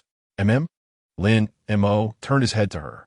In the golden light of the sunset, the contours of her profile appeared soft, her pale pink strands glistening with a warm golden hue, and her purple eyes mirrored the evening glow, resembling a pool of melting honey.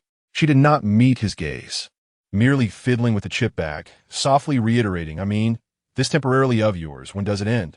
She herself was uncertain as to why she posed such a question.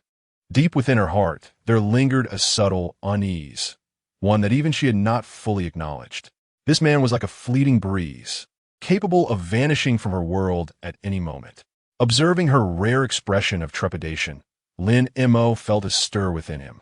Rather than providing a direct answer, he mirrored her gesture, directing his gaze towards the distant horizon, his voice languid, perhaps, until the day you grow weary of my presence and cast me out to sleep on the streets. Who would do such a thing? Su Shiyu instinctively retorted, but upon uttering the words, she sensed the awkwardness, her face instantly blooming with a rosy hue. She quickly amended, what I mean is, I've long wished to expel you. It's you who clings stubbornly. Oh, Lin Mo nodded with utmost seriousness. Then I shall linger a while longer. You. Su Shiyu was rendered speechless by his audacity, seizing a potato chip and shoving it into his mouth. Just eat. Why must you talk so much? Lin Montag obliget, crunching loudly in response. They exchanged glances, falling into a comfortable silence. The sun had completely dipped below the horizon, and the night gently enveloped the entire city. The streetlights in the park flickered to life, casting dappled shadows between them. They sat side by side, no longer speaking. The atmosphere had shifted from tranquility to an enigmatic ripple of emotions, a subtle tension that lingered in the air. Suddenly, Feng peeked out from the bag, shaking its little head. Click, click. It seemed to express a desire for a snack. Not for you. How old are you to be competing with a little creature? Sushiyu retorted playfully. Just a tad older than you, Lin Mo mused. Impossible, I am definitely older. Hey, what does the landlady know? Sushiyu blinked, turning her gaze away. I want to tell you, of course. She would not reveal that after becoming one of the few who knew his true identity, she had deliberately conducted a covert investigation into his background, merely to better avoid him. Ironically, she had become the one who understood him best. Lin Mo observed the faint blush on her ears and ceased his inquiries, merely smiling softly. After a moment of quiet, he suddenly recalled something and asked, by the way, aren't you supposed to start school in a few days? Sushiyu paused mid-bite, mumbling an indistinct School? The First Ability Academy in Luhai? The Senior 4S Combat Examination? Lin Mo's tone brimmed with incredulity. You, a Joker Queen at the pinnacle of hybrids, still need to partake in that combat examination? What? Is that so surprising? Sushiyu shot him a glare, her confidence wavering. Can I experience a normal campus life? You certainly can. Lin Mo stroked his chin, his expression peculiar, but I find it hard to envision you in a school uniform, seated in a classroom, diligently attending lectures. Surely you wouldn't kick away a teacher you dislike? You would be the one getting kicked. Sushiyu felt somewhat embarrassed by his words, her voice diminishing significantly. She set aside the potato chips, wrapped her arms around her knees, and rested her chin upon them, gazing at the ordinary families frolicking in the park in the distance. Her voice wistful. I merely wish to lead a tranquil existence as a human. Her words were soft, tinged with a hint of melancholy that even she failed to recognize. Lin Mo regarded her with a serious expression, ceasing his playful banter. Sushiyu continued, humanity is quite complex. There are those like the Lin family, hopelessly foolish. Yet there are also individuals like those in the square, easily incited, quick to lash out without discernment. I despise them. Her fingers instinctively tightened, as if recalling the scene of Lin Mo departing alone in the rain. However, she shifted her tone, a gentle light flickering in her violet eyes. Yet there are also those like Qian Xiaoxiao and Qian Duoduo, who, even in the darkest corners of life, strive to shine and fight for their existence. Seeing them makes me feel, perhaps humanity is not so terrible after all. She turned her head to Lin Mo, the evening breeze lifting her soft, pale hair, her gaze shimmering under the streetlight. That is why I detest those ignorant masses. Their folly harms true heroes like you. And it also harms people like Qian Xiaoxiao, who ought to be protected by heroes. Lin Mo listened quietly. His heart stirred, as if a warm stone had been cast upon the still surface of a tranquil lake. She had been observing, caring all along. So, Lin Mo gently inquired, is this the reason you desire to live among humans? Yes. Sushiyu nodded before shaking her head, murmuring softly, not entirely, mainly because I think school uniforms look rather nice. Puffed. Lin Mo couldn't help but chuckle. Hey, what are you laughing at? Sushiyu's facade crumbled instantly, her face flushing with indignation as she playfully punched him. It's nothing, just that.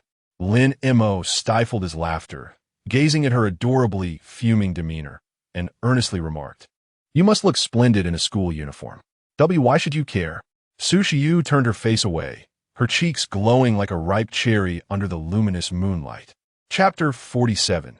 Museum Eastern Tianfu Lin family. Within a vast subterranean museum, a man clad in an opulent tailcoat, exuding a refined elegance, leisurely polished a glass case, housing the violet Gaia memory.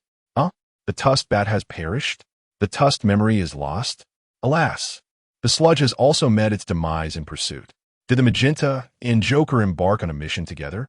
Chief, this is a matter that arose several days ago. The latest intelligence reveals that the Magenta armor, responsible for the demise of the sludge and the bat, has recently engaged in a brutal confrontation against the suspected Emperor Knight on Windcliff Mountain, taking members of the Lin family and those present as hostages to demand the celestial forged treasure.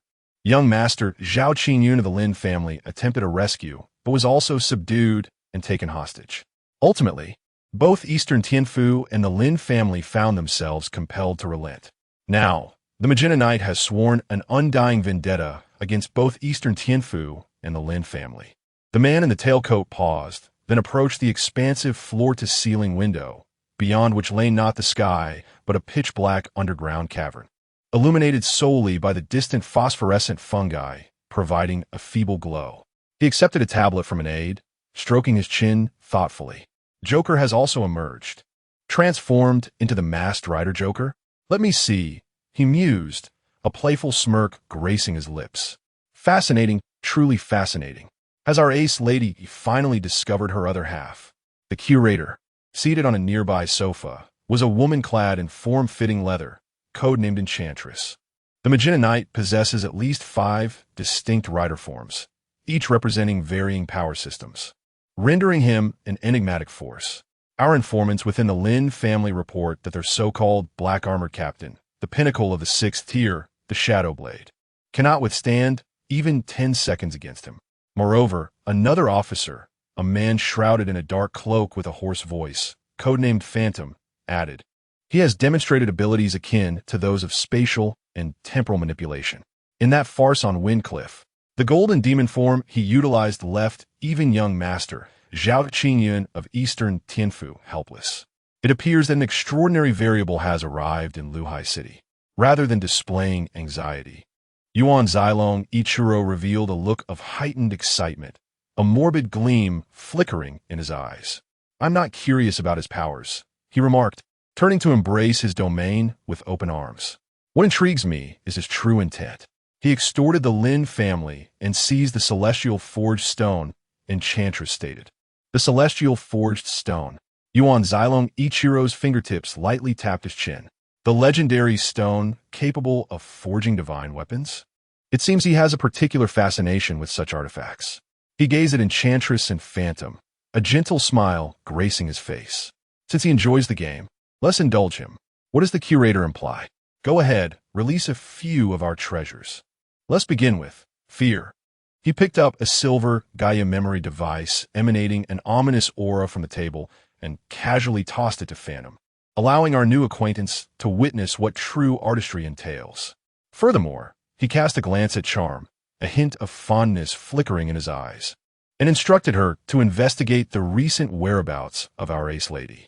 Now that she has found her other half, she surely shall no longer feel the solitude she once did. As family, we ought to extend our blessings, shall we not? Indeed, curator. Charm and Phantom bowed in acknowledgement, their figures vanishing silently into the shadows. Within the vast museum, only Ryuzaki Ruichiro remained. He resumed his delicate task of wiping the empty glass case that housed the purple Joker memory device with a silk handkerchief, his gaze revealing an obsession and possessiveness akin to that of gazing upon a flawless masterpiece. Even the winds of Li Longxia cannot escape my grasp. This world shall ultimately transform into my most exquisite gallery.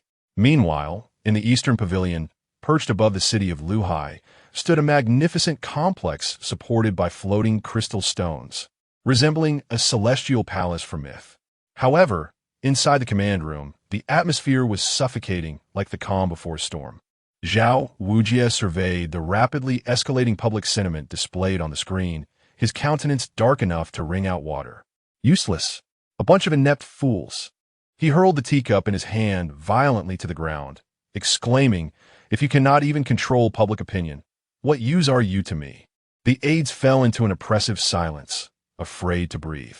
Master, one of his trusted subordinates, stepped forward with trepidation. The current issue is, the public has begun to associate the Magenta Knight with the Emperor Hero. If we suppress this forcefully, it may provoke an even greater backlash. I am well aware. Zhao Wujie irritably waved his hand. My concerns lie beyond that. What troubled him were the deeper implications behind this matter. Why has the power of the Emperor Hero vanished? What is the origin of that decade? Its power seems entirely detached from the fabric of this world, capable of switching, replicating, and even creating at will. This has surpassed the realm of his control. Father, a frail voice emerged, as Zhao Qingyun slowly opened his eyes in the medical pod. His complexion pale, yet his gaze unusually bright, even tinged with a hint of morbid excitement. That man, he is formidable. Qingyun, you have awakened. Zhao Wujie rushed forward. I am fine. Zhao Qingyun shook his head, his eyes fixed on Decade's figure on the screen, glimmering with combat spirit and desire. Father, I want all his information. This opponent is what I have longed for. Next time, I shall not face defeat again. Witnessing his son's rekindled fighting spirit, Zhao Wujie felt a flicker of relief, but soon a deeper anxiety surged within him. He knew that matters would never be so simple. The might of Decade can no longer be resolved through mere combat. Zhao Wujie stepped out of the command room, his expression turning cold as he gestured for all aides and guards to withdraw, entering a secluded chamber. Taking a deep breath, he tossed a piece of jade into the air, which transformed into a luminous screen. Yet before him there was no image, only a chaotic stream of data representing the utmost secrecy. Your Majesty, the situation has spiraled out of control. The counterfeit has been unmasked, and a mysterious entity codenamed Decade has emerged. Qingyun has also fallen.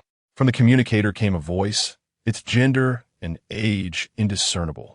Seemingly altered, I have witnessed it. More intriguing than anticipated. Zhao Wujie cautiously inquired, do you think we should activate the Heaven's Punishment Contingency Plan? The enigmatic voice interrupted him. Remain still. The Lin family's farce has concluded, yet the real drama is just commencing. I find him quite fascinating, especially the ominous power he exhibited in the end. After a pause, the voice added, Zhao Wujie, manage your son and your people well. Do not let me down again. Furthermore, continue to suppress the truth regarding the Emperor. Until the board is clear, I wish to see no more variables arise. The luminous screen dimmed. Exhausted, Zhao Wujie leaned back in his chair, a flicker of coldness crossing his eyes. Someone, yes, summon Major General Li to see me. Understood. At the first hospital of Luhai City, in the VIP intensive care unit. Head of the family, our various public accounts have been inundated with comments. What are they saying? Lin Jingguo wearily lifted his head, his voice hoarse. They demand the return of their true emperor hero. Return? Lin Jingguo scoffed, as if he had heard the greatest joke. Were we to find them another emperor hero? He abruptly swept everything off the table, roaring in a frenzy, that ungrateful wretch. He forsook this identity himself. He chose betrayal, and now it is our fault? We gave him everything, raised him for 18 years. What has he repaid us with? Besides endless trouble for the Lin family, what else? The surrounding individuals fell silent, refraining from uttering a word. They understood that Lin Jingguo was teetering on the brink of collapse. In that moment, consumed by rage and humiliation, he attributed all blame to the adopted son he had long since cast aside. In his twisted logic, had Lin Mo only complied, the Lin family would not be embroiled in this farce, nor would they have fallen to such a state. He forgot that it was he himself who had pushed the hero who had safeguarded Luhai City for 8 years into the abyss. Beside him, Zhao Wan paused, her tears stilled, a complex emotion flickering in her eyes. Yet ultimately, she chose to remain silent. Only Lin Yueyao trembled at those words, her petite frame shuddering violently. She lifted her gaze, and for the first time, unrestrained fury ignited in her icy eyes, fixated on the man before her, a man who had lost all reason. He was her father, yet he was also the one who had ruthlessly destroyed her brother's everything. Father, have you finished speaking? Lin Yueyao's voice, though soft, was cold enough to drop the temperature of the entire hospital room. Lin Jingguo turned sharply, his bloodshot eyes glaring at his disobedient daughter. What more do you wish to say? Are you here to defend that ingrate?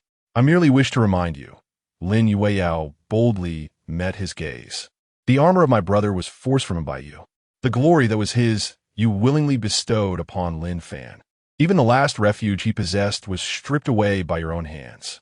With each word she uttered, Lin Jingguo and Zhao Wan's faces paled further. You blame him now? What right do you have to blame him? Lin Yueyao's voice quivered with a hint of tears, but it was overshadowed by profound disappointment and rage. You only think of the Lin family's reputation, of Lin Fan's future. When did you ever truly consider him your son? Silence. Lin Jingguo, filled with indignation, raised his hand to strike. Go on, hit me. Lin Yueyao straightened her small frame, tears welling in her eyes, yet refusing to fall. You might as well kill me. This family has long since had no place for me. I have wanted to find my brother for ages. Yue Yao, Zhao Huan finally cried out, rushing to embrace her daughter tightly, turning to plead with her husband. Jinghua, please calm down. Yue Yao is still just a child. Lin Jinghua, trembling with rage, ultimately let his hand fall in defeat, collapsing onto the sofa. At that moment, the door to the adjacent room swung open, and a nurse entered with an unusual expression. Mr. Lin, young Master Lin Fan has awakened. He wishes to see you. Lin Jinghua immediately rose and hurried towards the bed. Lin Fan lay there, his body swathed in bandages, leaving only his eyes exposed. Those eyes, devoid of their earlier fear, now brimmed with resentment and unwillingness. Father, he croaked upon seeing Lin Jinghua. Xiao Fan, how are you feeling? Lin Jinghua inquired with concern. I'm Fine. Lin Fan shook his head, clenching his fists tightly. His voice gritted with fury. Father, I am unwilling. That crimson-clad fool, who does he think he is? He stole my spotlight and shattered my path to heroism. I will ensure he pays for this. He felt no guilt for his own failures, instead attributing all his misfortunes to the emergence of Decade. Lin Jinghua observed his son's demeanor, a flicker of disappointment crossing his eyes, soon replaced by a dark resolve. He patted Lin Fan's hand, his voice low yet powerful. Do not worry, we will avenge this grievance. He turned to gaze out the window, as if envisioning a blueprint for the future. Xiao Fan, listen closely. This setback is merely temporary. According to the original plan, the imitation Emperor armor crafted by Zhang Xian is nearing completion. Zhang Xian is willing to assist us after seeing the news? Huh. Do you believe he has any choice now? Moreover, I have prepared a grand gift for this armor. Lin Jingguo's eyes glinted with a frenzied light as he lowered his voice. I possess a piece of the dark underworld jade, a source of power that does not belong to this world. I will implant it as the new energy core within the replica Emperor belt. At that time, not only will you be able to wield the power of the Emperor once more, but you will also gain a strength far surpassing the previous one, rivaling the dark might of that Crimson Knight. Is that true, Father? Lin Fan's eyes suddenly sparkled with ecstatic light. Of course it is true. Lin Jinghua sneered coldly. On the surface, we will claim that you are severely battle damaged and need time to recuperate.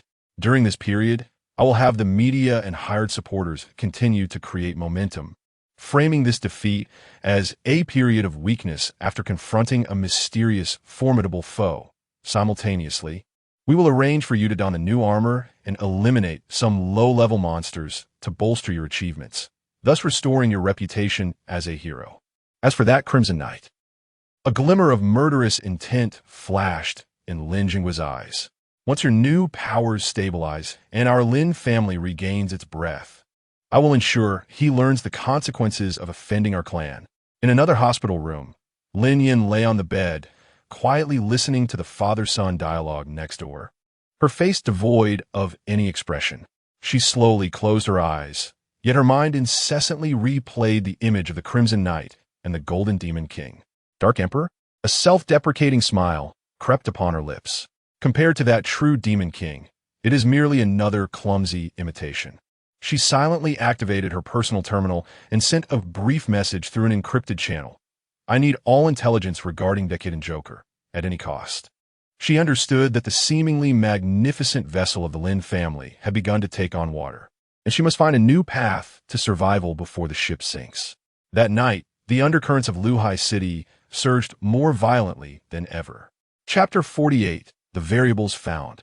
Along with our trump card in the dilapidated dwelling of Qian Xiaoxiao and Qian Duo in Tiangue Street, Qian Xiaoxiao was exhilaratedly counting the substantial commission and fees that Lin Mo and his companions had transferred to her account within the Tiangue Street system. This sum was not merely a share of the bounty. It was also the tenfold fee promised by Lin Mo, received in full, with even a little extra. Gazing at the cascade of zeros displayed on the luminous screen, she felt as though she were in a dream. Sister, are we rich now? Qian Duo, cradling a newly purchased doll, whispered. Yes, we are. Qian Xiaoxiao nodded vigorously, enveloping her sister in a warm embrace, tears of joy streaming down her face. Duo, we will never go hungry again. We can live on the surface, and you can go to school. That's wonderful, sister. Qian Duo cheered, her spirits soaring. We must share a great deal of money with Brother Lin to thank him for his generosity. Just then, a faint knock echoed at the door. Qian Xiao immediately grew cautious, shielding her sister behind her. Who is it? It's me, Bloodblade, came the weary voice of Hao Run from outside. After a moment's hesitation, Qian Xiao opened the door. Hao Ren and number 5 stood on the threshold, having changed out of their combat attire. Yet the fatigue etched on their faces and the injuries upon their bodies were unmistakably apparent. Hao Ren's gaze swept across the interior, but he did not see the two familiar figures he had expected. However, he sensed that the enigmatic aura that had previously enveloped Qian Xiao was now absent. He understood. It was the power of the Joker Queen. In Tiangue Street, all were aware of the formidable reputation of the Joker Queen, yet few had laid eyes upon her true form.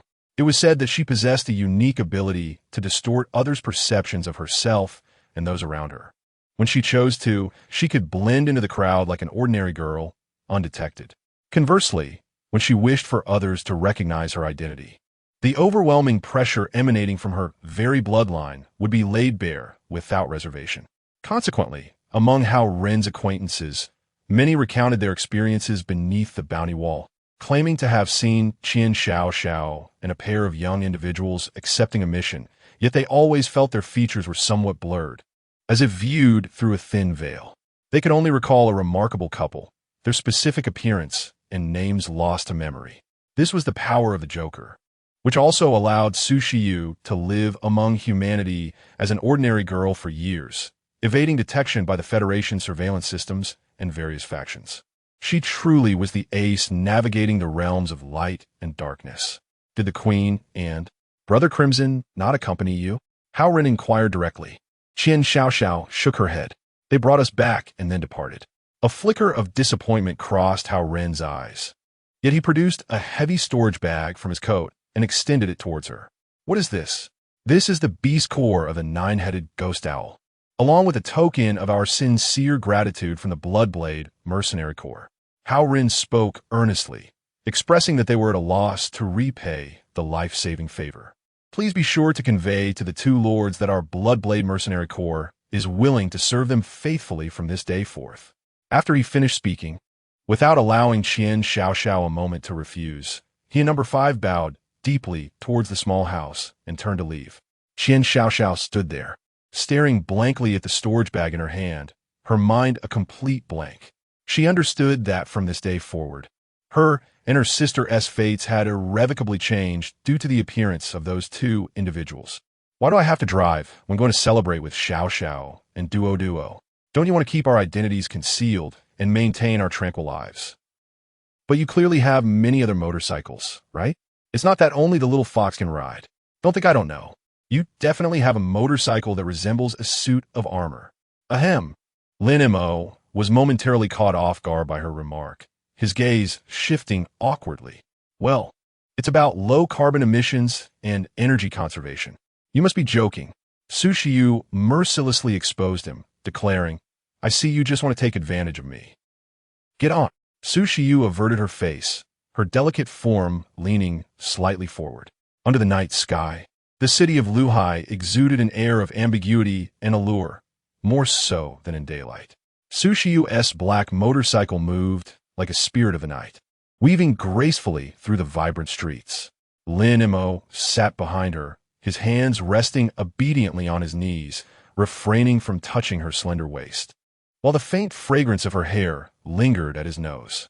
Su Shiyu caught sight of his rigid posture in the rearview mirror and couldn't help but let out a soft huff, feeling an inexplicable annoyance.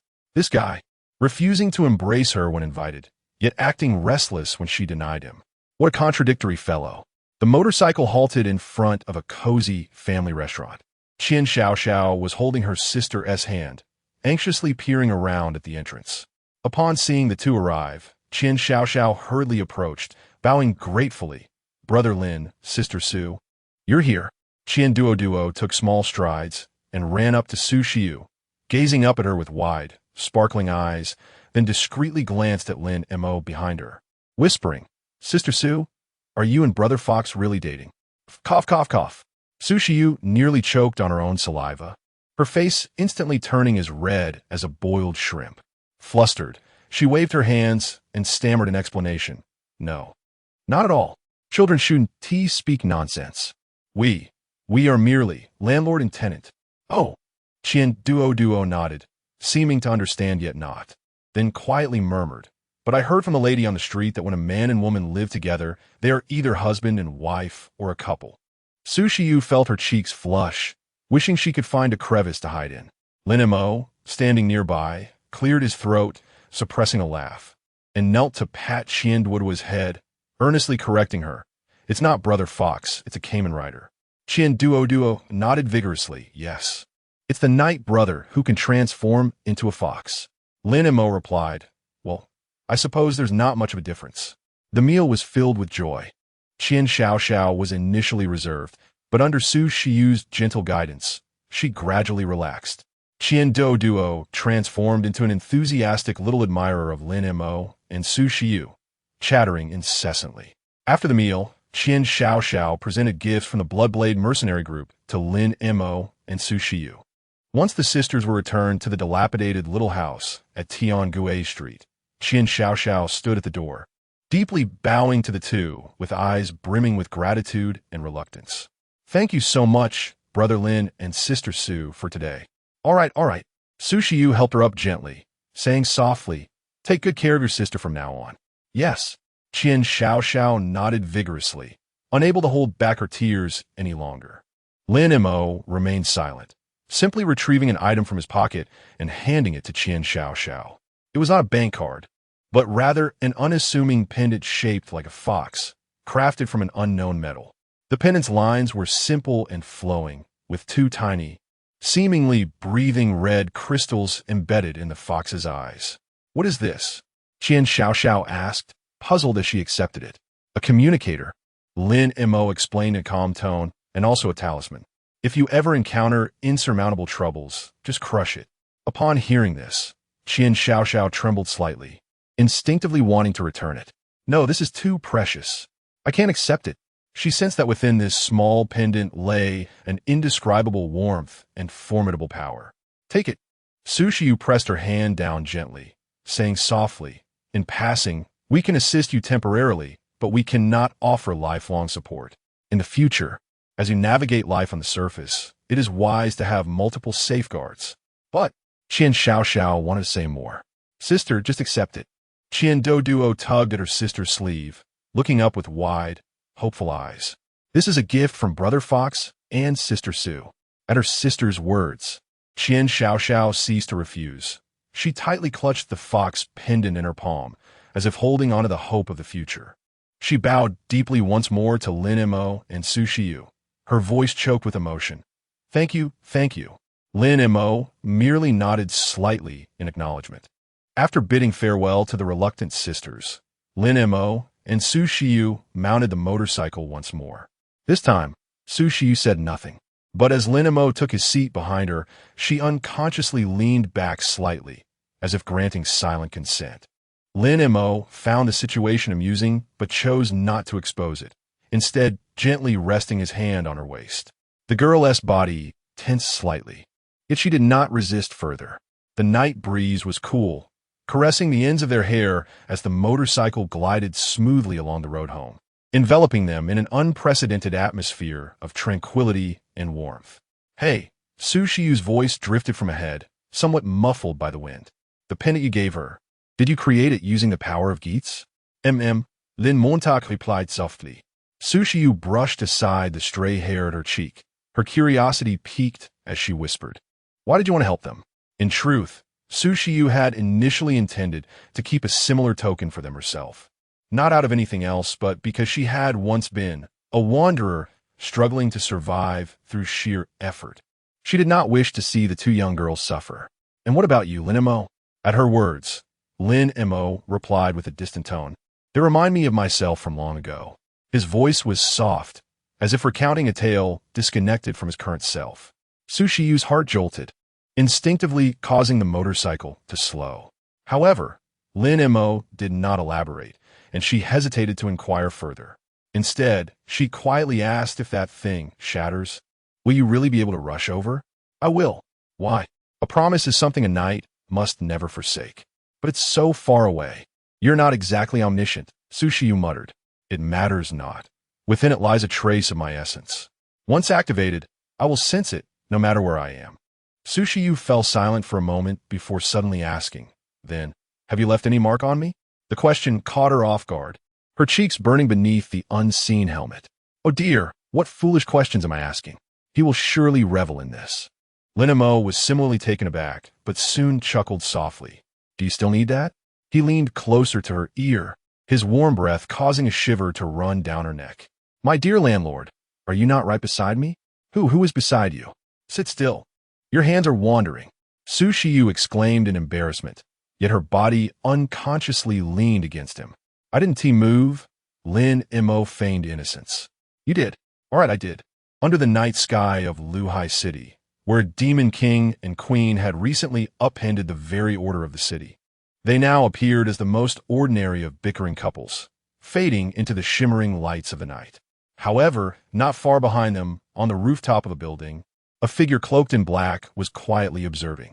In his hand, he held a silver Gaia memory device, radiating an ominous glow. Terror. Found. The variables, as well as our trump card. Chapter 49. The Wandering Flame Dragon Knight, the motorcycle did not proceed directly home, but instead halted on a riverside road near their residence. Why? Aren't we going back?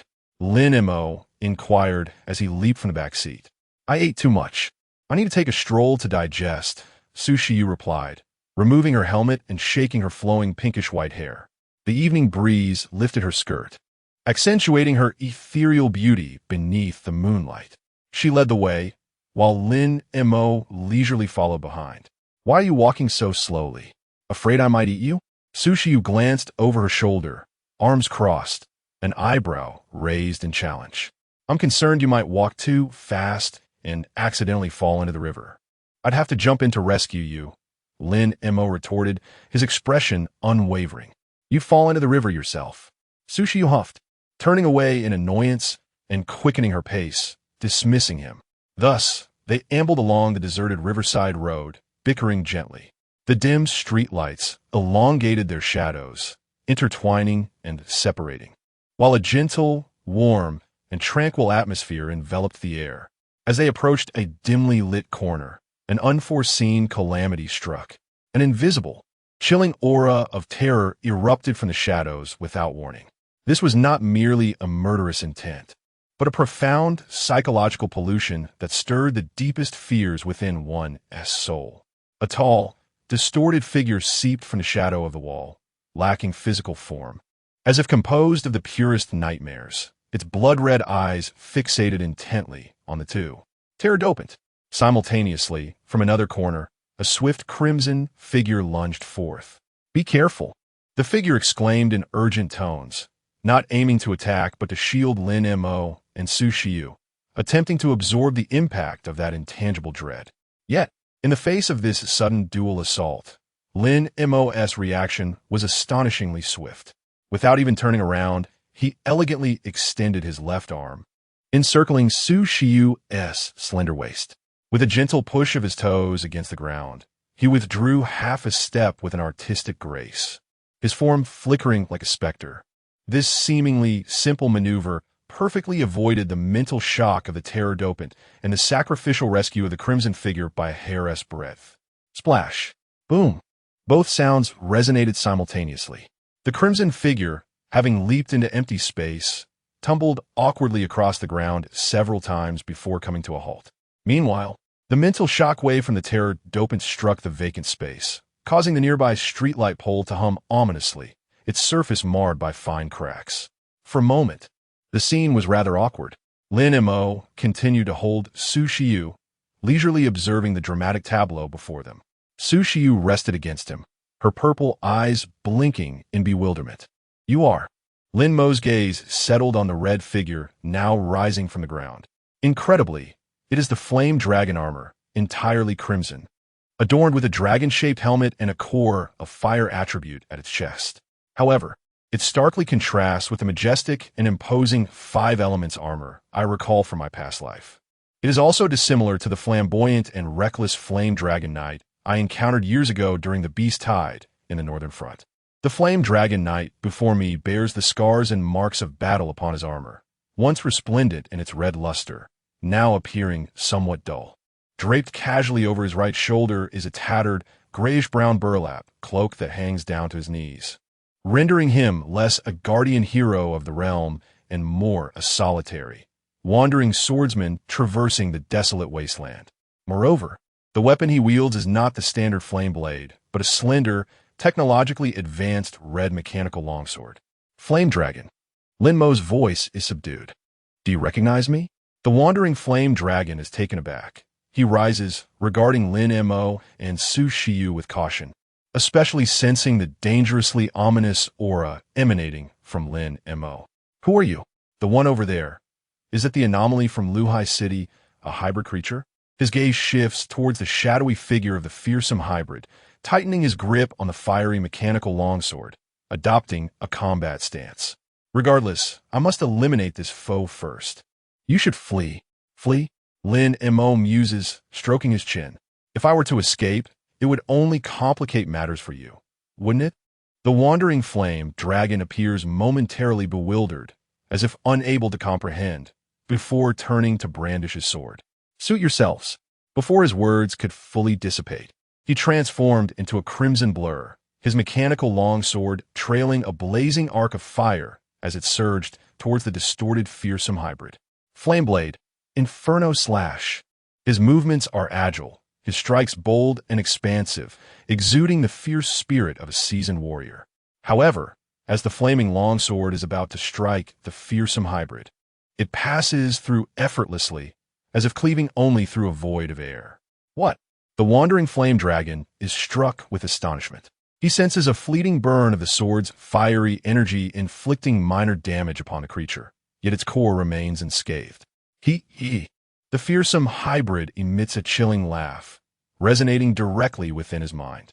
Its ethereal form contorts and vanishes, only to reappear in another shadowed corner. Useless. Physical attacks are ineffective against me.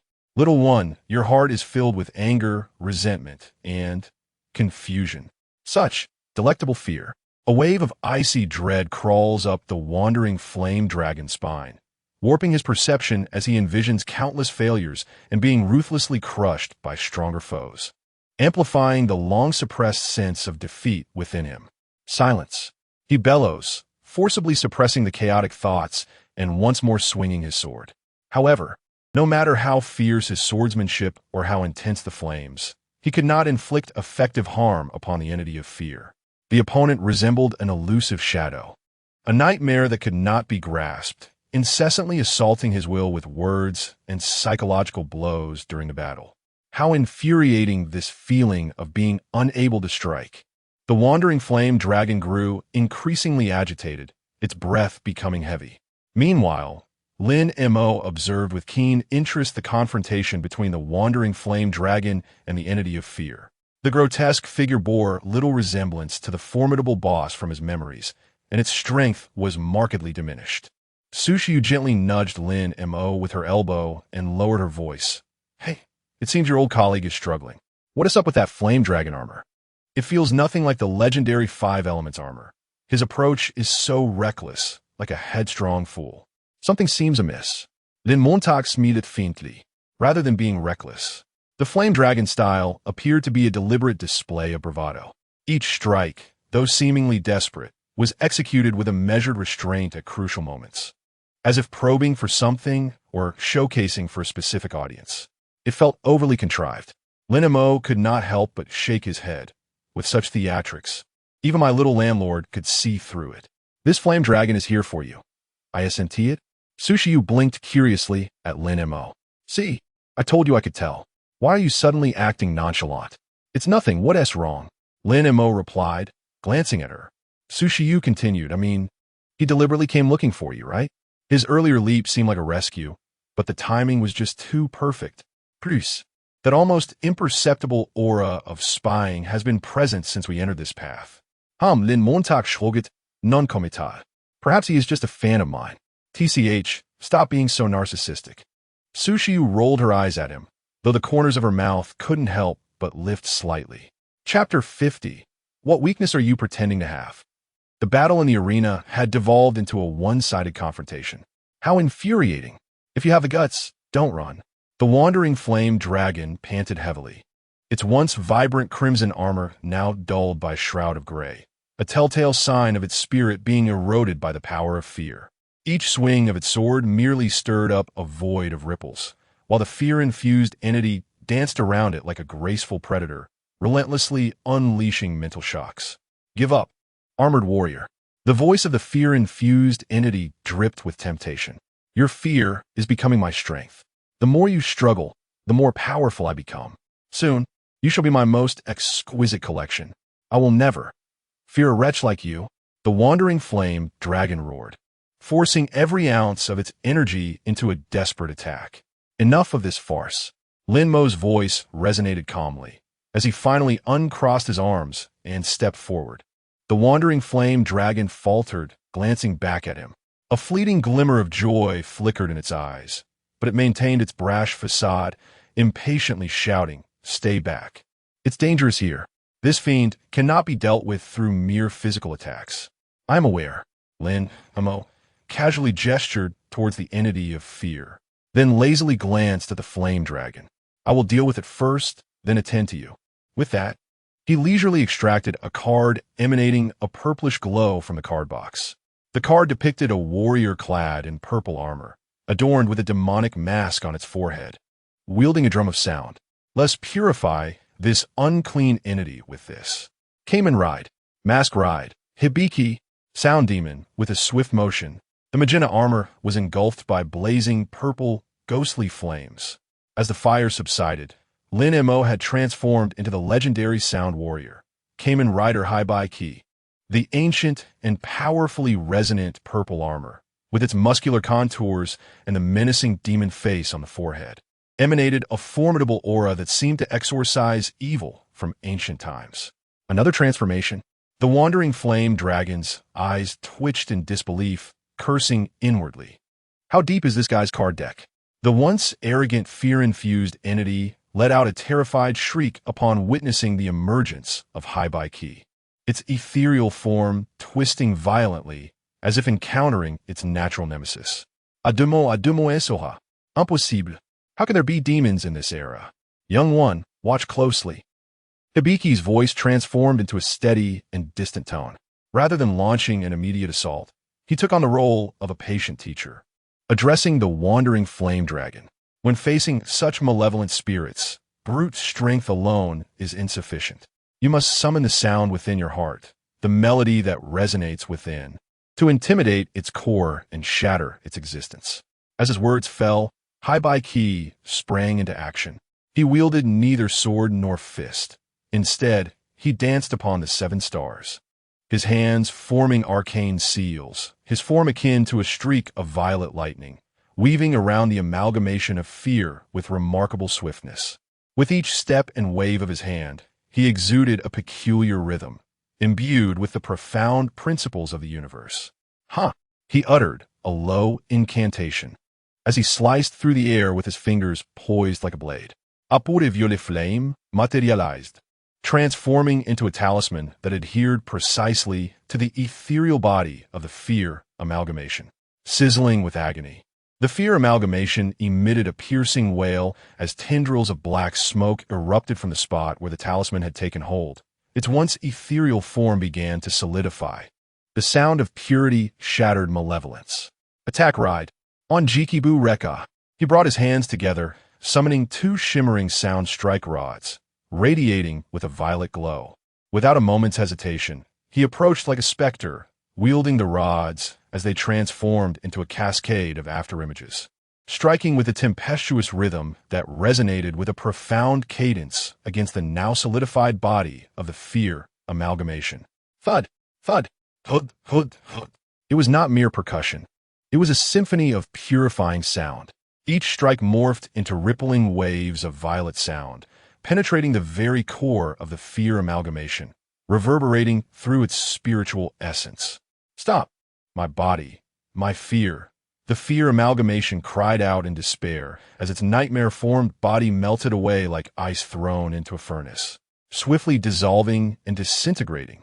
In one final strike, he leaped high into the air, the rods igniting with blazing spectral flames. Final attack ride. Kashashashibiki.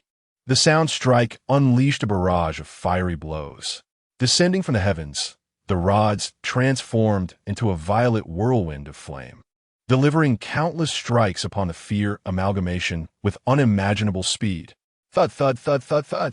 The relentless rhythm culminated in a thunderous roar that resonated throughout the cosmos. Boom! In its desperate cries, the fear amalgamation was utterly consumed by the purifying flames and the sound of purity, scattering into a myriad of violet specks, vanishing into the void.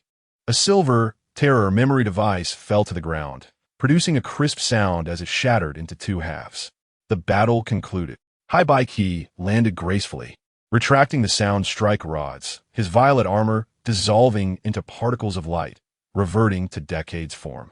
The entire sequence flowed seamlessly, a mesmerizing blend of violence and artistry. The wandering flame dragon stood still, captivated by the spectacle, the mechanical longsword in his hand having unknowingly drooped down. His prideful blaze had little effect on the fear-infused entity before him. In contrast, his opponent effortlessly purified it using a force he had never encountered before. Known as Soundstrike, the disparity between them was as vast as a chasm. Hey! Lin Mo's voice interrupted his reverie. The wandering flame dragon turned, noticing Decade approaching leisurely, toying with the shattered terror memory device in his hand. This memory device was not the original from the Wind Capital Knights. Lin Mo could sense that its power and rank had significantly diminished, and its monstrous form was markedly different from the Golden One. The wandering flame dragon suddenly jolted, as if finally awakening to the situation. He looked at Decade, then at the broken memory device on the ground, immediately displaying a look of relief akin to surviving a calamity, and hurried over. Wow, brother, you're incredible. He grasped Lin Mo's arm and shook it vigorously, his tone brimming with exaggerated admiration and gratitude. Thank you so much. If it weren't for you, I would have surely fallen to that cursed thing today. What was that purple armor? Soundstrike? So cool. It's practically the nemesis of these ethereal monsters. As he spoke, he patted Decade on the shoulder with an air of familiarity, as if they were longtime comrades. By the way, I'm the summoner of the Flame Dragon armor. Yin Nan. And you? What shall I call you? What armor are you wearing? With those skills, you must be a notable figure in the Federation, right? Let us grab a drink sometime. It's on me. He presented himself as a quintessential, straightforward young hero, enthusiastic, loquacious, and even a tad oblivious. Meanwhile, Su Xiu observed his enthusiastic performance, unable to suppress a twitch at the corner of her mouth, ultimately opting to lean against the wall with arms crossed. Intrigued by the unfolding drama, Decade remained silent, merely watching him, allowing him to express his gratitude. Hey, why aren't you saying anything? The wandering flame dragon, noticing Lin Mo's lack of response, leaned in closer and continued, Don't be so aloof. We're all heroes here. Let us interact more. Honestly, that move you just performed, Blazing Barrage, got my blood pumping. Let us spar sometime. Teach me a thing or two. As he spoke, he attempted to drape an arm around Lin Mo's shoulder, only to be deftly evaded by Lin Mo's subtle sidestep. Have you finished?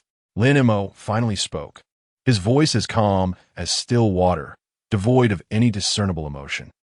Finished. Finished already? The wandering flame dragon paused momentarily, but maintained his enthusiastic persona. What's wrong? Am I too loud? Sorry, that's just me. I can't help but chatter when I get excited. It's just that you're so strong. Decade interrupted him, slowly turning around, his emerald compound eyes coldly scrutinizing him. Haven't you had enough of your performance? His voice remained as placid as before. The wandering flame dragon's body stiffened abruptly, his pupils constricting sharply beneath his armor. He instinctively tightened his grip on the mechanical longsword, yet his voice still bore a hint of feigned confusion and vigilance. What? What are you saying, my lord? I cannot comprehend. Cannot comprehend? Lin Mo chuckled softly, his laughter laced with unabashed mockery. Shall we continue this charade? Your tattered armor, worn from the rigors of travel, your seemingly ferocious yet fundamentally flawed swordplay, and that fragile mind, easily eroded by the power of fear. TSK, TSK. Decade shook his head, amusement evident in his tone. Such clumsy acting. The wandering flame dragon felt an overwhelming tempest rising within, but his face remained impassive. He fixed his gaze on Decade, striving to discern even the slightest crack beneath that cold mask. I do not understand your mad ramblings. He huffed. You saved me, and I am grateful. But if you seek to humiliate me, know that I, the flame dragon, am not a mere soft persimmon to be squeezed. Oh, is that so? At the instant the words left his lips, Decade moved. Without warning, without superfluous gestures, he struck with blinding speed. He did not even need to swipe a card to transform. He simply became a flash of magenta lightning, surging forward in his most basic Decade form. The wandering flame dragon's instinct screamed danger. Mortal danger. Without a moment's hesitation, he channeled his entire energy into the mechanical longsword, raising it to block. Yet, Decade's target was not his sword at all. Bang! A resounding thud echoed. Decade's fist, delivered at an angle entirely beyond his anticipation, struck with unyielding precision against his breastplate. Pure, overwhelming physical force. Ugh! The wandering flame dragon felt an unmatched power hit him, as if he were struck head-on by a prehistoric beast. The dragon emblem on his chest instantly caved in, crimson armor splintering into a web of cracks. He was sent flying uncontrollably, like a broken kite. But that was not the end. Decade's form followed him relentlessly, almost synchronously reappearing behind him. The card box transformed into a sword, its cold blade slicing through the air with a chilling intent, precisely poised against the wandering flame dragon's neck, pinning him violently against the frigid wall. Boom! The wall fractured, debris scattering. The wandering flame dragon was left dizzy from the force, the pain in his back and the icy chill at his throat causing his heart to race. All transpired in the blink of an eye. From Decade's initial strike to the wandering flame dragon's complete subjugation by a punch and a sword. The sequence was so swift that even Su Xiu, standing nearby, could only catch fleeting glimpses of two shadows. You! The wandering flame dragon struggled to lift his head, and through the crevice of his helmet, he glimpsed Decade's cold, indifferent, and emotionless emerald gaze. Now, can we converse properly? It appears, Your Excellency, that there may be some misunderstanding. The wandering flame dragon trembled slightly, sensing the gravity of the situation. Oh no, I may have gone too far. Decade's expression bore a nonchalant smile, laced with a hint of mockery. Do you believe I am easily manipulated? The portrayal of a hero in a pitiable state, aimed at provoking the strong to act, and subsequently attempting to forge a connection. Does that hold significant appeal? Or do you think that this disheveled appearance can elicit my sympathy? Upon hearing these words, the wandering flame dragon froze, about to speak. What are you saying? I cannot comprehend, but was abruptly interrupted. The renowned flame dragon, ranked at the pinnacle of the human list, was met with Decade's cold, unfeeling voice. In an instant, he lunged forward, his right knee, imbued with tremendous force, collided violently with the wandering flame dragon's abdomen. A resounding thud echoed. The wandering flame dragon was sent sprawling to the side, the immense impact contorting his body into a shrimp-like shape. Attack ride. Slash. The mechanical declaration resonated. As the wandering flame dragon squinted, his vision narrowing to a singular crimson line of sword light. He was still airborne when his opponent had already closed the gap once more. In the next moment, the crimson knight swept past, the blade slicing through the air with blinding brilliance, igniting a brilliant spark against the wandering flame dragon's armor. With a whoosh, bang, his chest plate was brutally cleaved, the sheer force propelling him backward, crashing through a distant wall and embedding him deep within the rubble. His once vibrant crimson glow now dulled. Decade slowly sheathed his sword, the crimson gauntlet casually brushing against the blade as if to sweep away non-existent dust. Without casting another glance at the flame dragon amidst the ruins, he spoke in a flat tone. What pretense of weakness is this? Chapter 51. two fiery dragons, the wandering flame dragon lay on the ground, coughing, and was engulfed in existential doubt. You strike with such ferocity and then question why feign weakness? In comparison to you, am I truly a formidable being? The situation left him somewhat bewildered. The creature before him, this magenta being, was indeed akin to the elusive demon showcased in televised broadcasts. Had he foreseen this outcome, he would not have performed. He initially possessed a means to confront the fear-imbued entity, yet his act provoked ire and resulted in a thorough beating.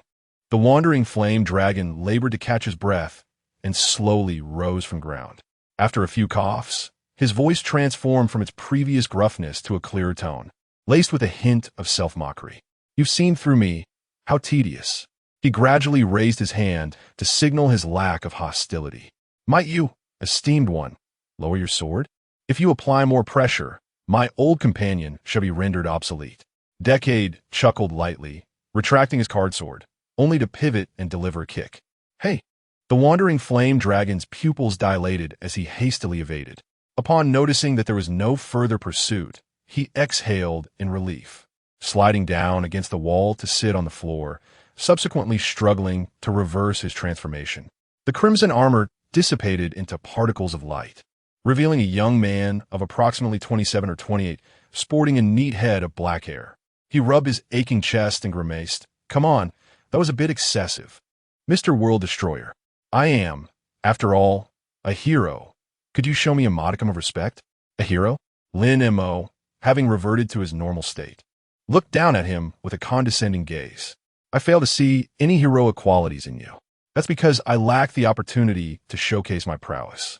The Flame Dragon youth, or rather, Yin Nan, a prodigy of the Longxia Federation, helplessly raised his hands. I had intended to enter the city in search of clues, only to discover that you and she possessed a peculiar aura reminiscent of an old friend of mine. I aim to utilize that fear-imbued entity to stage a heroes unite against a common foe scenario and to gauge your abilities. Little did I know, you would deviate from the script and effortlessly purify the opponent, leaving me without the chance to unleash my ultimate move. You struck me down before I even realized what was happening. I must commend your speed and strength. I was utterly unprepared and fell before you. As he spoke, Yinan gave Lin Mo a thumbs up. Lin Mo remained silent, while Su Shiyu, standing nearby, felt a twitch at the corner of her eye. Yet another eccentric individual. However, the fact that he could discern the unusual energies emanating from both of them, penetrating the veil of Joker's power, suggested he was no ordinary talent. Perhaps he even surpassed Zhao Qingyun, that seventh-tier individual. Then Lin Mo, in a bemused tone, remarked, Does your old friend even recognize that he is your friend? Yin coughed several times, and then, We have fought side by side at least once. He should be aware of that, right? Lin Mo sighed. So what exactly do you want from me? I seek you. Yin rose, brushed off the dust from his clothes, and the playful demeanor on his face was replaced by a serious gaze. I witnessed the farce at Feng Shanyan. You are remarkably strong, almost absurdly so. He paused, his eyes intensely focused on Lin Mo. As for my old friend, there was a hint of complexity and nostalgia in Yin Nan's tone. He was a very strong, very solitary, and rather foolish individual. 8 years ago, we fought together on the battlefield of the Red Tide. Although he never once acknowledged my presence, his combat style, that unwavering spirit dedicated to protecting all, is something I will never forget. Yin Nan's gaze returned to Lin Mo, tinged with a sense of probing and hope. That golden armor, the Emperor Knight. You know him, don't you? Lin Mo remained silent, simply observing him. Noticing this, Yin Nan ceased his inquiries and continued speaking. The counterfeit from the Lin family may deceive the ordinary, but not us. However, I am curious as to why you didn't expose him from the start. Because Lin Mo's lips curled into a subtle smile. Directly killing a fly would be too merciful. Watching it burn its wings in the flames it ignited on its self-important stage, ending up shattered into pieces, is far more entertaining, isn't it? Yin Nan was momentarily taken aback by his words, then burst into hearty laughter. Interesting. You, my friend, have a character that truly resonates with me. He then retracted his smile, his expression once again solemn, as he leveled his mechanical longsword at Lin Mo. Come on, enough with the chatter. Since you are the Magician Knight, let me witness your true power. Or rather, Yin Nan's fighting spirit surged to its peak, crimson energy igniting around him. Show me who is stronger between you and him, my old friend. Flame domain, activate, he shouted, plunging his mechanical longsword into the ground. The crimson energy rapidly spread, forming a vast barrier that enveloped the three of them. Flame dragon armor, unite. Fiery dragon flames spiraled around him. As the crimson flame dragon armor reassembled, come forth, world destroyer. The flame dragon knight brandished his fiery blade, flicking his cape back. Show me your metal. His aura transformed. It was now filled with the confidence and pressure of a true powerhouse. Lin Mo looked at him and sighed in resignation. Truly a troublesome individual. He glanced at Su Shiyu, who merely shrugged and gestured for him to proceed, then prudently retreated to the edge of the barrier, ready to watch the spectacle. Very well. Lin Mo withdrew a card emblazoned with a crimson dragon-shaped armor from the card box. Since you are so eager to compete with him, I shall grant your wish. Kamen Rider, Master Ride, Flame Long, Flame Dragon, Armor Fusion. As Lin Mo uttered this iconic phrase, the magenta decade armor was instantly engulfed by a blaze of scarlet flames. When the fire subsided, a flame dragon knight, identical to Yin Nan, materialized in the arena. Two flame dragon knights stood facing each other, one wielding a standard flame blade and the other brandishing a technologically advanced mechanical longsword. Yin Nan gazed at the scene before him, utterly astonished, his expression betraying sheer disbelief. Copy, you can even replicate this? No. Lin Mo, flame dragon, flexed his wrist, feeling the familiar yet foreign elemental force of the 5 elements within him. His tone unperturbed. I am merely borrowing his power. After all, he is the original. You. Yin Nan's lips twitched beneath his mask. Meanwhile, atop a distant residential building, a voice called out, Hey Windhawk, come here quickly. I found a flame dragon. And there are 2 flame dragons. Huh, 2 flame dragons? Windhawk activated his mask and glanced towards the location marked by Black Rhino. Are there really 2? Is the one with the long sword, looking all dirty and draped in burlap, the fake? I can't tell. Black Rhino was utterly bewildered. Chapter 52, The Referee. He committed a foul. I cannot discern. Feng Ying and He Shi exchanged bewildered glances, their minds reeling. They had finally located the energy fluctuations of the Yanlong transformation, only to discover there were 2. I surmise that the one on the left, clad in a tattered cloak and trying to appear imposing, must be the false one. I concur. Simultaneously, the 2 activated the long-range vision and analytical functions of their visors. Target analysis in progress. Left target, Yanlong armor, energy fluctuations consistent. Confirmed as summoner Yin Nan. Right target, Yanlong armor, energy fluctuations anomalous. Source identified as an unknown high-dimensional energy simulation transformation. Unauthorized summoning. Mistaken. Typical. However, what astonished them further was the analysis result. Both stared at each other, shock reflected in their compound eyes. Unknown high-dimensional energy? Unauthorized? He Shi scratched his heavy helmet, utterly perplexed. Hadn't the Federation already ceased the issuance of Yanlong summoners? Yin Nan, relying on his remarkable talent and his family's connection to a prominent figure in the North Tianfu, had already become the sole summoner of the Yanlong armor. Moreover, having been absent for so long without being dismissed from his summoner status, and the administration even claiming he was on a special mission, seemed exceedingly generous. So, who is this new contender? The gravity in Feng Ying's tone deepened. That imposter, in terms of momentum, seemed hardly inferior to Yin Nan. Damn it. What on earth is that brat up to? He Shi cursed under his breath and promptly opened the team communication channel. Yanlong, where the hell are you? We see you. Who is that person in red shorts opposite you? Yet, all that came through the communicator was a crackling static. Blocked. Feng Ying sighed in resignation. His barrier has severed the communication. Damn, is that brat really intent on a duel? He Shi, observing the 2 poised figures below, was agitatedly stamping his foot. Let us go down and take a look. No. Feng Ying grabbed him firmly. Have you forgotten about Fengshan Cliff? What if it's another calamity? We should assess the situation first. Be prepared to contact Shui, Ao, and Dihu. Hey, she pondered for a moment, recognizing the wisdom in his words, and reluctantly suppressed his anger, squatting on the rooftop alongside Feng Ying, becoming mere spectators. On the rooftop of another building's fire escape. Xiao Lu, I've uncovered sensational news. A girl wearing a bear hat, Xiao Xiong, was excitedly fiddling with an ultra-telephoto psychic camera.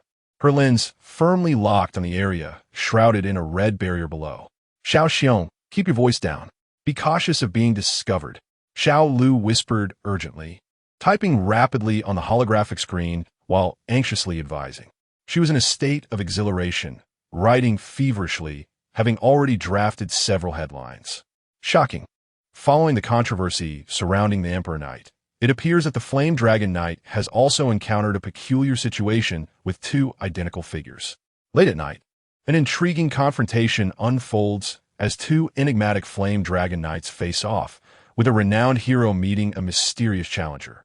Fear not, dear Xiaolu, for I possess military-grade stealth equipment that ensures absolute security, Little Bear assured, her excitement palpable as she gazed at the screen displaying the two identical crimson figures. Her face flushed with exhilaration. This is an exclusive scoop, an irrefutable exclusive. She rubbed her hands together in anticipation, recalling the live broadcast from Fengshan Cliff that led the public to believe the Magenta Knight was a malevolent entity. Now, capturing footage of him sparring with a long-established hero could undeniably sway public opinion. Xiaolu, however, remained unfazed by her enthusiasm. Furrowing her brow, she fixated on the screen, muttering to herself, something is amiss, far too amiss. Why are there two Flame Dragon Knights? Didn't the Fire Satellite only authorize one? Could it be that the Celestial Palace of the Northern Domain has granted summoning rights to the Magenta Knight? Little Bear, oblivious to such complexities, noticed Xiaolu engrossed in her writing. With a mischievous blink, she stealthily activated the live stream feature of the camera, adorning it with an eye-catching title, Late Night Scoop. The two Flame Dragon Knights from the Northern Domain engage in a fiery showdown in the Eastern Domain, who reigns as the true leader of the five elements. In the quiet of Luhai City, the night should have gradually descended into tranquility. Yet, as Little Bear's live stream quietly commenced, countless citizens, restless from the recent upheaval at Fengshan Cliff, were jolted awake by a piercing alert tone. The screen illuminated, revealing two identical fiery crimson figures. Surely, I cannot be mistaken? The Flame Dragon Knight?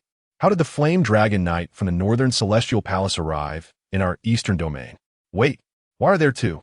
What day is it today? A buy one get one free offer for armored warriors? That figure draped in tattered cloth. I recognize him. It is the Wandering Flame Dragon Yin Nan, a top 10 contender. Who is the one beside him? Why do they resemble each other so closely? It must be the Magenta Knight. Good heavens! What manner of creature is he? Can he even transform into another's armor? What is happening here? Is this a case of counterfeit versus authentic? In an instant, the internet erupted. The public's confusion, shock, and curiosity surged like a tidal wave, instantly catapulting the incident to the forefront of trending topics across all major social media platforms. Amidst the fray, Yin Nan's fighting spirit intensified as he gripped his flame blade tightly. Very well. Let me see whether your replica is superior or if I, the original, shall prevail. Senit Sel. Yin Nan struck first, forming a single-handed gesture. In the next moment, it seemed as though time itself had come to a standstill, as the flame blade traced an arc through the air, invoking an enigmatic trajectory. A colossal fiery palm imprint materialized from thin air, bearing the weight of annihilation as it surged toward Lin Mo. Yet the flame dragon, Lin Mo, appeared unaffected, leisurely rotating his neck. Such a tactic is ineffectual against me. Lin Mo shook his head, and with equal fervor swung his flame blade. Demon Sealing Slash. A more solid and domineering cross-shaped flame slash whistled forth, arriving ahead of its time, instantaneously cleaving through the fiery palm imprint and continuing with unabated momentum towards Yin Nan. What? Yin Nan was taken aback, hastily raising his sword to block. Boom! He He was violently jolted back by this immense force, his palms numb and disbelief filling his eyes. The same strength, the same technique. Why did the opponent's execution possess a power exceeding his own by several magnitudes? Your grip on the sword is incorrect. Lin Mo Flamedrecken, Spoke. Your center of gravity is too high, and your power is unstable. It is merely form without spirit. Furthermore, as he spoke, he casually twirled the fiery blade in his hand. Its bizarre and unorthodox hilt seemed to come alive under his command, moving with remarkable fluidity. Yet, he furrowed his brow in distaste, disdainfully casting the fiery blade to the ground. Forget it. This wretched sword is truly uncomfortable to wield with its inhumane design. Yin Nan. He felt his faith had been insulted. Immediately after, under the astonished gazes of Yin Nan and Su Shiyu, Lin Mo, Flame Dragon, drew another card from his box, one adorned with the emblem of the Flame Holy Sword. Attack Ride, Saber, Reika, Flame Blade Draw, accompanied by a solemn proclamation, a blazing holy sword, Flame Sword, Inferno, materialized in the hands of the Flame Dragon Knight, clad in crimson armor, wielding the ignited holy sword. The scene was both absurd and inexplicably stylish. Come forth, Lin Mo, Flame Dragon. Holy Blade version, pointed the flame sword. Inferno towards the astonished Yin Nan, his tone unperturbed. Now we can engage in a proper battle. Yin Nan stood dumbfounded. Hey referee, he.s. committing a foul. Chapter 53. The outcome is decided. In the command room of the Eastern Heavenly Manor, Zhao Wuji stood tense. My lord, look, a staff officer pointed at the luminous screen, his voice trembling with anxiety. Zhao Wuji raised his gaze, and upon witnessing two flame dragon knights in a standoff, one brandishing an unprecedented flame holy sword, the veins on his temples throbbed violently. It was him again, that detestable Magenta Knight. Zhao Wuji ground his teeth in fury. The humiliation at Fengshanya was still fresh in his memory, and now this scourge had begun to stir trouble on his own territory. My lord, Yin Nan is from the Northern Heavenly Manor. He has instigated conflict in the eastern region without cause and is engaging an unidentified, powerful adversary. An aide ventured cautiously. Contact the Northern Heavenly Manor. Zhao Wuji decisively commanded, his voice icy. Inform them that their trump card is causing disturbances in my eastern region. Let them send someone to discipline him. I am eager to see how they will explain this. Yes. Zhao Wuji's gaze lingered on the Flame Dragon Knight wielding the holy sword, a glint of malice and calculation flashing in his eyes. He would not let this opportunity slip by. Furthermore, he whispered to a trusted subordinate, send the Jinlan team over, but do not breach the barrier. Observe from the periphery. I must ascertain how many cards this decade still holds. Meanwhile, far away in the northern domain of the Longsha Federation, within a magnificent northern heavenly manor, alarms blared abruptly. Emergency intel. Energy fluctuations from a flame dragon knight detected in Luhai City of the eastern region, suspected to be engaged in combat with an unknown target. What? That Yin Nan lad was supposed to be on a silent observation mission in the eastern region. How could he have gotten into a fight? Report to the Manor Lord. Live footage has surfaced online. There are two flame dragon knights. Seated upon a central throne was a woman adorned in an opulent red-patterned dragon robe. She possessed an enchanting figure and elongated phoenix eyes, languidly leaning against the throne, her chin propped on one hand, exuding an innate aura of authority and allure. She was the lord of the Northern Heavenly Manor, the Flame Empress of Longxia's 4 towns, Feng Qianyu. Listening to her subordinate's report, she gradually opened her fiery eyes. Her tone languid, yet imbued with an undeniable pressure. Nonsense. With just those 2 words, the temperature in the grand hall seemed to rise several degrees. She lifted her gaze to the absurd scene on the screen, her crimson lips curving into a perilous smile. What is Yin Nan up to? And where did that replica beside him come from? Connect me to Zhao Wuji of the Eastern Heavenly Manor. Before her words faded, Zhao Wuji's communication request intruded. Lord Feng. Zhao Wuji's insincere voice echoed. I apologize for the late disturbance, but I simply wish to inquire if your Flame Dragon Knights possess any unique cloning techniques. The Eastern Heavenly Manor is quite eager to learn from you." This veiled barbed remark prompted Feng Qinyu to sit up straighter, her alabaster fingers gently tapping the armrest, producing a crisp sound. "Zhao Wuji, do not embarrass yourself by revealing such trivial thoughts." Her voice remained languid, yet it bore a hint of icy sharpness. "My dear, even if I were to dismantle your abode on your eastern territory, that would merely be a domestic affair of my northern celestial manor, not something for you to interject." Zhao Wuji was momentarily taken aback. This woman remained as unreasonable as she had been decades ago. How could she expect me to remain indifferent while she dismantled my home? "Lady Feng, your words are somewhat thoughtless. In my humble opinion, two formidable guardians of the realm, separated by thousands of miles, engaged in a verbal sparring through their communicators. Ultimately, Feng Qinyu chuckled lightly and said, "Enough, do not whine like a scorned spouse." She abruptly terminated the communication, cutting off Zhao Wuji's incessant chatter. "Bring me Wind Eagle and Black Rhino. Have them retrieve that troublesome little rascal for me. As for that intriguing replica," a flicker of profound interest danced in her eyes. "Investigate. I wish to know everything about him."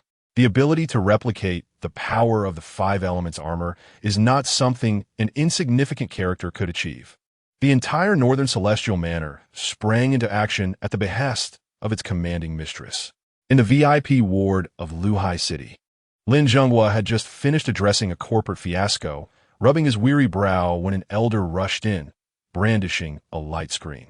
"Master, look, the Crimson Knight has reappeared." Lin Zhenghua's head snapped up, and as he beheld the 2 flame dragon knights on the screen, a chill surged from his feet to the crown of his head. He can even replicate others' armor," Lin Zhenghua exclaimed, terror etched across his face. This transcended mere power. It was a violation of the very laws of nature. On the sickbed, Lin Fan witnessed the scene unfold, and the flicker of vengeful intent within him was instantly extinguished by a wave of icy despair. He gazed at the flame dragon knight wielding the holy sword, his eyes now devoid of hope and filled with envy. Why did he possess such overwhelming power, while I, reduced to a mere invalid, can do nothing? Only Lin Yin remained composed, observing the screen with an unusual gleam in her eyes.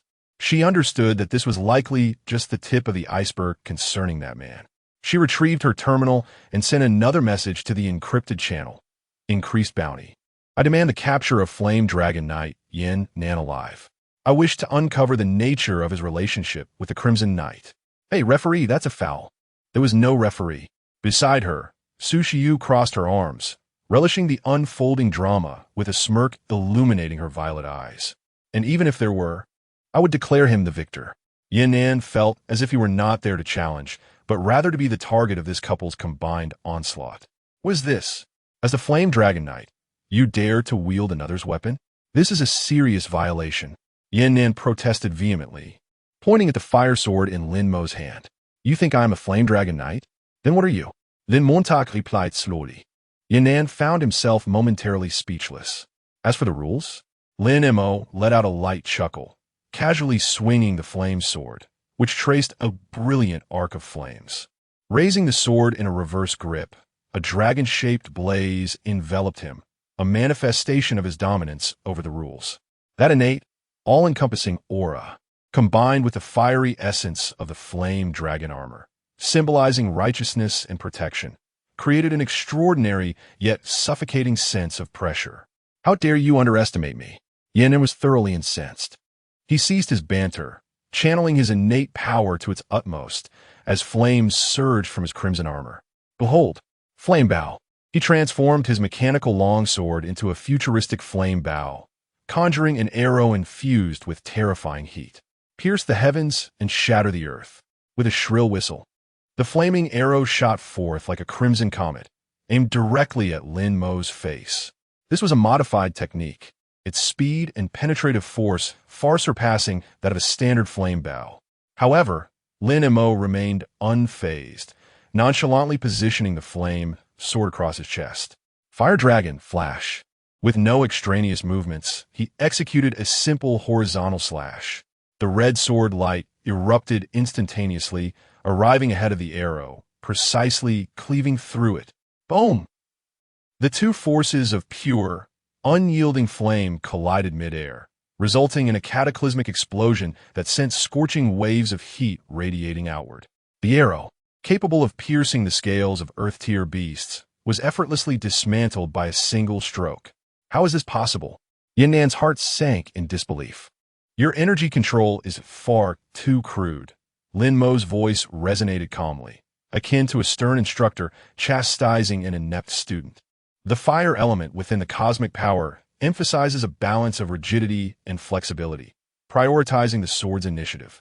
You have only grasped the rigidity, neglecting the subtlety.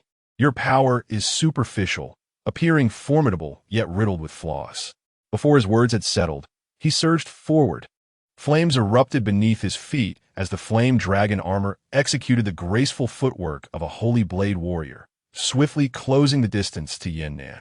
First form, Flying Feather Slash. The flame sword transformed into a lethal afterimage. It strikes quick and agile, targeting Yinnan's defensive gaps with precision. Yinnan was taken aback, hastily wielding his longbow to parry, but found himself overwhelmed by the relentless barrage of strikes, retreating in disarray. Clang, clang, clang. The resonating sounds of metal clashing filled the air. Yinnan felt as if each strike found its mark at his most vulnerable points, rendering him unable to exert his strength, leaving him utterly frustrated. Flame Cross Slash. Lin Mo called out sharply, the holy sword carving a cross of fire, accurately striking Yinnan's longbow. Bang! Pain shot through Yinnan's hands as the mechanical bow was forcefully knocked from his grasp. With the weapon lost, the outcome was sealed. It is over. Lin Mo stood, sword withdrawn, the blazing edge of the holy sword mere inches from Yinnan's throat. Yinnan stared blankly at the blade, emanating an alarming heat mere inches away, and then glanced at his empty hands. His face, concealed beneath the armor, was etched with despair. He had lost, utterly and without contest. The opponent hadn't even resorted to the myriad abilities of Decade, merely utilizing the form of the flame dragon armor and wielding a different sword. He had rendered Yinnan, the genuine article, powerless. Why? Yinnan's voice carried a hint of bewilderment. Both adorned in the flame dragon armor, yet you, in your initial transformation, comprehend the power of fire far more profoundly than I do. Lin Mo sheathed his sacred sword, the crimson armor dissolving into particles of light, reverting to its original form. He regarded the disheartened Yinnan and spoke softly, because your heart is clouded. Clouded? You bear too many burdens. Lin Mo's insight pierced through, revealing. You yearn to surpass him, yet you remain shackled by his shadow. Your heart lacks purity, and thus your sword lacks purity as well. Yinnan shuddered, struck as if by lightning. Indeed, he had lived perpetually in the shadow of the Emperor Hero. 8 years prior, in that grand battle, that golden figure had been both his aspiration and an insurmountable specter. He had devoted himself to rigorous training, emerging as the Federation's most exceptional genius, all in the hope of one day challenging the Emperor Hero with honor. Yet, the Emperor Hero had perished, replaced by a world destroyer even more unfathomable. His heart had become tumultuous. Fear began to take root within him. Xiao, you've gone live again without permission. Xiao Lu, realizing belatedly that the streaming icon in the corner of the screen was aglow, nearly leaped in exasperation, reaching out to tug at Xiao Xiong's ear. Ouch! Sister Xiao Lu, be gentle. I'm just trying to secure an exclusive. Xiao Xiong dodged and protested. Look at the views. They're about to overwhelm the server. Our bonus this month. Bonus, bonus. All you think about is the bonus. Xiao Lu exclaimed, both furious and anxious. What if they discover us and regard us as enemies? Did you not see how terrifying those two from Fengshan Cliff were? That 1T happened. I think that Magenta Knight seems rather nice. Xiao Xiong's words faltered, abruptly halting as she pointed at the camera screen, stammering, Sister. Sister. Quick, look. He lost. Xiao Lu paused in surprise, momentarily forgetting to admonish her, and hurried to peer at the screen.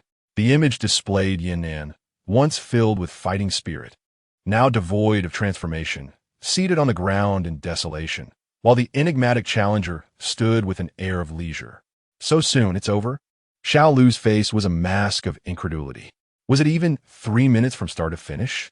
This was Yin Nan, one of the top 10 on the leaderboard. The flame dragon hero, who had been so easily defeated by a mere replica. My heavens, Xiao Xiong murmured, completely forgetting about the bonus.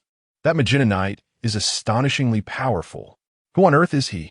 The fawn remained silent, her gaze fixed intently on the screen, replaying the brief yet extraordinarily captivating battle scene in her mind. The exquisite swordsmanship, the profound comprehension of strength, the soul-piercing words, "You harbor doubts within your heart." She acutely sensed that behind it all lay a monumental secret. Chapter 54. The Ancient Dragon. A brief skirmish has stirred a tempest online. What? Is it over? Just as I ordered takeout, the Flame Dragon Knight has been defeated? This cannot be true. That was Yin Nan, one of the fiercest fighters in the Northern Heaven Palace. And he fell so quickly? Did you not comprehend? This was not a mere defeat. It was utter annihilation. From beginning to end, Yin Nan's assaults were effortlessly neutralized by that false flame dragon, who, with just a few moves, sent Yin Nan's weapon flying. How absurd. That Crimson Knight. Not only can he replicate others' armor, but it appears he wields it with greater finesse than the original. Upon this revelation, the barrage of comments froze for a moment, before erupting into a more fervent discourse. Wait a moment. Only now do I realize, even when wielding the inhumane flame blade, his posture and techniques are more fluid than those of the flame dragon knight himself. Is this reasonable? This transcends the bounds of reason. It is a dimensional strike. Could it be that the powers of all armor are merely playthings in his presence? I understand now. He does not merely replicate. He masters. He has mastered the power of all armors. Panic and awe surged wildly across the internet. If the battle at Windy Cliff showcased decades' unreasonable destructive force to the citizens, now they witness something far more chilling. What if all the heroes in the world are mere extensions of his power? The shadow of the Emperor Knight, the inner demon of the Flame Dragon Knight. What secrets does that Crimson Knight hold? Wait, look, something is amiss. He has lost. Black Rhino gazed at the dejected Yin Nan below, feeling as though his worldview had been shattered. Though Yin Nan often acted carefree, we all knew how fierce he could be in battle. To think he was taught a lesson using his own strength? That individual is terrifying. Wind Eagle's voice carried a hint of dryness. Even though they had witnessed the Crimson Knight's might at Windy Cliff, he wielded armor akin to the Flame Dragon's, suggesting an equal strength. Yet, he could distinctly perceive that Lin Mo's every strike contained a level of understanding and application of the 5 elemental forces previously unseen. This was no mere combat skill. It was a form of a Tao. Wind Eagle murmured, as if he were born for combat, capable of extracting the most exquisite results from any power in his hands. What shall we do now? Should we descend to rally support? Black Rhino inquired, his tone lacking its previous fervor, now tinged with a sense of seeking guidance. Before Wind Eagle could respond, his pupils suddenly constricted beneath his visor. Wait, Black Rhino, what do you see? Below, within the barrier, a shattered silver memory core, knocked to the corner by the shock waves of battle, suddenly erupted with an eerie purple light. This is bad. It is malevolent energy. The Black Rhino Knight abruptly rose to his feet. That entity was absorbing Yin Nan's negative emotions. This lad was in grave danger, in the midst of the turmoil. Just as Yin Nan experienced a profound internal upheaval and his fear reached its zenith, the shattered terror, memory crystal, carelessly discarded by Lin Mo in the corner, suddenly emitted an eerie purple glow. A twisted, malevolent consciousness awakened from within, letting out a sinister cackle. Fear is the finest sustenance. When the heart of a hero wavers, when the beliefs he holds dear begin to crumble, that terror emanating from the depths of his soul is potent enough to awaken even deeper nightmares. Buzz, buzz. The fragments of the memory crystal levitated violently, voraciously absorbing the intangible fear and confusion radiating from him. What is this? Yin Nan sensed something amiss and swung his flaming sword, flames surging around him in an attempt to repel these strange entities. Begone! Away with you! Sushiyu blinked, crossing her arms as she glanced at Lin Mo before casually remarking, "It is feeding on your inner demons." Lin Mo, however, replied with calm assurance, "Guardian spirit, steady your heart." Lin Mo's words reverberated like thunder in Yin Nan's chaotic mind. "Guardian spirit, steady your heart." He recalled Lin Mo's steady and distant voice when he transformed into the sound demon. To combat such malevolent specters, mere brute force is insufficient. You must utilize the melody of your heart, the symphony within, to intimidate its core and shatter its existence.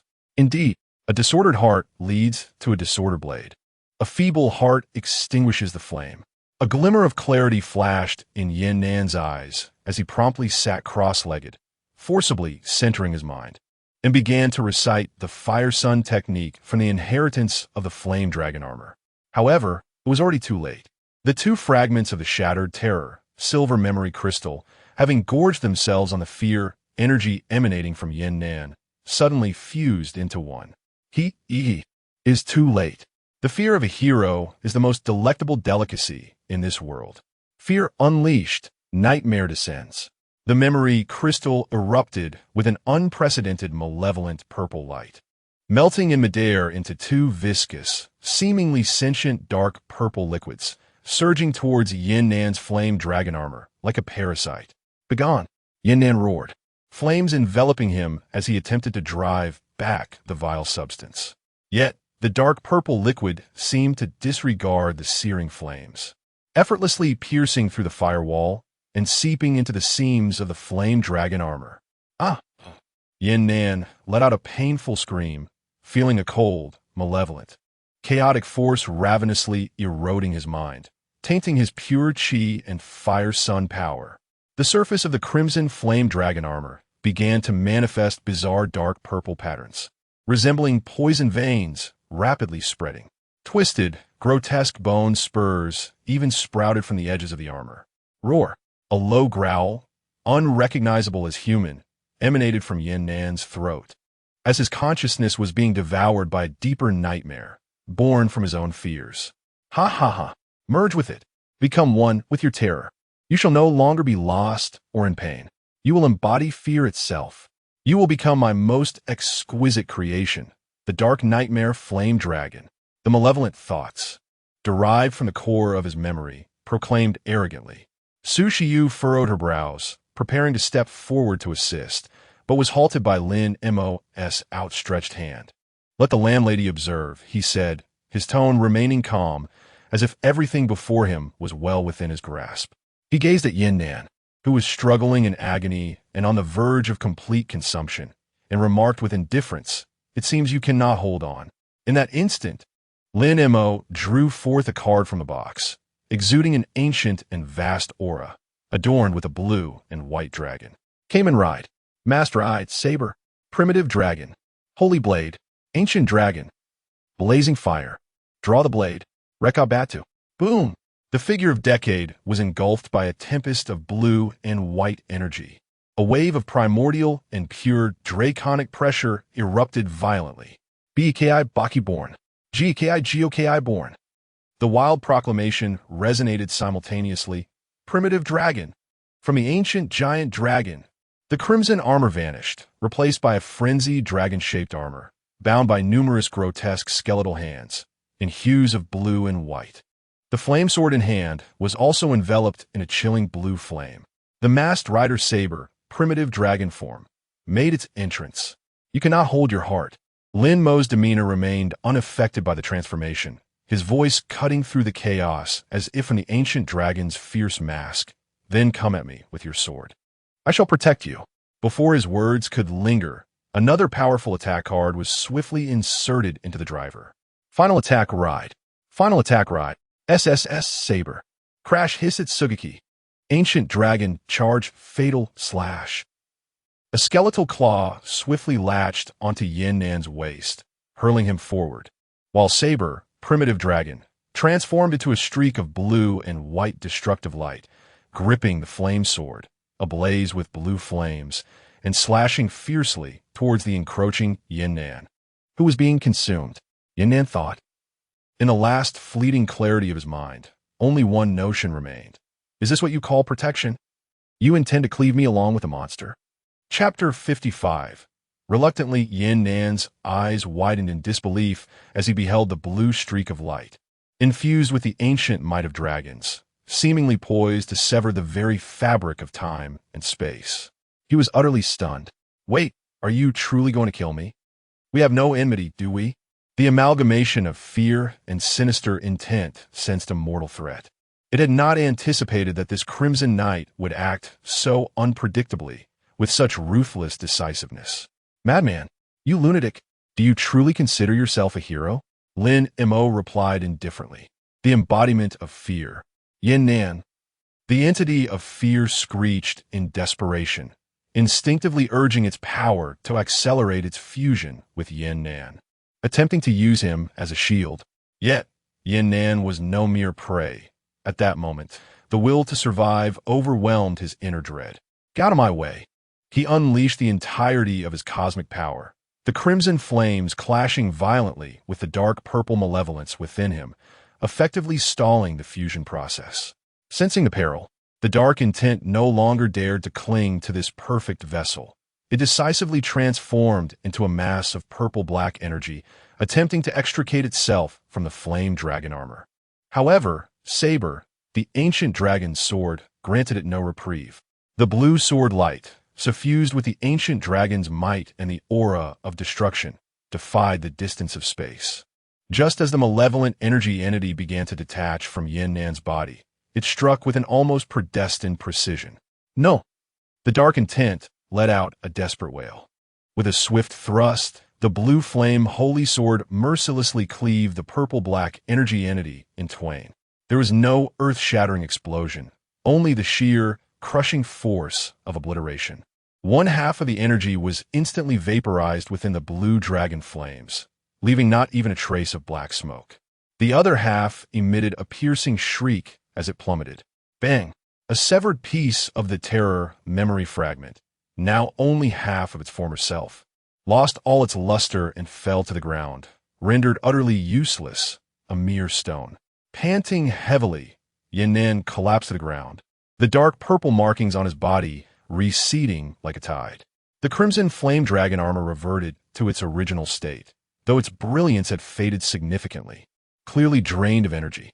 The particles of light dispersed, instantly dissolving the armor's unified form. At that moment, Yin Nan gazed at the flame sword, glowing blue and positioned perilously close to his nose, and then at the blue-white knight, exuding an aura of unrestrained ferocity, swallowing hard with trepidation. You truly follow through on your words.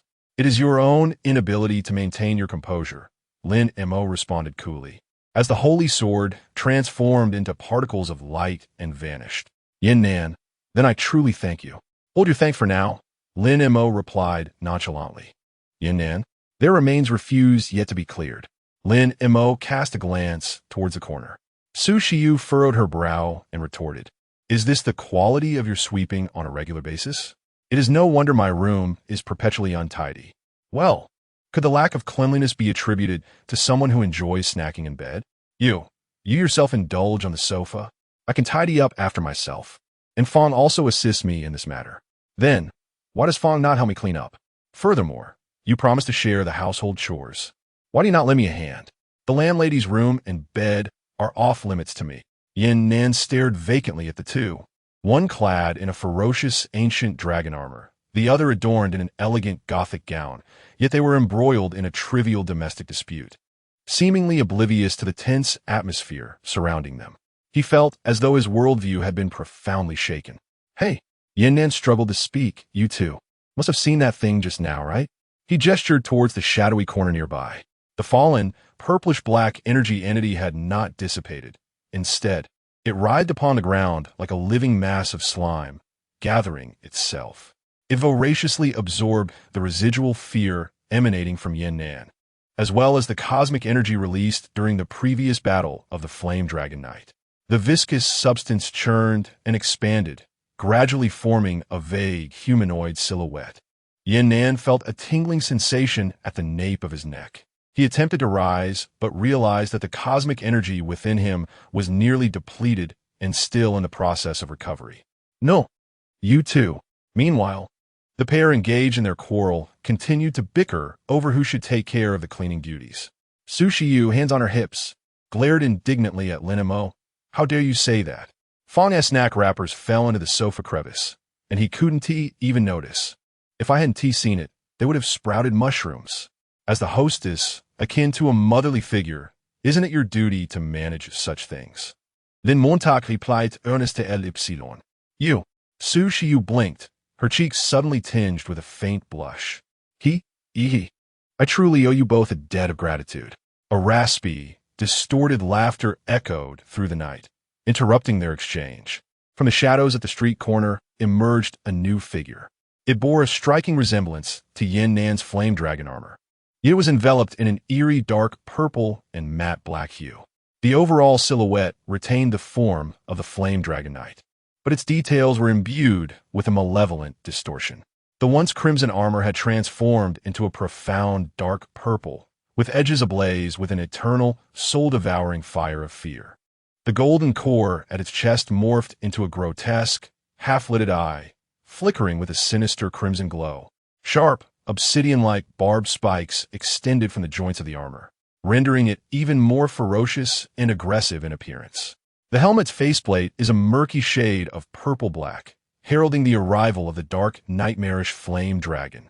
This entity is not a mere fusion with Yin Nan, but rather a new and terrifying being that has emerged independently after absorbing Yin Nan's fear energy and carrying the remnants of the core of the fear amalgam. It is a complete form in its second stage, crafted by the fear amalgam using Yin Nan's inner demons as a blueprint. Thank you for allowing me to shed that fragile core of consciousness, enabling my arrival in a more perfect form. The dark, nightmarish flame dragon flexes its claw-like hands, producing a disquieting sound of grinding bones. In return, let you all become the first feast of fear in my new existence. It abruptly raises its head, its crimson gaze locking onto the paralyzed Yin Nan. You shall be the first, my most delectable nourishment.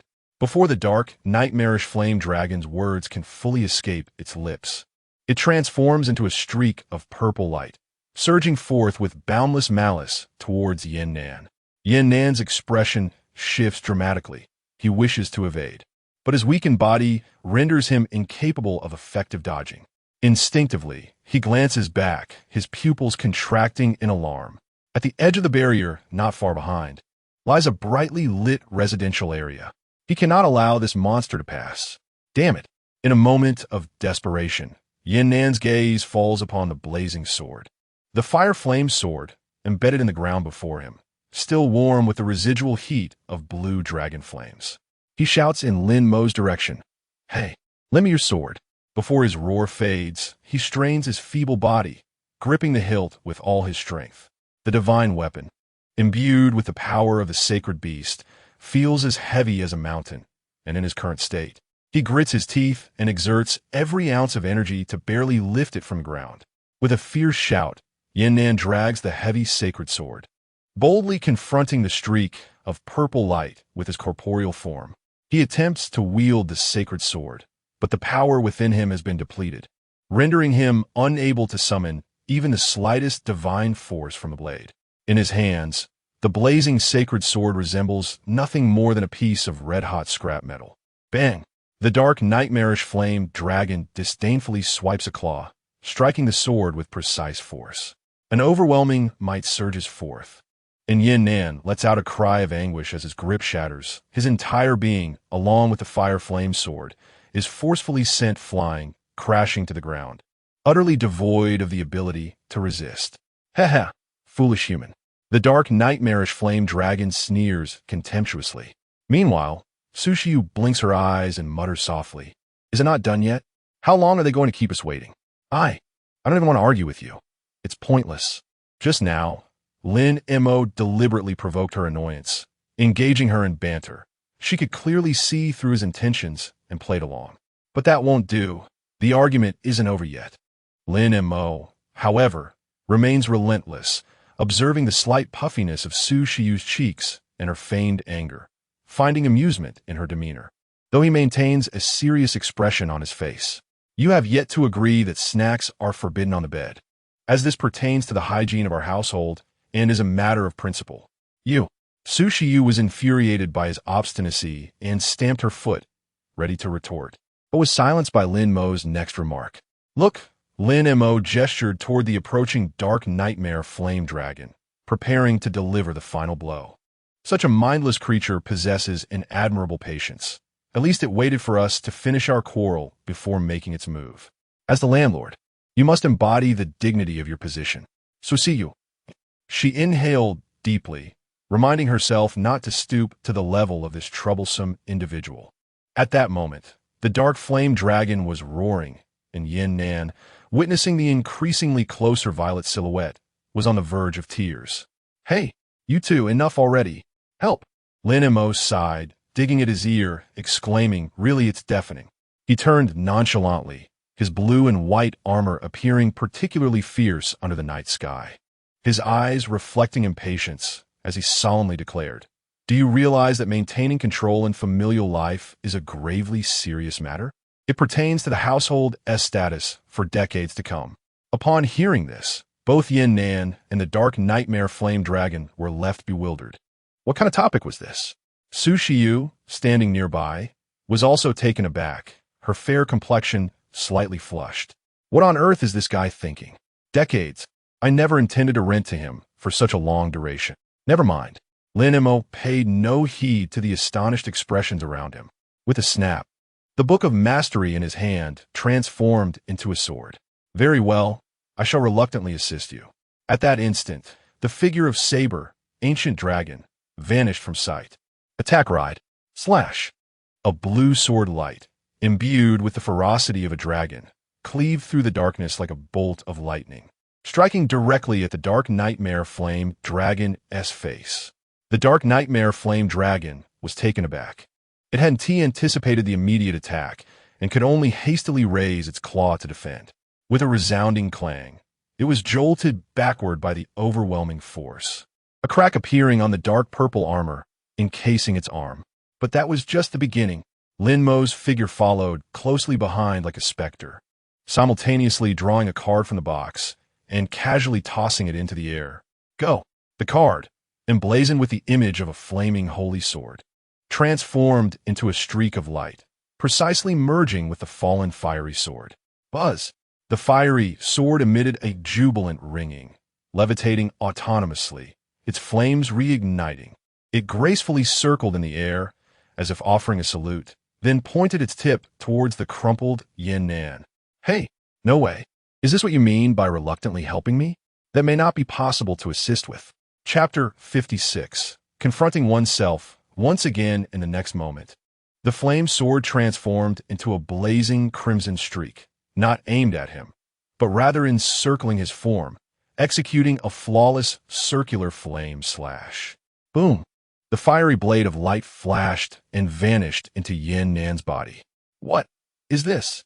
Yin Nan felt an overwhelming surge of pure, warm, and exceedingly domineering solar power flood into his limbs and bones, dispelling the remnants of weakness and fear within him, even more refined than the strength he possessed at his peak. To protect something, you must wield your own sword. Lin Mo's voice resonated softly. The flame sword transformed once more into a glowing streak, returning steadily to Lin Mo's hand, now paired with the card box sword, forming the stance of dual swords.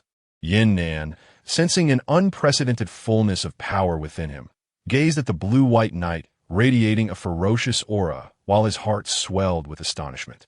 So this is how it is. Perhaps I should push myself a little harder. He finally comprehended that this man was not ridiculing him, but was, in his own way, teaching and awakening him. Thank you. I understand now. Yin Nan inhaled deeply and leaped from the ground, his eyes devoid of confusion, filled instead with a blazing fighting spirit. He nodded earnestly towards Lin Mo's direction. Flame dragon armor, merge. The crimson flames surged once more, this time shining more brilliantly than ever before. The true flame dragon knight has returned. As the flames dissipated, the figure of the flame dragon knight stood resolutely in the arena. He retained the weathered and battle-scarred appearance of a wanderer, his tattered cloak fluttering in the energy waves. Yet this sense of hardship did not render him destitute. Rather, it imbued him with a valorous resilience and fortitude from countless battles. In one hand, he held a technologically advanced mechanical flame sword, while the other gripped the original flame bow of the Flame Dragon Knight. "Thank you," Yan'an bowed deeply, addressing Lin Mo in a solemn tone, devoid of any pretense. Only pure gratitude and fighting spirit. "Let us finish this first." Lin Mo wiped the carbach sword, securing it back to his waist, standing side by side with Su Shiyu. Roar! The Dark Nightmare Flame Dragon let out a savage roar. Sensing that the Flame Dragon Knight before it exuded an entirely different aura, that pure and potent solar power was precisely the strength it yearned to devour. And what it craved most were you. The Dark Flame Dragon pointed menacingly at the observing Saber, Ancient Dragon, and Su Shiyu, saying, "I will first swallow this little brat, and then it will be your turn." "Master Joker, everyone at the museum misses you dearly," Lin Mo remarked, his eyes narrowing slightly as he instinctively glanced at the girl beside him. Yet, he found Su Shiyu's expression unperturbed, her delicate fingers gently tucking loose strands of hair behind her ear, smiling softly. "Miss me? How dare you come and meet me personally? A bunch of inferior beings. You seek death." The Dark Nightmare Flame Dragon was utterly incensed, its scarlet single eye radiating a malevolent glow. It disregarded Yan'an, abandoning its immediate foe to transform into a streak of dark purple light, hurtling directly towards Su Shiyu. "Beware!" Yan'an exclaimed in alarm, instantly drawing his bow, eager to intercept. However, a figure moved even faster. Saber, the Ancient Dragon, did not even glance back. He simply sidestepped casually, positioning himself before Su Shiyu like an insurmountable mountain. With a flick of his left hand, he deftly parried the Dark Nightmare Flame Dragon's formidable claws. Clang! Sparks erupted, and the air rippled with force. Lin Mo did not spare a glance at his opponent. Instead, he turned to Su Shiyu behind him with a tone of exasperation, saying, "Why don't you dodge? After all, you're right beside me, aren't you?" Su Shiyu smiled gently at him, a stark contrast to her earlier cold demeanor. Their gazes locked, completely oblivious to the looming presence of the Black Flame Dragon. With a casual shake, Lin Mo sent the Dark Nightmare Flame Dragon flying. "Hey, your opponent is me." Yan'an's furious roar echoed from behind as he drew his bow to its full moon. An arrow imbued with the essence of the sun's fiery might poised to strike, exuding a challenge. "Very well." The Dark Nightmare Flame Dragon let out a sinister laugh, swatting Lin Mo aside, twisting in midair to change direction and once more charge at Yan'an.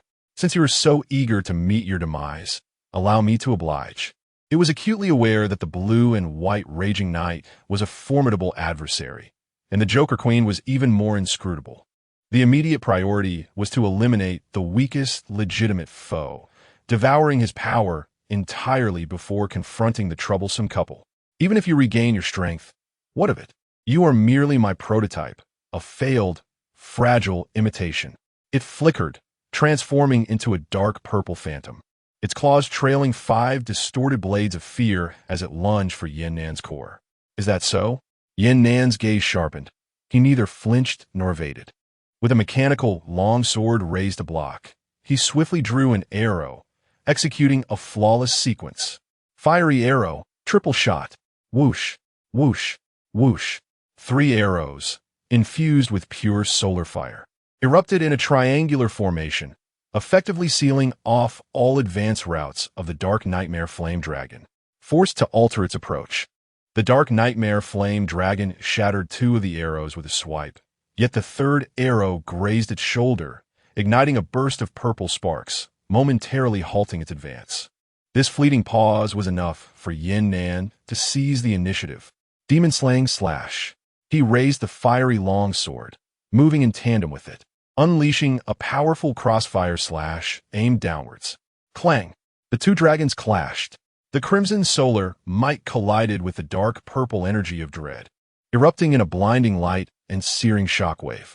2 fiery dragon warriors, one embodying light and guardianship, and the other symbolizing darkness and dread, engaged in a fateful, mirrored battle beneath the shroud of a sealed night. The clash of blades erupted in a dazzling display, sparks flying in every direction. Their techniques emanated from a common source, yet were diametrically opposed. Yin Nan's swordsmanship was bold and upright, each stroke infused with a righteous spirit capable of incinerating evil. Conversely, the claw strikes of the dark nightmare dragon were sinister and treacherous, each blow laden with a terrifying force that eroded the soul. For a moment, they were evenly matched, neither yielding an inch. Meanwhile, in the distance, Wind Eagle and Black Rhino finally arrived, only to be halted by an invisible barrier, unable to advance a single step. Was this the fiery realm conjured by the dragon? Black Rhino struck the barrier with a fist, producing merely a faint ripple of crimson. His arm was left numb from the impact. No, Wind Eagle shook his head, his tone gravely serious beneath his visor. The levels of power are different. The energy signatures are not the same. Whatever is blocking us can surely allow entry. This barrier was set by that magenta knight. Let's not dwell on that. Wind Eagle pointed toward the fierce battle unfolding within the barrier. That young man, Yin Nan, seems to be fighting against himself again. The two focused their gaze, witnessing the intertwining forms of a crimson and a dark purple dragon, locked in an unyielding embrace. Chapter 57, Dragon's Tooth Now. It seems there are 3 dragons. In one corner of the barrier, Lin Mo and Su Shiyu stood side by side. Hey, aren't you going to ask me anything? Su Shiyu's voice was soft, breaking the silence that enveloped them. She gazed at the swirling lights of blades and swords in the arena, her violet eyes shimmering with thoughts unknown. Ask what? Lin Montauk responded, pondering. Su Shiyu hesitated, momentarily at a loss for words. Lin Mo turned his head, admiring her delicate profile. Are you referring to your origins? The connection between you and that museum? Or perhaps, why you became Joker? Should I not inquire? Su Shiyu blinked, lifting her gaze to meet his. The night breeze tousled her smooth, pale pink bangs, reflecting in her sparkling violet eyes the sight of Lin Mo clad in his fierce and ancient dragon armor of blue and white. While Lin Mo lowered his gaze, chuckling softly, I actually prefer it when the landlady speaks for herself. He paused, contemplating his words. When you feel ready to share, I would like to listen. What if Su Shiyu's voice was a mere whisper, laced with an unrecognized hint of provocation? What if I never choose to speak? Lin Mo fell silent for a moment, then slowly lifted his dragon-clawed gauntlet. Under her gaze, he gently brushed aside the strands of hair disturbed by the night wind. Then we shall wait. Whenever you wish to share, I shall be here to listen. He paused, then withdrew his hand, his eyes returning to the fierce battle unfolding before them. His tone lightened. Or if one day I can no longer contain my curiosity, I might just storm into that museum, give them a good thrashing, and compel them to speak. Su Shiyu burst into laughter, the flicker of inexplicable melancholy and unease within her dissipating instantly in the wake of his unconventional response. She extended her slender finger, playfully poking at Lin Mo's sturdy dragonbone chestplate, feigning annoyance. Who asked for your meddling? I can handle my own affairs. Yet, despite her words, the slight upward curve of her lips and the glimmer of joy in her eyes betrayed her true feelings at that moment. Indeed, my queen is the most formidable, Lin Mo replied, seamlessly echoing her sentiment, his tone infused with unmasked tenderness. They exchanged smiles, understanding passing silently between them. Some past need not be hurriedly unveiled.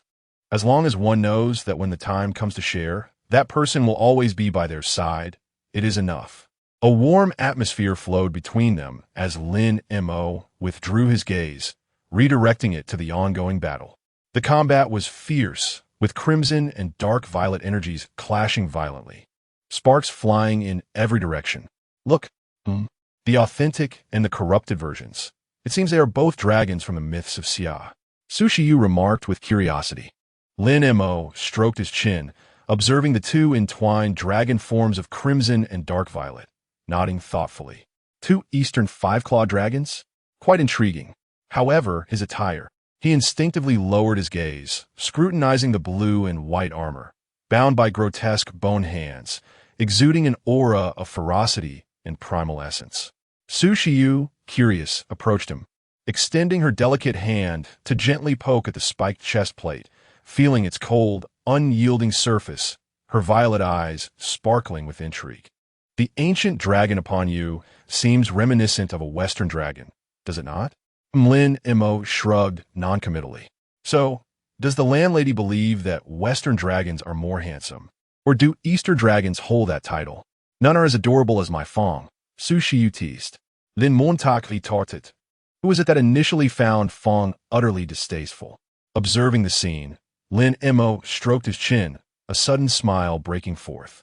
In that case, he declared, withdrawing a pitch-black card exuding pure malice from the card box, depicting a dark knight identical to Kamen Rider Ryuga, yet with eyes glowing ominously red. I shall employ this. Kamen Rider Ryuga. Henshin, the ferocious form of Saber, the ancient dragon, was instantly engulfed by an abyss of darkness. Clang! It was not a radiance that burst forth, but rather an extinguishing of light. Following this, a shattered mirror-s silhouette materialized behind Lin Mo, revealing a fearsome dark dragon beast within, issuing a silent roar. With a swift motion, Lin Mo traversed through the mirror's surface, re-emerging clad in an obsidian armor reminiscent of an eternal night. The armor, matte black, resembled the profoundest abyss, yet was adorned with dark golden lava patterns, exuding both nobility and malevolence. Kamen Rider Ryuga. In the guise of the mirror's shadow, he descended into reality.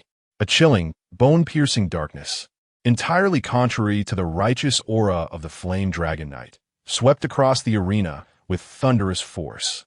Ryuga adjusted his gauntlet, remarking coolly, now, there are 3 Eastern dragons. Are there not? What an ominous presence. In the distance, the Black Rhino sensed an alarming buzz emanating from his armor. A primal aversion to pure darkness fueled by the power of the 5 elements. What manner of creature is this? Windhawk's voice trembled slightly. As for the first time, he wavered in his perception of good and evil.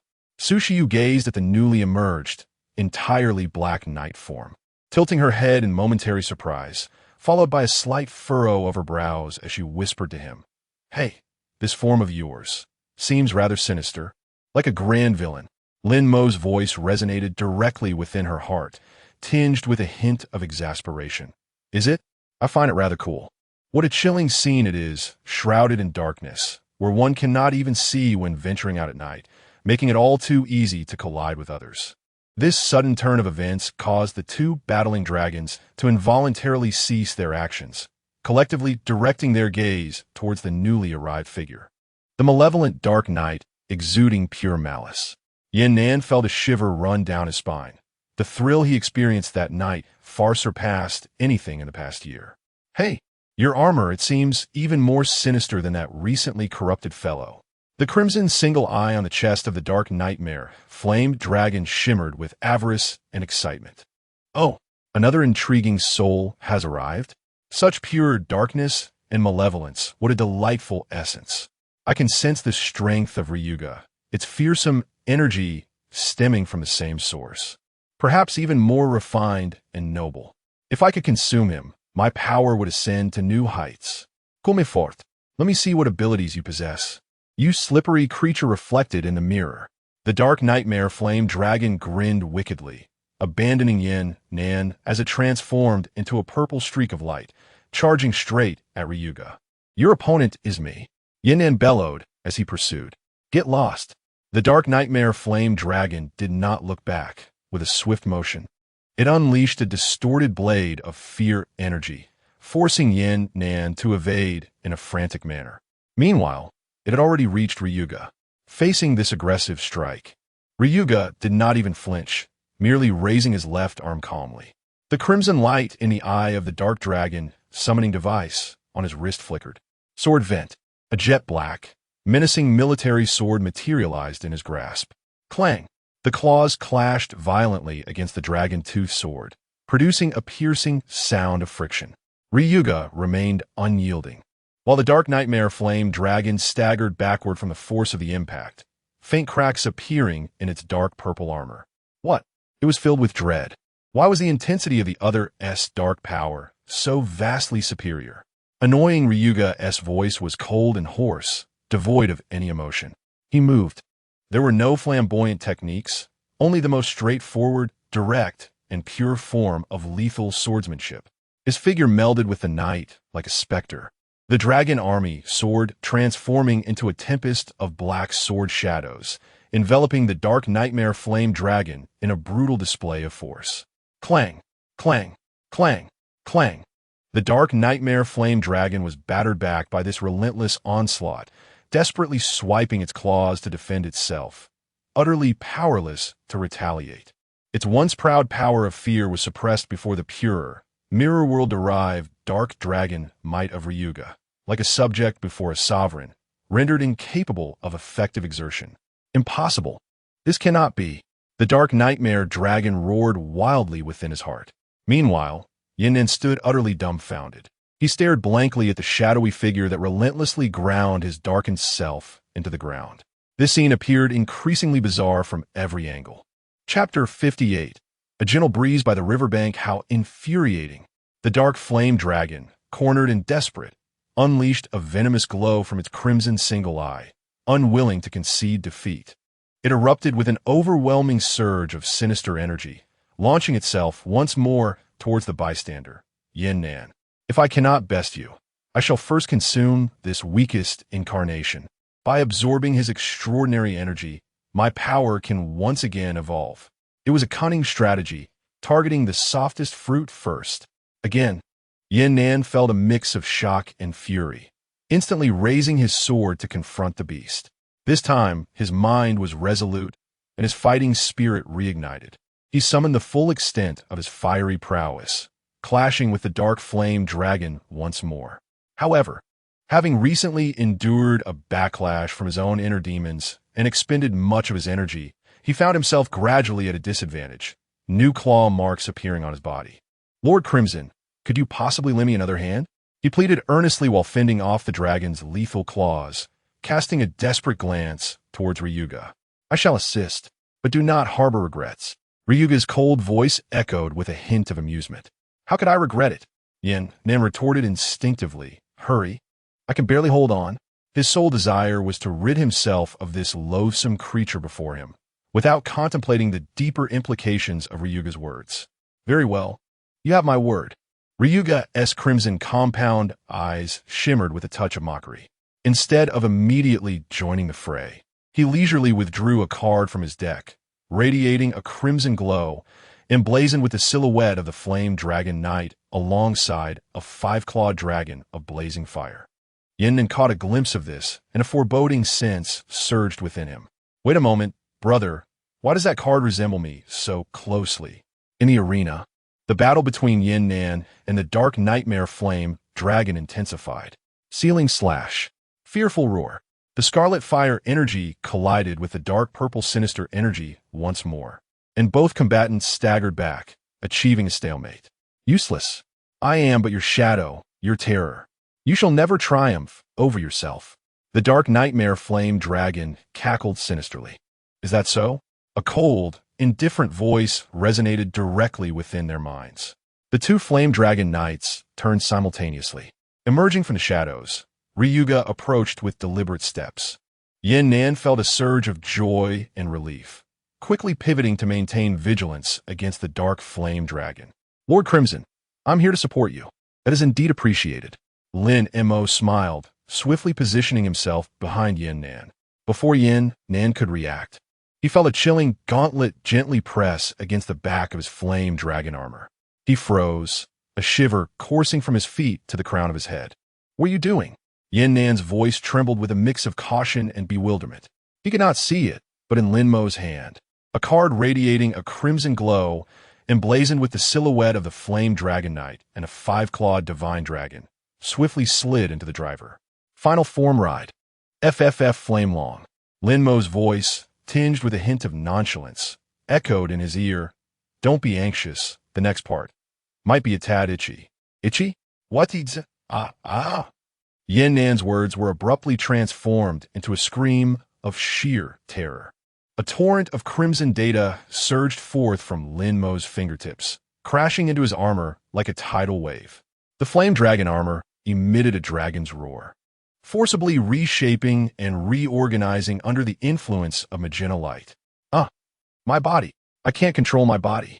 Under the gaze of countless live-streaming cameras across the city, amidst the astonished expressions of Hei Shi, Feng Ying, Su Shiyu, and others, the armor representing protection and justice began to transform in an unfathomable manner. Legs morphed into a dragon's tail, the body elongated, arms turned into dragon claws, and the helmet extended into a fearsome dragon's head. Roar! Accompanied by a thunderous dragon's roar, Yin Nan's figure vanished completely, replaced by a mechanical five-clawed crimson true dragon, several meters long, its entire body adorned with crimson scales. 5 claws beneath its belly, elegant dragon whiskers, engulfed in blazing flames of the universe. Outside the barrier, wow, the flame dragon knight has become a real dragon? Hey, she was dumbfounded. Is this the final form ride of the magenta knight? He can actually transform the armored warrior into a genuine mythical beast? Feng Ying stared in disbelief. Little Deer and her companion, Little Bear, gaped in astonishment, nearly dropping their camera. The online comments exploded instantaneously. What am I witnessing? The Flame Dragon Knight has transformed into a dragon? What kind of divine operation is this? Look at that energy fluctuation. Oh my god. The Magenta Knight has truly turned the Flame Dragon Knight into a real Eastern five-clawed dragon. This is no mere imitation. This is creation. Wait, what does that Black Dragon Knight intend to do? He's approaching. I get it. He means to ride the Flame Dragon Knight, using a hero as a mount? Isn't that more insulting than killing him? Insulting? I think this is absolutely epic. This is the true essence of a demon king. Under the watchful eyes of the entire city, the Dark Ryuga, Dragon Tooth, approached the majestic five-clawed, crimson true dragon, extending his hand to gently caress its flaming dragon head. The crimson true dragon let out a deep rumble, not only refraining from resistance, but also submissively lowering its head, as if welcoming its sovereign. Roar! The dark nightmare dragon across from them was utterly stunned by this otherworldly sight, instinctively sensing a profound terror rising from its very bloodline. It turned to flee. Want to escape? Ryuga, with his crimson compound eyes, cast a fleeting glance before leaping gracefully onto the back of the crimson flame dragon. Let's bring this farce to an end. Final attack ride. RRRYUGA. A thunderous roar erupted as the crimson flame dragon soared into the sky, transforming into a streak of red-black light that spanned the horizon. Final vent. Dragon Rider kick. Ryuga propelled himself off the dragon's back, spinning rapidly in midair, morphing into a devastating drill cloaked in black, entwined with crimson dragon flames. Behind him, the five-clawed crimson flame dragon opened its jaws, unleashing a torrent of dragon breath potent enough to melt metal, merging seamlessly with the knight's kick. Inside the Northern Heaven Command Room, a white-haired elder, responsible for the study of ancient armor, suddenly stood up, fixated on the glowing screen, his voice trembling with excitement. Ryuga. He embodies the dark side of the Knight Dragon Rider recorded in ancient texts, the Mirror World Knight. Ryuga. That technique is his ultimate move, the Dark Final Contract Beast Descent. Beside him, a young researcher, perplexed, inquire, Professor, I understand the Final Descent. It's a finishing move executed in conjunction with the Contract Beast. But isn't Ryuga's Contract Beast the Black Dragon Beast? Why? Why is it the Flame Dragon? The elder was momentarily taken aback, adjusting his glasses and scrutinizing the image repeatedly, ultimately exclaiming a few words. How the hell should I know? The crimson-black torrent of destruction surged forth with unparalleled might, instantly engulfing the retreating dark nightmare flame dragon. No! In a desperate scream, the dark figure of the nightmare flame dragon was utterly purified, annihilated, leaving not a trace of ash behind. The battle concluded. The city fell into a fervent and stunned silence. Before the screen, all were awestruck by this epic clash reminiscent of myth, their minds blank. The Dark Dragon Rider descended slowly, as the crimson flame dragon circled once, transforming back into particles of light, coalescing into the form of the panting Yin Nan, who knelt on the ground. Ryuga's armor dissipated, reverting to the magenta form of Decade. In that moment of hushed stillness, all eyes were riveted on Lin Mo, who approached the kneeling Yin Nan, wielding the cardbox sword. Everyone held their breath. What was he about to do? Was he going to kill the Flame Dragon Knight? The harbinger of destruction, the descending Demon King. Was he to slay the Flame Dragon Knight? Yin then lifted his gaze, silently observing the man who had brought him such profound shock. Outside, the Wind Eagle and Black Rhino, momentarily stunned, finally regained their senses. Hey, don't touch him, Black Rhino roared, disregarding any pretense of observation. As the meteor gun in his hand coalesced a dark blue energy, ready to breach the barrier forcefully. However, a hand pressed firmly upon his shoulder. Do not act impulsively, Black Rhino. Wind Eagle's voice carried an unprecedented gravity. Observe closely. Yet, Lin Mo merely approached Yin Nan, not casting a glance in his direction. Casually, he lifted his hand towards the cardbox sword wielded by the Flame Dragon Knight. Hey, what are you doing? Black Rhino exclaimed in bewilderment, directing his ire at Wind Eagle. Is this what you wanted me to see? Are you asking me to watch my brother perish? Wind Eagle stood in stunned silence, gazing into the crystal. Within the arena, after drawing his sword, Decade suddenly tightened his grip on the cardbox sword, reversed his hold, and with a swift turn, unleashed a strike. Whoosh! This was not an attack, but a magnificent aurora. The sword's light transformed into a grand, resplendent curtain of aurora, descending like a divine veil, enveloping the entire barrier. Wind Eagle and Black Rhino watched in awe as the aurora swept towards them. Then, Lin Mo sheathed his sword with a flourish and turned to walk towards Su Shiyu. Flame Dragon, come forth, Black Rhino bellowed, pounding against the barrier. You all, go on, do not concern yourselves with me, Yin Nan murmured softly. We have no interest in your fate, Wind Eagle retorted, then respectfully addressed Lin Mo. May I inquire as to your esteemed identity? Lin Mo halted, standing before Su Shiyu, without turning back. He simply raised his left hand, adorned with a crimson gauntlet, and nonchalantly gestured towards the two anxious armored warriors behind him. Me? His voice was calm, resonating through the barrier, clearly reaching every ear present, including the millions of viewers before the live broadcast. I am merely a passing Kamen Rider. Remember this well.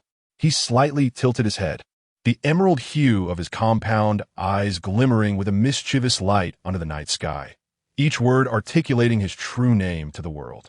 The destroyer of worlds, Decade. Under the moonlight, the aurora curtain swept forth. The crimson flame dragon knelt upon one knee, while the purple Joker gazed silently. The crimson-hued Demon King raised his sword towards the moon. As the aurora curtain passed, it obscured all live broadcast footage. In that moment, every scene across the realm came to a sudden halt.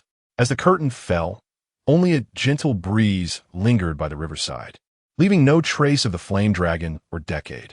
Chapter 59. No need to interfere, let them be. Hello, where is everyone? Black Rhino struck the railing beside him with a powerful punch, producing a resounding clang.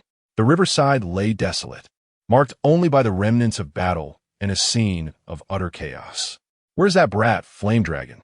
And what about that magenta fellow and his lovely girlfriend? How could they vanish in the blink of an eye? Wind Eagle delicately pinched a lingering particle of energy, attentively sensing its essence. Spatial teleportation.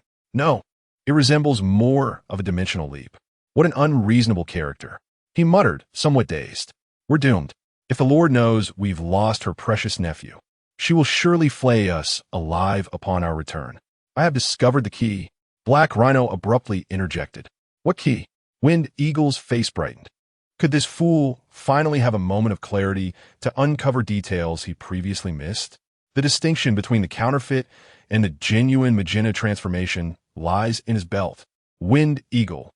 This is what you have discerned. It was absurd. Black Rhino could not possibly be that astute. Black Rhino continued earnestly. Aside from the previously displayed white, purple, and black-white fang forms, which are belt transformation devices, all others possessed the same pristine white cardbox belt. Wind Eagle regarded him as if he were a simpleton. You're only realizing this now. There are already reports detailing this online by a journalist named Lu Tiantian. Huh? So soon? Black Rhino scratched his helmet, disbelief etched on his face. What has that journalist been doing? Because they have keen eyes. Who could fail to notice the difference in the belts? Wind Eagle shot him an exasperated glance before accessing his personal terminal.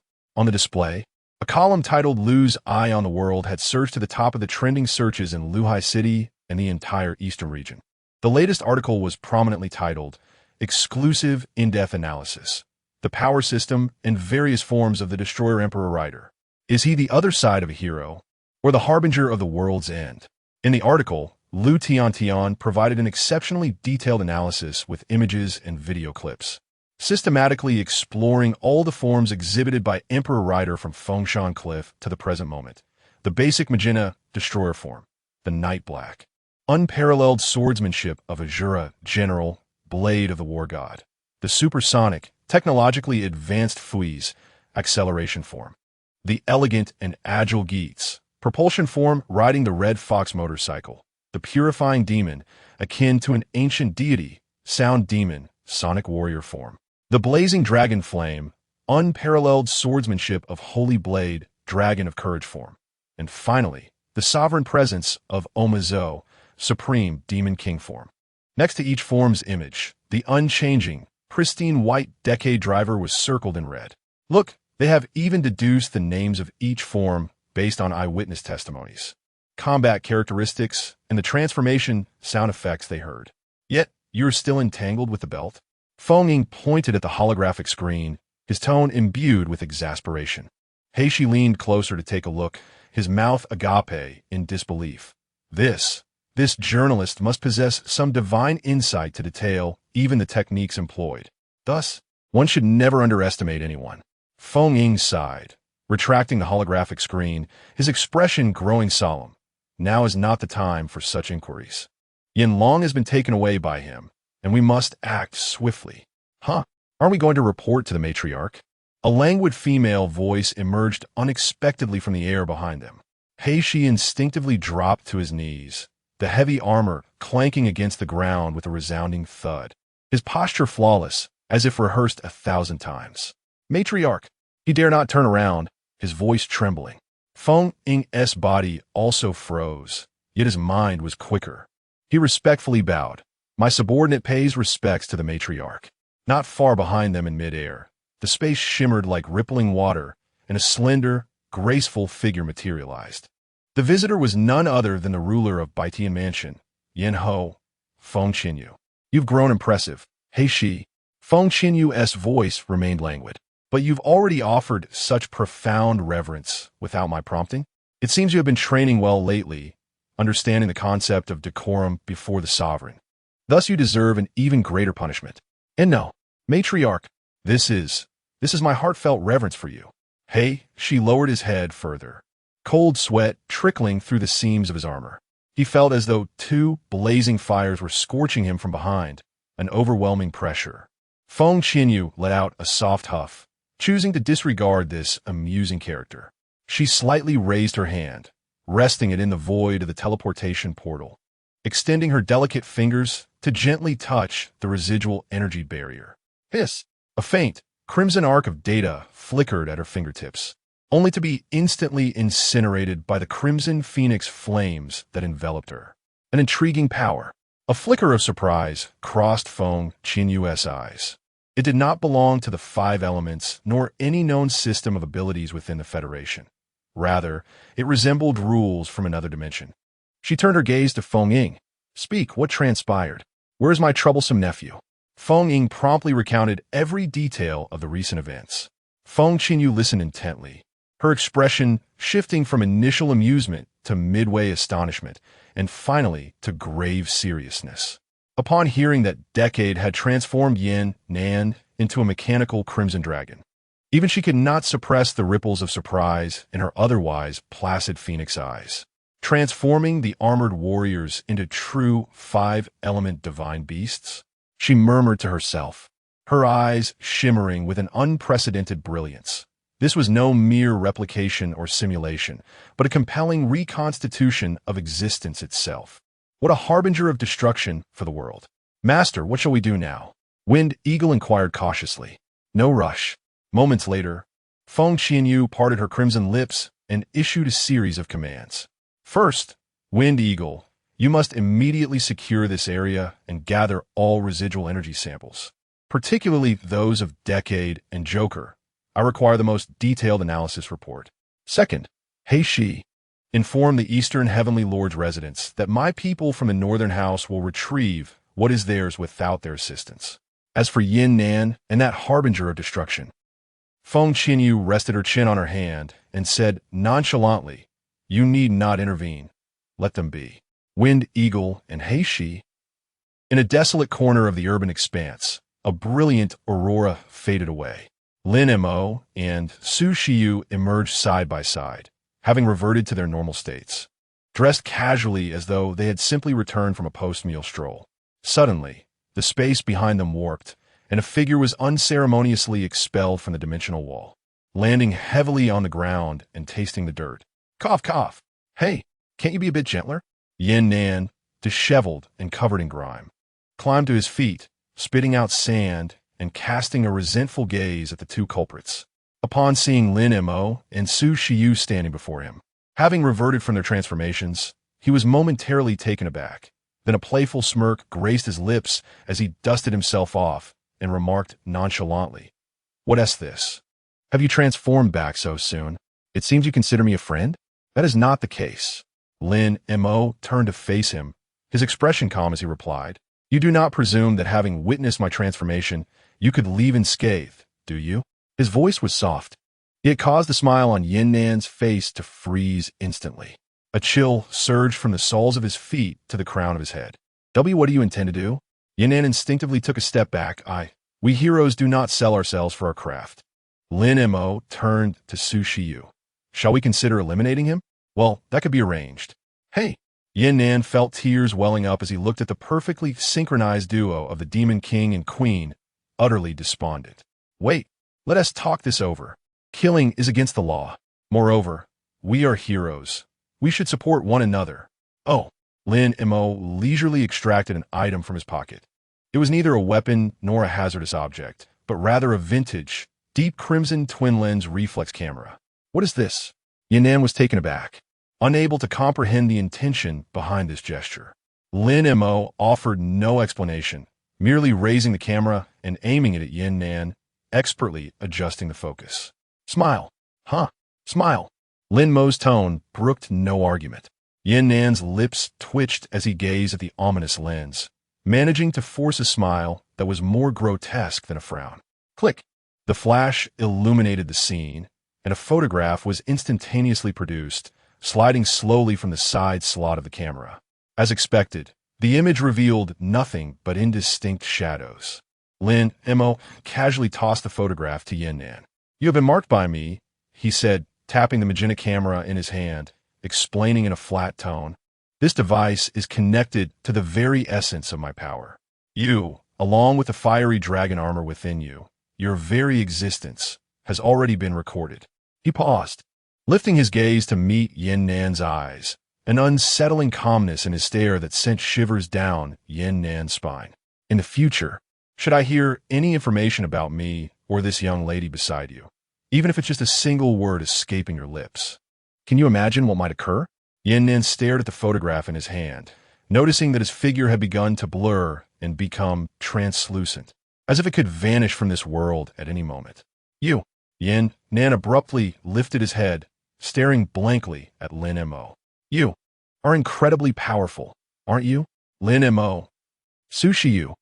Chapter 60. The fire within your heart has not died you. Are you truly that formidable? Yin Nan's eyes sparkled as he eagerly examined the photograph before him. Is this not a causal weapon? Good heavens. Brother Pinhong, aside from being able to replicate me and transform me, do you possess any other abilities? He gazed at Lin Mo with an expression of adoration, his tone akin to that of an ardent admirer. Lin Montak. So see you. Is this person's thought process somewhat abnormal? A rational individual, confronted with such a method that borders on a death threat, ought to be quaking with fear, should they not? Yet he seems to be reveling in this development. Su Shiyu found herself speechless. You are being threatened, and here you are, thirsting for knowledge? Have you been rendered foolish during your time at Baitia Mansion? This is not a threat. It is a benevolent reminder from a stronger individual to a weaker one. Yin Nan earnestly corrected her. Moreover, to witness such power that transcends the existing system firsthand, what does it matter if one endures a beating? This is an invaluable opportunity for learning. He looked at Lin Mo, his eyes gleaming with an unusual fervor.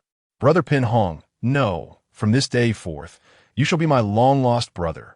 Should any technical challenges arise, or if you require someone to test new abilities, feel free to seek me out. I am tough and resilient, capable of taking a hit. Lin Mo felt his fist clench. Get lost. No, don't. Brother Yin Nan persistently followed, mirroring his steps. Look, we have established a connection through this encounter. You know me well, and I have seen your true self. Is this not fate? I shall teach you my ultimate technique, the Qian Kuan Flame Blade, revised. Let us exchange knowledge, shall we? Lin Mo paused in his stride. Slowly, he turned around, his dark eyes appearing particularly profound under the streetlight. He gazed at Yin Nan, a rare and gentle smile gracing his face. Seeing this, Yin Nan's heart leaped with joy, believing he had moved the other. Brother, are you interested in learning? Lin Mo's voice was soft and inviting. Absolutely. I dream of it. Yin Nan nodded vigorously. Excellent. Lin Mo's smile brightened even further. I shall teach you. The moment his words fell, a blood-curdling scream echoed briefly in the desolate corners of the city, then abruptly ceased. In a concealed underground safe house in Luhai City. It hurts, it hurts. Yin Nan grimaced as he sat on the sofa, applying a soothing ointment he had never encountered before, which emanated a gentle white glow. The ointment warmed upon contact, infusing him with pure life energy that eased his damaged meridians. Shut it. Lin Mo did not lift his head, engrossed in his book. Weren't you quite impressive when you transformed into a dragon? Now you realize pain? That was forced upon me. Okay. Have you ever seen anyone help their teammate by turning them into a weapon? Yin Nan lamented, his face a mask of indignation. Furthermore, your methods are excessively ruthless. Knees to the abdomen and sword strikes. I feel as though my kidneys have been dislocated. Sushiyu sat beside Lin Mo on the sofa, delicately savoring her ice cream while casting a theatrical glance at the two lively characters before her, coolly remarking, "You should feel fortunate that he didn't discard you like a disposable item." Yin Nan felt utterly insignificant. On another note, as he rubbed his shoulder, his curiosity led him to survey the sleek, high-tech security room. Where is this? Your home? My home, Sushiyu replied succinctly. This was not the apartment where Sushiyu and Lin Mo typically resided, but rather an underground refuge prepared by the Queen Joker as a contingency.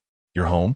Yin Nan was taken aback, glancing between Lin Mo and Sushiyu, a gossipy expression crossing his face. You two are living together? Both Lin Mo and Sushiyu froze in their actions. Clearing his throat, Lin Mo maintained his composure. I'm the tenant. She asked the landlord. Oh, landlord and tenant. I see. Yin Nan grinned knowingly, even giving Lin Mo a playful wink. Sushiyu's cheeks flushed a deep crimson, her fists clenched in annoyance. What do you understand? Keep talking nonsense, and I'll throw you out. Yin Nan quickly surrendered. Just kidding. After a brief commotion, the atmosphere returned to tranquility. Yin Nan stowed away his playful demeanor, turning to Lin Mo with an expression of profound seriousness. He slowly stood and bowed deeply. Thank you. This bow was heartfelt, expressing gratitude not only for Lin Mo's assistance in vanquishing the nightmarish flame dragon, but also for the enlightening confrontation that revealed his own inner turmoil. It was this man who had helped him see the truth obscured within his heart. Lin Mo accepted the gesture with calmness, replying mildly, "The path is yours to choose, and the sword is yours to wield. Why are you thanking me?" No. Yin Nan shook his head, his gaze intense as he continued. If it weren't for you, I might have perished under the weight of my fears. That's inconsequential. You may leave now. Lin Mo raised his hand, and the aurora curtain swept across, revealing the trio as figures outside the city's safe house. Yin Nan was taken aback. Such a swift dismissal. My lord, earlier you mentioned that I was merely chasing him, living in his shadow. But what about the true Emperor Hero? He raised his head, his eyes filled with the last glimmer of hope. You must know where he is, don't you? Lin Mo paused for a moment and replied softly. He is already dead. I don't believe it. Yin Nan rose in agitation. That counterfeit from a Lin family is not him at all. I know. Lin Montak ansviet Kamli. But he is indeed dead. Yin Nan's body froze as he gazed into Lin Mo's eerily calm eyes. An absurd thought, chilling to the core, surged uncontrollably within him. All the clues coalesced into a suffocating truth. You. Yin Nan's lips trembled, poised to speak, yet the words caught in his throat. He glanced at Lin Mo, then at Su Shiyu, who stood quietly beside him. Slowly and solemnly, he bowed deeply to Lin Mo. I apologize for my presumption. After a heavy sigh, he continued, in truth, my purpose for coming here, to seek the Emperor Knight and to spar with you, is secondary. Your Excellency, may I implore you to join me in fighting for the countless suffering souls, those refugees and wanderers abandoned by the world? In that fleeting moment, a spark ignited, and the fiery dragon enveloped him. The scarf of his fiery dragon armor billowed in the wind as he wielded his sword with one hand, his silhouette under the moonlight reminiscent of a wandering swordsman weathered by time. Upon hearing this, Lin Mo slightly furrowed his brow. What did you say? I said, let us fight together for those forsaken by the Federation. Yin Nan reiterated, his gaze brimming with sincerity. Black Rhino and Wind Eagle believe I have idled away these past 2 years, indulging in frivolities. Yet they are unaware that I have long evaded the scrutiny of the northern celestial mansion. Traversing the desolate urban ruins under the guise of the wandering armor, his eyes swept over the battered armor he wore, his tone tinged with weariness and self-mockery. This armor. Over the past 2 years, I have scarcely had the chance to return to the Heavenly Monarch's base for maintenance. Perhaps the Lord is aware of my endeavors and deliberately limited the energy supply from the Fire Shadowstone satellite, causing my armor to be unable to fully recharge with each transformation. Each scar upon it is a testament to battles fought against the purification forces hunting the refugees or the mercenary groups that prey upon them for bounty. The brilliance of the Federation does not illuminate every corner. Yin Nan's voice grew somber. Within the high walls, they proclaim the glory of humanity, expelling those who are merely slightly infected or have lost their identity due to transgressions. Beyond those walls, they label these stateless individuals as potential threats, issuing bounties and permitting them to be hunted like beasts. This should not be the deeds of heroes, nor the actions of humanity towards its own kin. Alone, my strength is limited. I can save one village, yet not the next. I can fend off a band of mercenaries, but cannot combat the overarching rules tacitly endorsed by the Federation. He lifted his head, eyes ablaze with the fire of hope as he looked at Lin Mo. But you're different. You possess the power to disregard the rules, the courage to challenge the established order. And your companion. The Joker Queen stands as the pinnacle among all others. Lin Mo. Hey, Su Shiyu blinked in confusion. Upon hearing the term partner, she instinctively wanted to say something, yet unexpectedly fell silent. If we could have your assistance. Yin Nan's words were abruptly cut off by Lin Mo. I refuse. Lin Mo's response was succinct and decisive, devoid of any hesitation. Why? Didn't you also help the Chin sisters? She protested. I aided them merely because they obstructed my path. It was incidental. Lin Mo's tone was indifferent.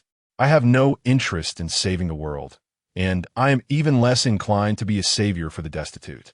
Yin Nan paused, lowering her gaze momentarily. When she lifted her face again, a smile graced her lips. I understand now. Please guide me in the future. Lin Mo turned to Su Shiyu and muttered, is he deaf or mentally deficient? It's not his hearing that's impaired. Su Shiyu replied, her tone laced with melancholy. It's his humanity. Upon hearing this, Yin Nan not only remained unruffled but smiled even more brightly, giving Su Shiyu a thumbs up, right on target. Lin Montak, Su Shiyu.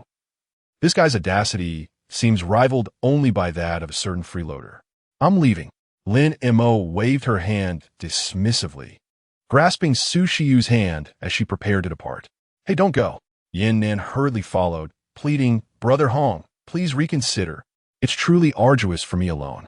Out here, I have no salary, no supplies. Even when my armor is damaged, I have to find a way to repair it myself. Look at me. The damage you inflicted earlier. You must take responsibility. Lin Mo halted momentarily, turning back with a dangerous glint in her eyes. Ahem, what I meant was, as a senior, it is only natural to guide a junior. Yin Nan promptly retreated 5 steps, his survival instincts kicking in. I'm not interested. Don't be so heartless. Yin Nan persisted. Let us just consider. Becoming friends, sharing information wouldn't hurt, right? Having one more friend is certainly better than one more enemy. As he spoke, he produced an ancient dragon-shaped flame token from his pocket, presenting it to Lin Mo. This is my private channel. It's a secure, one-on-one line. Whenever you come to your senses or encounter trouble, feel free to reach out. I offer intelligence support and military assistance free of charge, no deception involved.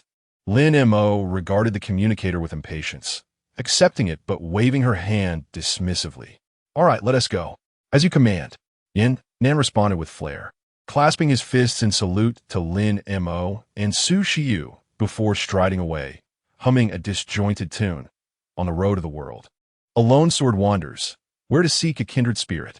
Today we meet, yet claim it's by chance. Let us await the tempest to rise.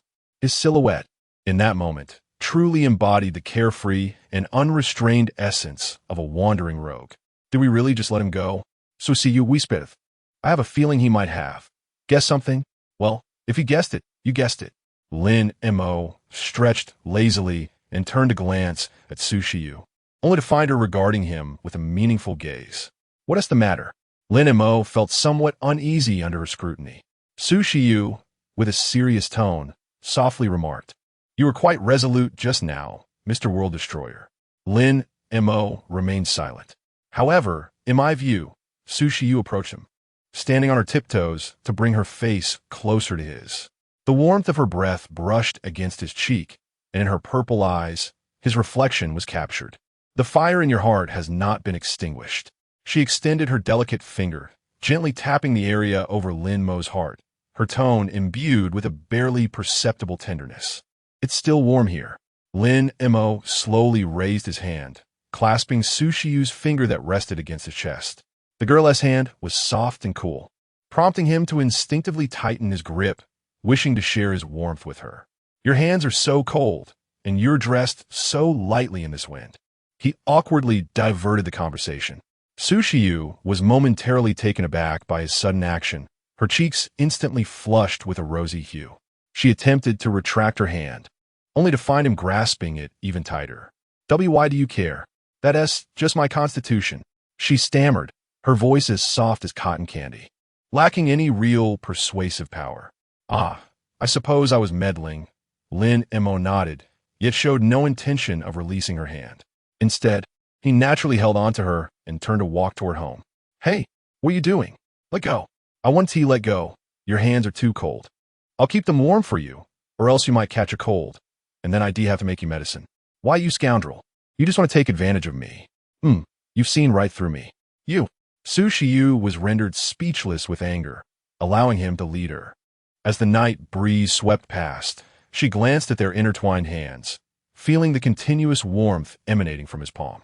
The flutter in her heart became impossible to suppress. This guy, always so shameless, yet performing the gentlest of deeds. It's getting late. We should head home and rest. Hey, who wants to go home with you? Su Shiyu grumbled, but her struggle was merely symbolic. She did not truly pull her hand back, allowing him to guide her toward home. Under the moonlight, their shadows stretched long and intertwined, ultimately merging closely together. Chapter 61. The warmth of home, the golden hues of the setting sun, streamed through the window, casting a warm glow upon the room. In the kitchen, Su Shiyu, clad in a charming pink bear apron, was humming a tuneless melody while clumsily handling a pile of ribs. She muttered to herself, that insufferable Lin Mo. He lost and owes me these ribs, yet today he is lazily napping. I suppose I must take it upon myself to cook. I shall add extra salt to make him suffer. Despite her complaints, her hands moved with remarkable diligence as she pulled out her phone to watch cooking videos, cautiously blanching and seasoning the meat. In the living room, Lin Mo had awakened, donning a comfortable outfit. Lounging leisurely on the sofa, with Su Shiyu's favorite cat-shaped pillow as a cushion. He was engrossed in the television while crunching on potato chips, those very chips he had pilfered from Su Shiyu's snack cabinet. "Hey, Lin Mo." Su Shiyu poked her head out from the kitchen, glaring at him in annoyance. "You're stealing my snacks again." "Well, the spoils of your victory should be considered joint property, don't you think?" Lin Mo replied nonchalantly, not bothering to turn around. "Those are what you owe me. You can't just take from my cabinet. Is there really a difference?" Even so, why are you eating my spoils?" "Because we're like two halves of a single whole, united as one." Su Shiyu paused, her clear eyes blinking in surprise as her cheeks flushed. "Don't think too much about it. I'm just angry." Her fair cheeks puffed up in indignation, and just as she was about to storm out to confront him, she was met with a puff of steam from the pot, prompting her to hurriedly return to monitor the heat. Lin Mo watched her flustered and helpless demeanor, a gentle smile unconsciously gracing his lips. Yet, after a moment, realization struck him. "Wait, are you cooking?" Lin Mo sprang to his feet and rushed towards the kitchen. "Why didn't you tell me that this lady could cook?" Fong tilted its little head, seemingly perplexed by the exchange. As Lin Mo dashed into the kitchen, he was greeted by a scene of utter chaos. The culprit, Su Shiyu, was in a frenzy, brandishing a spatula in front of smoking frying pan, unsure of what to do. Her pink bare apron was splattered with grease, and a smudge of black soot marred her fair complexion, resembling a distressed little kitten. What are you doing here?" Su Shiyu exclaimed upon seeing Lin Mo, instinctively trying to hide the pan behind her, though it was a futile effort. Without uttering a word, Lin Mo quickly approached, adeptly turning off the heat and activating the range hood before snatching the spatula from her grasp. "Go wait in the living room." His tone brooked no argument. I'm making dinner for you. What else with your attitude?" "So si you pretestive." Her neck arched defiantly, but upon seeing the charred mass in the pan, her voice diminished considerably. Lin Mo cast a fleeting glance at the mysterious object simmering in the pot, maintaining an impassive demeanor as he nodded slightly. "Thank you for your hard work. To reward you, I shall prepare dinner tonight." Are you mocking me?" "Not at all." Lin Mo's tone was imbued with sincerity as he inhaled deeply, sensing that his life as a freeloader faced an unprecedented challenge. With one arm wrapped around Su Shiyu's waist, he deftly untied the pink bare apron from her, smoothly fastening it around himself. "Hey, what are you doing?" Su Shiyu was momentarily taken aback by his fluid movements, her cheeks tinged with a blush. "The kitchen is a sacred ground. No idlers allowed." He gently ushered her out of the kitchen, closing the sliding door behind her, leaving her with a parting remark. "Go watch television, my esteemed landlord.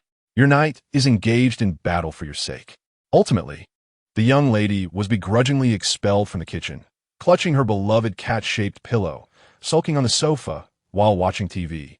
Stealing glances toward the kitchen from the corner of her eye, she observed the figure behind the glass door, clad in the pink bare apron. Skillfully sought ing with a spatula, momentarily entranced. The golden rays of the setting sun illuminated his silhouette, casting a warm outline, and the focused expression stirred something tender within her heart. Listening to the rhythmic sounds of chopping and frying emanating from the kitchen, and inhaling the tantalizing aroma of the dishes gradually wafting through the air, Su Shiyu felt her mood inexplicably lift. She huffed softly, muttering under her breath about his meddlesome ways, yet her lips involuntarily curved into a smile as she obediently nestled back into the sofa. Still, she continued to grumble. "This young lady can cook, it's just, I'm not in the right mood today." Fong, her little companion, had somehow leapt onto her lap, nuzzling against her with its tiny head before snatching a chip from the open bag in front of her with a crunch. "Hey, Fong, even you are picking on me." Su Shiyu, exasperated, reached out to pinch Fong, but the clever little creature swiftly turned its head, the chip clutched in its mouth, its innocent red eyes gazing up at her, crunching away as if to flaunt its prize. You little traitor," amused despite her irritation.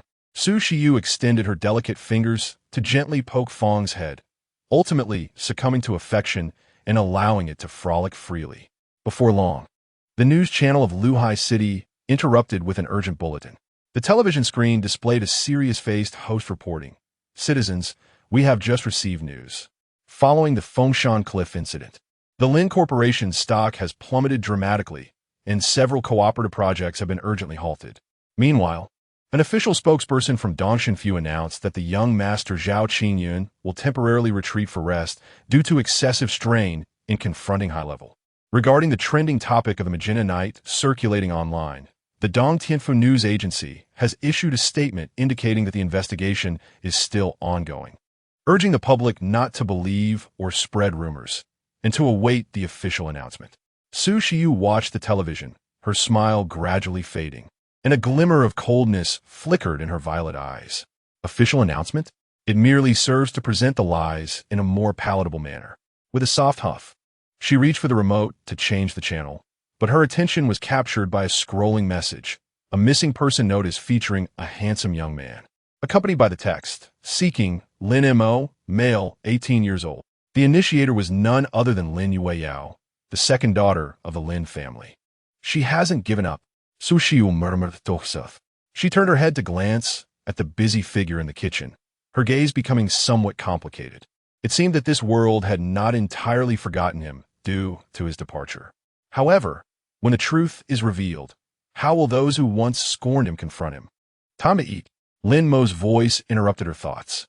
He emerged from the kitchen carrying 2 plates, one filled with enticing, aromatic braised pork ribs, and the other with refreshing garlic broccoli.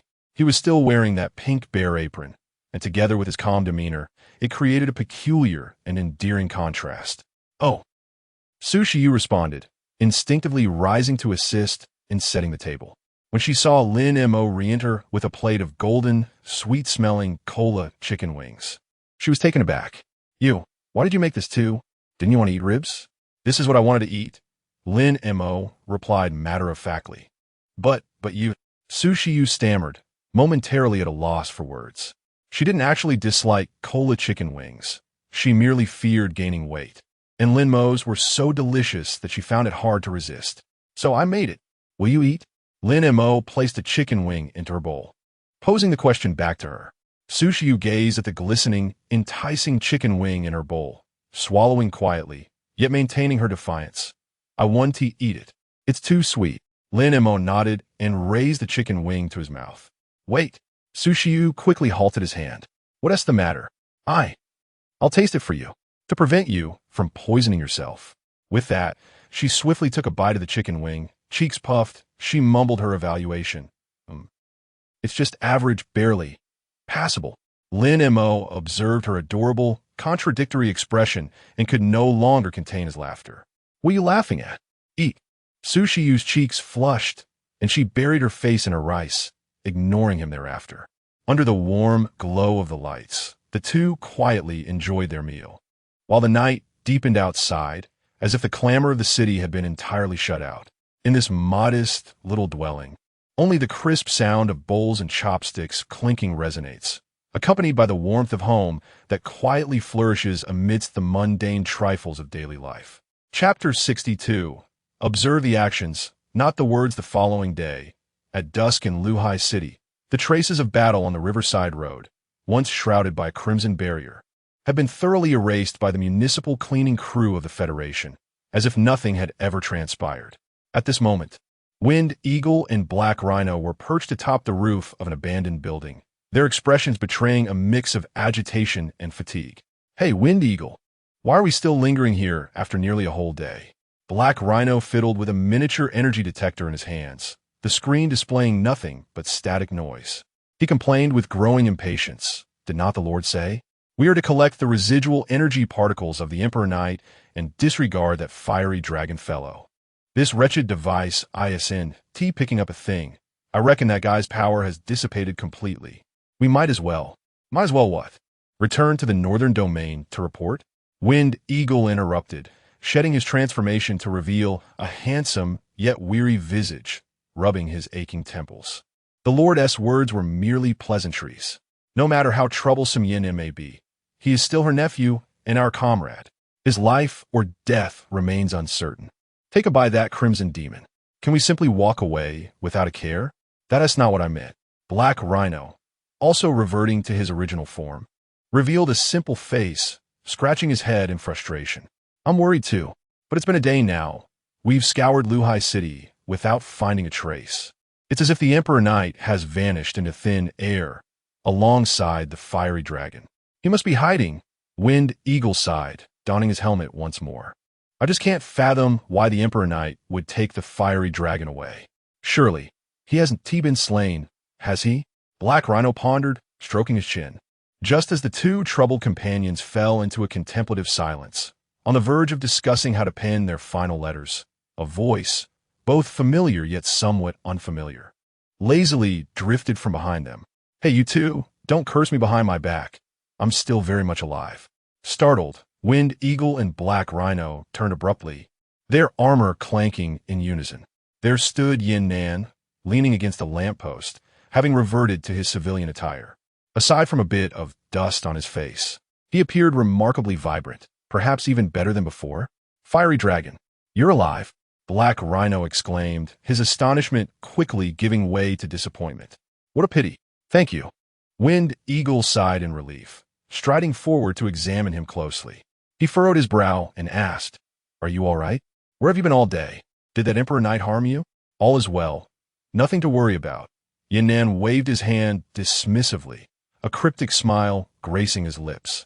I merely engaged in an in-depth, friendly academic discussion on the philosophy of heroism with Lady Crimson, while also honing my martial skills. We had a delightful exchange. Wind Eagle and Black Rhino exchanged incredulous glances. We believe you. Not. How has this fellow grown increasingly brazen? Engaging in academic discussions? We can see from across the barrier how you were pressed to the ground, and even transformed into a dragon and flown away. Enough of the nonsense. The Wind Eagle Knight, weary of banter, issued a direct command. Since you seem to be fine, you should return to the northern region. After 2 years of absence, the Lord of the Manor likely will not let you off easily. Return? Yin Nan raised an eyebrow at this, his smile vanishing in an instant, replaced by an unprecedented determination. I will not return. His response was crisp and decisive, devoid of even a hint of hesitation. What did you say? Heishi's eyes widened, stepping forward with an imposing presence that exuded pressure. This is no trifling matter. You have been silent for 2 years in the eastern region, and the Lord of the Manor can no longer contain the situation. Now, entangled with that Imperial Knight, do you truly wish to be dismissed from your post without explanation? It cannot be deemed disobedience. Yin Nin spread his hands, his tone brooking no argument. I merely believe there are matters in Luhai City that are far more pressing than returning to write a report. He gazed earnestly at his two companions and added, You two need not rush to leave. Stay and assist me. Assist you? The Wind Eagle Knight frowned. Help you with what? To continue investigating your so-called case of missing commoners? Yin Nan, we are armored warriors. Our duty is to combat aberrant beasts and bizarre beings, not to act as an internal enforcement squad for the Federation. The plight of the commoners is a concern for the higher echelons of the Heavenly Monarch's Manor. I understand your reluctance to intervene, Yin Nan interjected, a flicker of disappointment crossing his face, soon eclipsed by another glimmer of hope. You may choose to disregard the commoners' plight. However, there is another matter for which I require your assistance. He paused, articulating each word with care. Help me in observing Lord Pink. Observe what? Monitor him? Heishi asked, bewildered. It is to observe, not to monitor, Yin Nan emphasized, patting Heishi on the shoulder before turning to Wind Eagle and earnestly advising, Miao Bei, Yidong, do not even think about monitoring him, nor should you consider him an adversary. All you need to do is observe with your eyes and heart, to comprehend what he does and the reasons behind his actions. Yidong, the summoner of the Wind Eagle armor, felt a mix of exasperation and amusement, sighing. You want us to observe someone who can effortlessly replicate our powers, acts erratically, and just yesterday transformed you into a dragon riding in the sky. Are you trying to add 3 more names to the Federation's blacklist? First, Yin Nan raised a finger, his expression serious as he corrected, he is not a demon king. He is Lord Pink. Secondly, I reiterate, it is to observe, not to monitor. Is there really a difference? Mia by asked innocently. Yidong, nearly laughing in frustration. felt his temples throbbing. He seriously suspected that Yin Nan had suffered some injury to his mind from the Imperial Night. Yet, Yin Nan chuckled lightly. Let me assure you, I'm no longer the same. He took out the photograph captured by Lin Mo from his pocket, waving it before his two companions with an air of pride, proclaiming, Do you see what this is? This is the mark bestowed upon me by His Excellency, the Magenta Lord. It symbolizes my existence within the realm of causality. He stated that whenever I desire, I can obliterate causality itself. So, I suggest you tread carefully. What does this signify?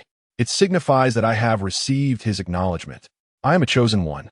Yi Dong's lips twitched, and he sighed heavily, resting his forehead in his hand. That is a death threat, not acknowledgement. Besides, as a grown man, don't you find it repulsive to carry another man's photograph with you? Miao Bei was momentarily stunned, asking that. What if he transforms you into a dragon? Good question. Yin Nan exclaimed, slapping his thigh, lowering his voice conspiratorially. Ever since I transformed into a dragon, I have discovered that I am no longer the same. My understanding of the power of the Firestar has transcended to an entirely new realm. He suddenly opened his eyes wide, filled with combat fervor, gazing at his two astonished companions.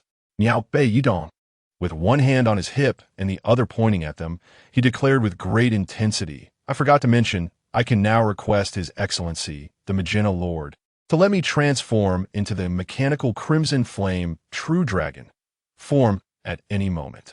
You two combined are no longer my match. At that moment, the air fell into a profound silence. Yi Dong and Miao Bei exchanged glances, stunned for a full 3 seconds.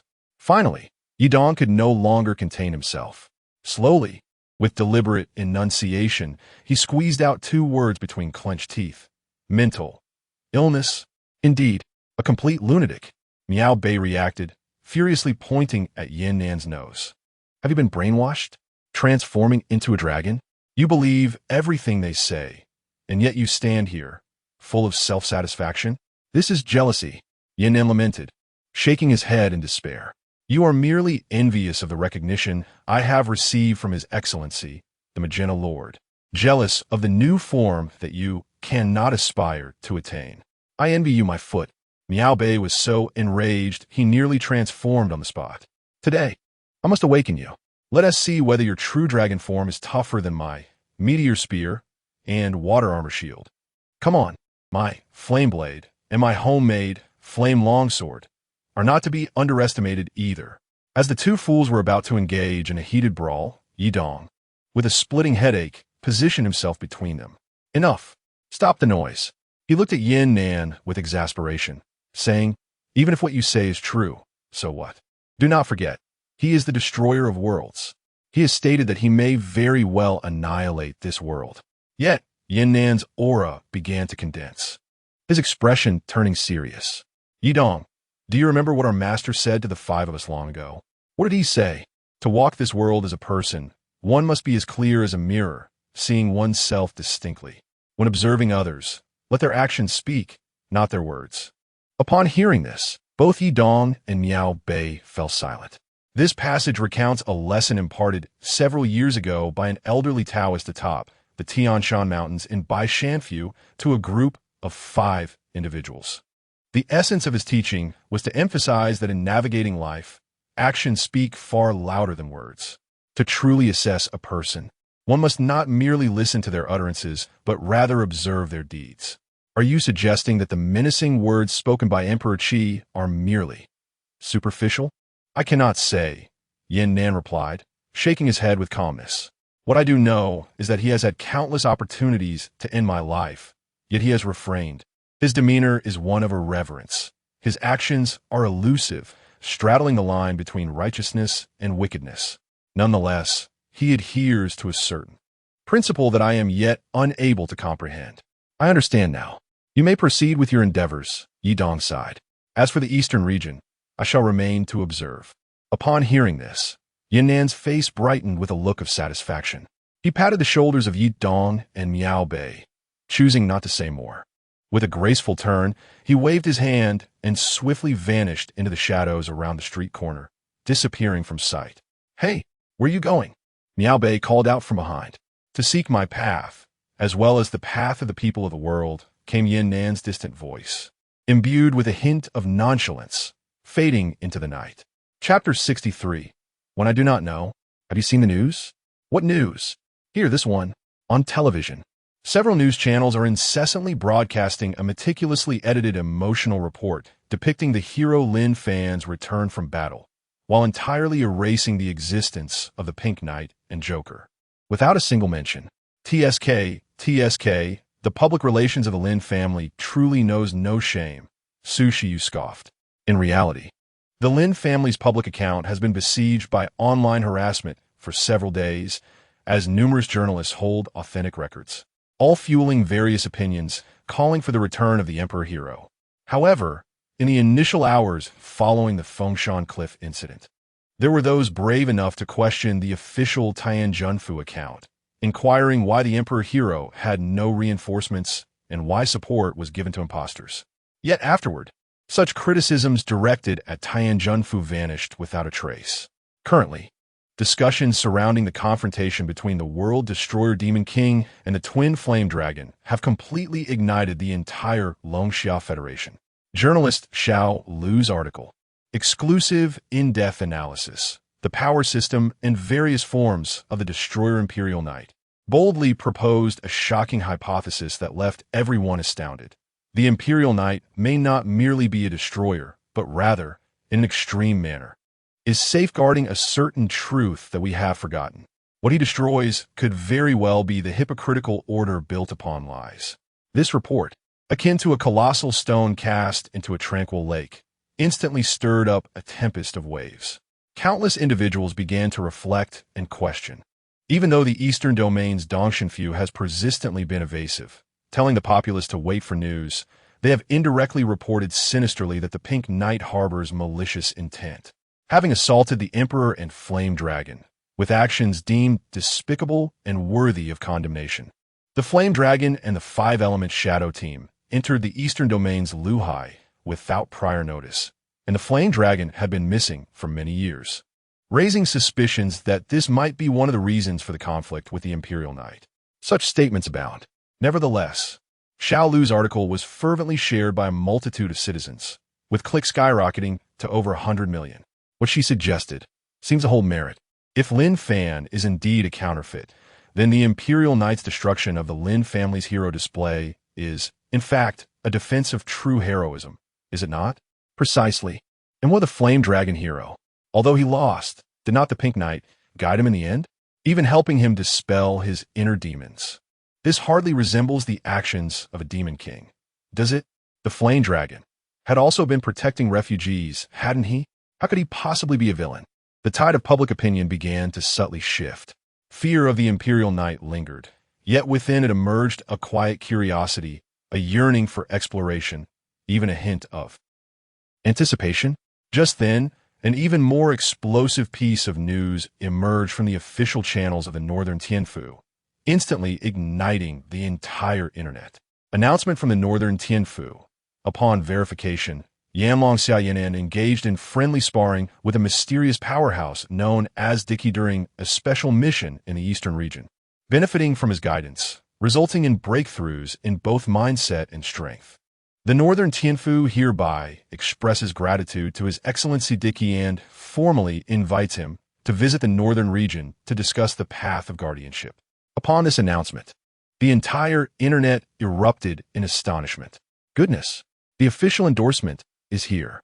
It was indeed a friendly exchange. I always thought those two deities could not possibly be adversaries. The Northern Tianfu openly thanks Dicky and extends an invitation. Such a grand gesture. In the Eastern Tianfu, Zhao Wuji nearly suffered a heart attack upon reading this announcement, spewing a mouthful of old blood onto the light screen. Foam! Qian! You lunatic! He could never have anticipated that the fiercely protective woman would not only overlook Dicky's abduction of her nephew, but would instead publicly extend goodwill. This has unequivocally placed the Eastern Tianfu in a precarious position. One side ambiguously calls for conflict, the other openly expresses gratitude. The distinction is clear. The Eastern Tianfu and the Lin family have been thrust into the eye of public scrutiny, becoming synonymous with betrayal and pettiness. In the sick room of the Lin family, Lin Jinghua stared at the announcement, feeling darkness engulf him. What on earth is happening? Why has my public relations expenditure yielded no results? Cursed decade. A sneeze suddenly escaped Lin Mo. What's wrong? Caught a cold? Su Xiu handed him a tissue, concern evident in her tone. I'm fine. Lin Mo rubbed his nose. Likely someone is praising my handsomeness behind my back. Su Xiu shot him a glare, uninterested, and returned to watching her animation. After a while, she called out, "Hey, woodenhead." Lin Mo turned, curious about her new nickname for him. Su Xiu also turned, her violet eyes sparkling as she asked, "Is that transformation device of yours really not a camera?" "It's a driver," Lin Mo corrected her. "But it looks just like a camera." Su Xiu's curiosity piqued. "Can it take pictures?" Lin Mo fell silent. He hadn't considered that question. Under Su Xiu's expectant gaze, he quietly retrieved the dicky driver from his waist, fiddled with it, but it yielded no response. He then silently produced the previous magenta camera, aimed it at Su Xiu, and quickly pressed the shutter. Click! A soft magenta light flashed. Su Xiu froze. Lin Mo was also taken aback. He gazed at the small screen, where a clear photograph emerged.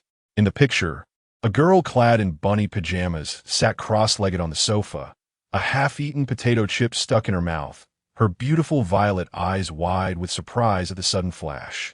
Her expression a delightful mix of shock and adorableness, utterly enchanting. At that moment, the air around them seemed to solidify.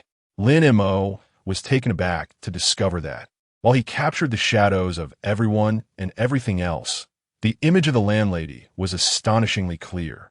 A smile involuntarily graced his lips. Meanwhile, Su Xiu was silently astonished that he had taken the photo, without even counting down from 3 to 1. Did he not realize how much girls despise being caught off guard like that? It could easily lead to embarrassment. In the next moment, Lin, Montauk, Su Xiu, like a cat whose tail had been stepped on, instantly flared up, rushing over to snatch away the incriminating evidence. What you took is different from the others. It lacks that mark, Lin Mo reminded her. Who cares about that? Delete it. Quickly delete it. It's mortifying. I won't delete it. Lin Mo swiftly put away the drive and camera, his expression serious. I find it rather adorable. It could serve as a screensaver. You dare? Do you want to see if I dare? Give it a try. Lin Mo took a step back and even began to set it as his wallpaper. I will kill you.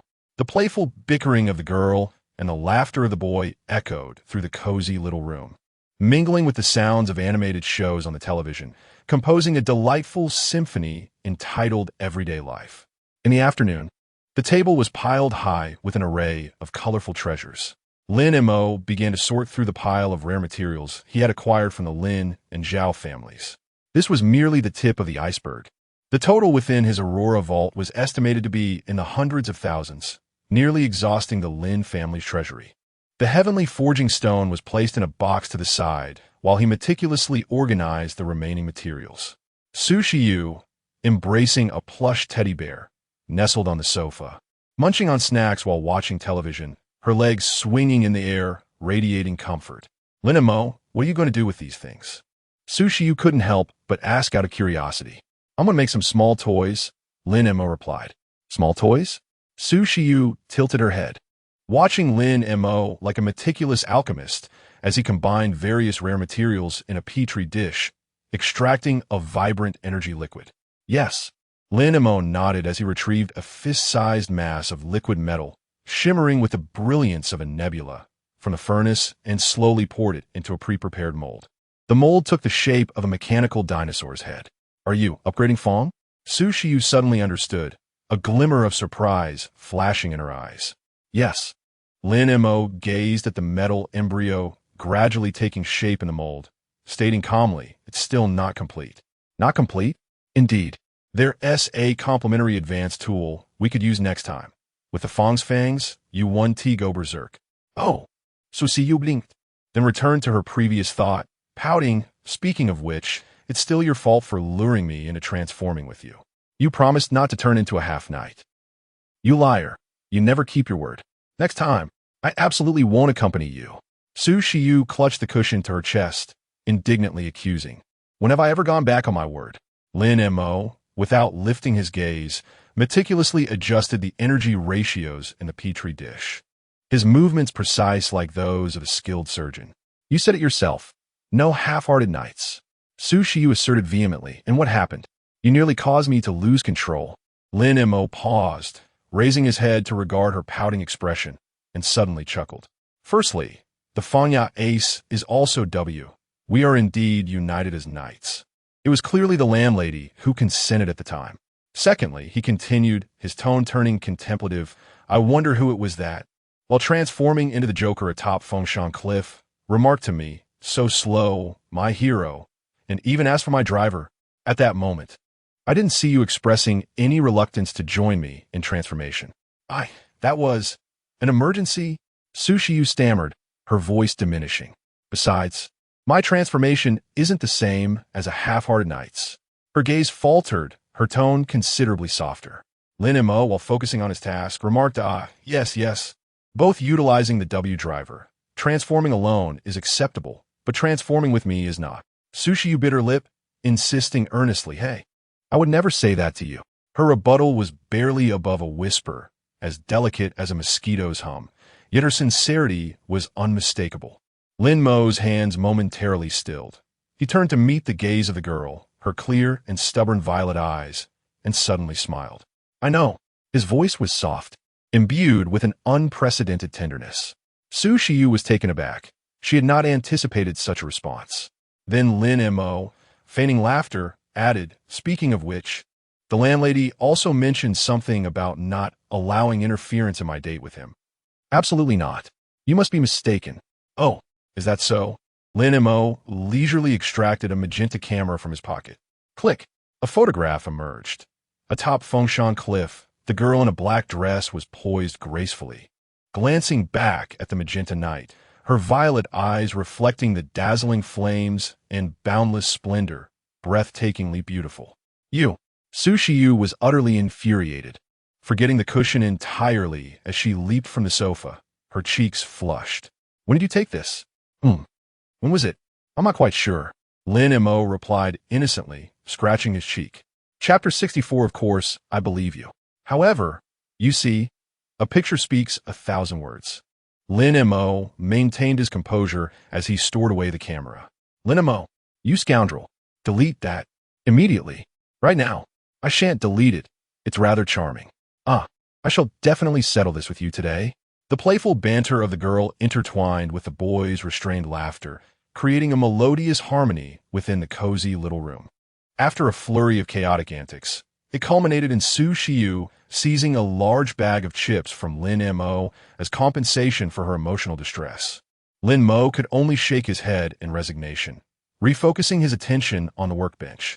He carefully cradled a freshly baked memory unit, its surface radiating a rich, lava-like dark golden hue, crowned by a button resembling a diminutive, vividly detailed Tyrannosaurus Rex head, exuding an aura of power. New memory unit, Gold Fong, come here. Lin Mo softly called. On the sofa, the little creature, previously engaged in a chip tug-of-war with Su Shiyu, perked up its ears, immediately abandoning its spoils. With tiny legs in motion, it scurried to Lin Mo's feet, affectionately nuzzling against his pant leg with its small head. Lin Mo smiled gently, lifting it onto the workbench. Then, under the curious gazes of Su Shiyu and Fong, he delicately pressed the brand-new gold memory unit against Fong's head. Buzz! Dark golden energy surged forth from the memory unit, akin to a torrent of molten lava, swiftly coursing along Fong's metallic patterns, awakening the powers of guardianship, bond, and trust contained within. The once palm-sized, toothy little dinosaur, its silver-white metallic skeleton, now encased in layers of resilient and sharp dark golden armor, transformed. Its previously endearingly naive head now appeared more fearsome, with its electronic eyes glowing red, sharper and more spirited than ever. As the radiance faded, a brand new, metallic-skinned, mechanical Tyrannosaurus Rex stood majestically before the two. No longer a mere playful toy, it had become a creature of true destructive power. Gold Fong. Click! The golden Fong shook its fearsome head, emitting a crisp mechanical sound, then trotted affectionately to Lin Mo's side, nuzzling his pant leg once more. Lin Montauk chuckled in resignation, bending down to pick it up. Perhaps we should rename it to Little Gold. Absolutely not. How tacky. Souci promptly objective. It should remain Fong. Very well. As you wish. Lin Montauk acquiesced. Sushi nodded in satisfaction, extending her hand to caress the imposing new pet. To her surprise, the metallic Fong recoiled several paces, emitting a low, growling noise that conveyed a clear message of keep your distance. Sushi's hand froze mid-air, her face a canvas of astonishment and indignation. Hey, what is the matter with it? I've fed it countless times. Why won't it let me touch it? Lin Mo gazed at the indignant expression of his landlady, who seemed to assert her role as the mistress of the household, and stifled a laugh. He explained, it has just been born and currently recognizes only the first aura it encounters. What should we do then? Will it only be affectionate towards you from now on? Sushi asked, unwilling to accept the situation. Not necessarily. Lin Mo placed Fong back on the table and retrieved a new FFR card belonging to W. We can attempt to reintroduce it to its other master. He turned to Sushi, extending his hand with an inviting smile in his eyes. Come, Lindlidi. It is time for our little companion to witness the true bond of knights. Sushi looked at Lin Mo's outstretched hand, then at the suddenly socially anxious little dinosaur on the table. With a huff, she turned her face away, muttering, Want me to become a half-knight again? Absolutely not. She crossed her arms defiantly, adopting a stance that clearly conveyed her refusal to be deceived again. Besides, the Fong champion might go out of control. I do not wish to experience another meltdown. Observing her wary yet proud demeanor, Lin Mo assumed she was still haunted by the previous incident at Wind Tower and softened his tone, patiently explaining, This time is different. I have reinforced Fong's power core with those materials. Given our current circumstances, it will not lose control again. That is still a no. Sushi persisted, her resolve unyielding, though her gaze wavered slightly. Why not? Lin Mo inquired, puzzled. He had thought that addressing the technical issue would persuade her. You deceitful one.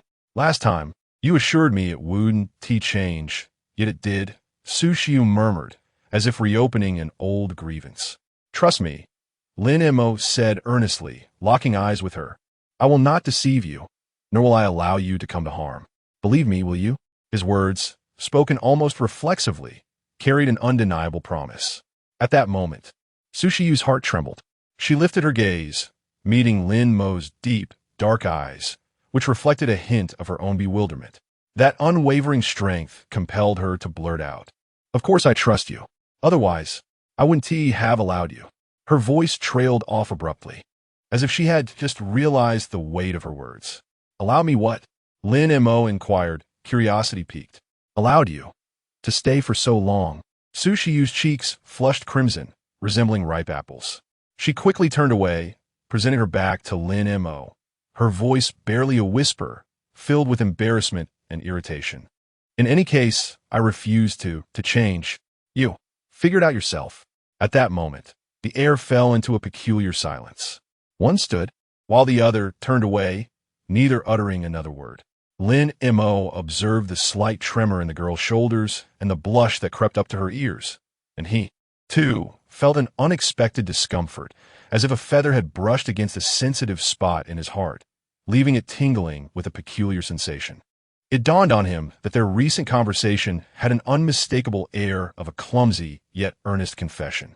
He parted his lips, only to find himself at a loss for words. In truth, Sushi's thoughts were far more intricate than Lin Mo could fathom. She certainly believed he would never cause her harm. The promise made by this so-called knight was one she held dear. Since the unspoken agreement forged between them long ago, they had always been like this. However, W represented their unity, their shared sentiments. When she had first taken this little creature in, she had felt no particular sentiment. But now, as they transformed together, merging their bodies and souls, she couldn't shake the feeling that her chaotic and nascent emotions might be laid bare before this oblivious blockhead. The mere thought of him uncovering her secret musings sent a rush of warmth to her cheeks, rendering her almost ready to combust with embarrassment. No, absolutely not. In the end, it was Lin Mo who shattered the silence. He cleared his throat softly to mask his own awkwardness, moving beside Su Shiyu with a gentle tone.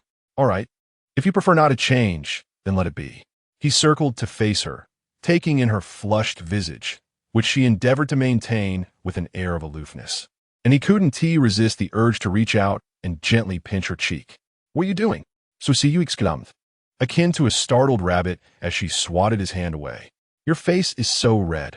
Are you burning up? Lin Mo inquired knowingly. Mind your own business. It's hot. Indeed, it is rather warm in here, Lin Mo replied, nodding with a straight face, before picking up the gold fawn metal dinosaur from the workbench and presenting it to her. Then, I entrust its other mistress to soothe its little emotions. Su Shiyu gazed at the imposing metallic fawn, which seemed to sense Lin Mo's intent. Tilting its head, it regarded her with its curious red, electronic eyes, as if perceiving the unspoken connection between them, adapting to its new reality and softening in demeanor. Su Shiyu huffed lightly, cautiously extending her hand to cradle the metallic fawn in her palm. The cold metal contrasted sharply against her skin, yet the reflection in its red electronic eyes captured her image, imbued with an innocent longing and warmth. It nudged its tiny head against her palm gently. With a soft click, a new bond was forged between them. In an instant, Su Shiyu felt her heart melt. Such a good little one, she murmured, unable to resist the urge to stroke the metal fawn's chin with her fingertip, allowing a genuine, tender smile to bloom upon her face. Lin Mo observed the scene before him, where the young girl and the newly arrived little creature coexisted in perfect harmony, and the smile in his eyes grew ever more gentle. Perhaps some matters do not require haste, just as this bond will inevitably flourish at the most opportune moment. After all, their story has only just begun. Snap! Snap! What about that forging stone? It remains shrouded in mystery. Is there an intention to create a mobile phone? A flip phone seems rather kitsch. How about a modern touchscreen model? Su Shiyu, I cannot comprehend what this person is saying. Chapter 65. The reluctance to attend school at the far end of Luhai City. Within the depths of a heavily guarded private estate, Zhang Xian, renowned as the foremost master of spiritual armor in the Longsha Federation, gazed gravely upon the nascent form of a golden suit of armor before him. The armor bore a striking resemblance to the Imperial Knight, yet its entirety exuded a chilling, lifeless metallic hue, with details appearing rather coarse. Master, the parameters of the core energy furnace remain unstable, a young assistant reported, sweat glistening on his brow. The forcibly simulated elemental forces of the 5 elements cannot replicate the perpetual cycle of the true Imperial armor. The energy loss rate is excessively high. I am aware, Zhang Xian replied hoarsely, fatigue etched across his features. How could he not recognize that this was merely a crude imitation? The genuine Imperial armor was a divine artifact bestowed by the heavenly Tao, the embodiment of cosmic order. What mortal hands could ever hope to replicate it? At that moment, the door swung open, and Lin Zhenghua strode in. He produced a box sealed with a special lead casing from his bosom and tossed it to Zhang Xian. Implant this into its energy core. Zhang Xian accepted the box, and upon opening it, a frigid, malevolent aura surged forth, as if it were a breath from the abyss of hell, causing even this earth-tier powerhouse to shiver involuntarily. Inside the box lay a pitch-black gemstone, its surface adorned with grotesque, blood-red patterns. This is the Dark Nether Stone? Zhang Xian furrowed his brow. Lin Zhenghua, have you lost your mind? This is a forbidden object. Legend has it to be a shadow from the heavenly Tao, the very essence of malevolence, capable of corrupting the soul and transforming its wielder into a mindless monster driven solely by bloodlust. I am not mad, Lin Zhenghua replied coldly, fixing his gaze upon him. Master Zhang, you have already embarked on this path. There is no turning back now. In the early morning, at Su Shiyu's residence, Lin Mo was in the kitchen preparing breakfast. It was time to awaken the charming landlord, who loved to indulge in slumber but would respond with irritation if called too early. Yet, the call had to be made, for she was to attend school today. Lin Mo skillfully fried eggs and bacon, the aroma of toasted bread wafting through the air. He glanced at the clock on the wall, 7:15. Just 15 minutes of safety left, he murmured to himself. Having completed his preparations, he inhaled deeply, balancing a warm glass of milk, akin to a warrior ready to march in a battle, and resolutely approached Su Shiyu's bedroom. He gently pushed the door open, revealing a dimly lit room adorned with thick curtains. The girl lay cocooned in her blankets, sleeping peacefully like a contented kitten, her furry, pale pink head peeking out, the rhythmic sound of her breath mingling with delicate snores, encapsulating a moment of tranquil bliss. However, Lin Mo knew that beneath this serene facade lay a potential wrath capable of shattering worlds. He approached the bedside, opting not to speak immediately, but instead placed the warm milk on the nightstand. Then, he leisurely extracted a magenta camera from his pocket. Click! The flash illuminated the dimly lit room, shattering the darkness. The girl beneath the covers stirred, emitting a discontented, indistinct murmur of dreams. Lin Mo remained unfazed, continuing to adjust his angle. Click! Click! The succession of flashes and shudder sounds finally roused the slumbering sorceress. The quilt was abruptly thrown aside, and Su Shiyu, bleary-eyed, sat up, her silky pinkish-white hair tousled like a bird's nest, and her charming rabbit pajamas wrinkled. She blinked her beautiful violet eyes in bewilderment, taking several seconds to focus on Lin Mo and the ominous device in his hand. Lin Mo. Her voice, laced with the raspiness of recent sleep, seemed to emerge from the seams of her teeth, imbued with a sense of danger. Good morning, my esteemed landlord. Lin Mo offered an innocent smile. Breakfast is ready. We need to head to school for registration. If you don't get up soon, you'll be late. Su Shiyu said nothing, merely staring intently at him, a storm brewing in her captivating gaze. Gradually, she descended from the bed, inch by inch, her delicate bare feet padding softly across the floor as she approached Lin Mo. With each step, the oppressive atmosphere around her thickened. Lin Mo could distinctly feel the temperature of the air plummeting several degrees. At last, she stood before him, tilting her still sleepy yet fiercely determined face upward. You owe me my sleep. Before she could finish her sentence, she clung to him like a koala, nestling her head against his chest, seeking a comfortable position and, astonishingly, prepared to drift back into slumber. Lin Mo. What about the morning grumpiness? What about an hour of huffing? Hey, wake up. He helplessly patted her back. 5 more minutes. The girl's voice was laden with nasal tones, exuding a sense of childishness. No, we have to go to school. I won't go. School is unbearable without you. So comforting. Lin Mo felt his heart skip a beat. He looked down at the defenseless girl, akin to a small kitten relying on him, and felt as if a corner of his heart had melted under the warmest sunshine. He sighed resignedly, scooping her up and carrying her out of the bedroom. Put me down. I can walk on my own. Su Shiyu feebly struggled a couple of times, her voice soft as cotton candy. Lin Mo set her down on a chair at the dining table, then slid warm milk and a sandwich in front of her. Finish eating, then change your clothes.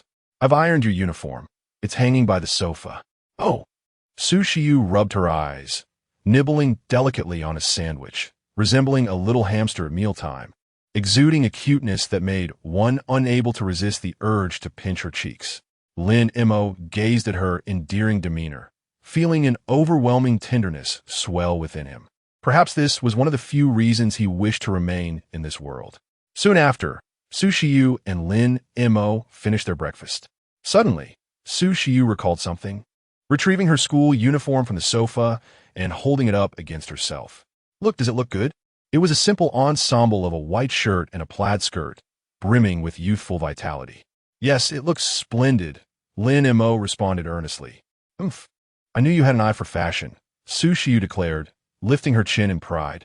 But soon her expression faltered as she glanced at Lin Mo with a hint of concern. But I have to report to school today. What will you do at home?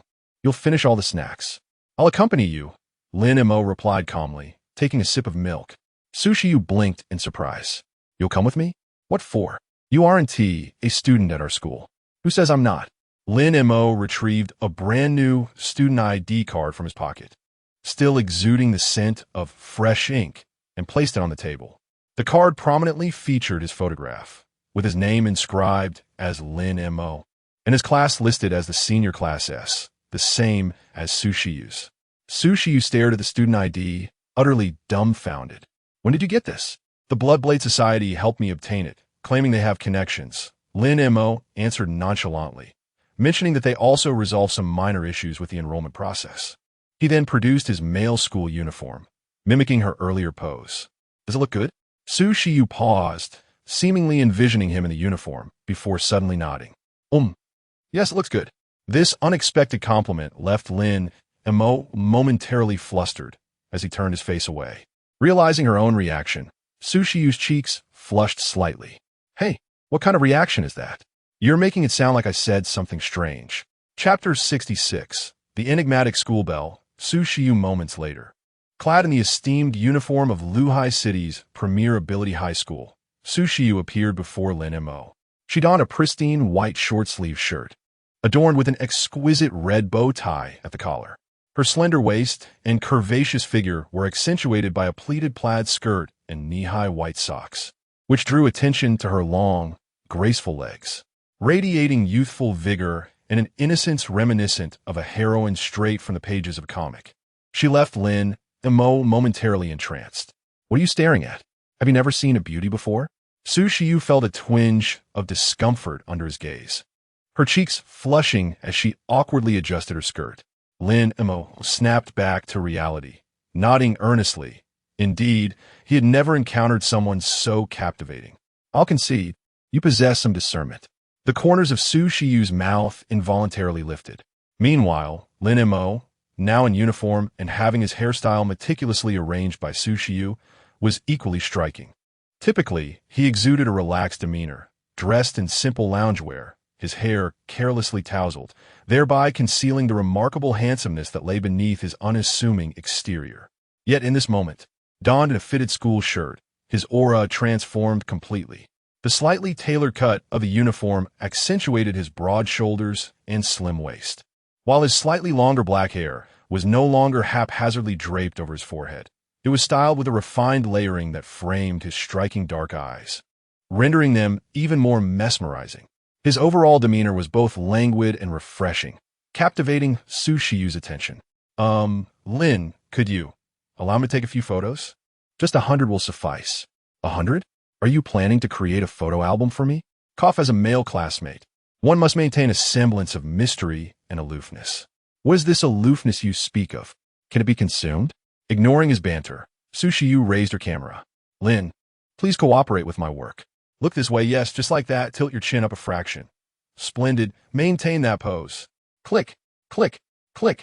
In an instant, the living room was awash with flashes, the sound of the shutter echoing continuously. Fong, the little dinosaur, stood nearby, utterly astonished. Under Su Shiyu's direction, Lin Mo found himself compelled to strike various poses, until he felt his face nearly frozen in a perpetual smile, at which point Su Shiyu reluctantly lowered the camera. All right, let's pause here for now. As she perused the photos, a glimmer of satisfaction danced in her eyes, murmuring to herself, "This profile is extraordinary. This smile is incredibly soothing. This gaze is so striking. No, they are all too beautiful. I'm experiencing a dilemma in choosing."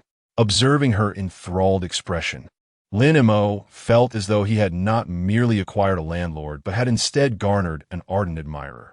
It was not so. She had never been like this before, nor had she recently changed. She was not like this before her transformation, nor after it. How had she suddenly become infatuated?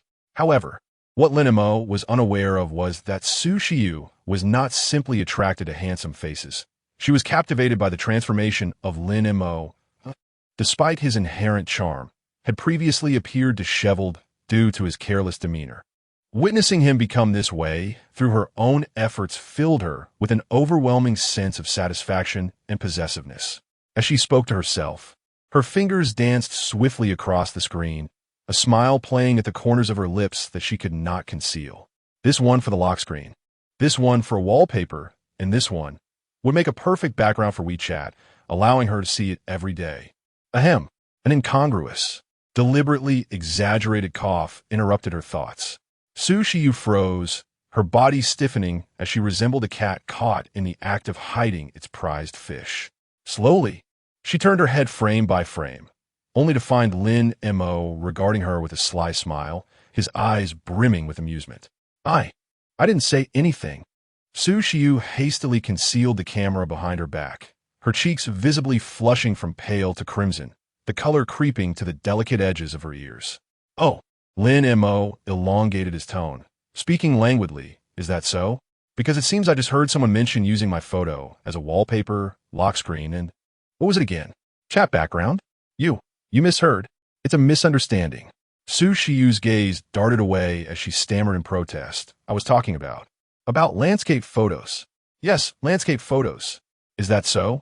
Lin Mo casually retrieved his phone from his pocket, the screen illuminating to reveal a candid shot he had taken of Su Xiu munching on chips, her expression adorably dazed. In her presence, he deliberately set the photo as his lock screen wallpaper, shaking the device slightly. See like this? Su Xiu felt her cheeks igniting, a mixture of embarrassment and anger rendering her speechless, unable to articulate a single coherent sentence despite pointing at him for what felt like an eternity. This guy was utterly infuriating. Delete the photo, she finally managed to exclaim, her voice soft and lacking any semblance of authority. I won't, Lin Mo replied with resolute clarity. I think it's quite endearing. Seeing it every day brightens my mood. Who cares about your mood?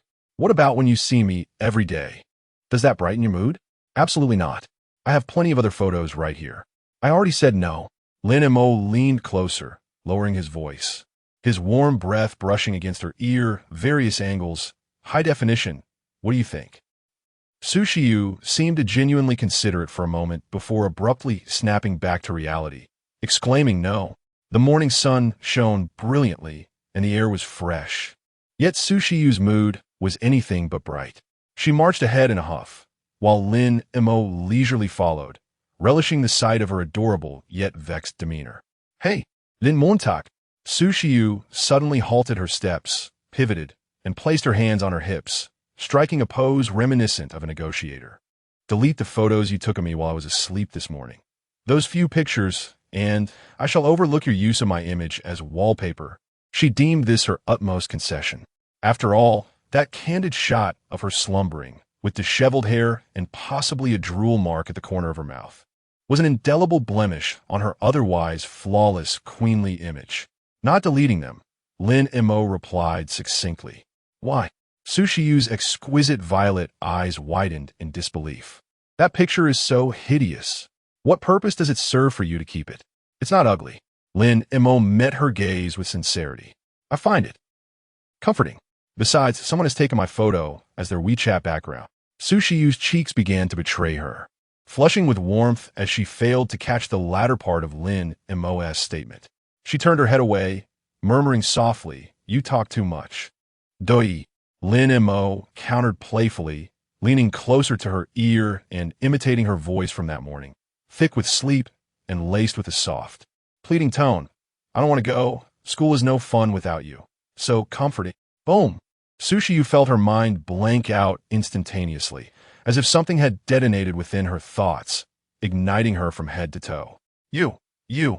She stumbled back a step, pointing at Lin Mo, her mouth agape, trembling as she struggled to articulate a response. Then, without a word, she turned and fled. Chirp, Fong, trailing behind, tilted its little head in curiosity, implying, "Did you upset her?" Seeing Lin Mo hastily follow, it hopped along eagerly to keep up. Stay put and guard the house. We shall return tonight. Lin Mo gently ruffled Fong's head. Chirp. Fong paused at the apartment door. As the two exited, it obediently leaped up, grasping the doorknob to secure it closed. At the First Ability High School of Luhai City, the premier institution for extraordinary talents in the eastern region, prodigies from various realms converged.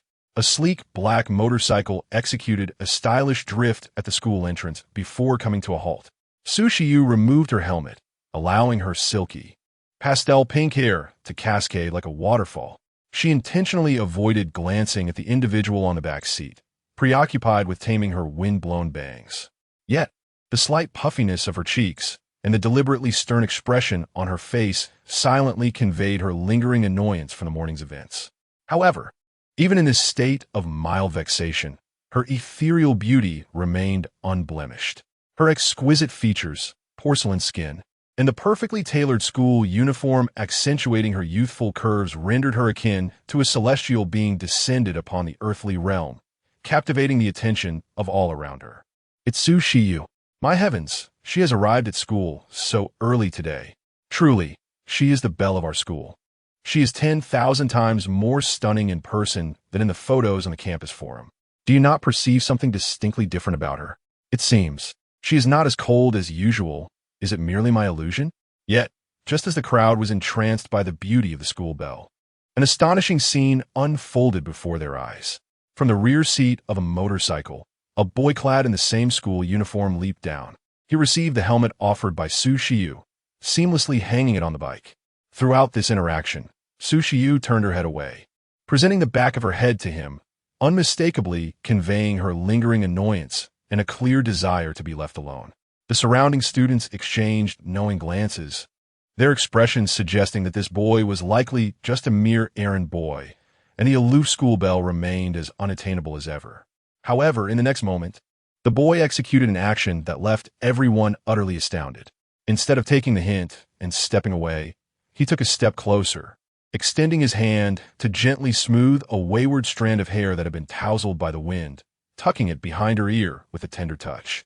His voice, imbued with a hint of playful exasperation, was just audible enough for Su Shiyu to hear. Still angry? If you keep puffing out your cheeks, you'll turn into a little puffer fish. Mind your own business. Su Shiyu's body stiffened, yet she allowed him to proceed, a blush creeping to her ears. This moment, witnessed by the surrounding students, held a potency akin to that of a mythical beast laying siege. Not only had the boy touched the hair of the school belle, but astonishingly, she did not retaliate with a kick to send him flying. Lin Mo appeared oblivious to the murderous glares directed at him, softly stating, "All right, let us go." Su Shiyu let out a soft huff, as if in response. She strode ahead with long strides towards the school gate, yet her pace instinctively slowed, as if awaiting the person behind her to catch up. Lin Mo smiled, leisurely following her lead. One walked with feigned irritation, while the other moved at a relaxed pace, glancing over occasionally. This tableau, rife with ambiguity and tension, shattered the hearts of many boys enamored with Su Shiyu and ignited the curiosity of countless gossip-loving girls, who eagerly retrieved their phones. The campus forum for today was destined to be set ablaze by the unprecedented appearance of these two individuals. Chapter 67. I also wish to be a freeloader, have you heard? Today, a transfer student is joining our class. Can you believe it? Transferring in senior year? What would be the reason? The key point is, have you seen the posts on the forum? It seems that this transfer student has an unusual connection with the school beauty, Su. Amidst the murmurs, the homeroom teacher, a middle-aged man with gold-rimmed glasses who appeared quite refined, led Lin Mo into the classroom. "Classmates, please settle down," he said, clapping his hands to command attention. Turning to the side, he introduced, "This is our new transfer student, Lin Mo. Let us give him a warm welcome." A scattered applause erupted. It was accompanied by a multitude of scrutinizing and curious gazes.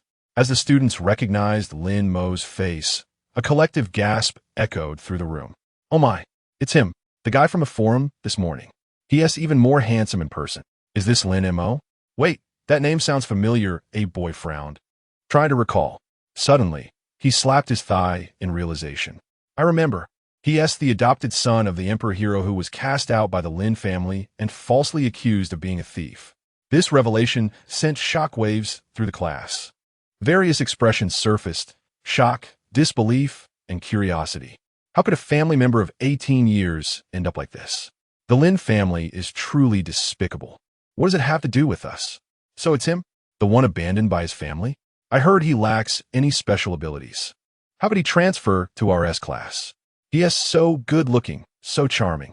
The sentiments range from sympathy and indifference to disdain and scorn, alongside those who felt a sense of dissatisfaction with the Lin family following the recent incident. Could Lin Mo be a victim of family strife? A cacophony of discussions ensued. Yet Lin Mo remained unfazed, calmly standing at the podium. He scanned the classroom, his gaze lingering on a particular girl for a moment. "Lin Mo, please introduce yourself," the homeroom teacher prompted. Nodding in acknowledgement, Lin Mo stepped up to the podium and spoke in a flat tone. My name is Lin Mo, and my dream is to be a freeloader. This rather dismissive self-introduction left the audience momentarily stunned. Su Shiyu blinked, casting a glance at Lin Mo, thinking to herself, what a rogue. However, many found his words quite appealing. I also want to be a freeloader. I wish to slack off. Exactly. Who enjoys being a cog in a machine? Yet, there were also mocking voices, no ambition. No wonder he was cast out. Lin Mo, however, remained composed, even somewhat nonchalant, which momentarily took the homeroom teacher aback. Clearing his throat, the teacher pointed to the empty seat behind Su Shiyu, saying, Lin Mo, you may sit there for now. All eyes in the classroom immediately turned expectantly towards Su Shiyu, eager to witness her reaction to this new development. In accordance with established customs, any male daring to approach within 3 feet of her would find himself frozen into an ice sculpture by her frigid gaze and invisible aura. However, the subsequent scene completely overturned their preconceived notions. Before Lin Mo could take a step, Su Shiyu unexpectedly rose to her feet. Without sparing a glance at the astonished classmates around her, she strode directly to Lin Mo, and before the entire class, whose members were rendered speechless, she performed an action that nearly made their eyes pop out. She extended her delicate hand and firmly grasped Lin Mo's wrist. Then, unabashedly, she pulled him toward the seat beside her. With a thud, she carelessly tossed her backpack onto Lin Mo's desk, producing a soft sound. You shall sit here. Su Shiyu's tone remained icy, yet carried an undeniable, sovereign assertiveness. The classroom descended into a profound silence. All eyes were transfixed on their clasped hands and Su Shiyu's naturally charming face, their minds rendered blank. What is happening? The ice queen of the school, who sent all the boys fleeing and rendered them too timid to speak loudly, had actually taken the initiative to hold the boy's hand and made him her desk mate. Completely disregarding the reactions of those around her, she stated, Teacher, since Lin Mo is new here, let him sit beside me. The homeroom teacher was instantly subdued by her commanding presence. All right. Lin Montak, caught off guard by her sudden move, felt the soft, cool touch of her hand on his wrist, and with a playful smile, whispered in her ear, I can walk on my own. You are too slow, Su Shiyu succinctly replied, releasing his hand and taking her seat as if she had merely performed an inconsequential act.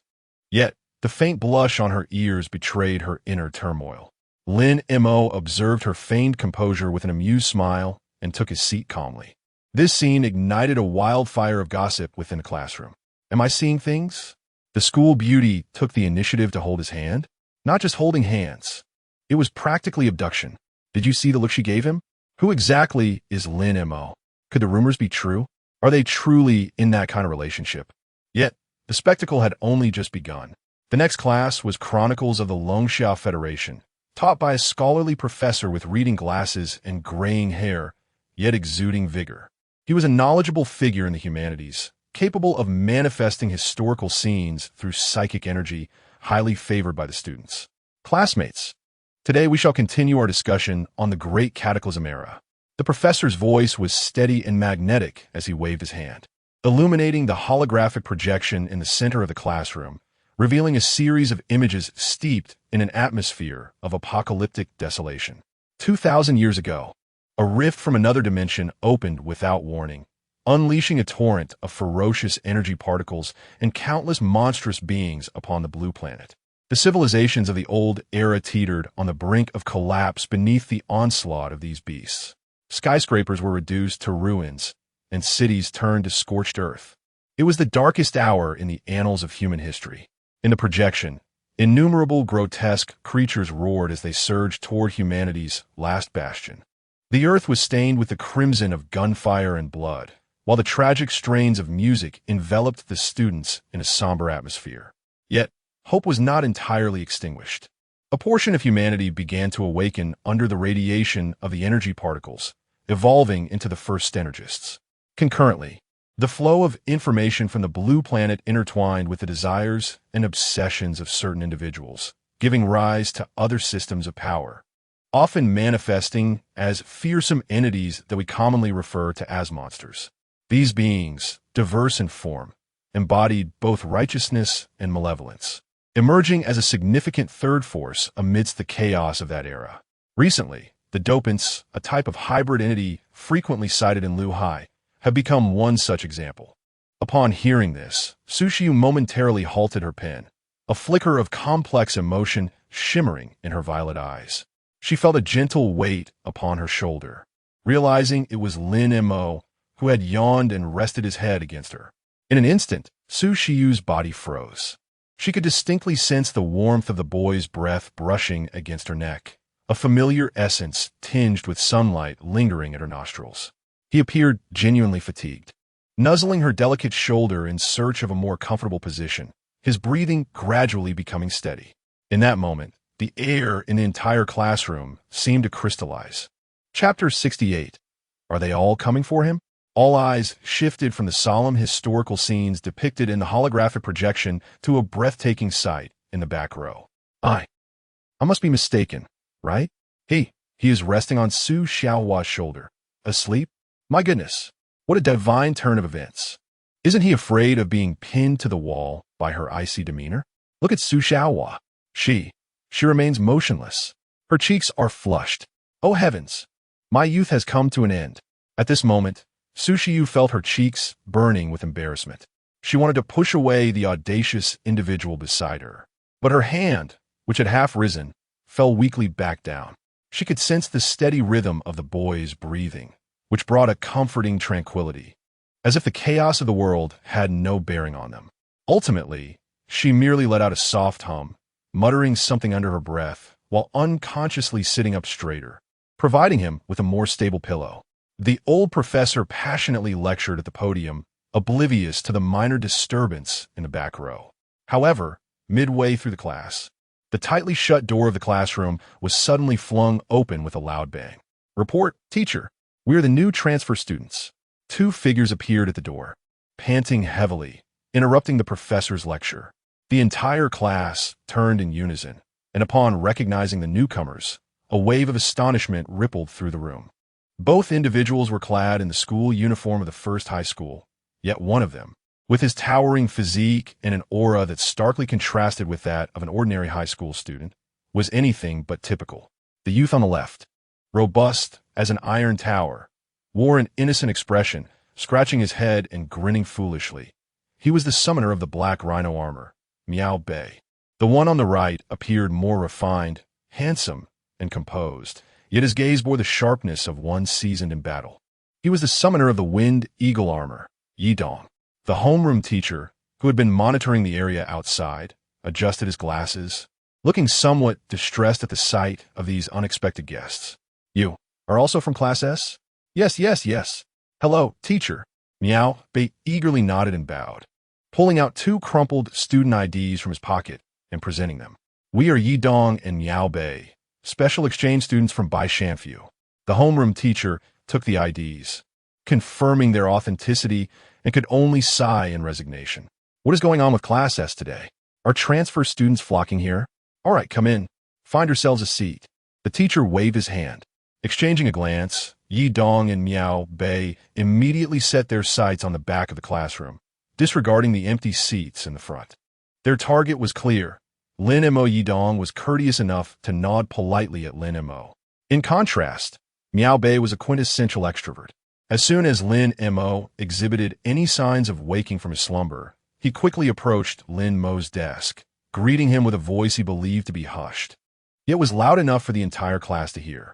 Hey, bro, shall we be friends? The term bro ignited the gossip flames among the classmates, instantly fueling their curiosity. The exchange student from Bai Shanfu, renowned as a formidable warrior summoner, dared to address a discarded scion of a once prominent family as bro.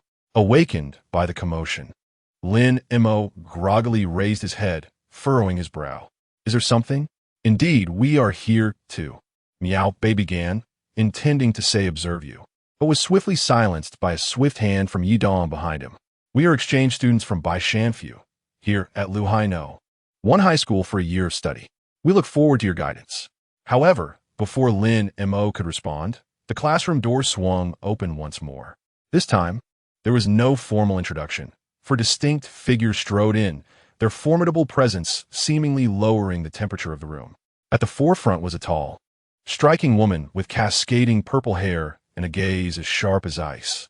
Following her was a peculiar individual, wrapped in bandages with only a pair of mischievous eyes visible.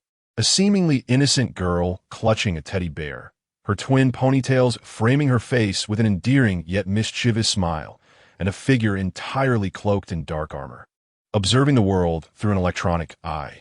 These four were none other than the elite special operations team from Dongshinfu. Inging. Oh my, isn't that? A boy with some background exclaimed in disbelief. The shadow team from Dongshinfu? How could they?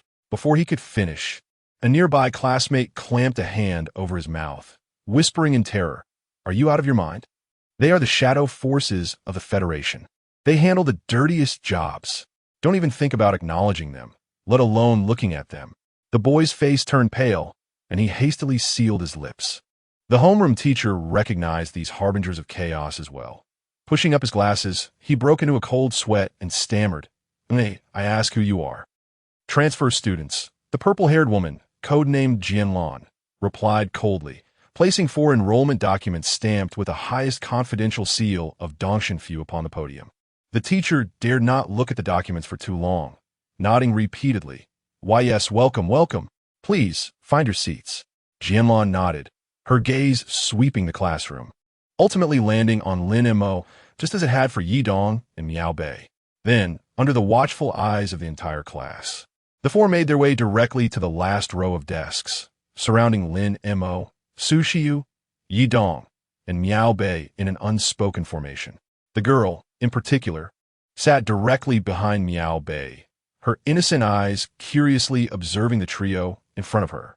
At this moment, the entire class was left utterly bewildered. Lin Mo. Was he not the one cast out by the Lin family, rumored to possess no remarkable abilities, akin to a powerless individual? How could it be that the two most formidable young warriors from the North Tianfu and East Tianfu, like cats drawn to the scent of blood, all rushed towards him? Chapter 69. How? Did you come in by yourself? However, after several days of student life, Lin Mo and Su Shiyu had not exchanged a single word with the persistent followers. Yi Dong and his companions had returned empty-handed after their encounter with Jianlan and the others. On the weekend, the morning sunlight filtered through the gaps in the curtains, casting mottled patches of light on the wooden floor. Lin Mo yawned as he emerged from his bedroom, only to be surprised to find that the landlord, who usually relished sleeping in, was already up and dressed for the day. She donned a simple outfit, a loose white t-shirt paired with light blue jeans, complemented by a pair of fresh white sneakers. Her soft, powder pink hair was casually tied into a high ponytail, exuding a youthful and tidy charm. Without any deliberate embellishment, she remained strikingly captivating. "Up so early?" Lin Mo inquired, approaching her and instinctively smoothing her slightly tousled ponytail. "Did the sun rise from the west today? You actually woke up this early? And here I thought you would blame me for waking you up too soon." "Who would blame you?" Su Shiyu's cheeks flushed as she instinctively swatted his hand away. Huffing softly, "I have something to attend to today." "Alone?" Lin Mo raised an eyebrow. This was rather unusual. Ever since they began cohabiting, she seemed to want to be by his side at all times, claiming it was to supervise his laziness. Today, however, she was voluntarily stepping out on her own. Seemingly aware of his thoughts, Su Shiyu quickly explained, as if concerned he might misunderstand. "A few girls from a student council invited me to a weekend tea party to foster camaraderie. I thought I might experience a day in the life of an ordinary student, so I agreed." As she spoke, her voice trailed off, and her gaze became somewhat evasive, hinting at her unease. "Oh, I see." Lin Mo nodded, refraining from further inquiry. "Would you like me to pick you up later?" Upon hearing this, Su Shiyu's eyes sparkled like stars ignited in the night sky, yet she endeavored to maintain her composure, responding ambiguously, No, that's not necessary. I can manage on my own." "I will pick you up," Lin Mo asserted firmly. "Just tell me the address and the time you'll finish. I'll prepare dinner and come to get you." "Okay." Su Shiyu felt a rush of sweetness fill her heart, as if it were overflowing with honey. She lowered her head, absent-mindedly tracing circles with her toes, unable to suppress the smile that betrayed her current emotions. The address is the CAF on the top floor of the Narcissus Mall, and it should wrap up around 5 in the afternoon. Got it, Lin Mo replied. And soon the sound of preparations in the kitchen echoed. Su Shiyu slipped on her shoes at the door, unable to resist glancing back at the busy figure in the kitchen before she contentedly closed the door behind her, a hint of exhilaration in her step. In the heart of the city, within a bustling CAF, a group of youthful and vibrant young women congregates, animatedly discussing the latest gossip and beauty products, while the air is suffused with the delightful aroma of coffee and cake. Yet, amidst this lively and harmonious atmosphere, Su Shiyu appears somewhat out of place. Seated gracefully in a corner, she delicately cradles a cup of latte, her gaze cool and her demeanor ethereal, starkly contrasting with her surroundings. She strives to engage in the conversation, but, Shiyu, could I borrow your notes from the last exam? Which brand of foundation do you use? Your skin looks amazing. I don't know. She had never been one to use cosmetics. Are you really dating that transfer student, Lin Mo? He's so handsome. How'd you meet? This piercing question causes Su Shiyu's hand, which holds her coffee cup, to momentarily stiffen. A myriad of memories flashes through her mind. Rainy nights. A life of leisure, playful banter, standing side by side in battle, tender embraces. Which of these experiences could she possibly share with her ordinary classmates? Ultimately, 1,000 thoughts coalesce into 2 words, which escape her beautiful red lips. Landlord. Huh? What landlord? The inquisitive girls look on, puzzled. Setting her coffee down, Su Shiyu's gaze drifts toward the window, her thoughts spiraling out of control. I wonder what Lin Mo is cooking for lunch today. He mentioned wanting to try Buddha jumps over the wall yesterday. Can he really make it? The cola chicken wings he made were absolutely delicious. No, I mustn't think of this. I might gain weight. Equally out of place is another individual, Zhang Yuhan. As the prospective daughter-in-law of the Lin family and the daughter of a renowned spirit master, she should have been the center of attention at this gathering. However, following the Wind Mountain Cliff incident, the Lin family's reputation plummeted, and she has since faced considerable neglect. In this moment, she silently stirs her coffee, occasionally casting complex glances toward the aloof and cold Su Shiyu.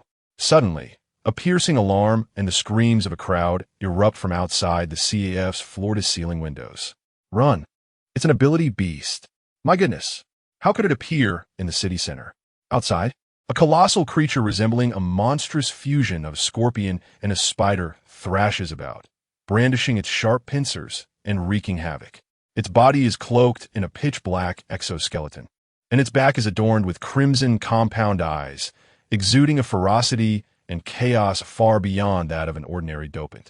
This is an ability beast, Scorpion Spider, a mindless killing machine formed from pure, violent spiritual energy particles. With a thunderous crash, the creature's tail stinger shatters the CAF's glass, sending shards flying. The young women scream in terror, chaos erupting as they scramble toward the exit.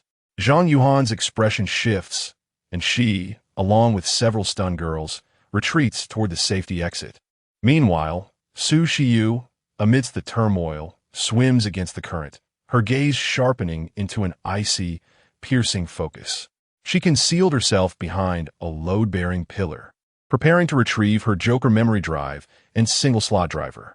However, as her hand delved into her pocket, it encountered a cold, hard, and entirely unfamiliar object.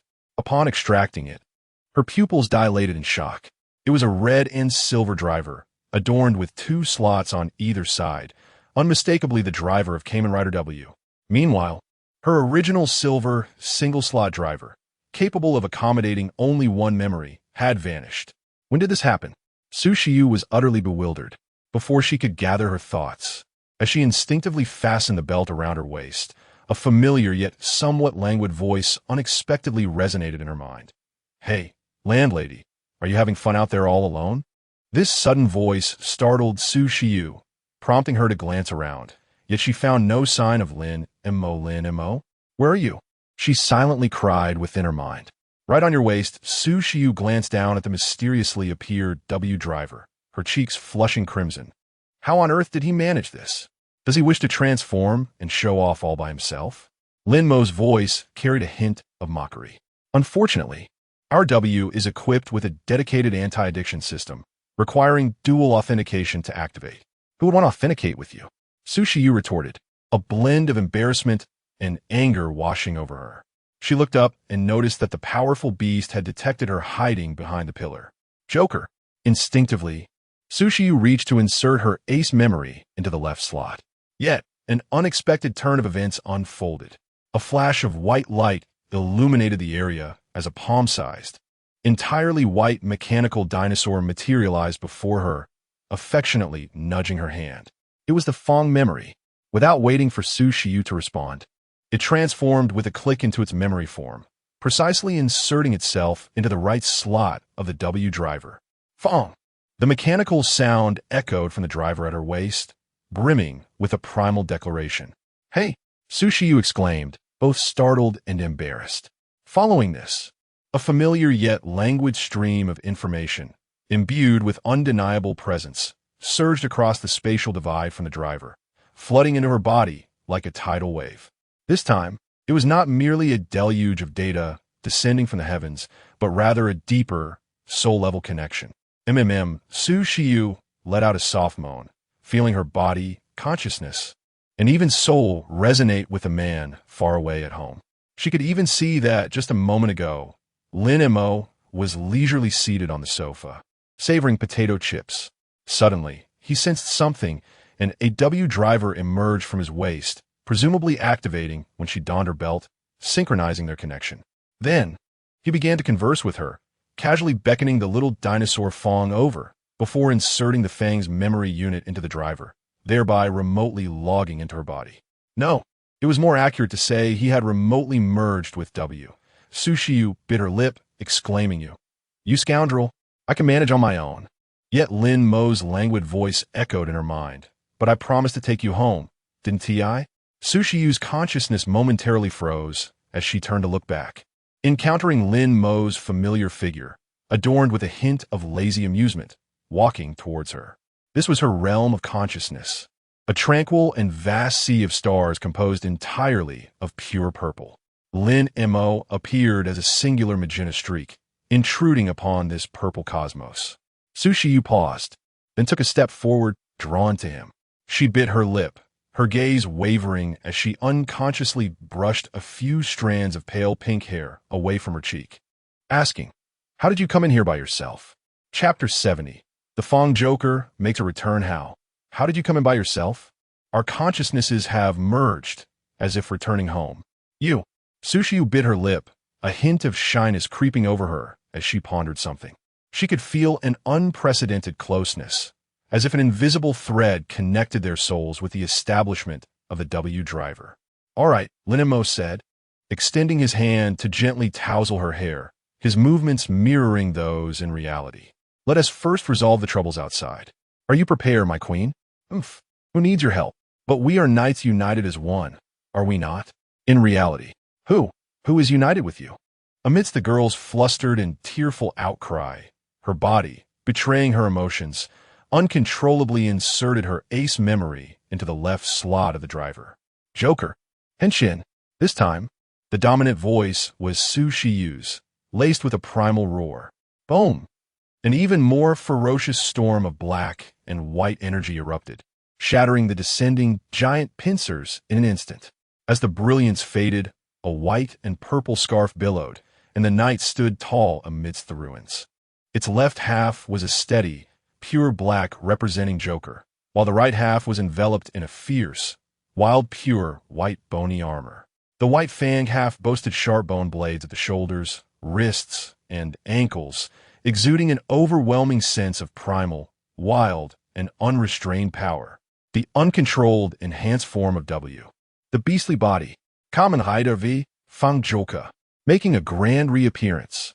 Meanwhile, amidst the chaotic crowd, Zhang Yuhan did not flee immediately.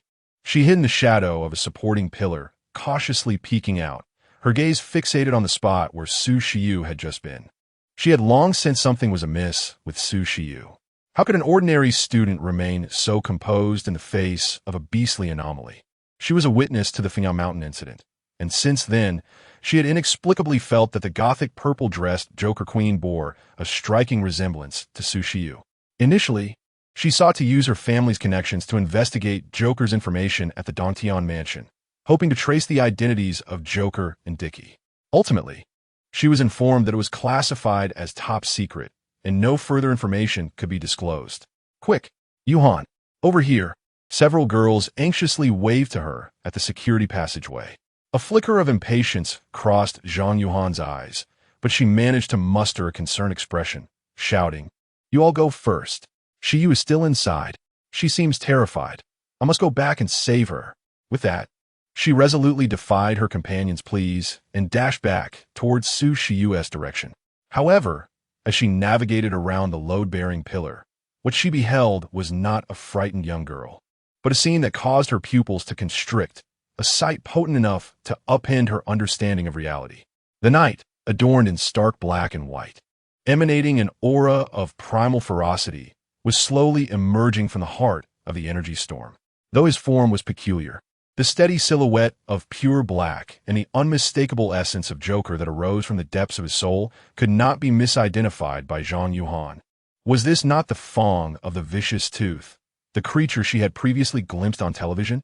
The scorpion spider, an aberration of power, clearly had not anticipated that what was once merely a hunting ground would suddenly be invaded by a terrifying night radiating an aura of brutality.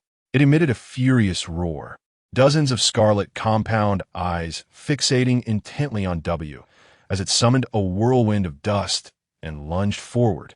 Yet, in the face of this ferocious assault, the reaction of the Fong of the Vicious Tooth defied all expectations. A roar, primal and wild, erupted from W, not resembling that of a human. He did not retreat, nor did he assume any defensive posture. Instead, he charged forward with the ferocity of a beast provoked to defend its territory, embracing a more savage and unreasonable stance. He eschewed intricate maneuvers, instead channeling the wild power of his right half, cloaked in white bone armor, to its utmost limit. Clang! W's right arm, armed with a bone blade, collided violently with the scorpion spider's massive pincers, producing a deafening clash of metal. The colossal pincers, capable of effortlessly severing an armored vehicle, were staunchly blocked by W's sheer brute force. Too weak, far too weak. W's voice dripped with mockery and irreverence. With such meager strength, how dare they act so arrogantly before him? The bone blade on his right shoulder, the shoulder saber, abruptly sprang forth, resembling the fangs of a prehistoric beast, and with a cunning angle, it viciously sliced through the scorpion spider's compound eyes. The creature emitted a piercing cry of agony as several of its eyes were instantly severed,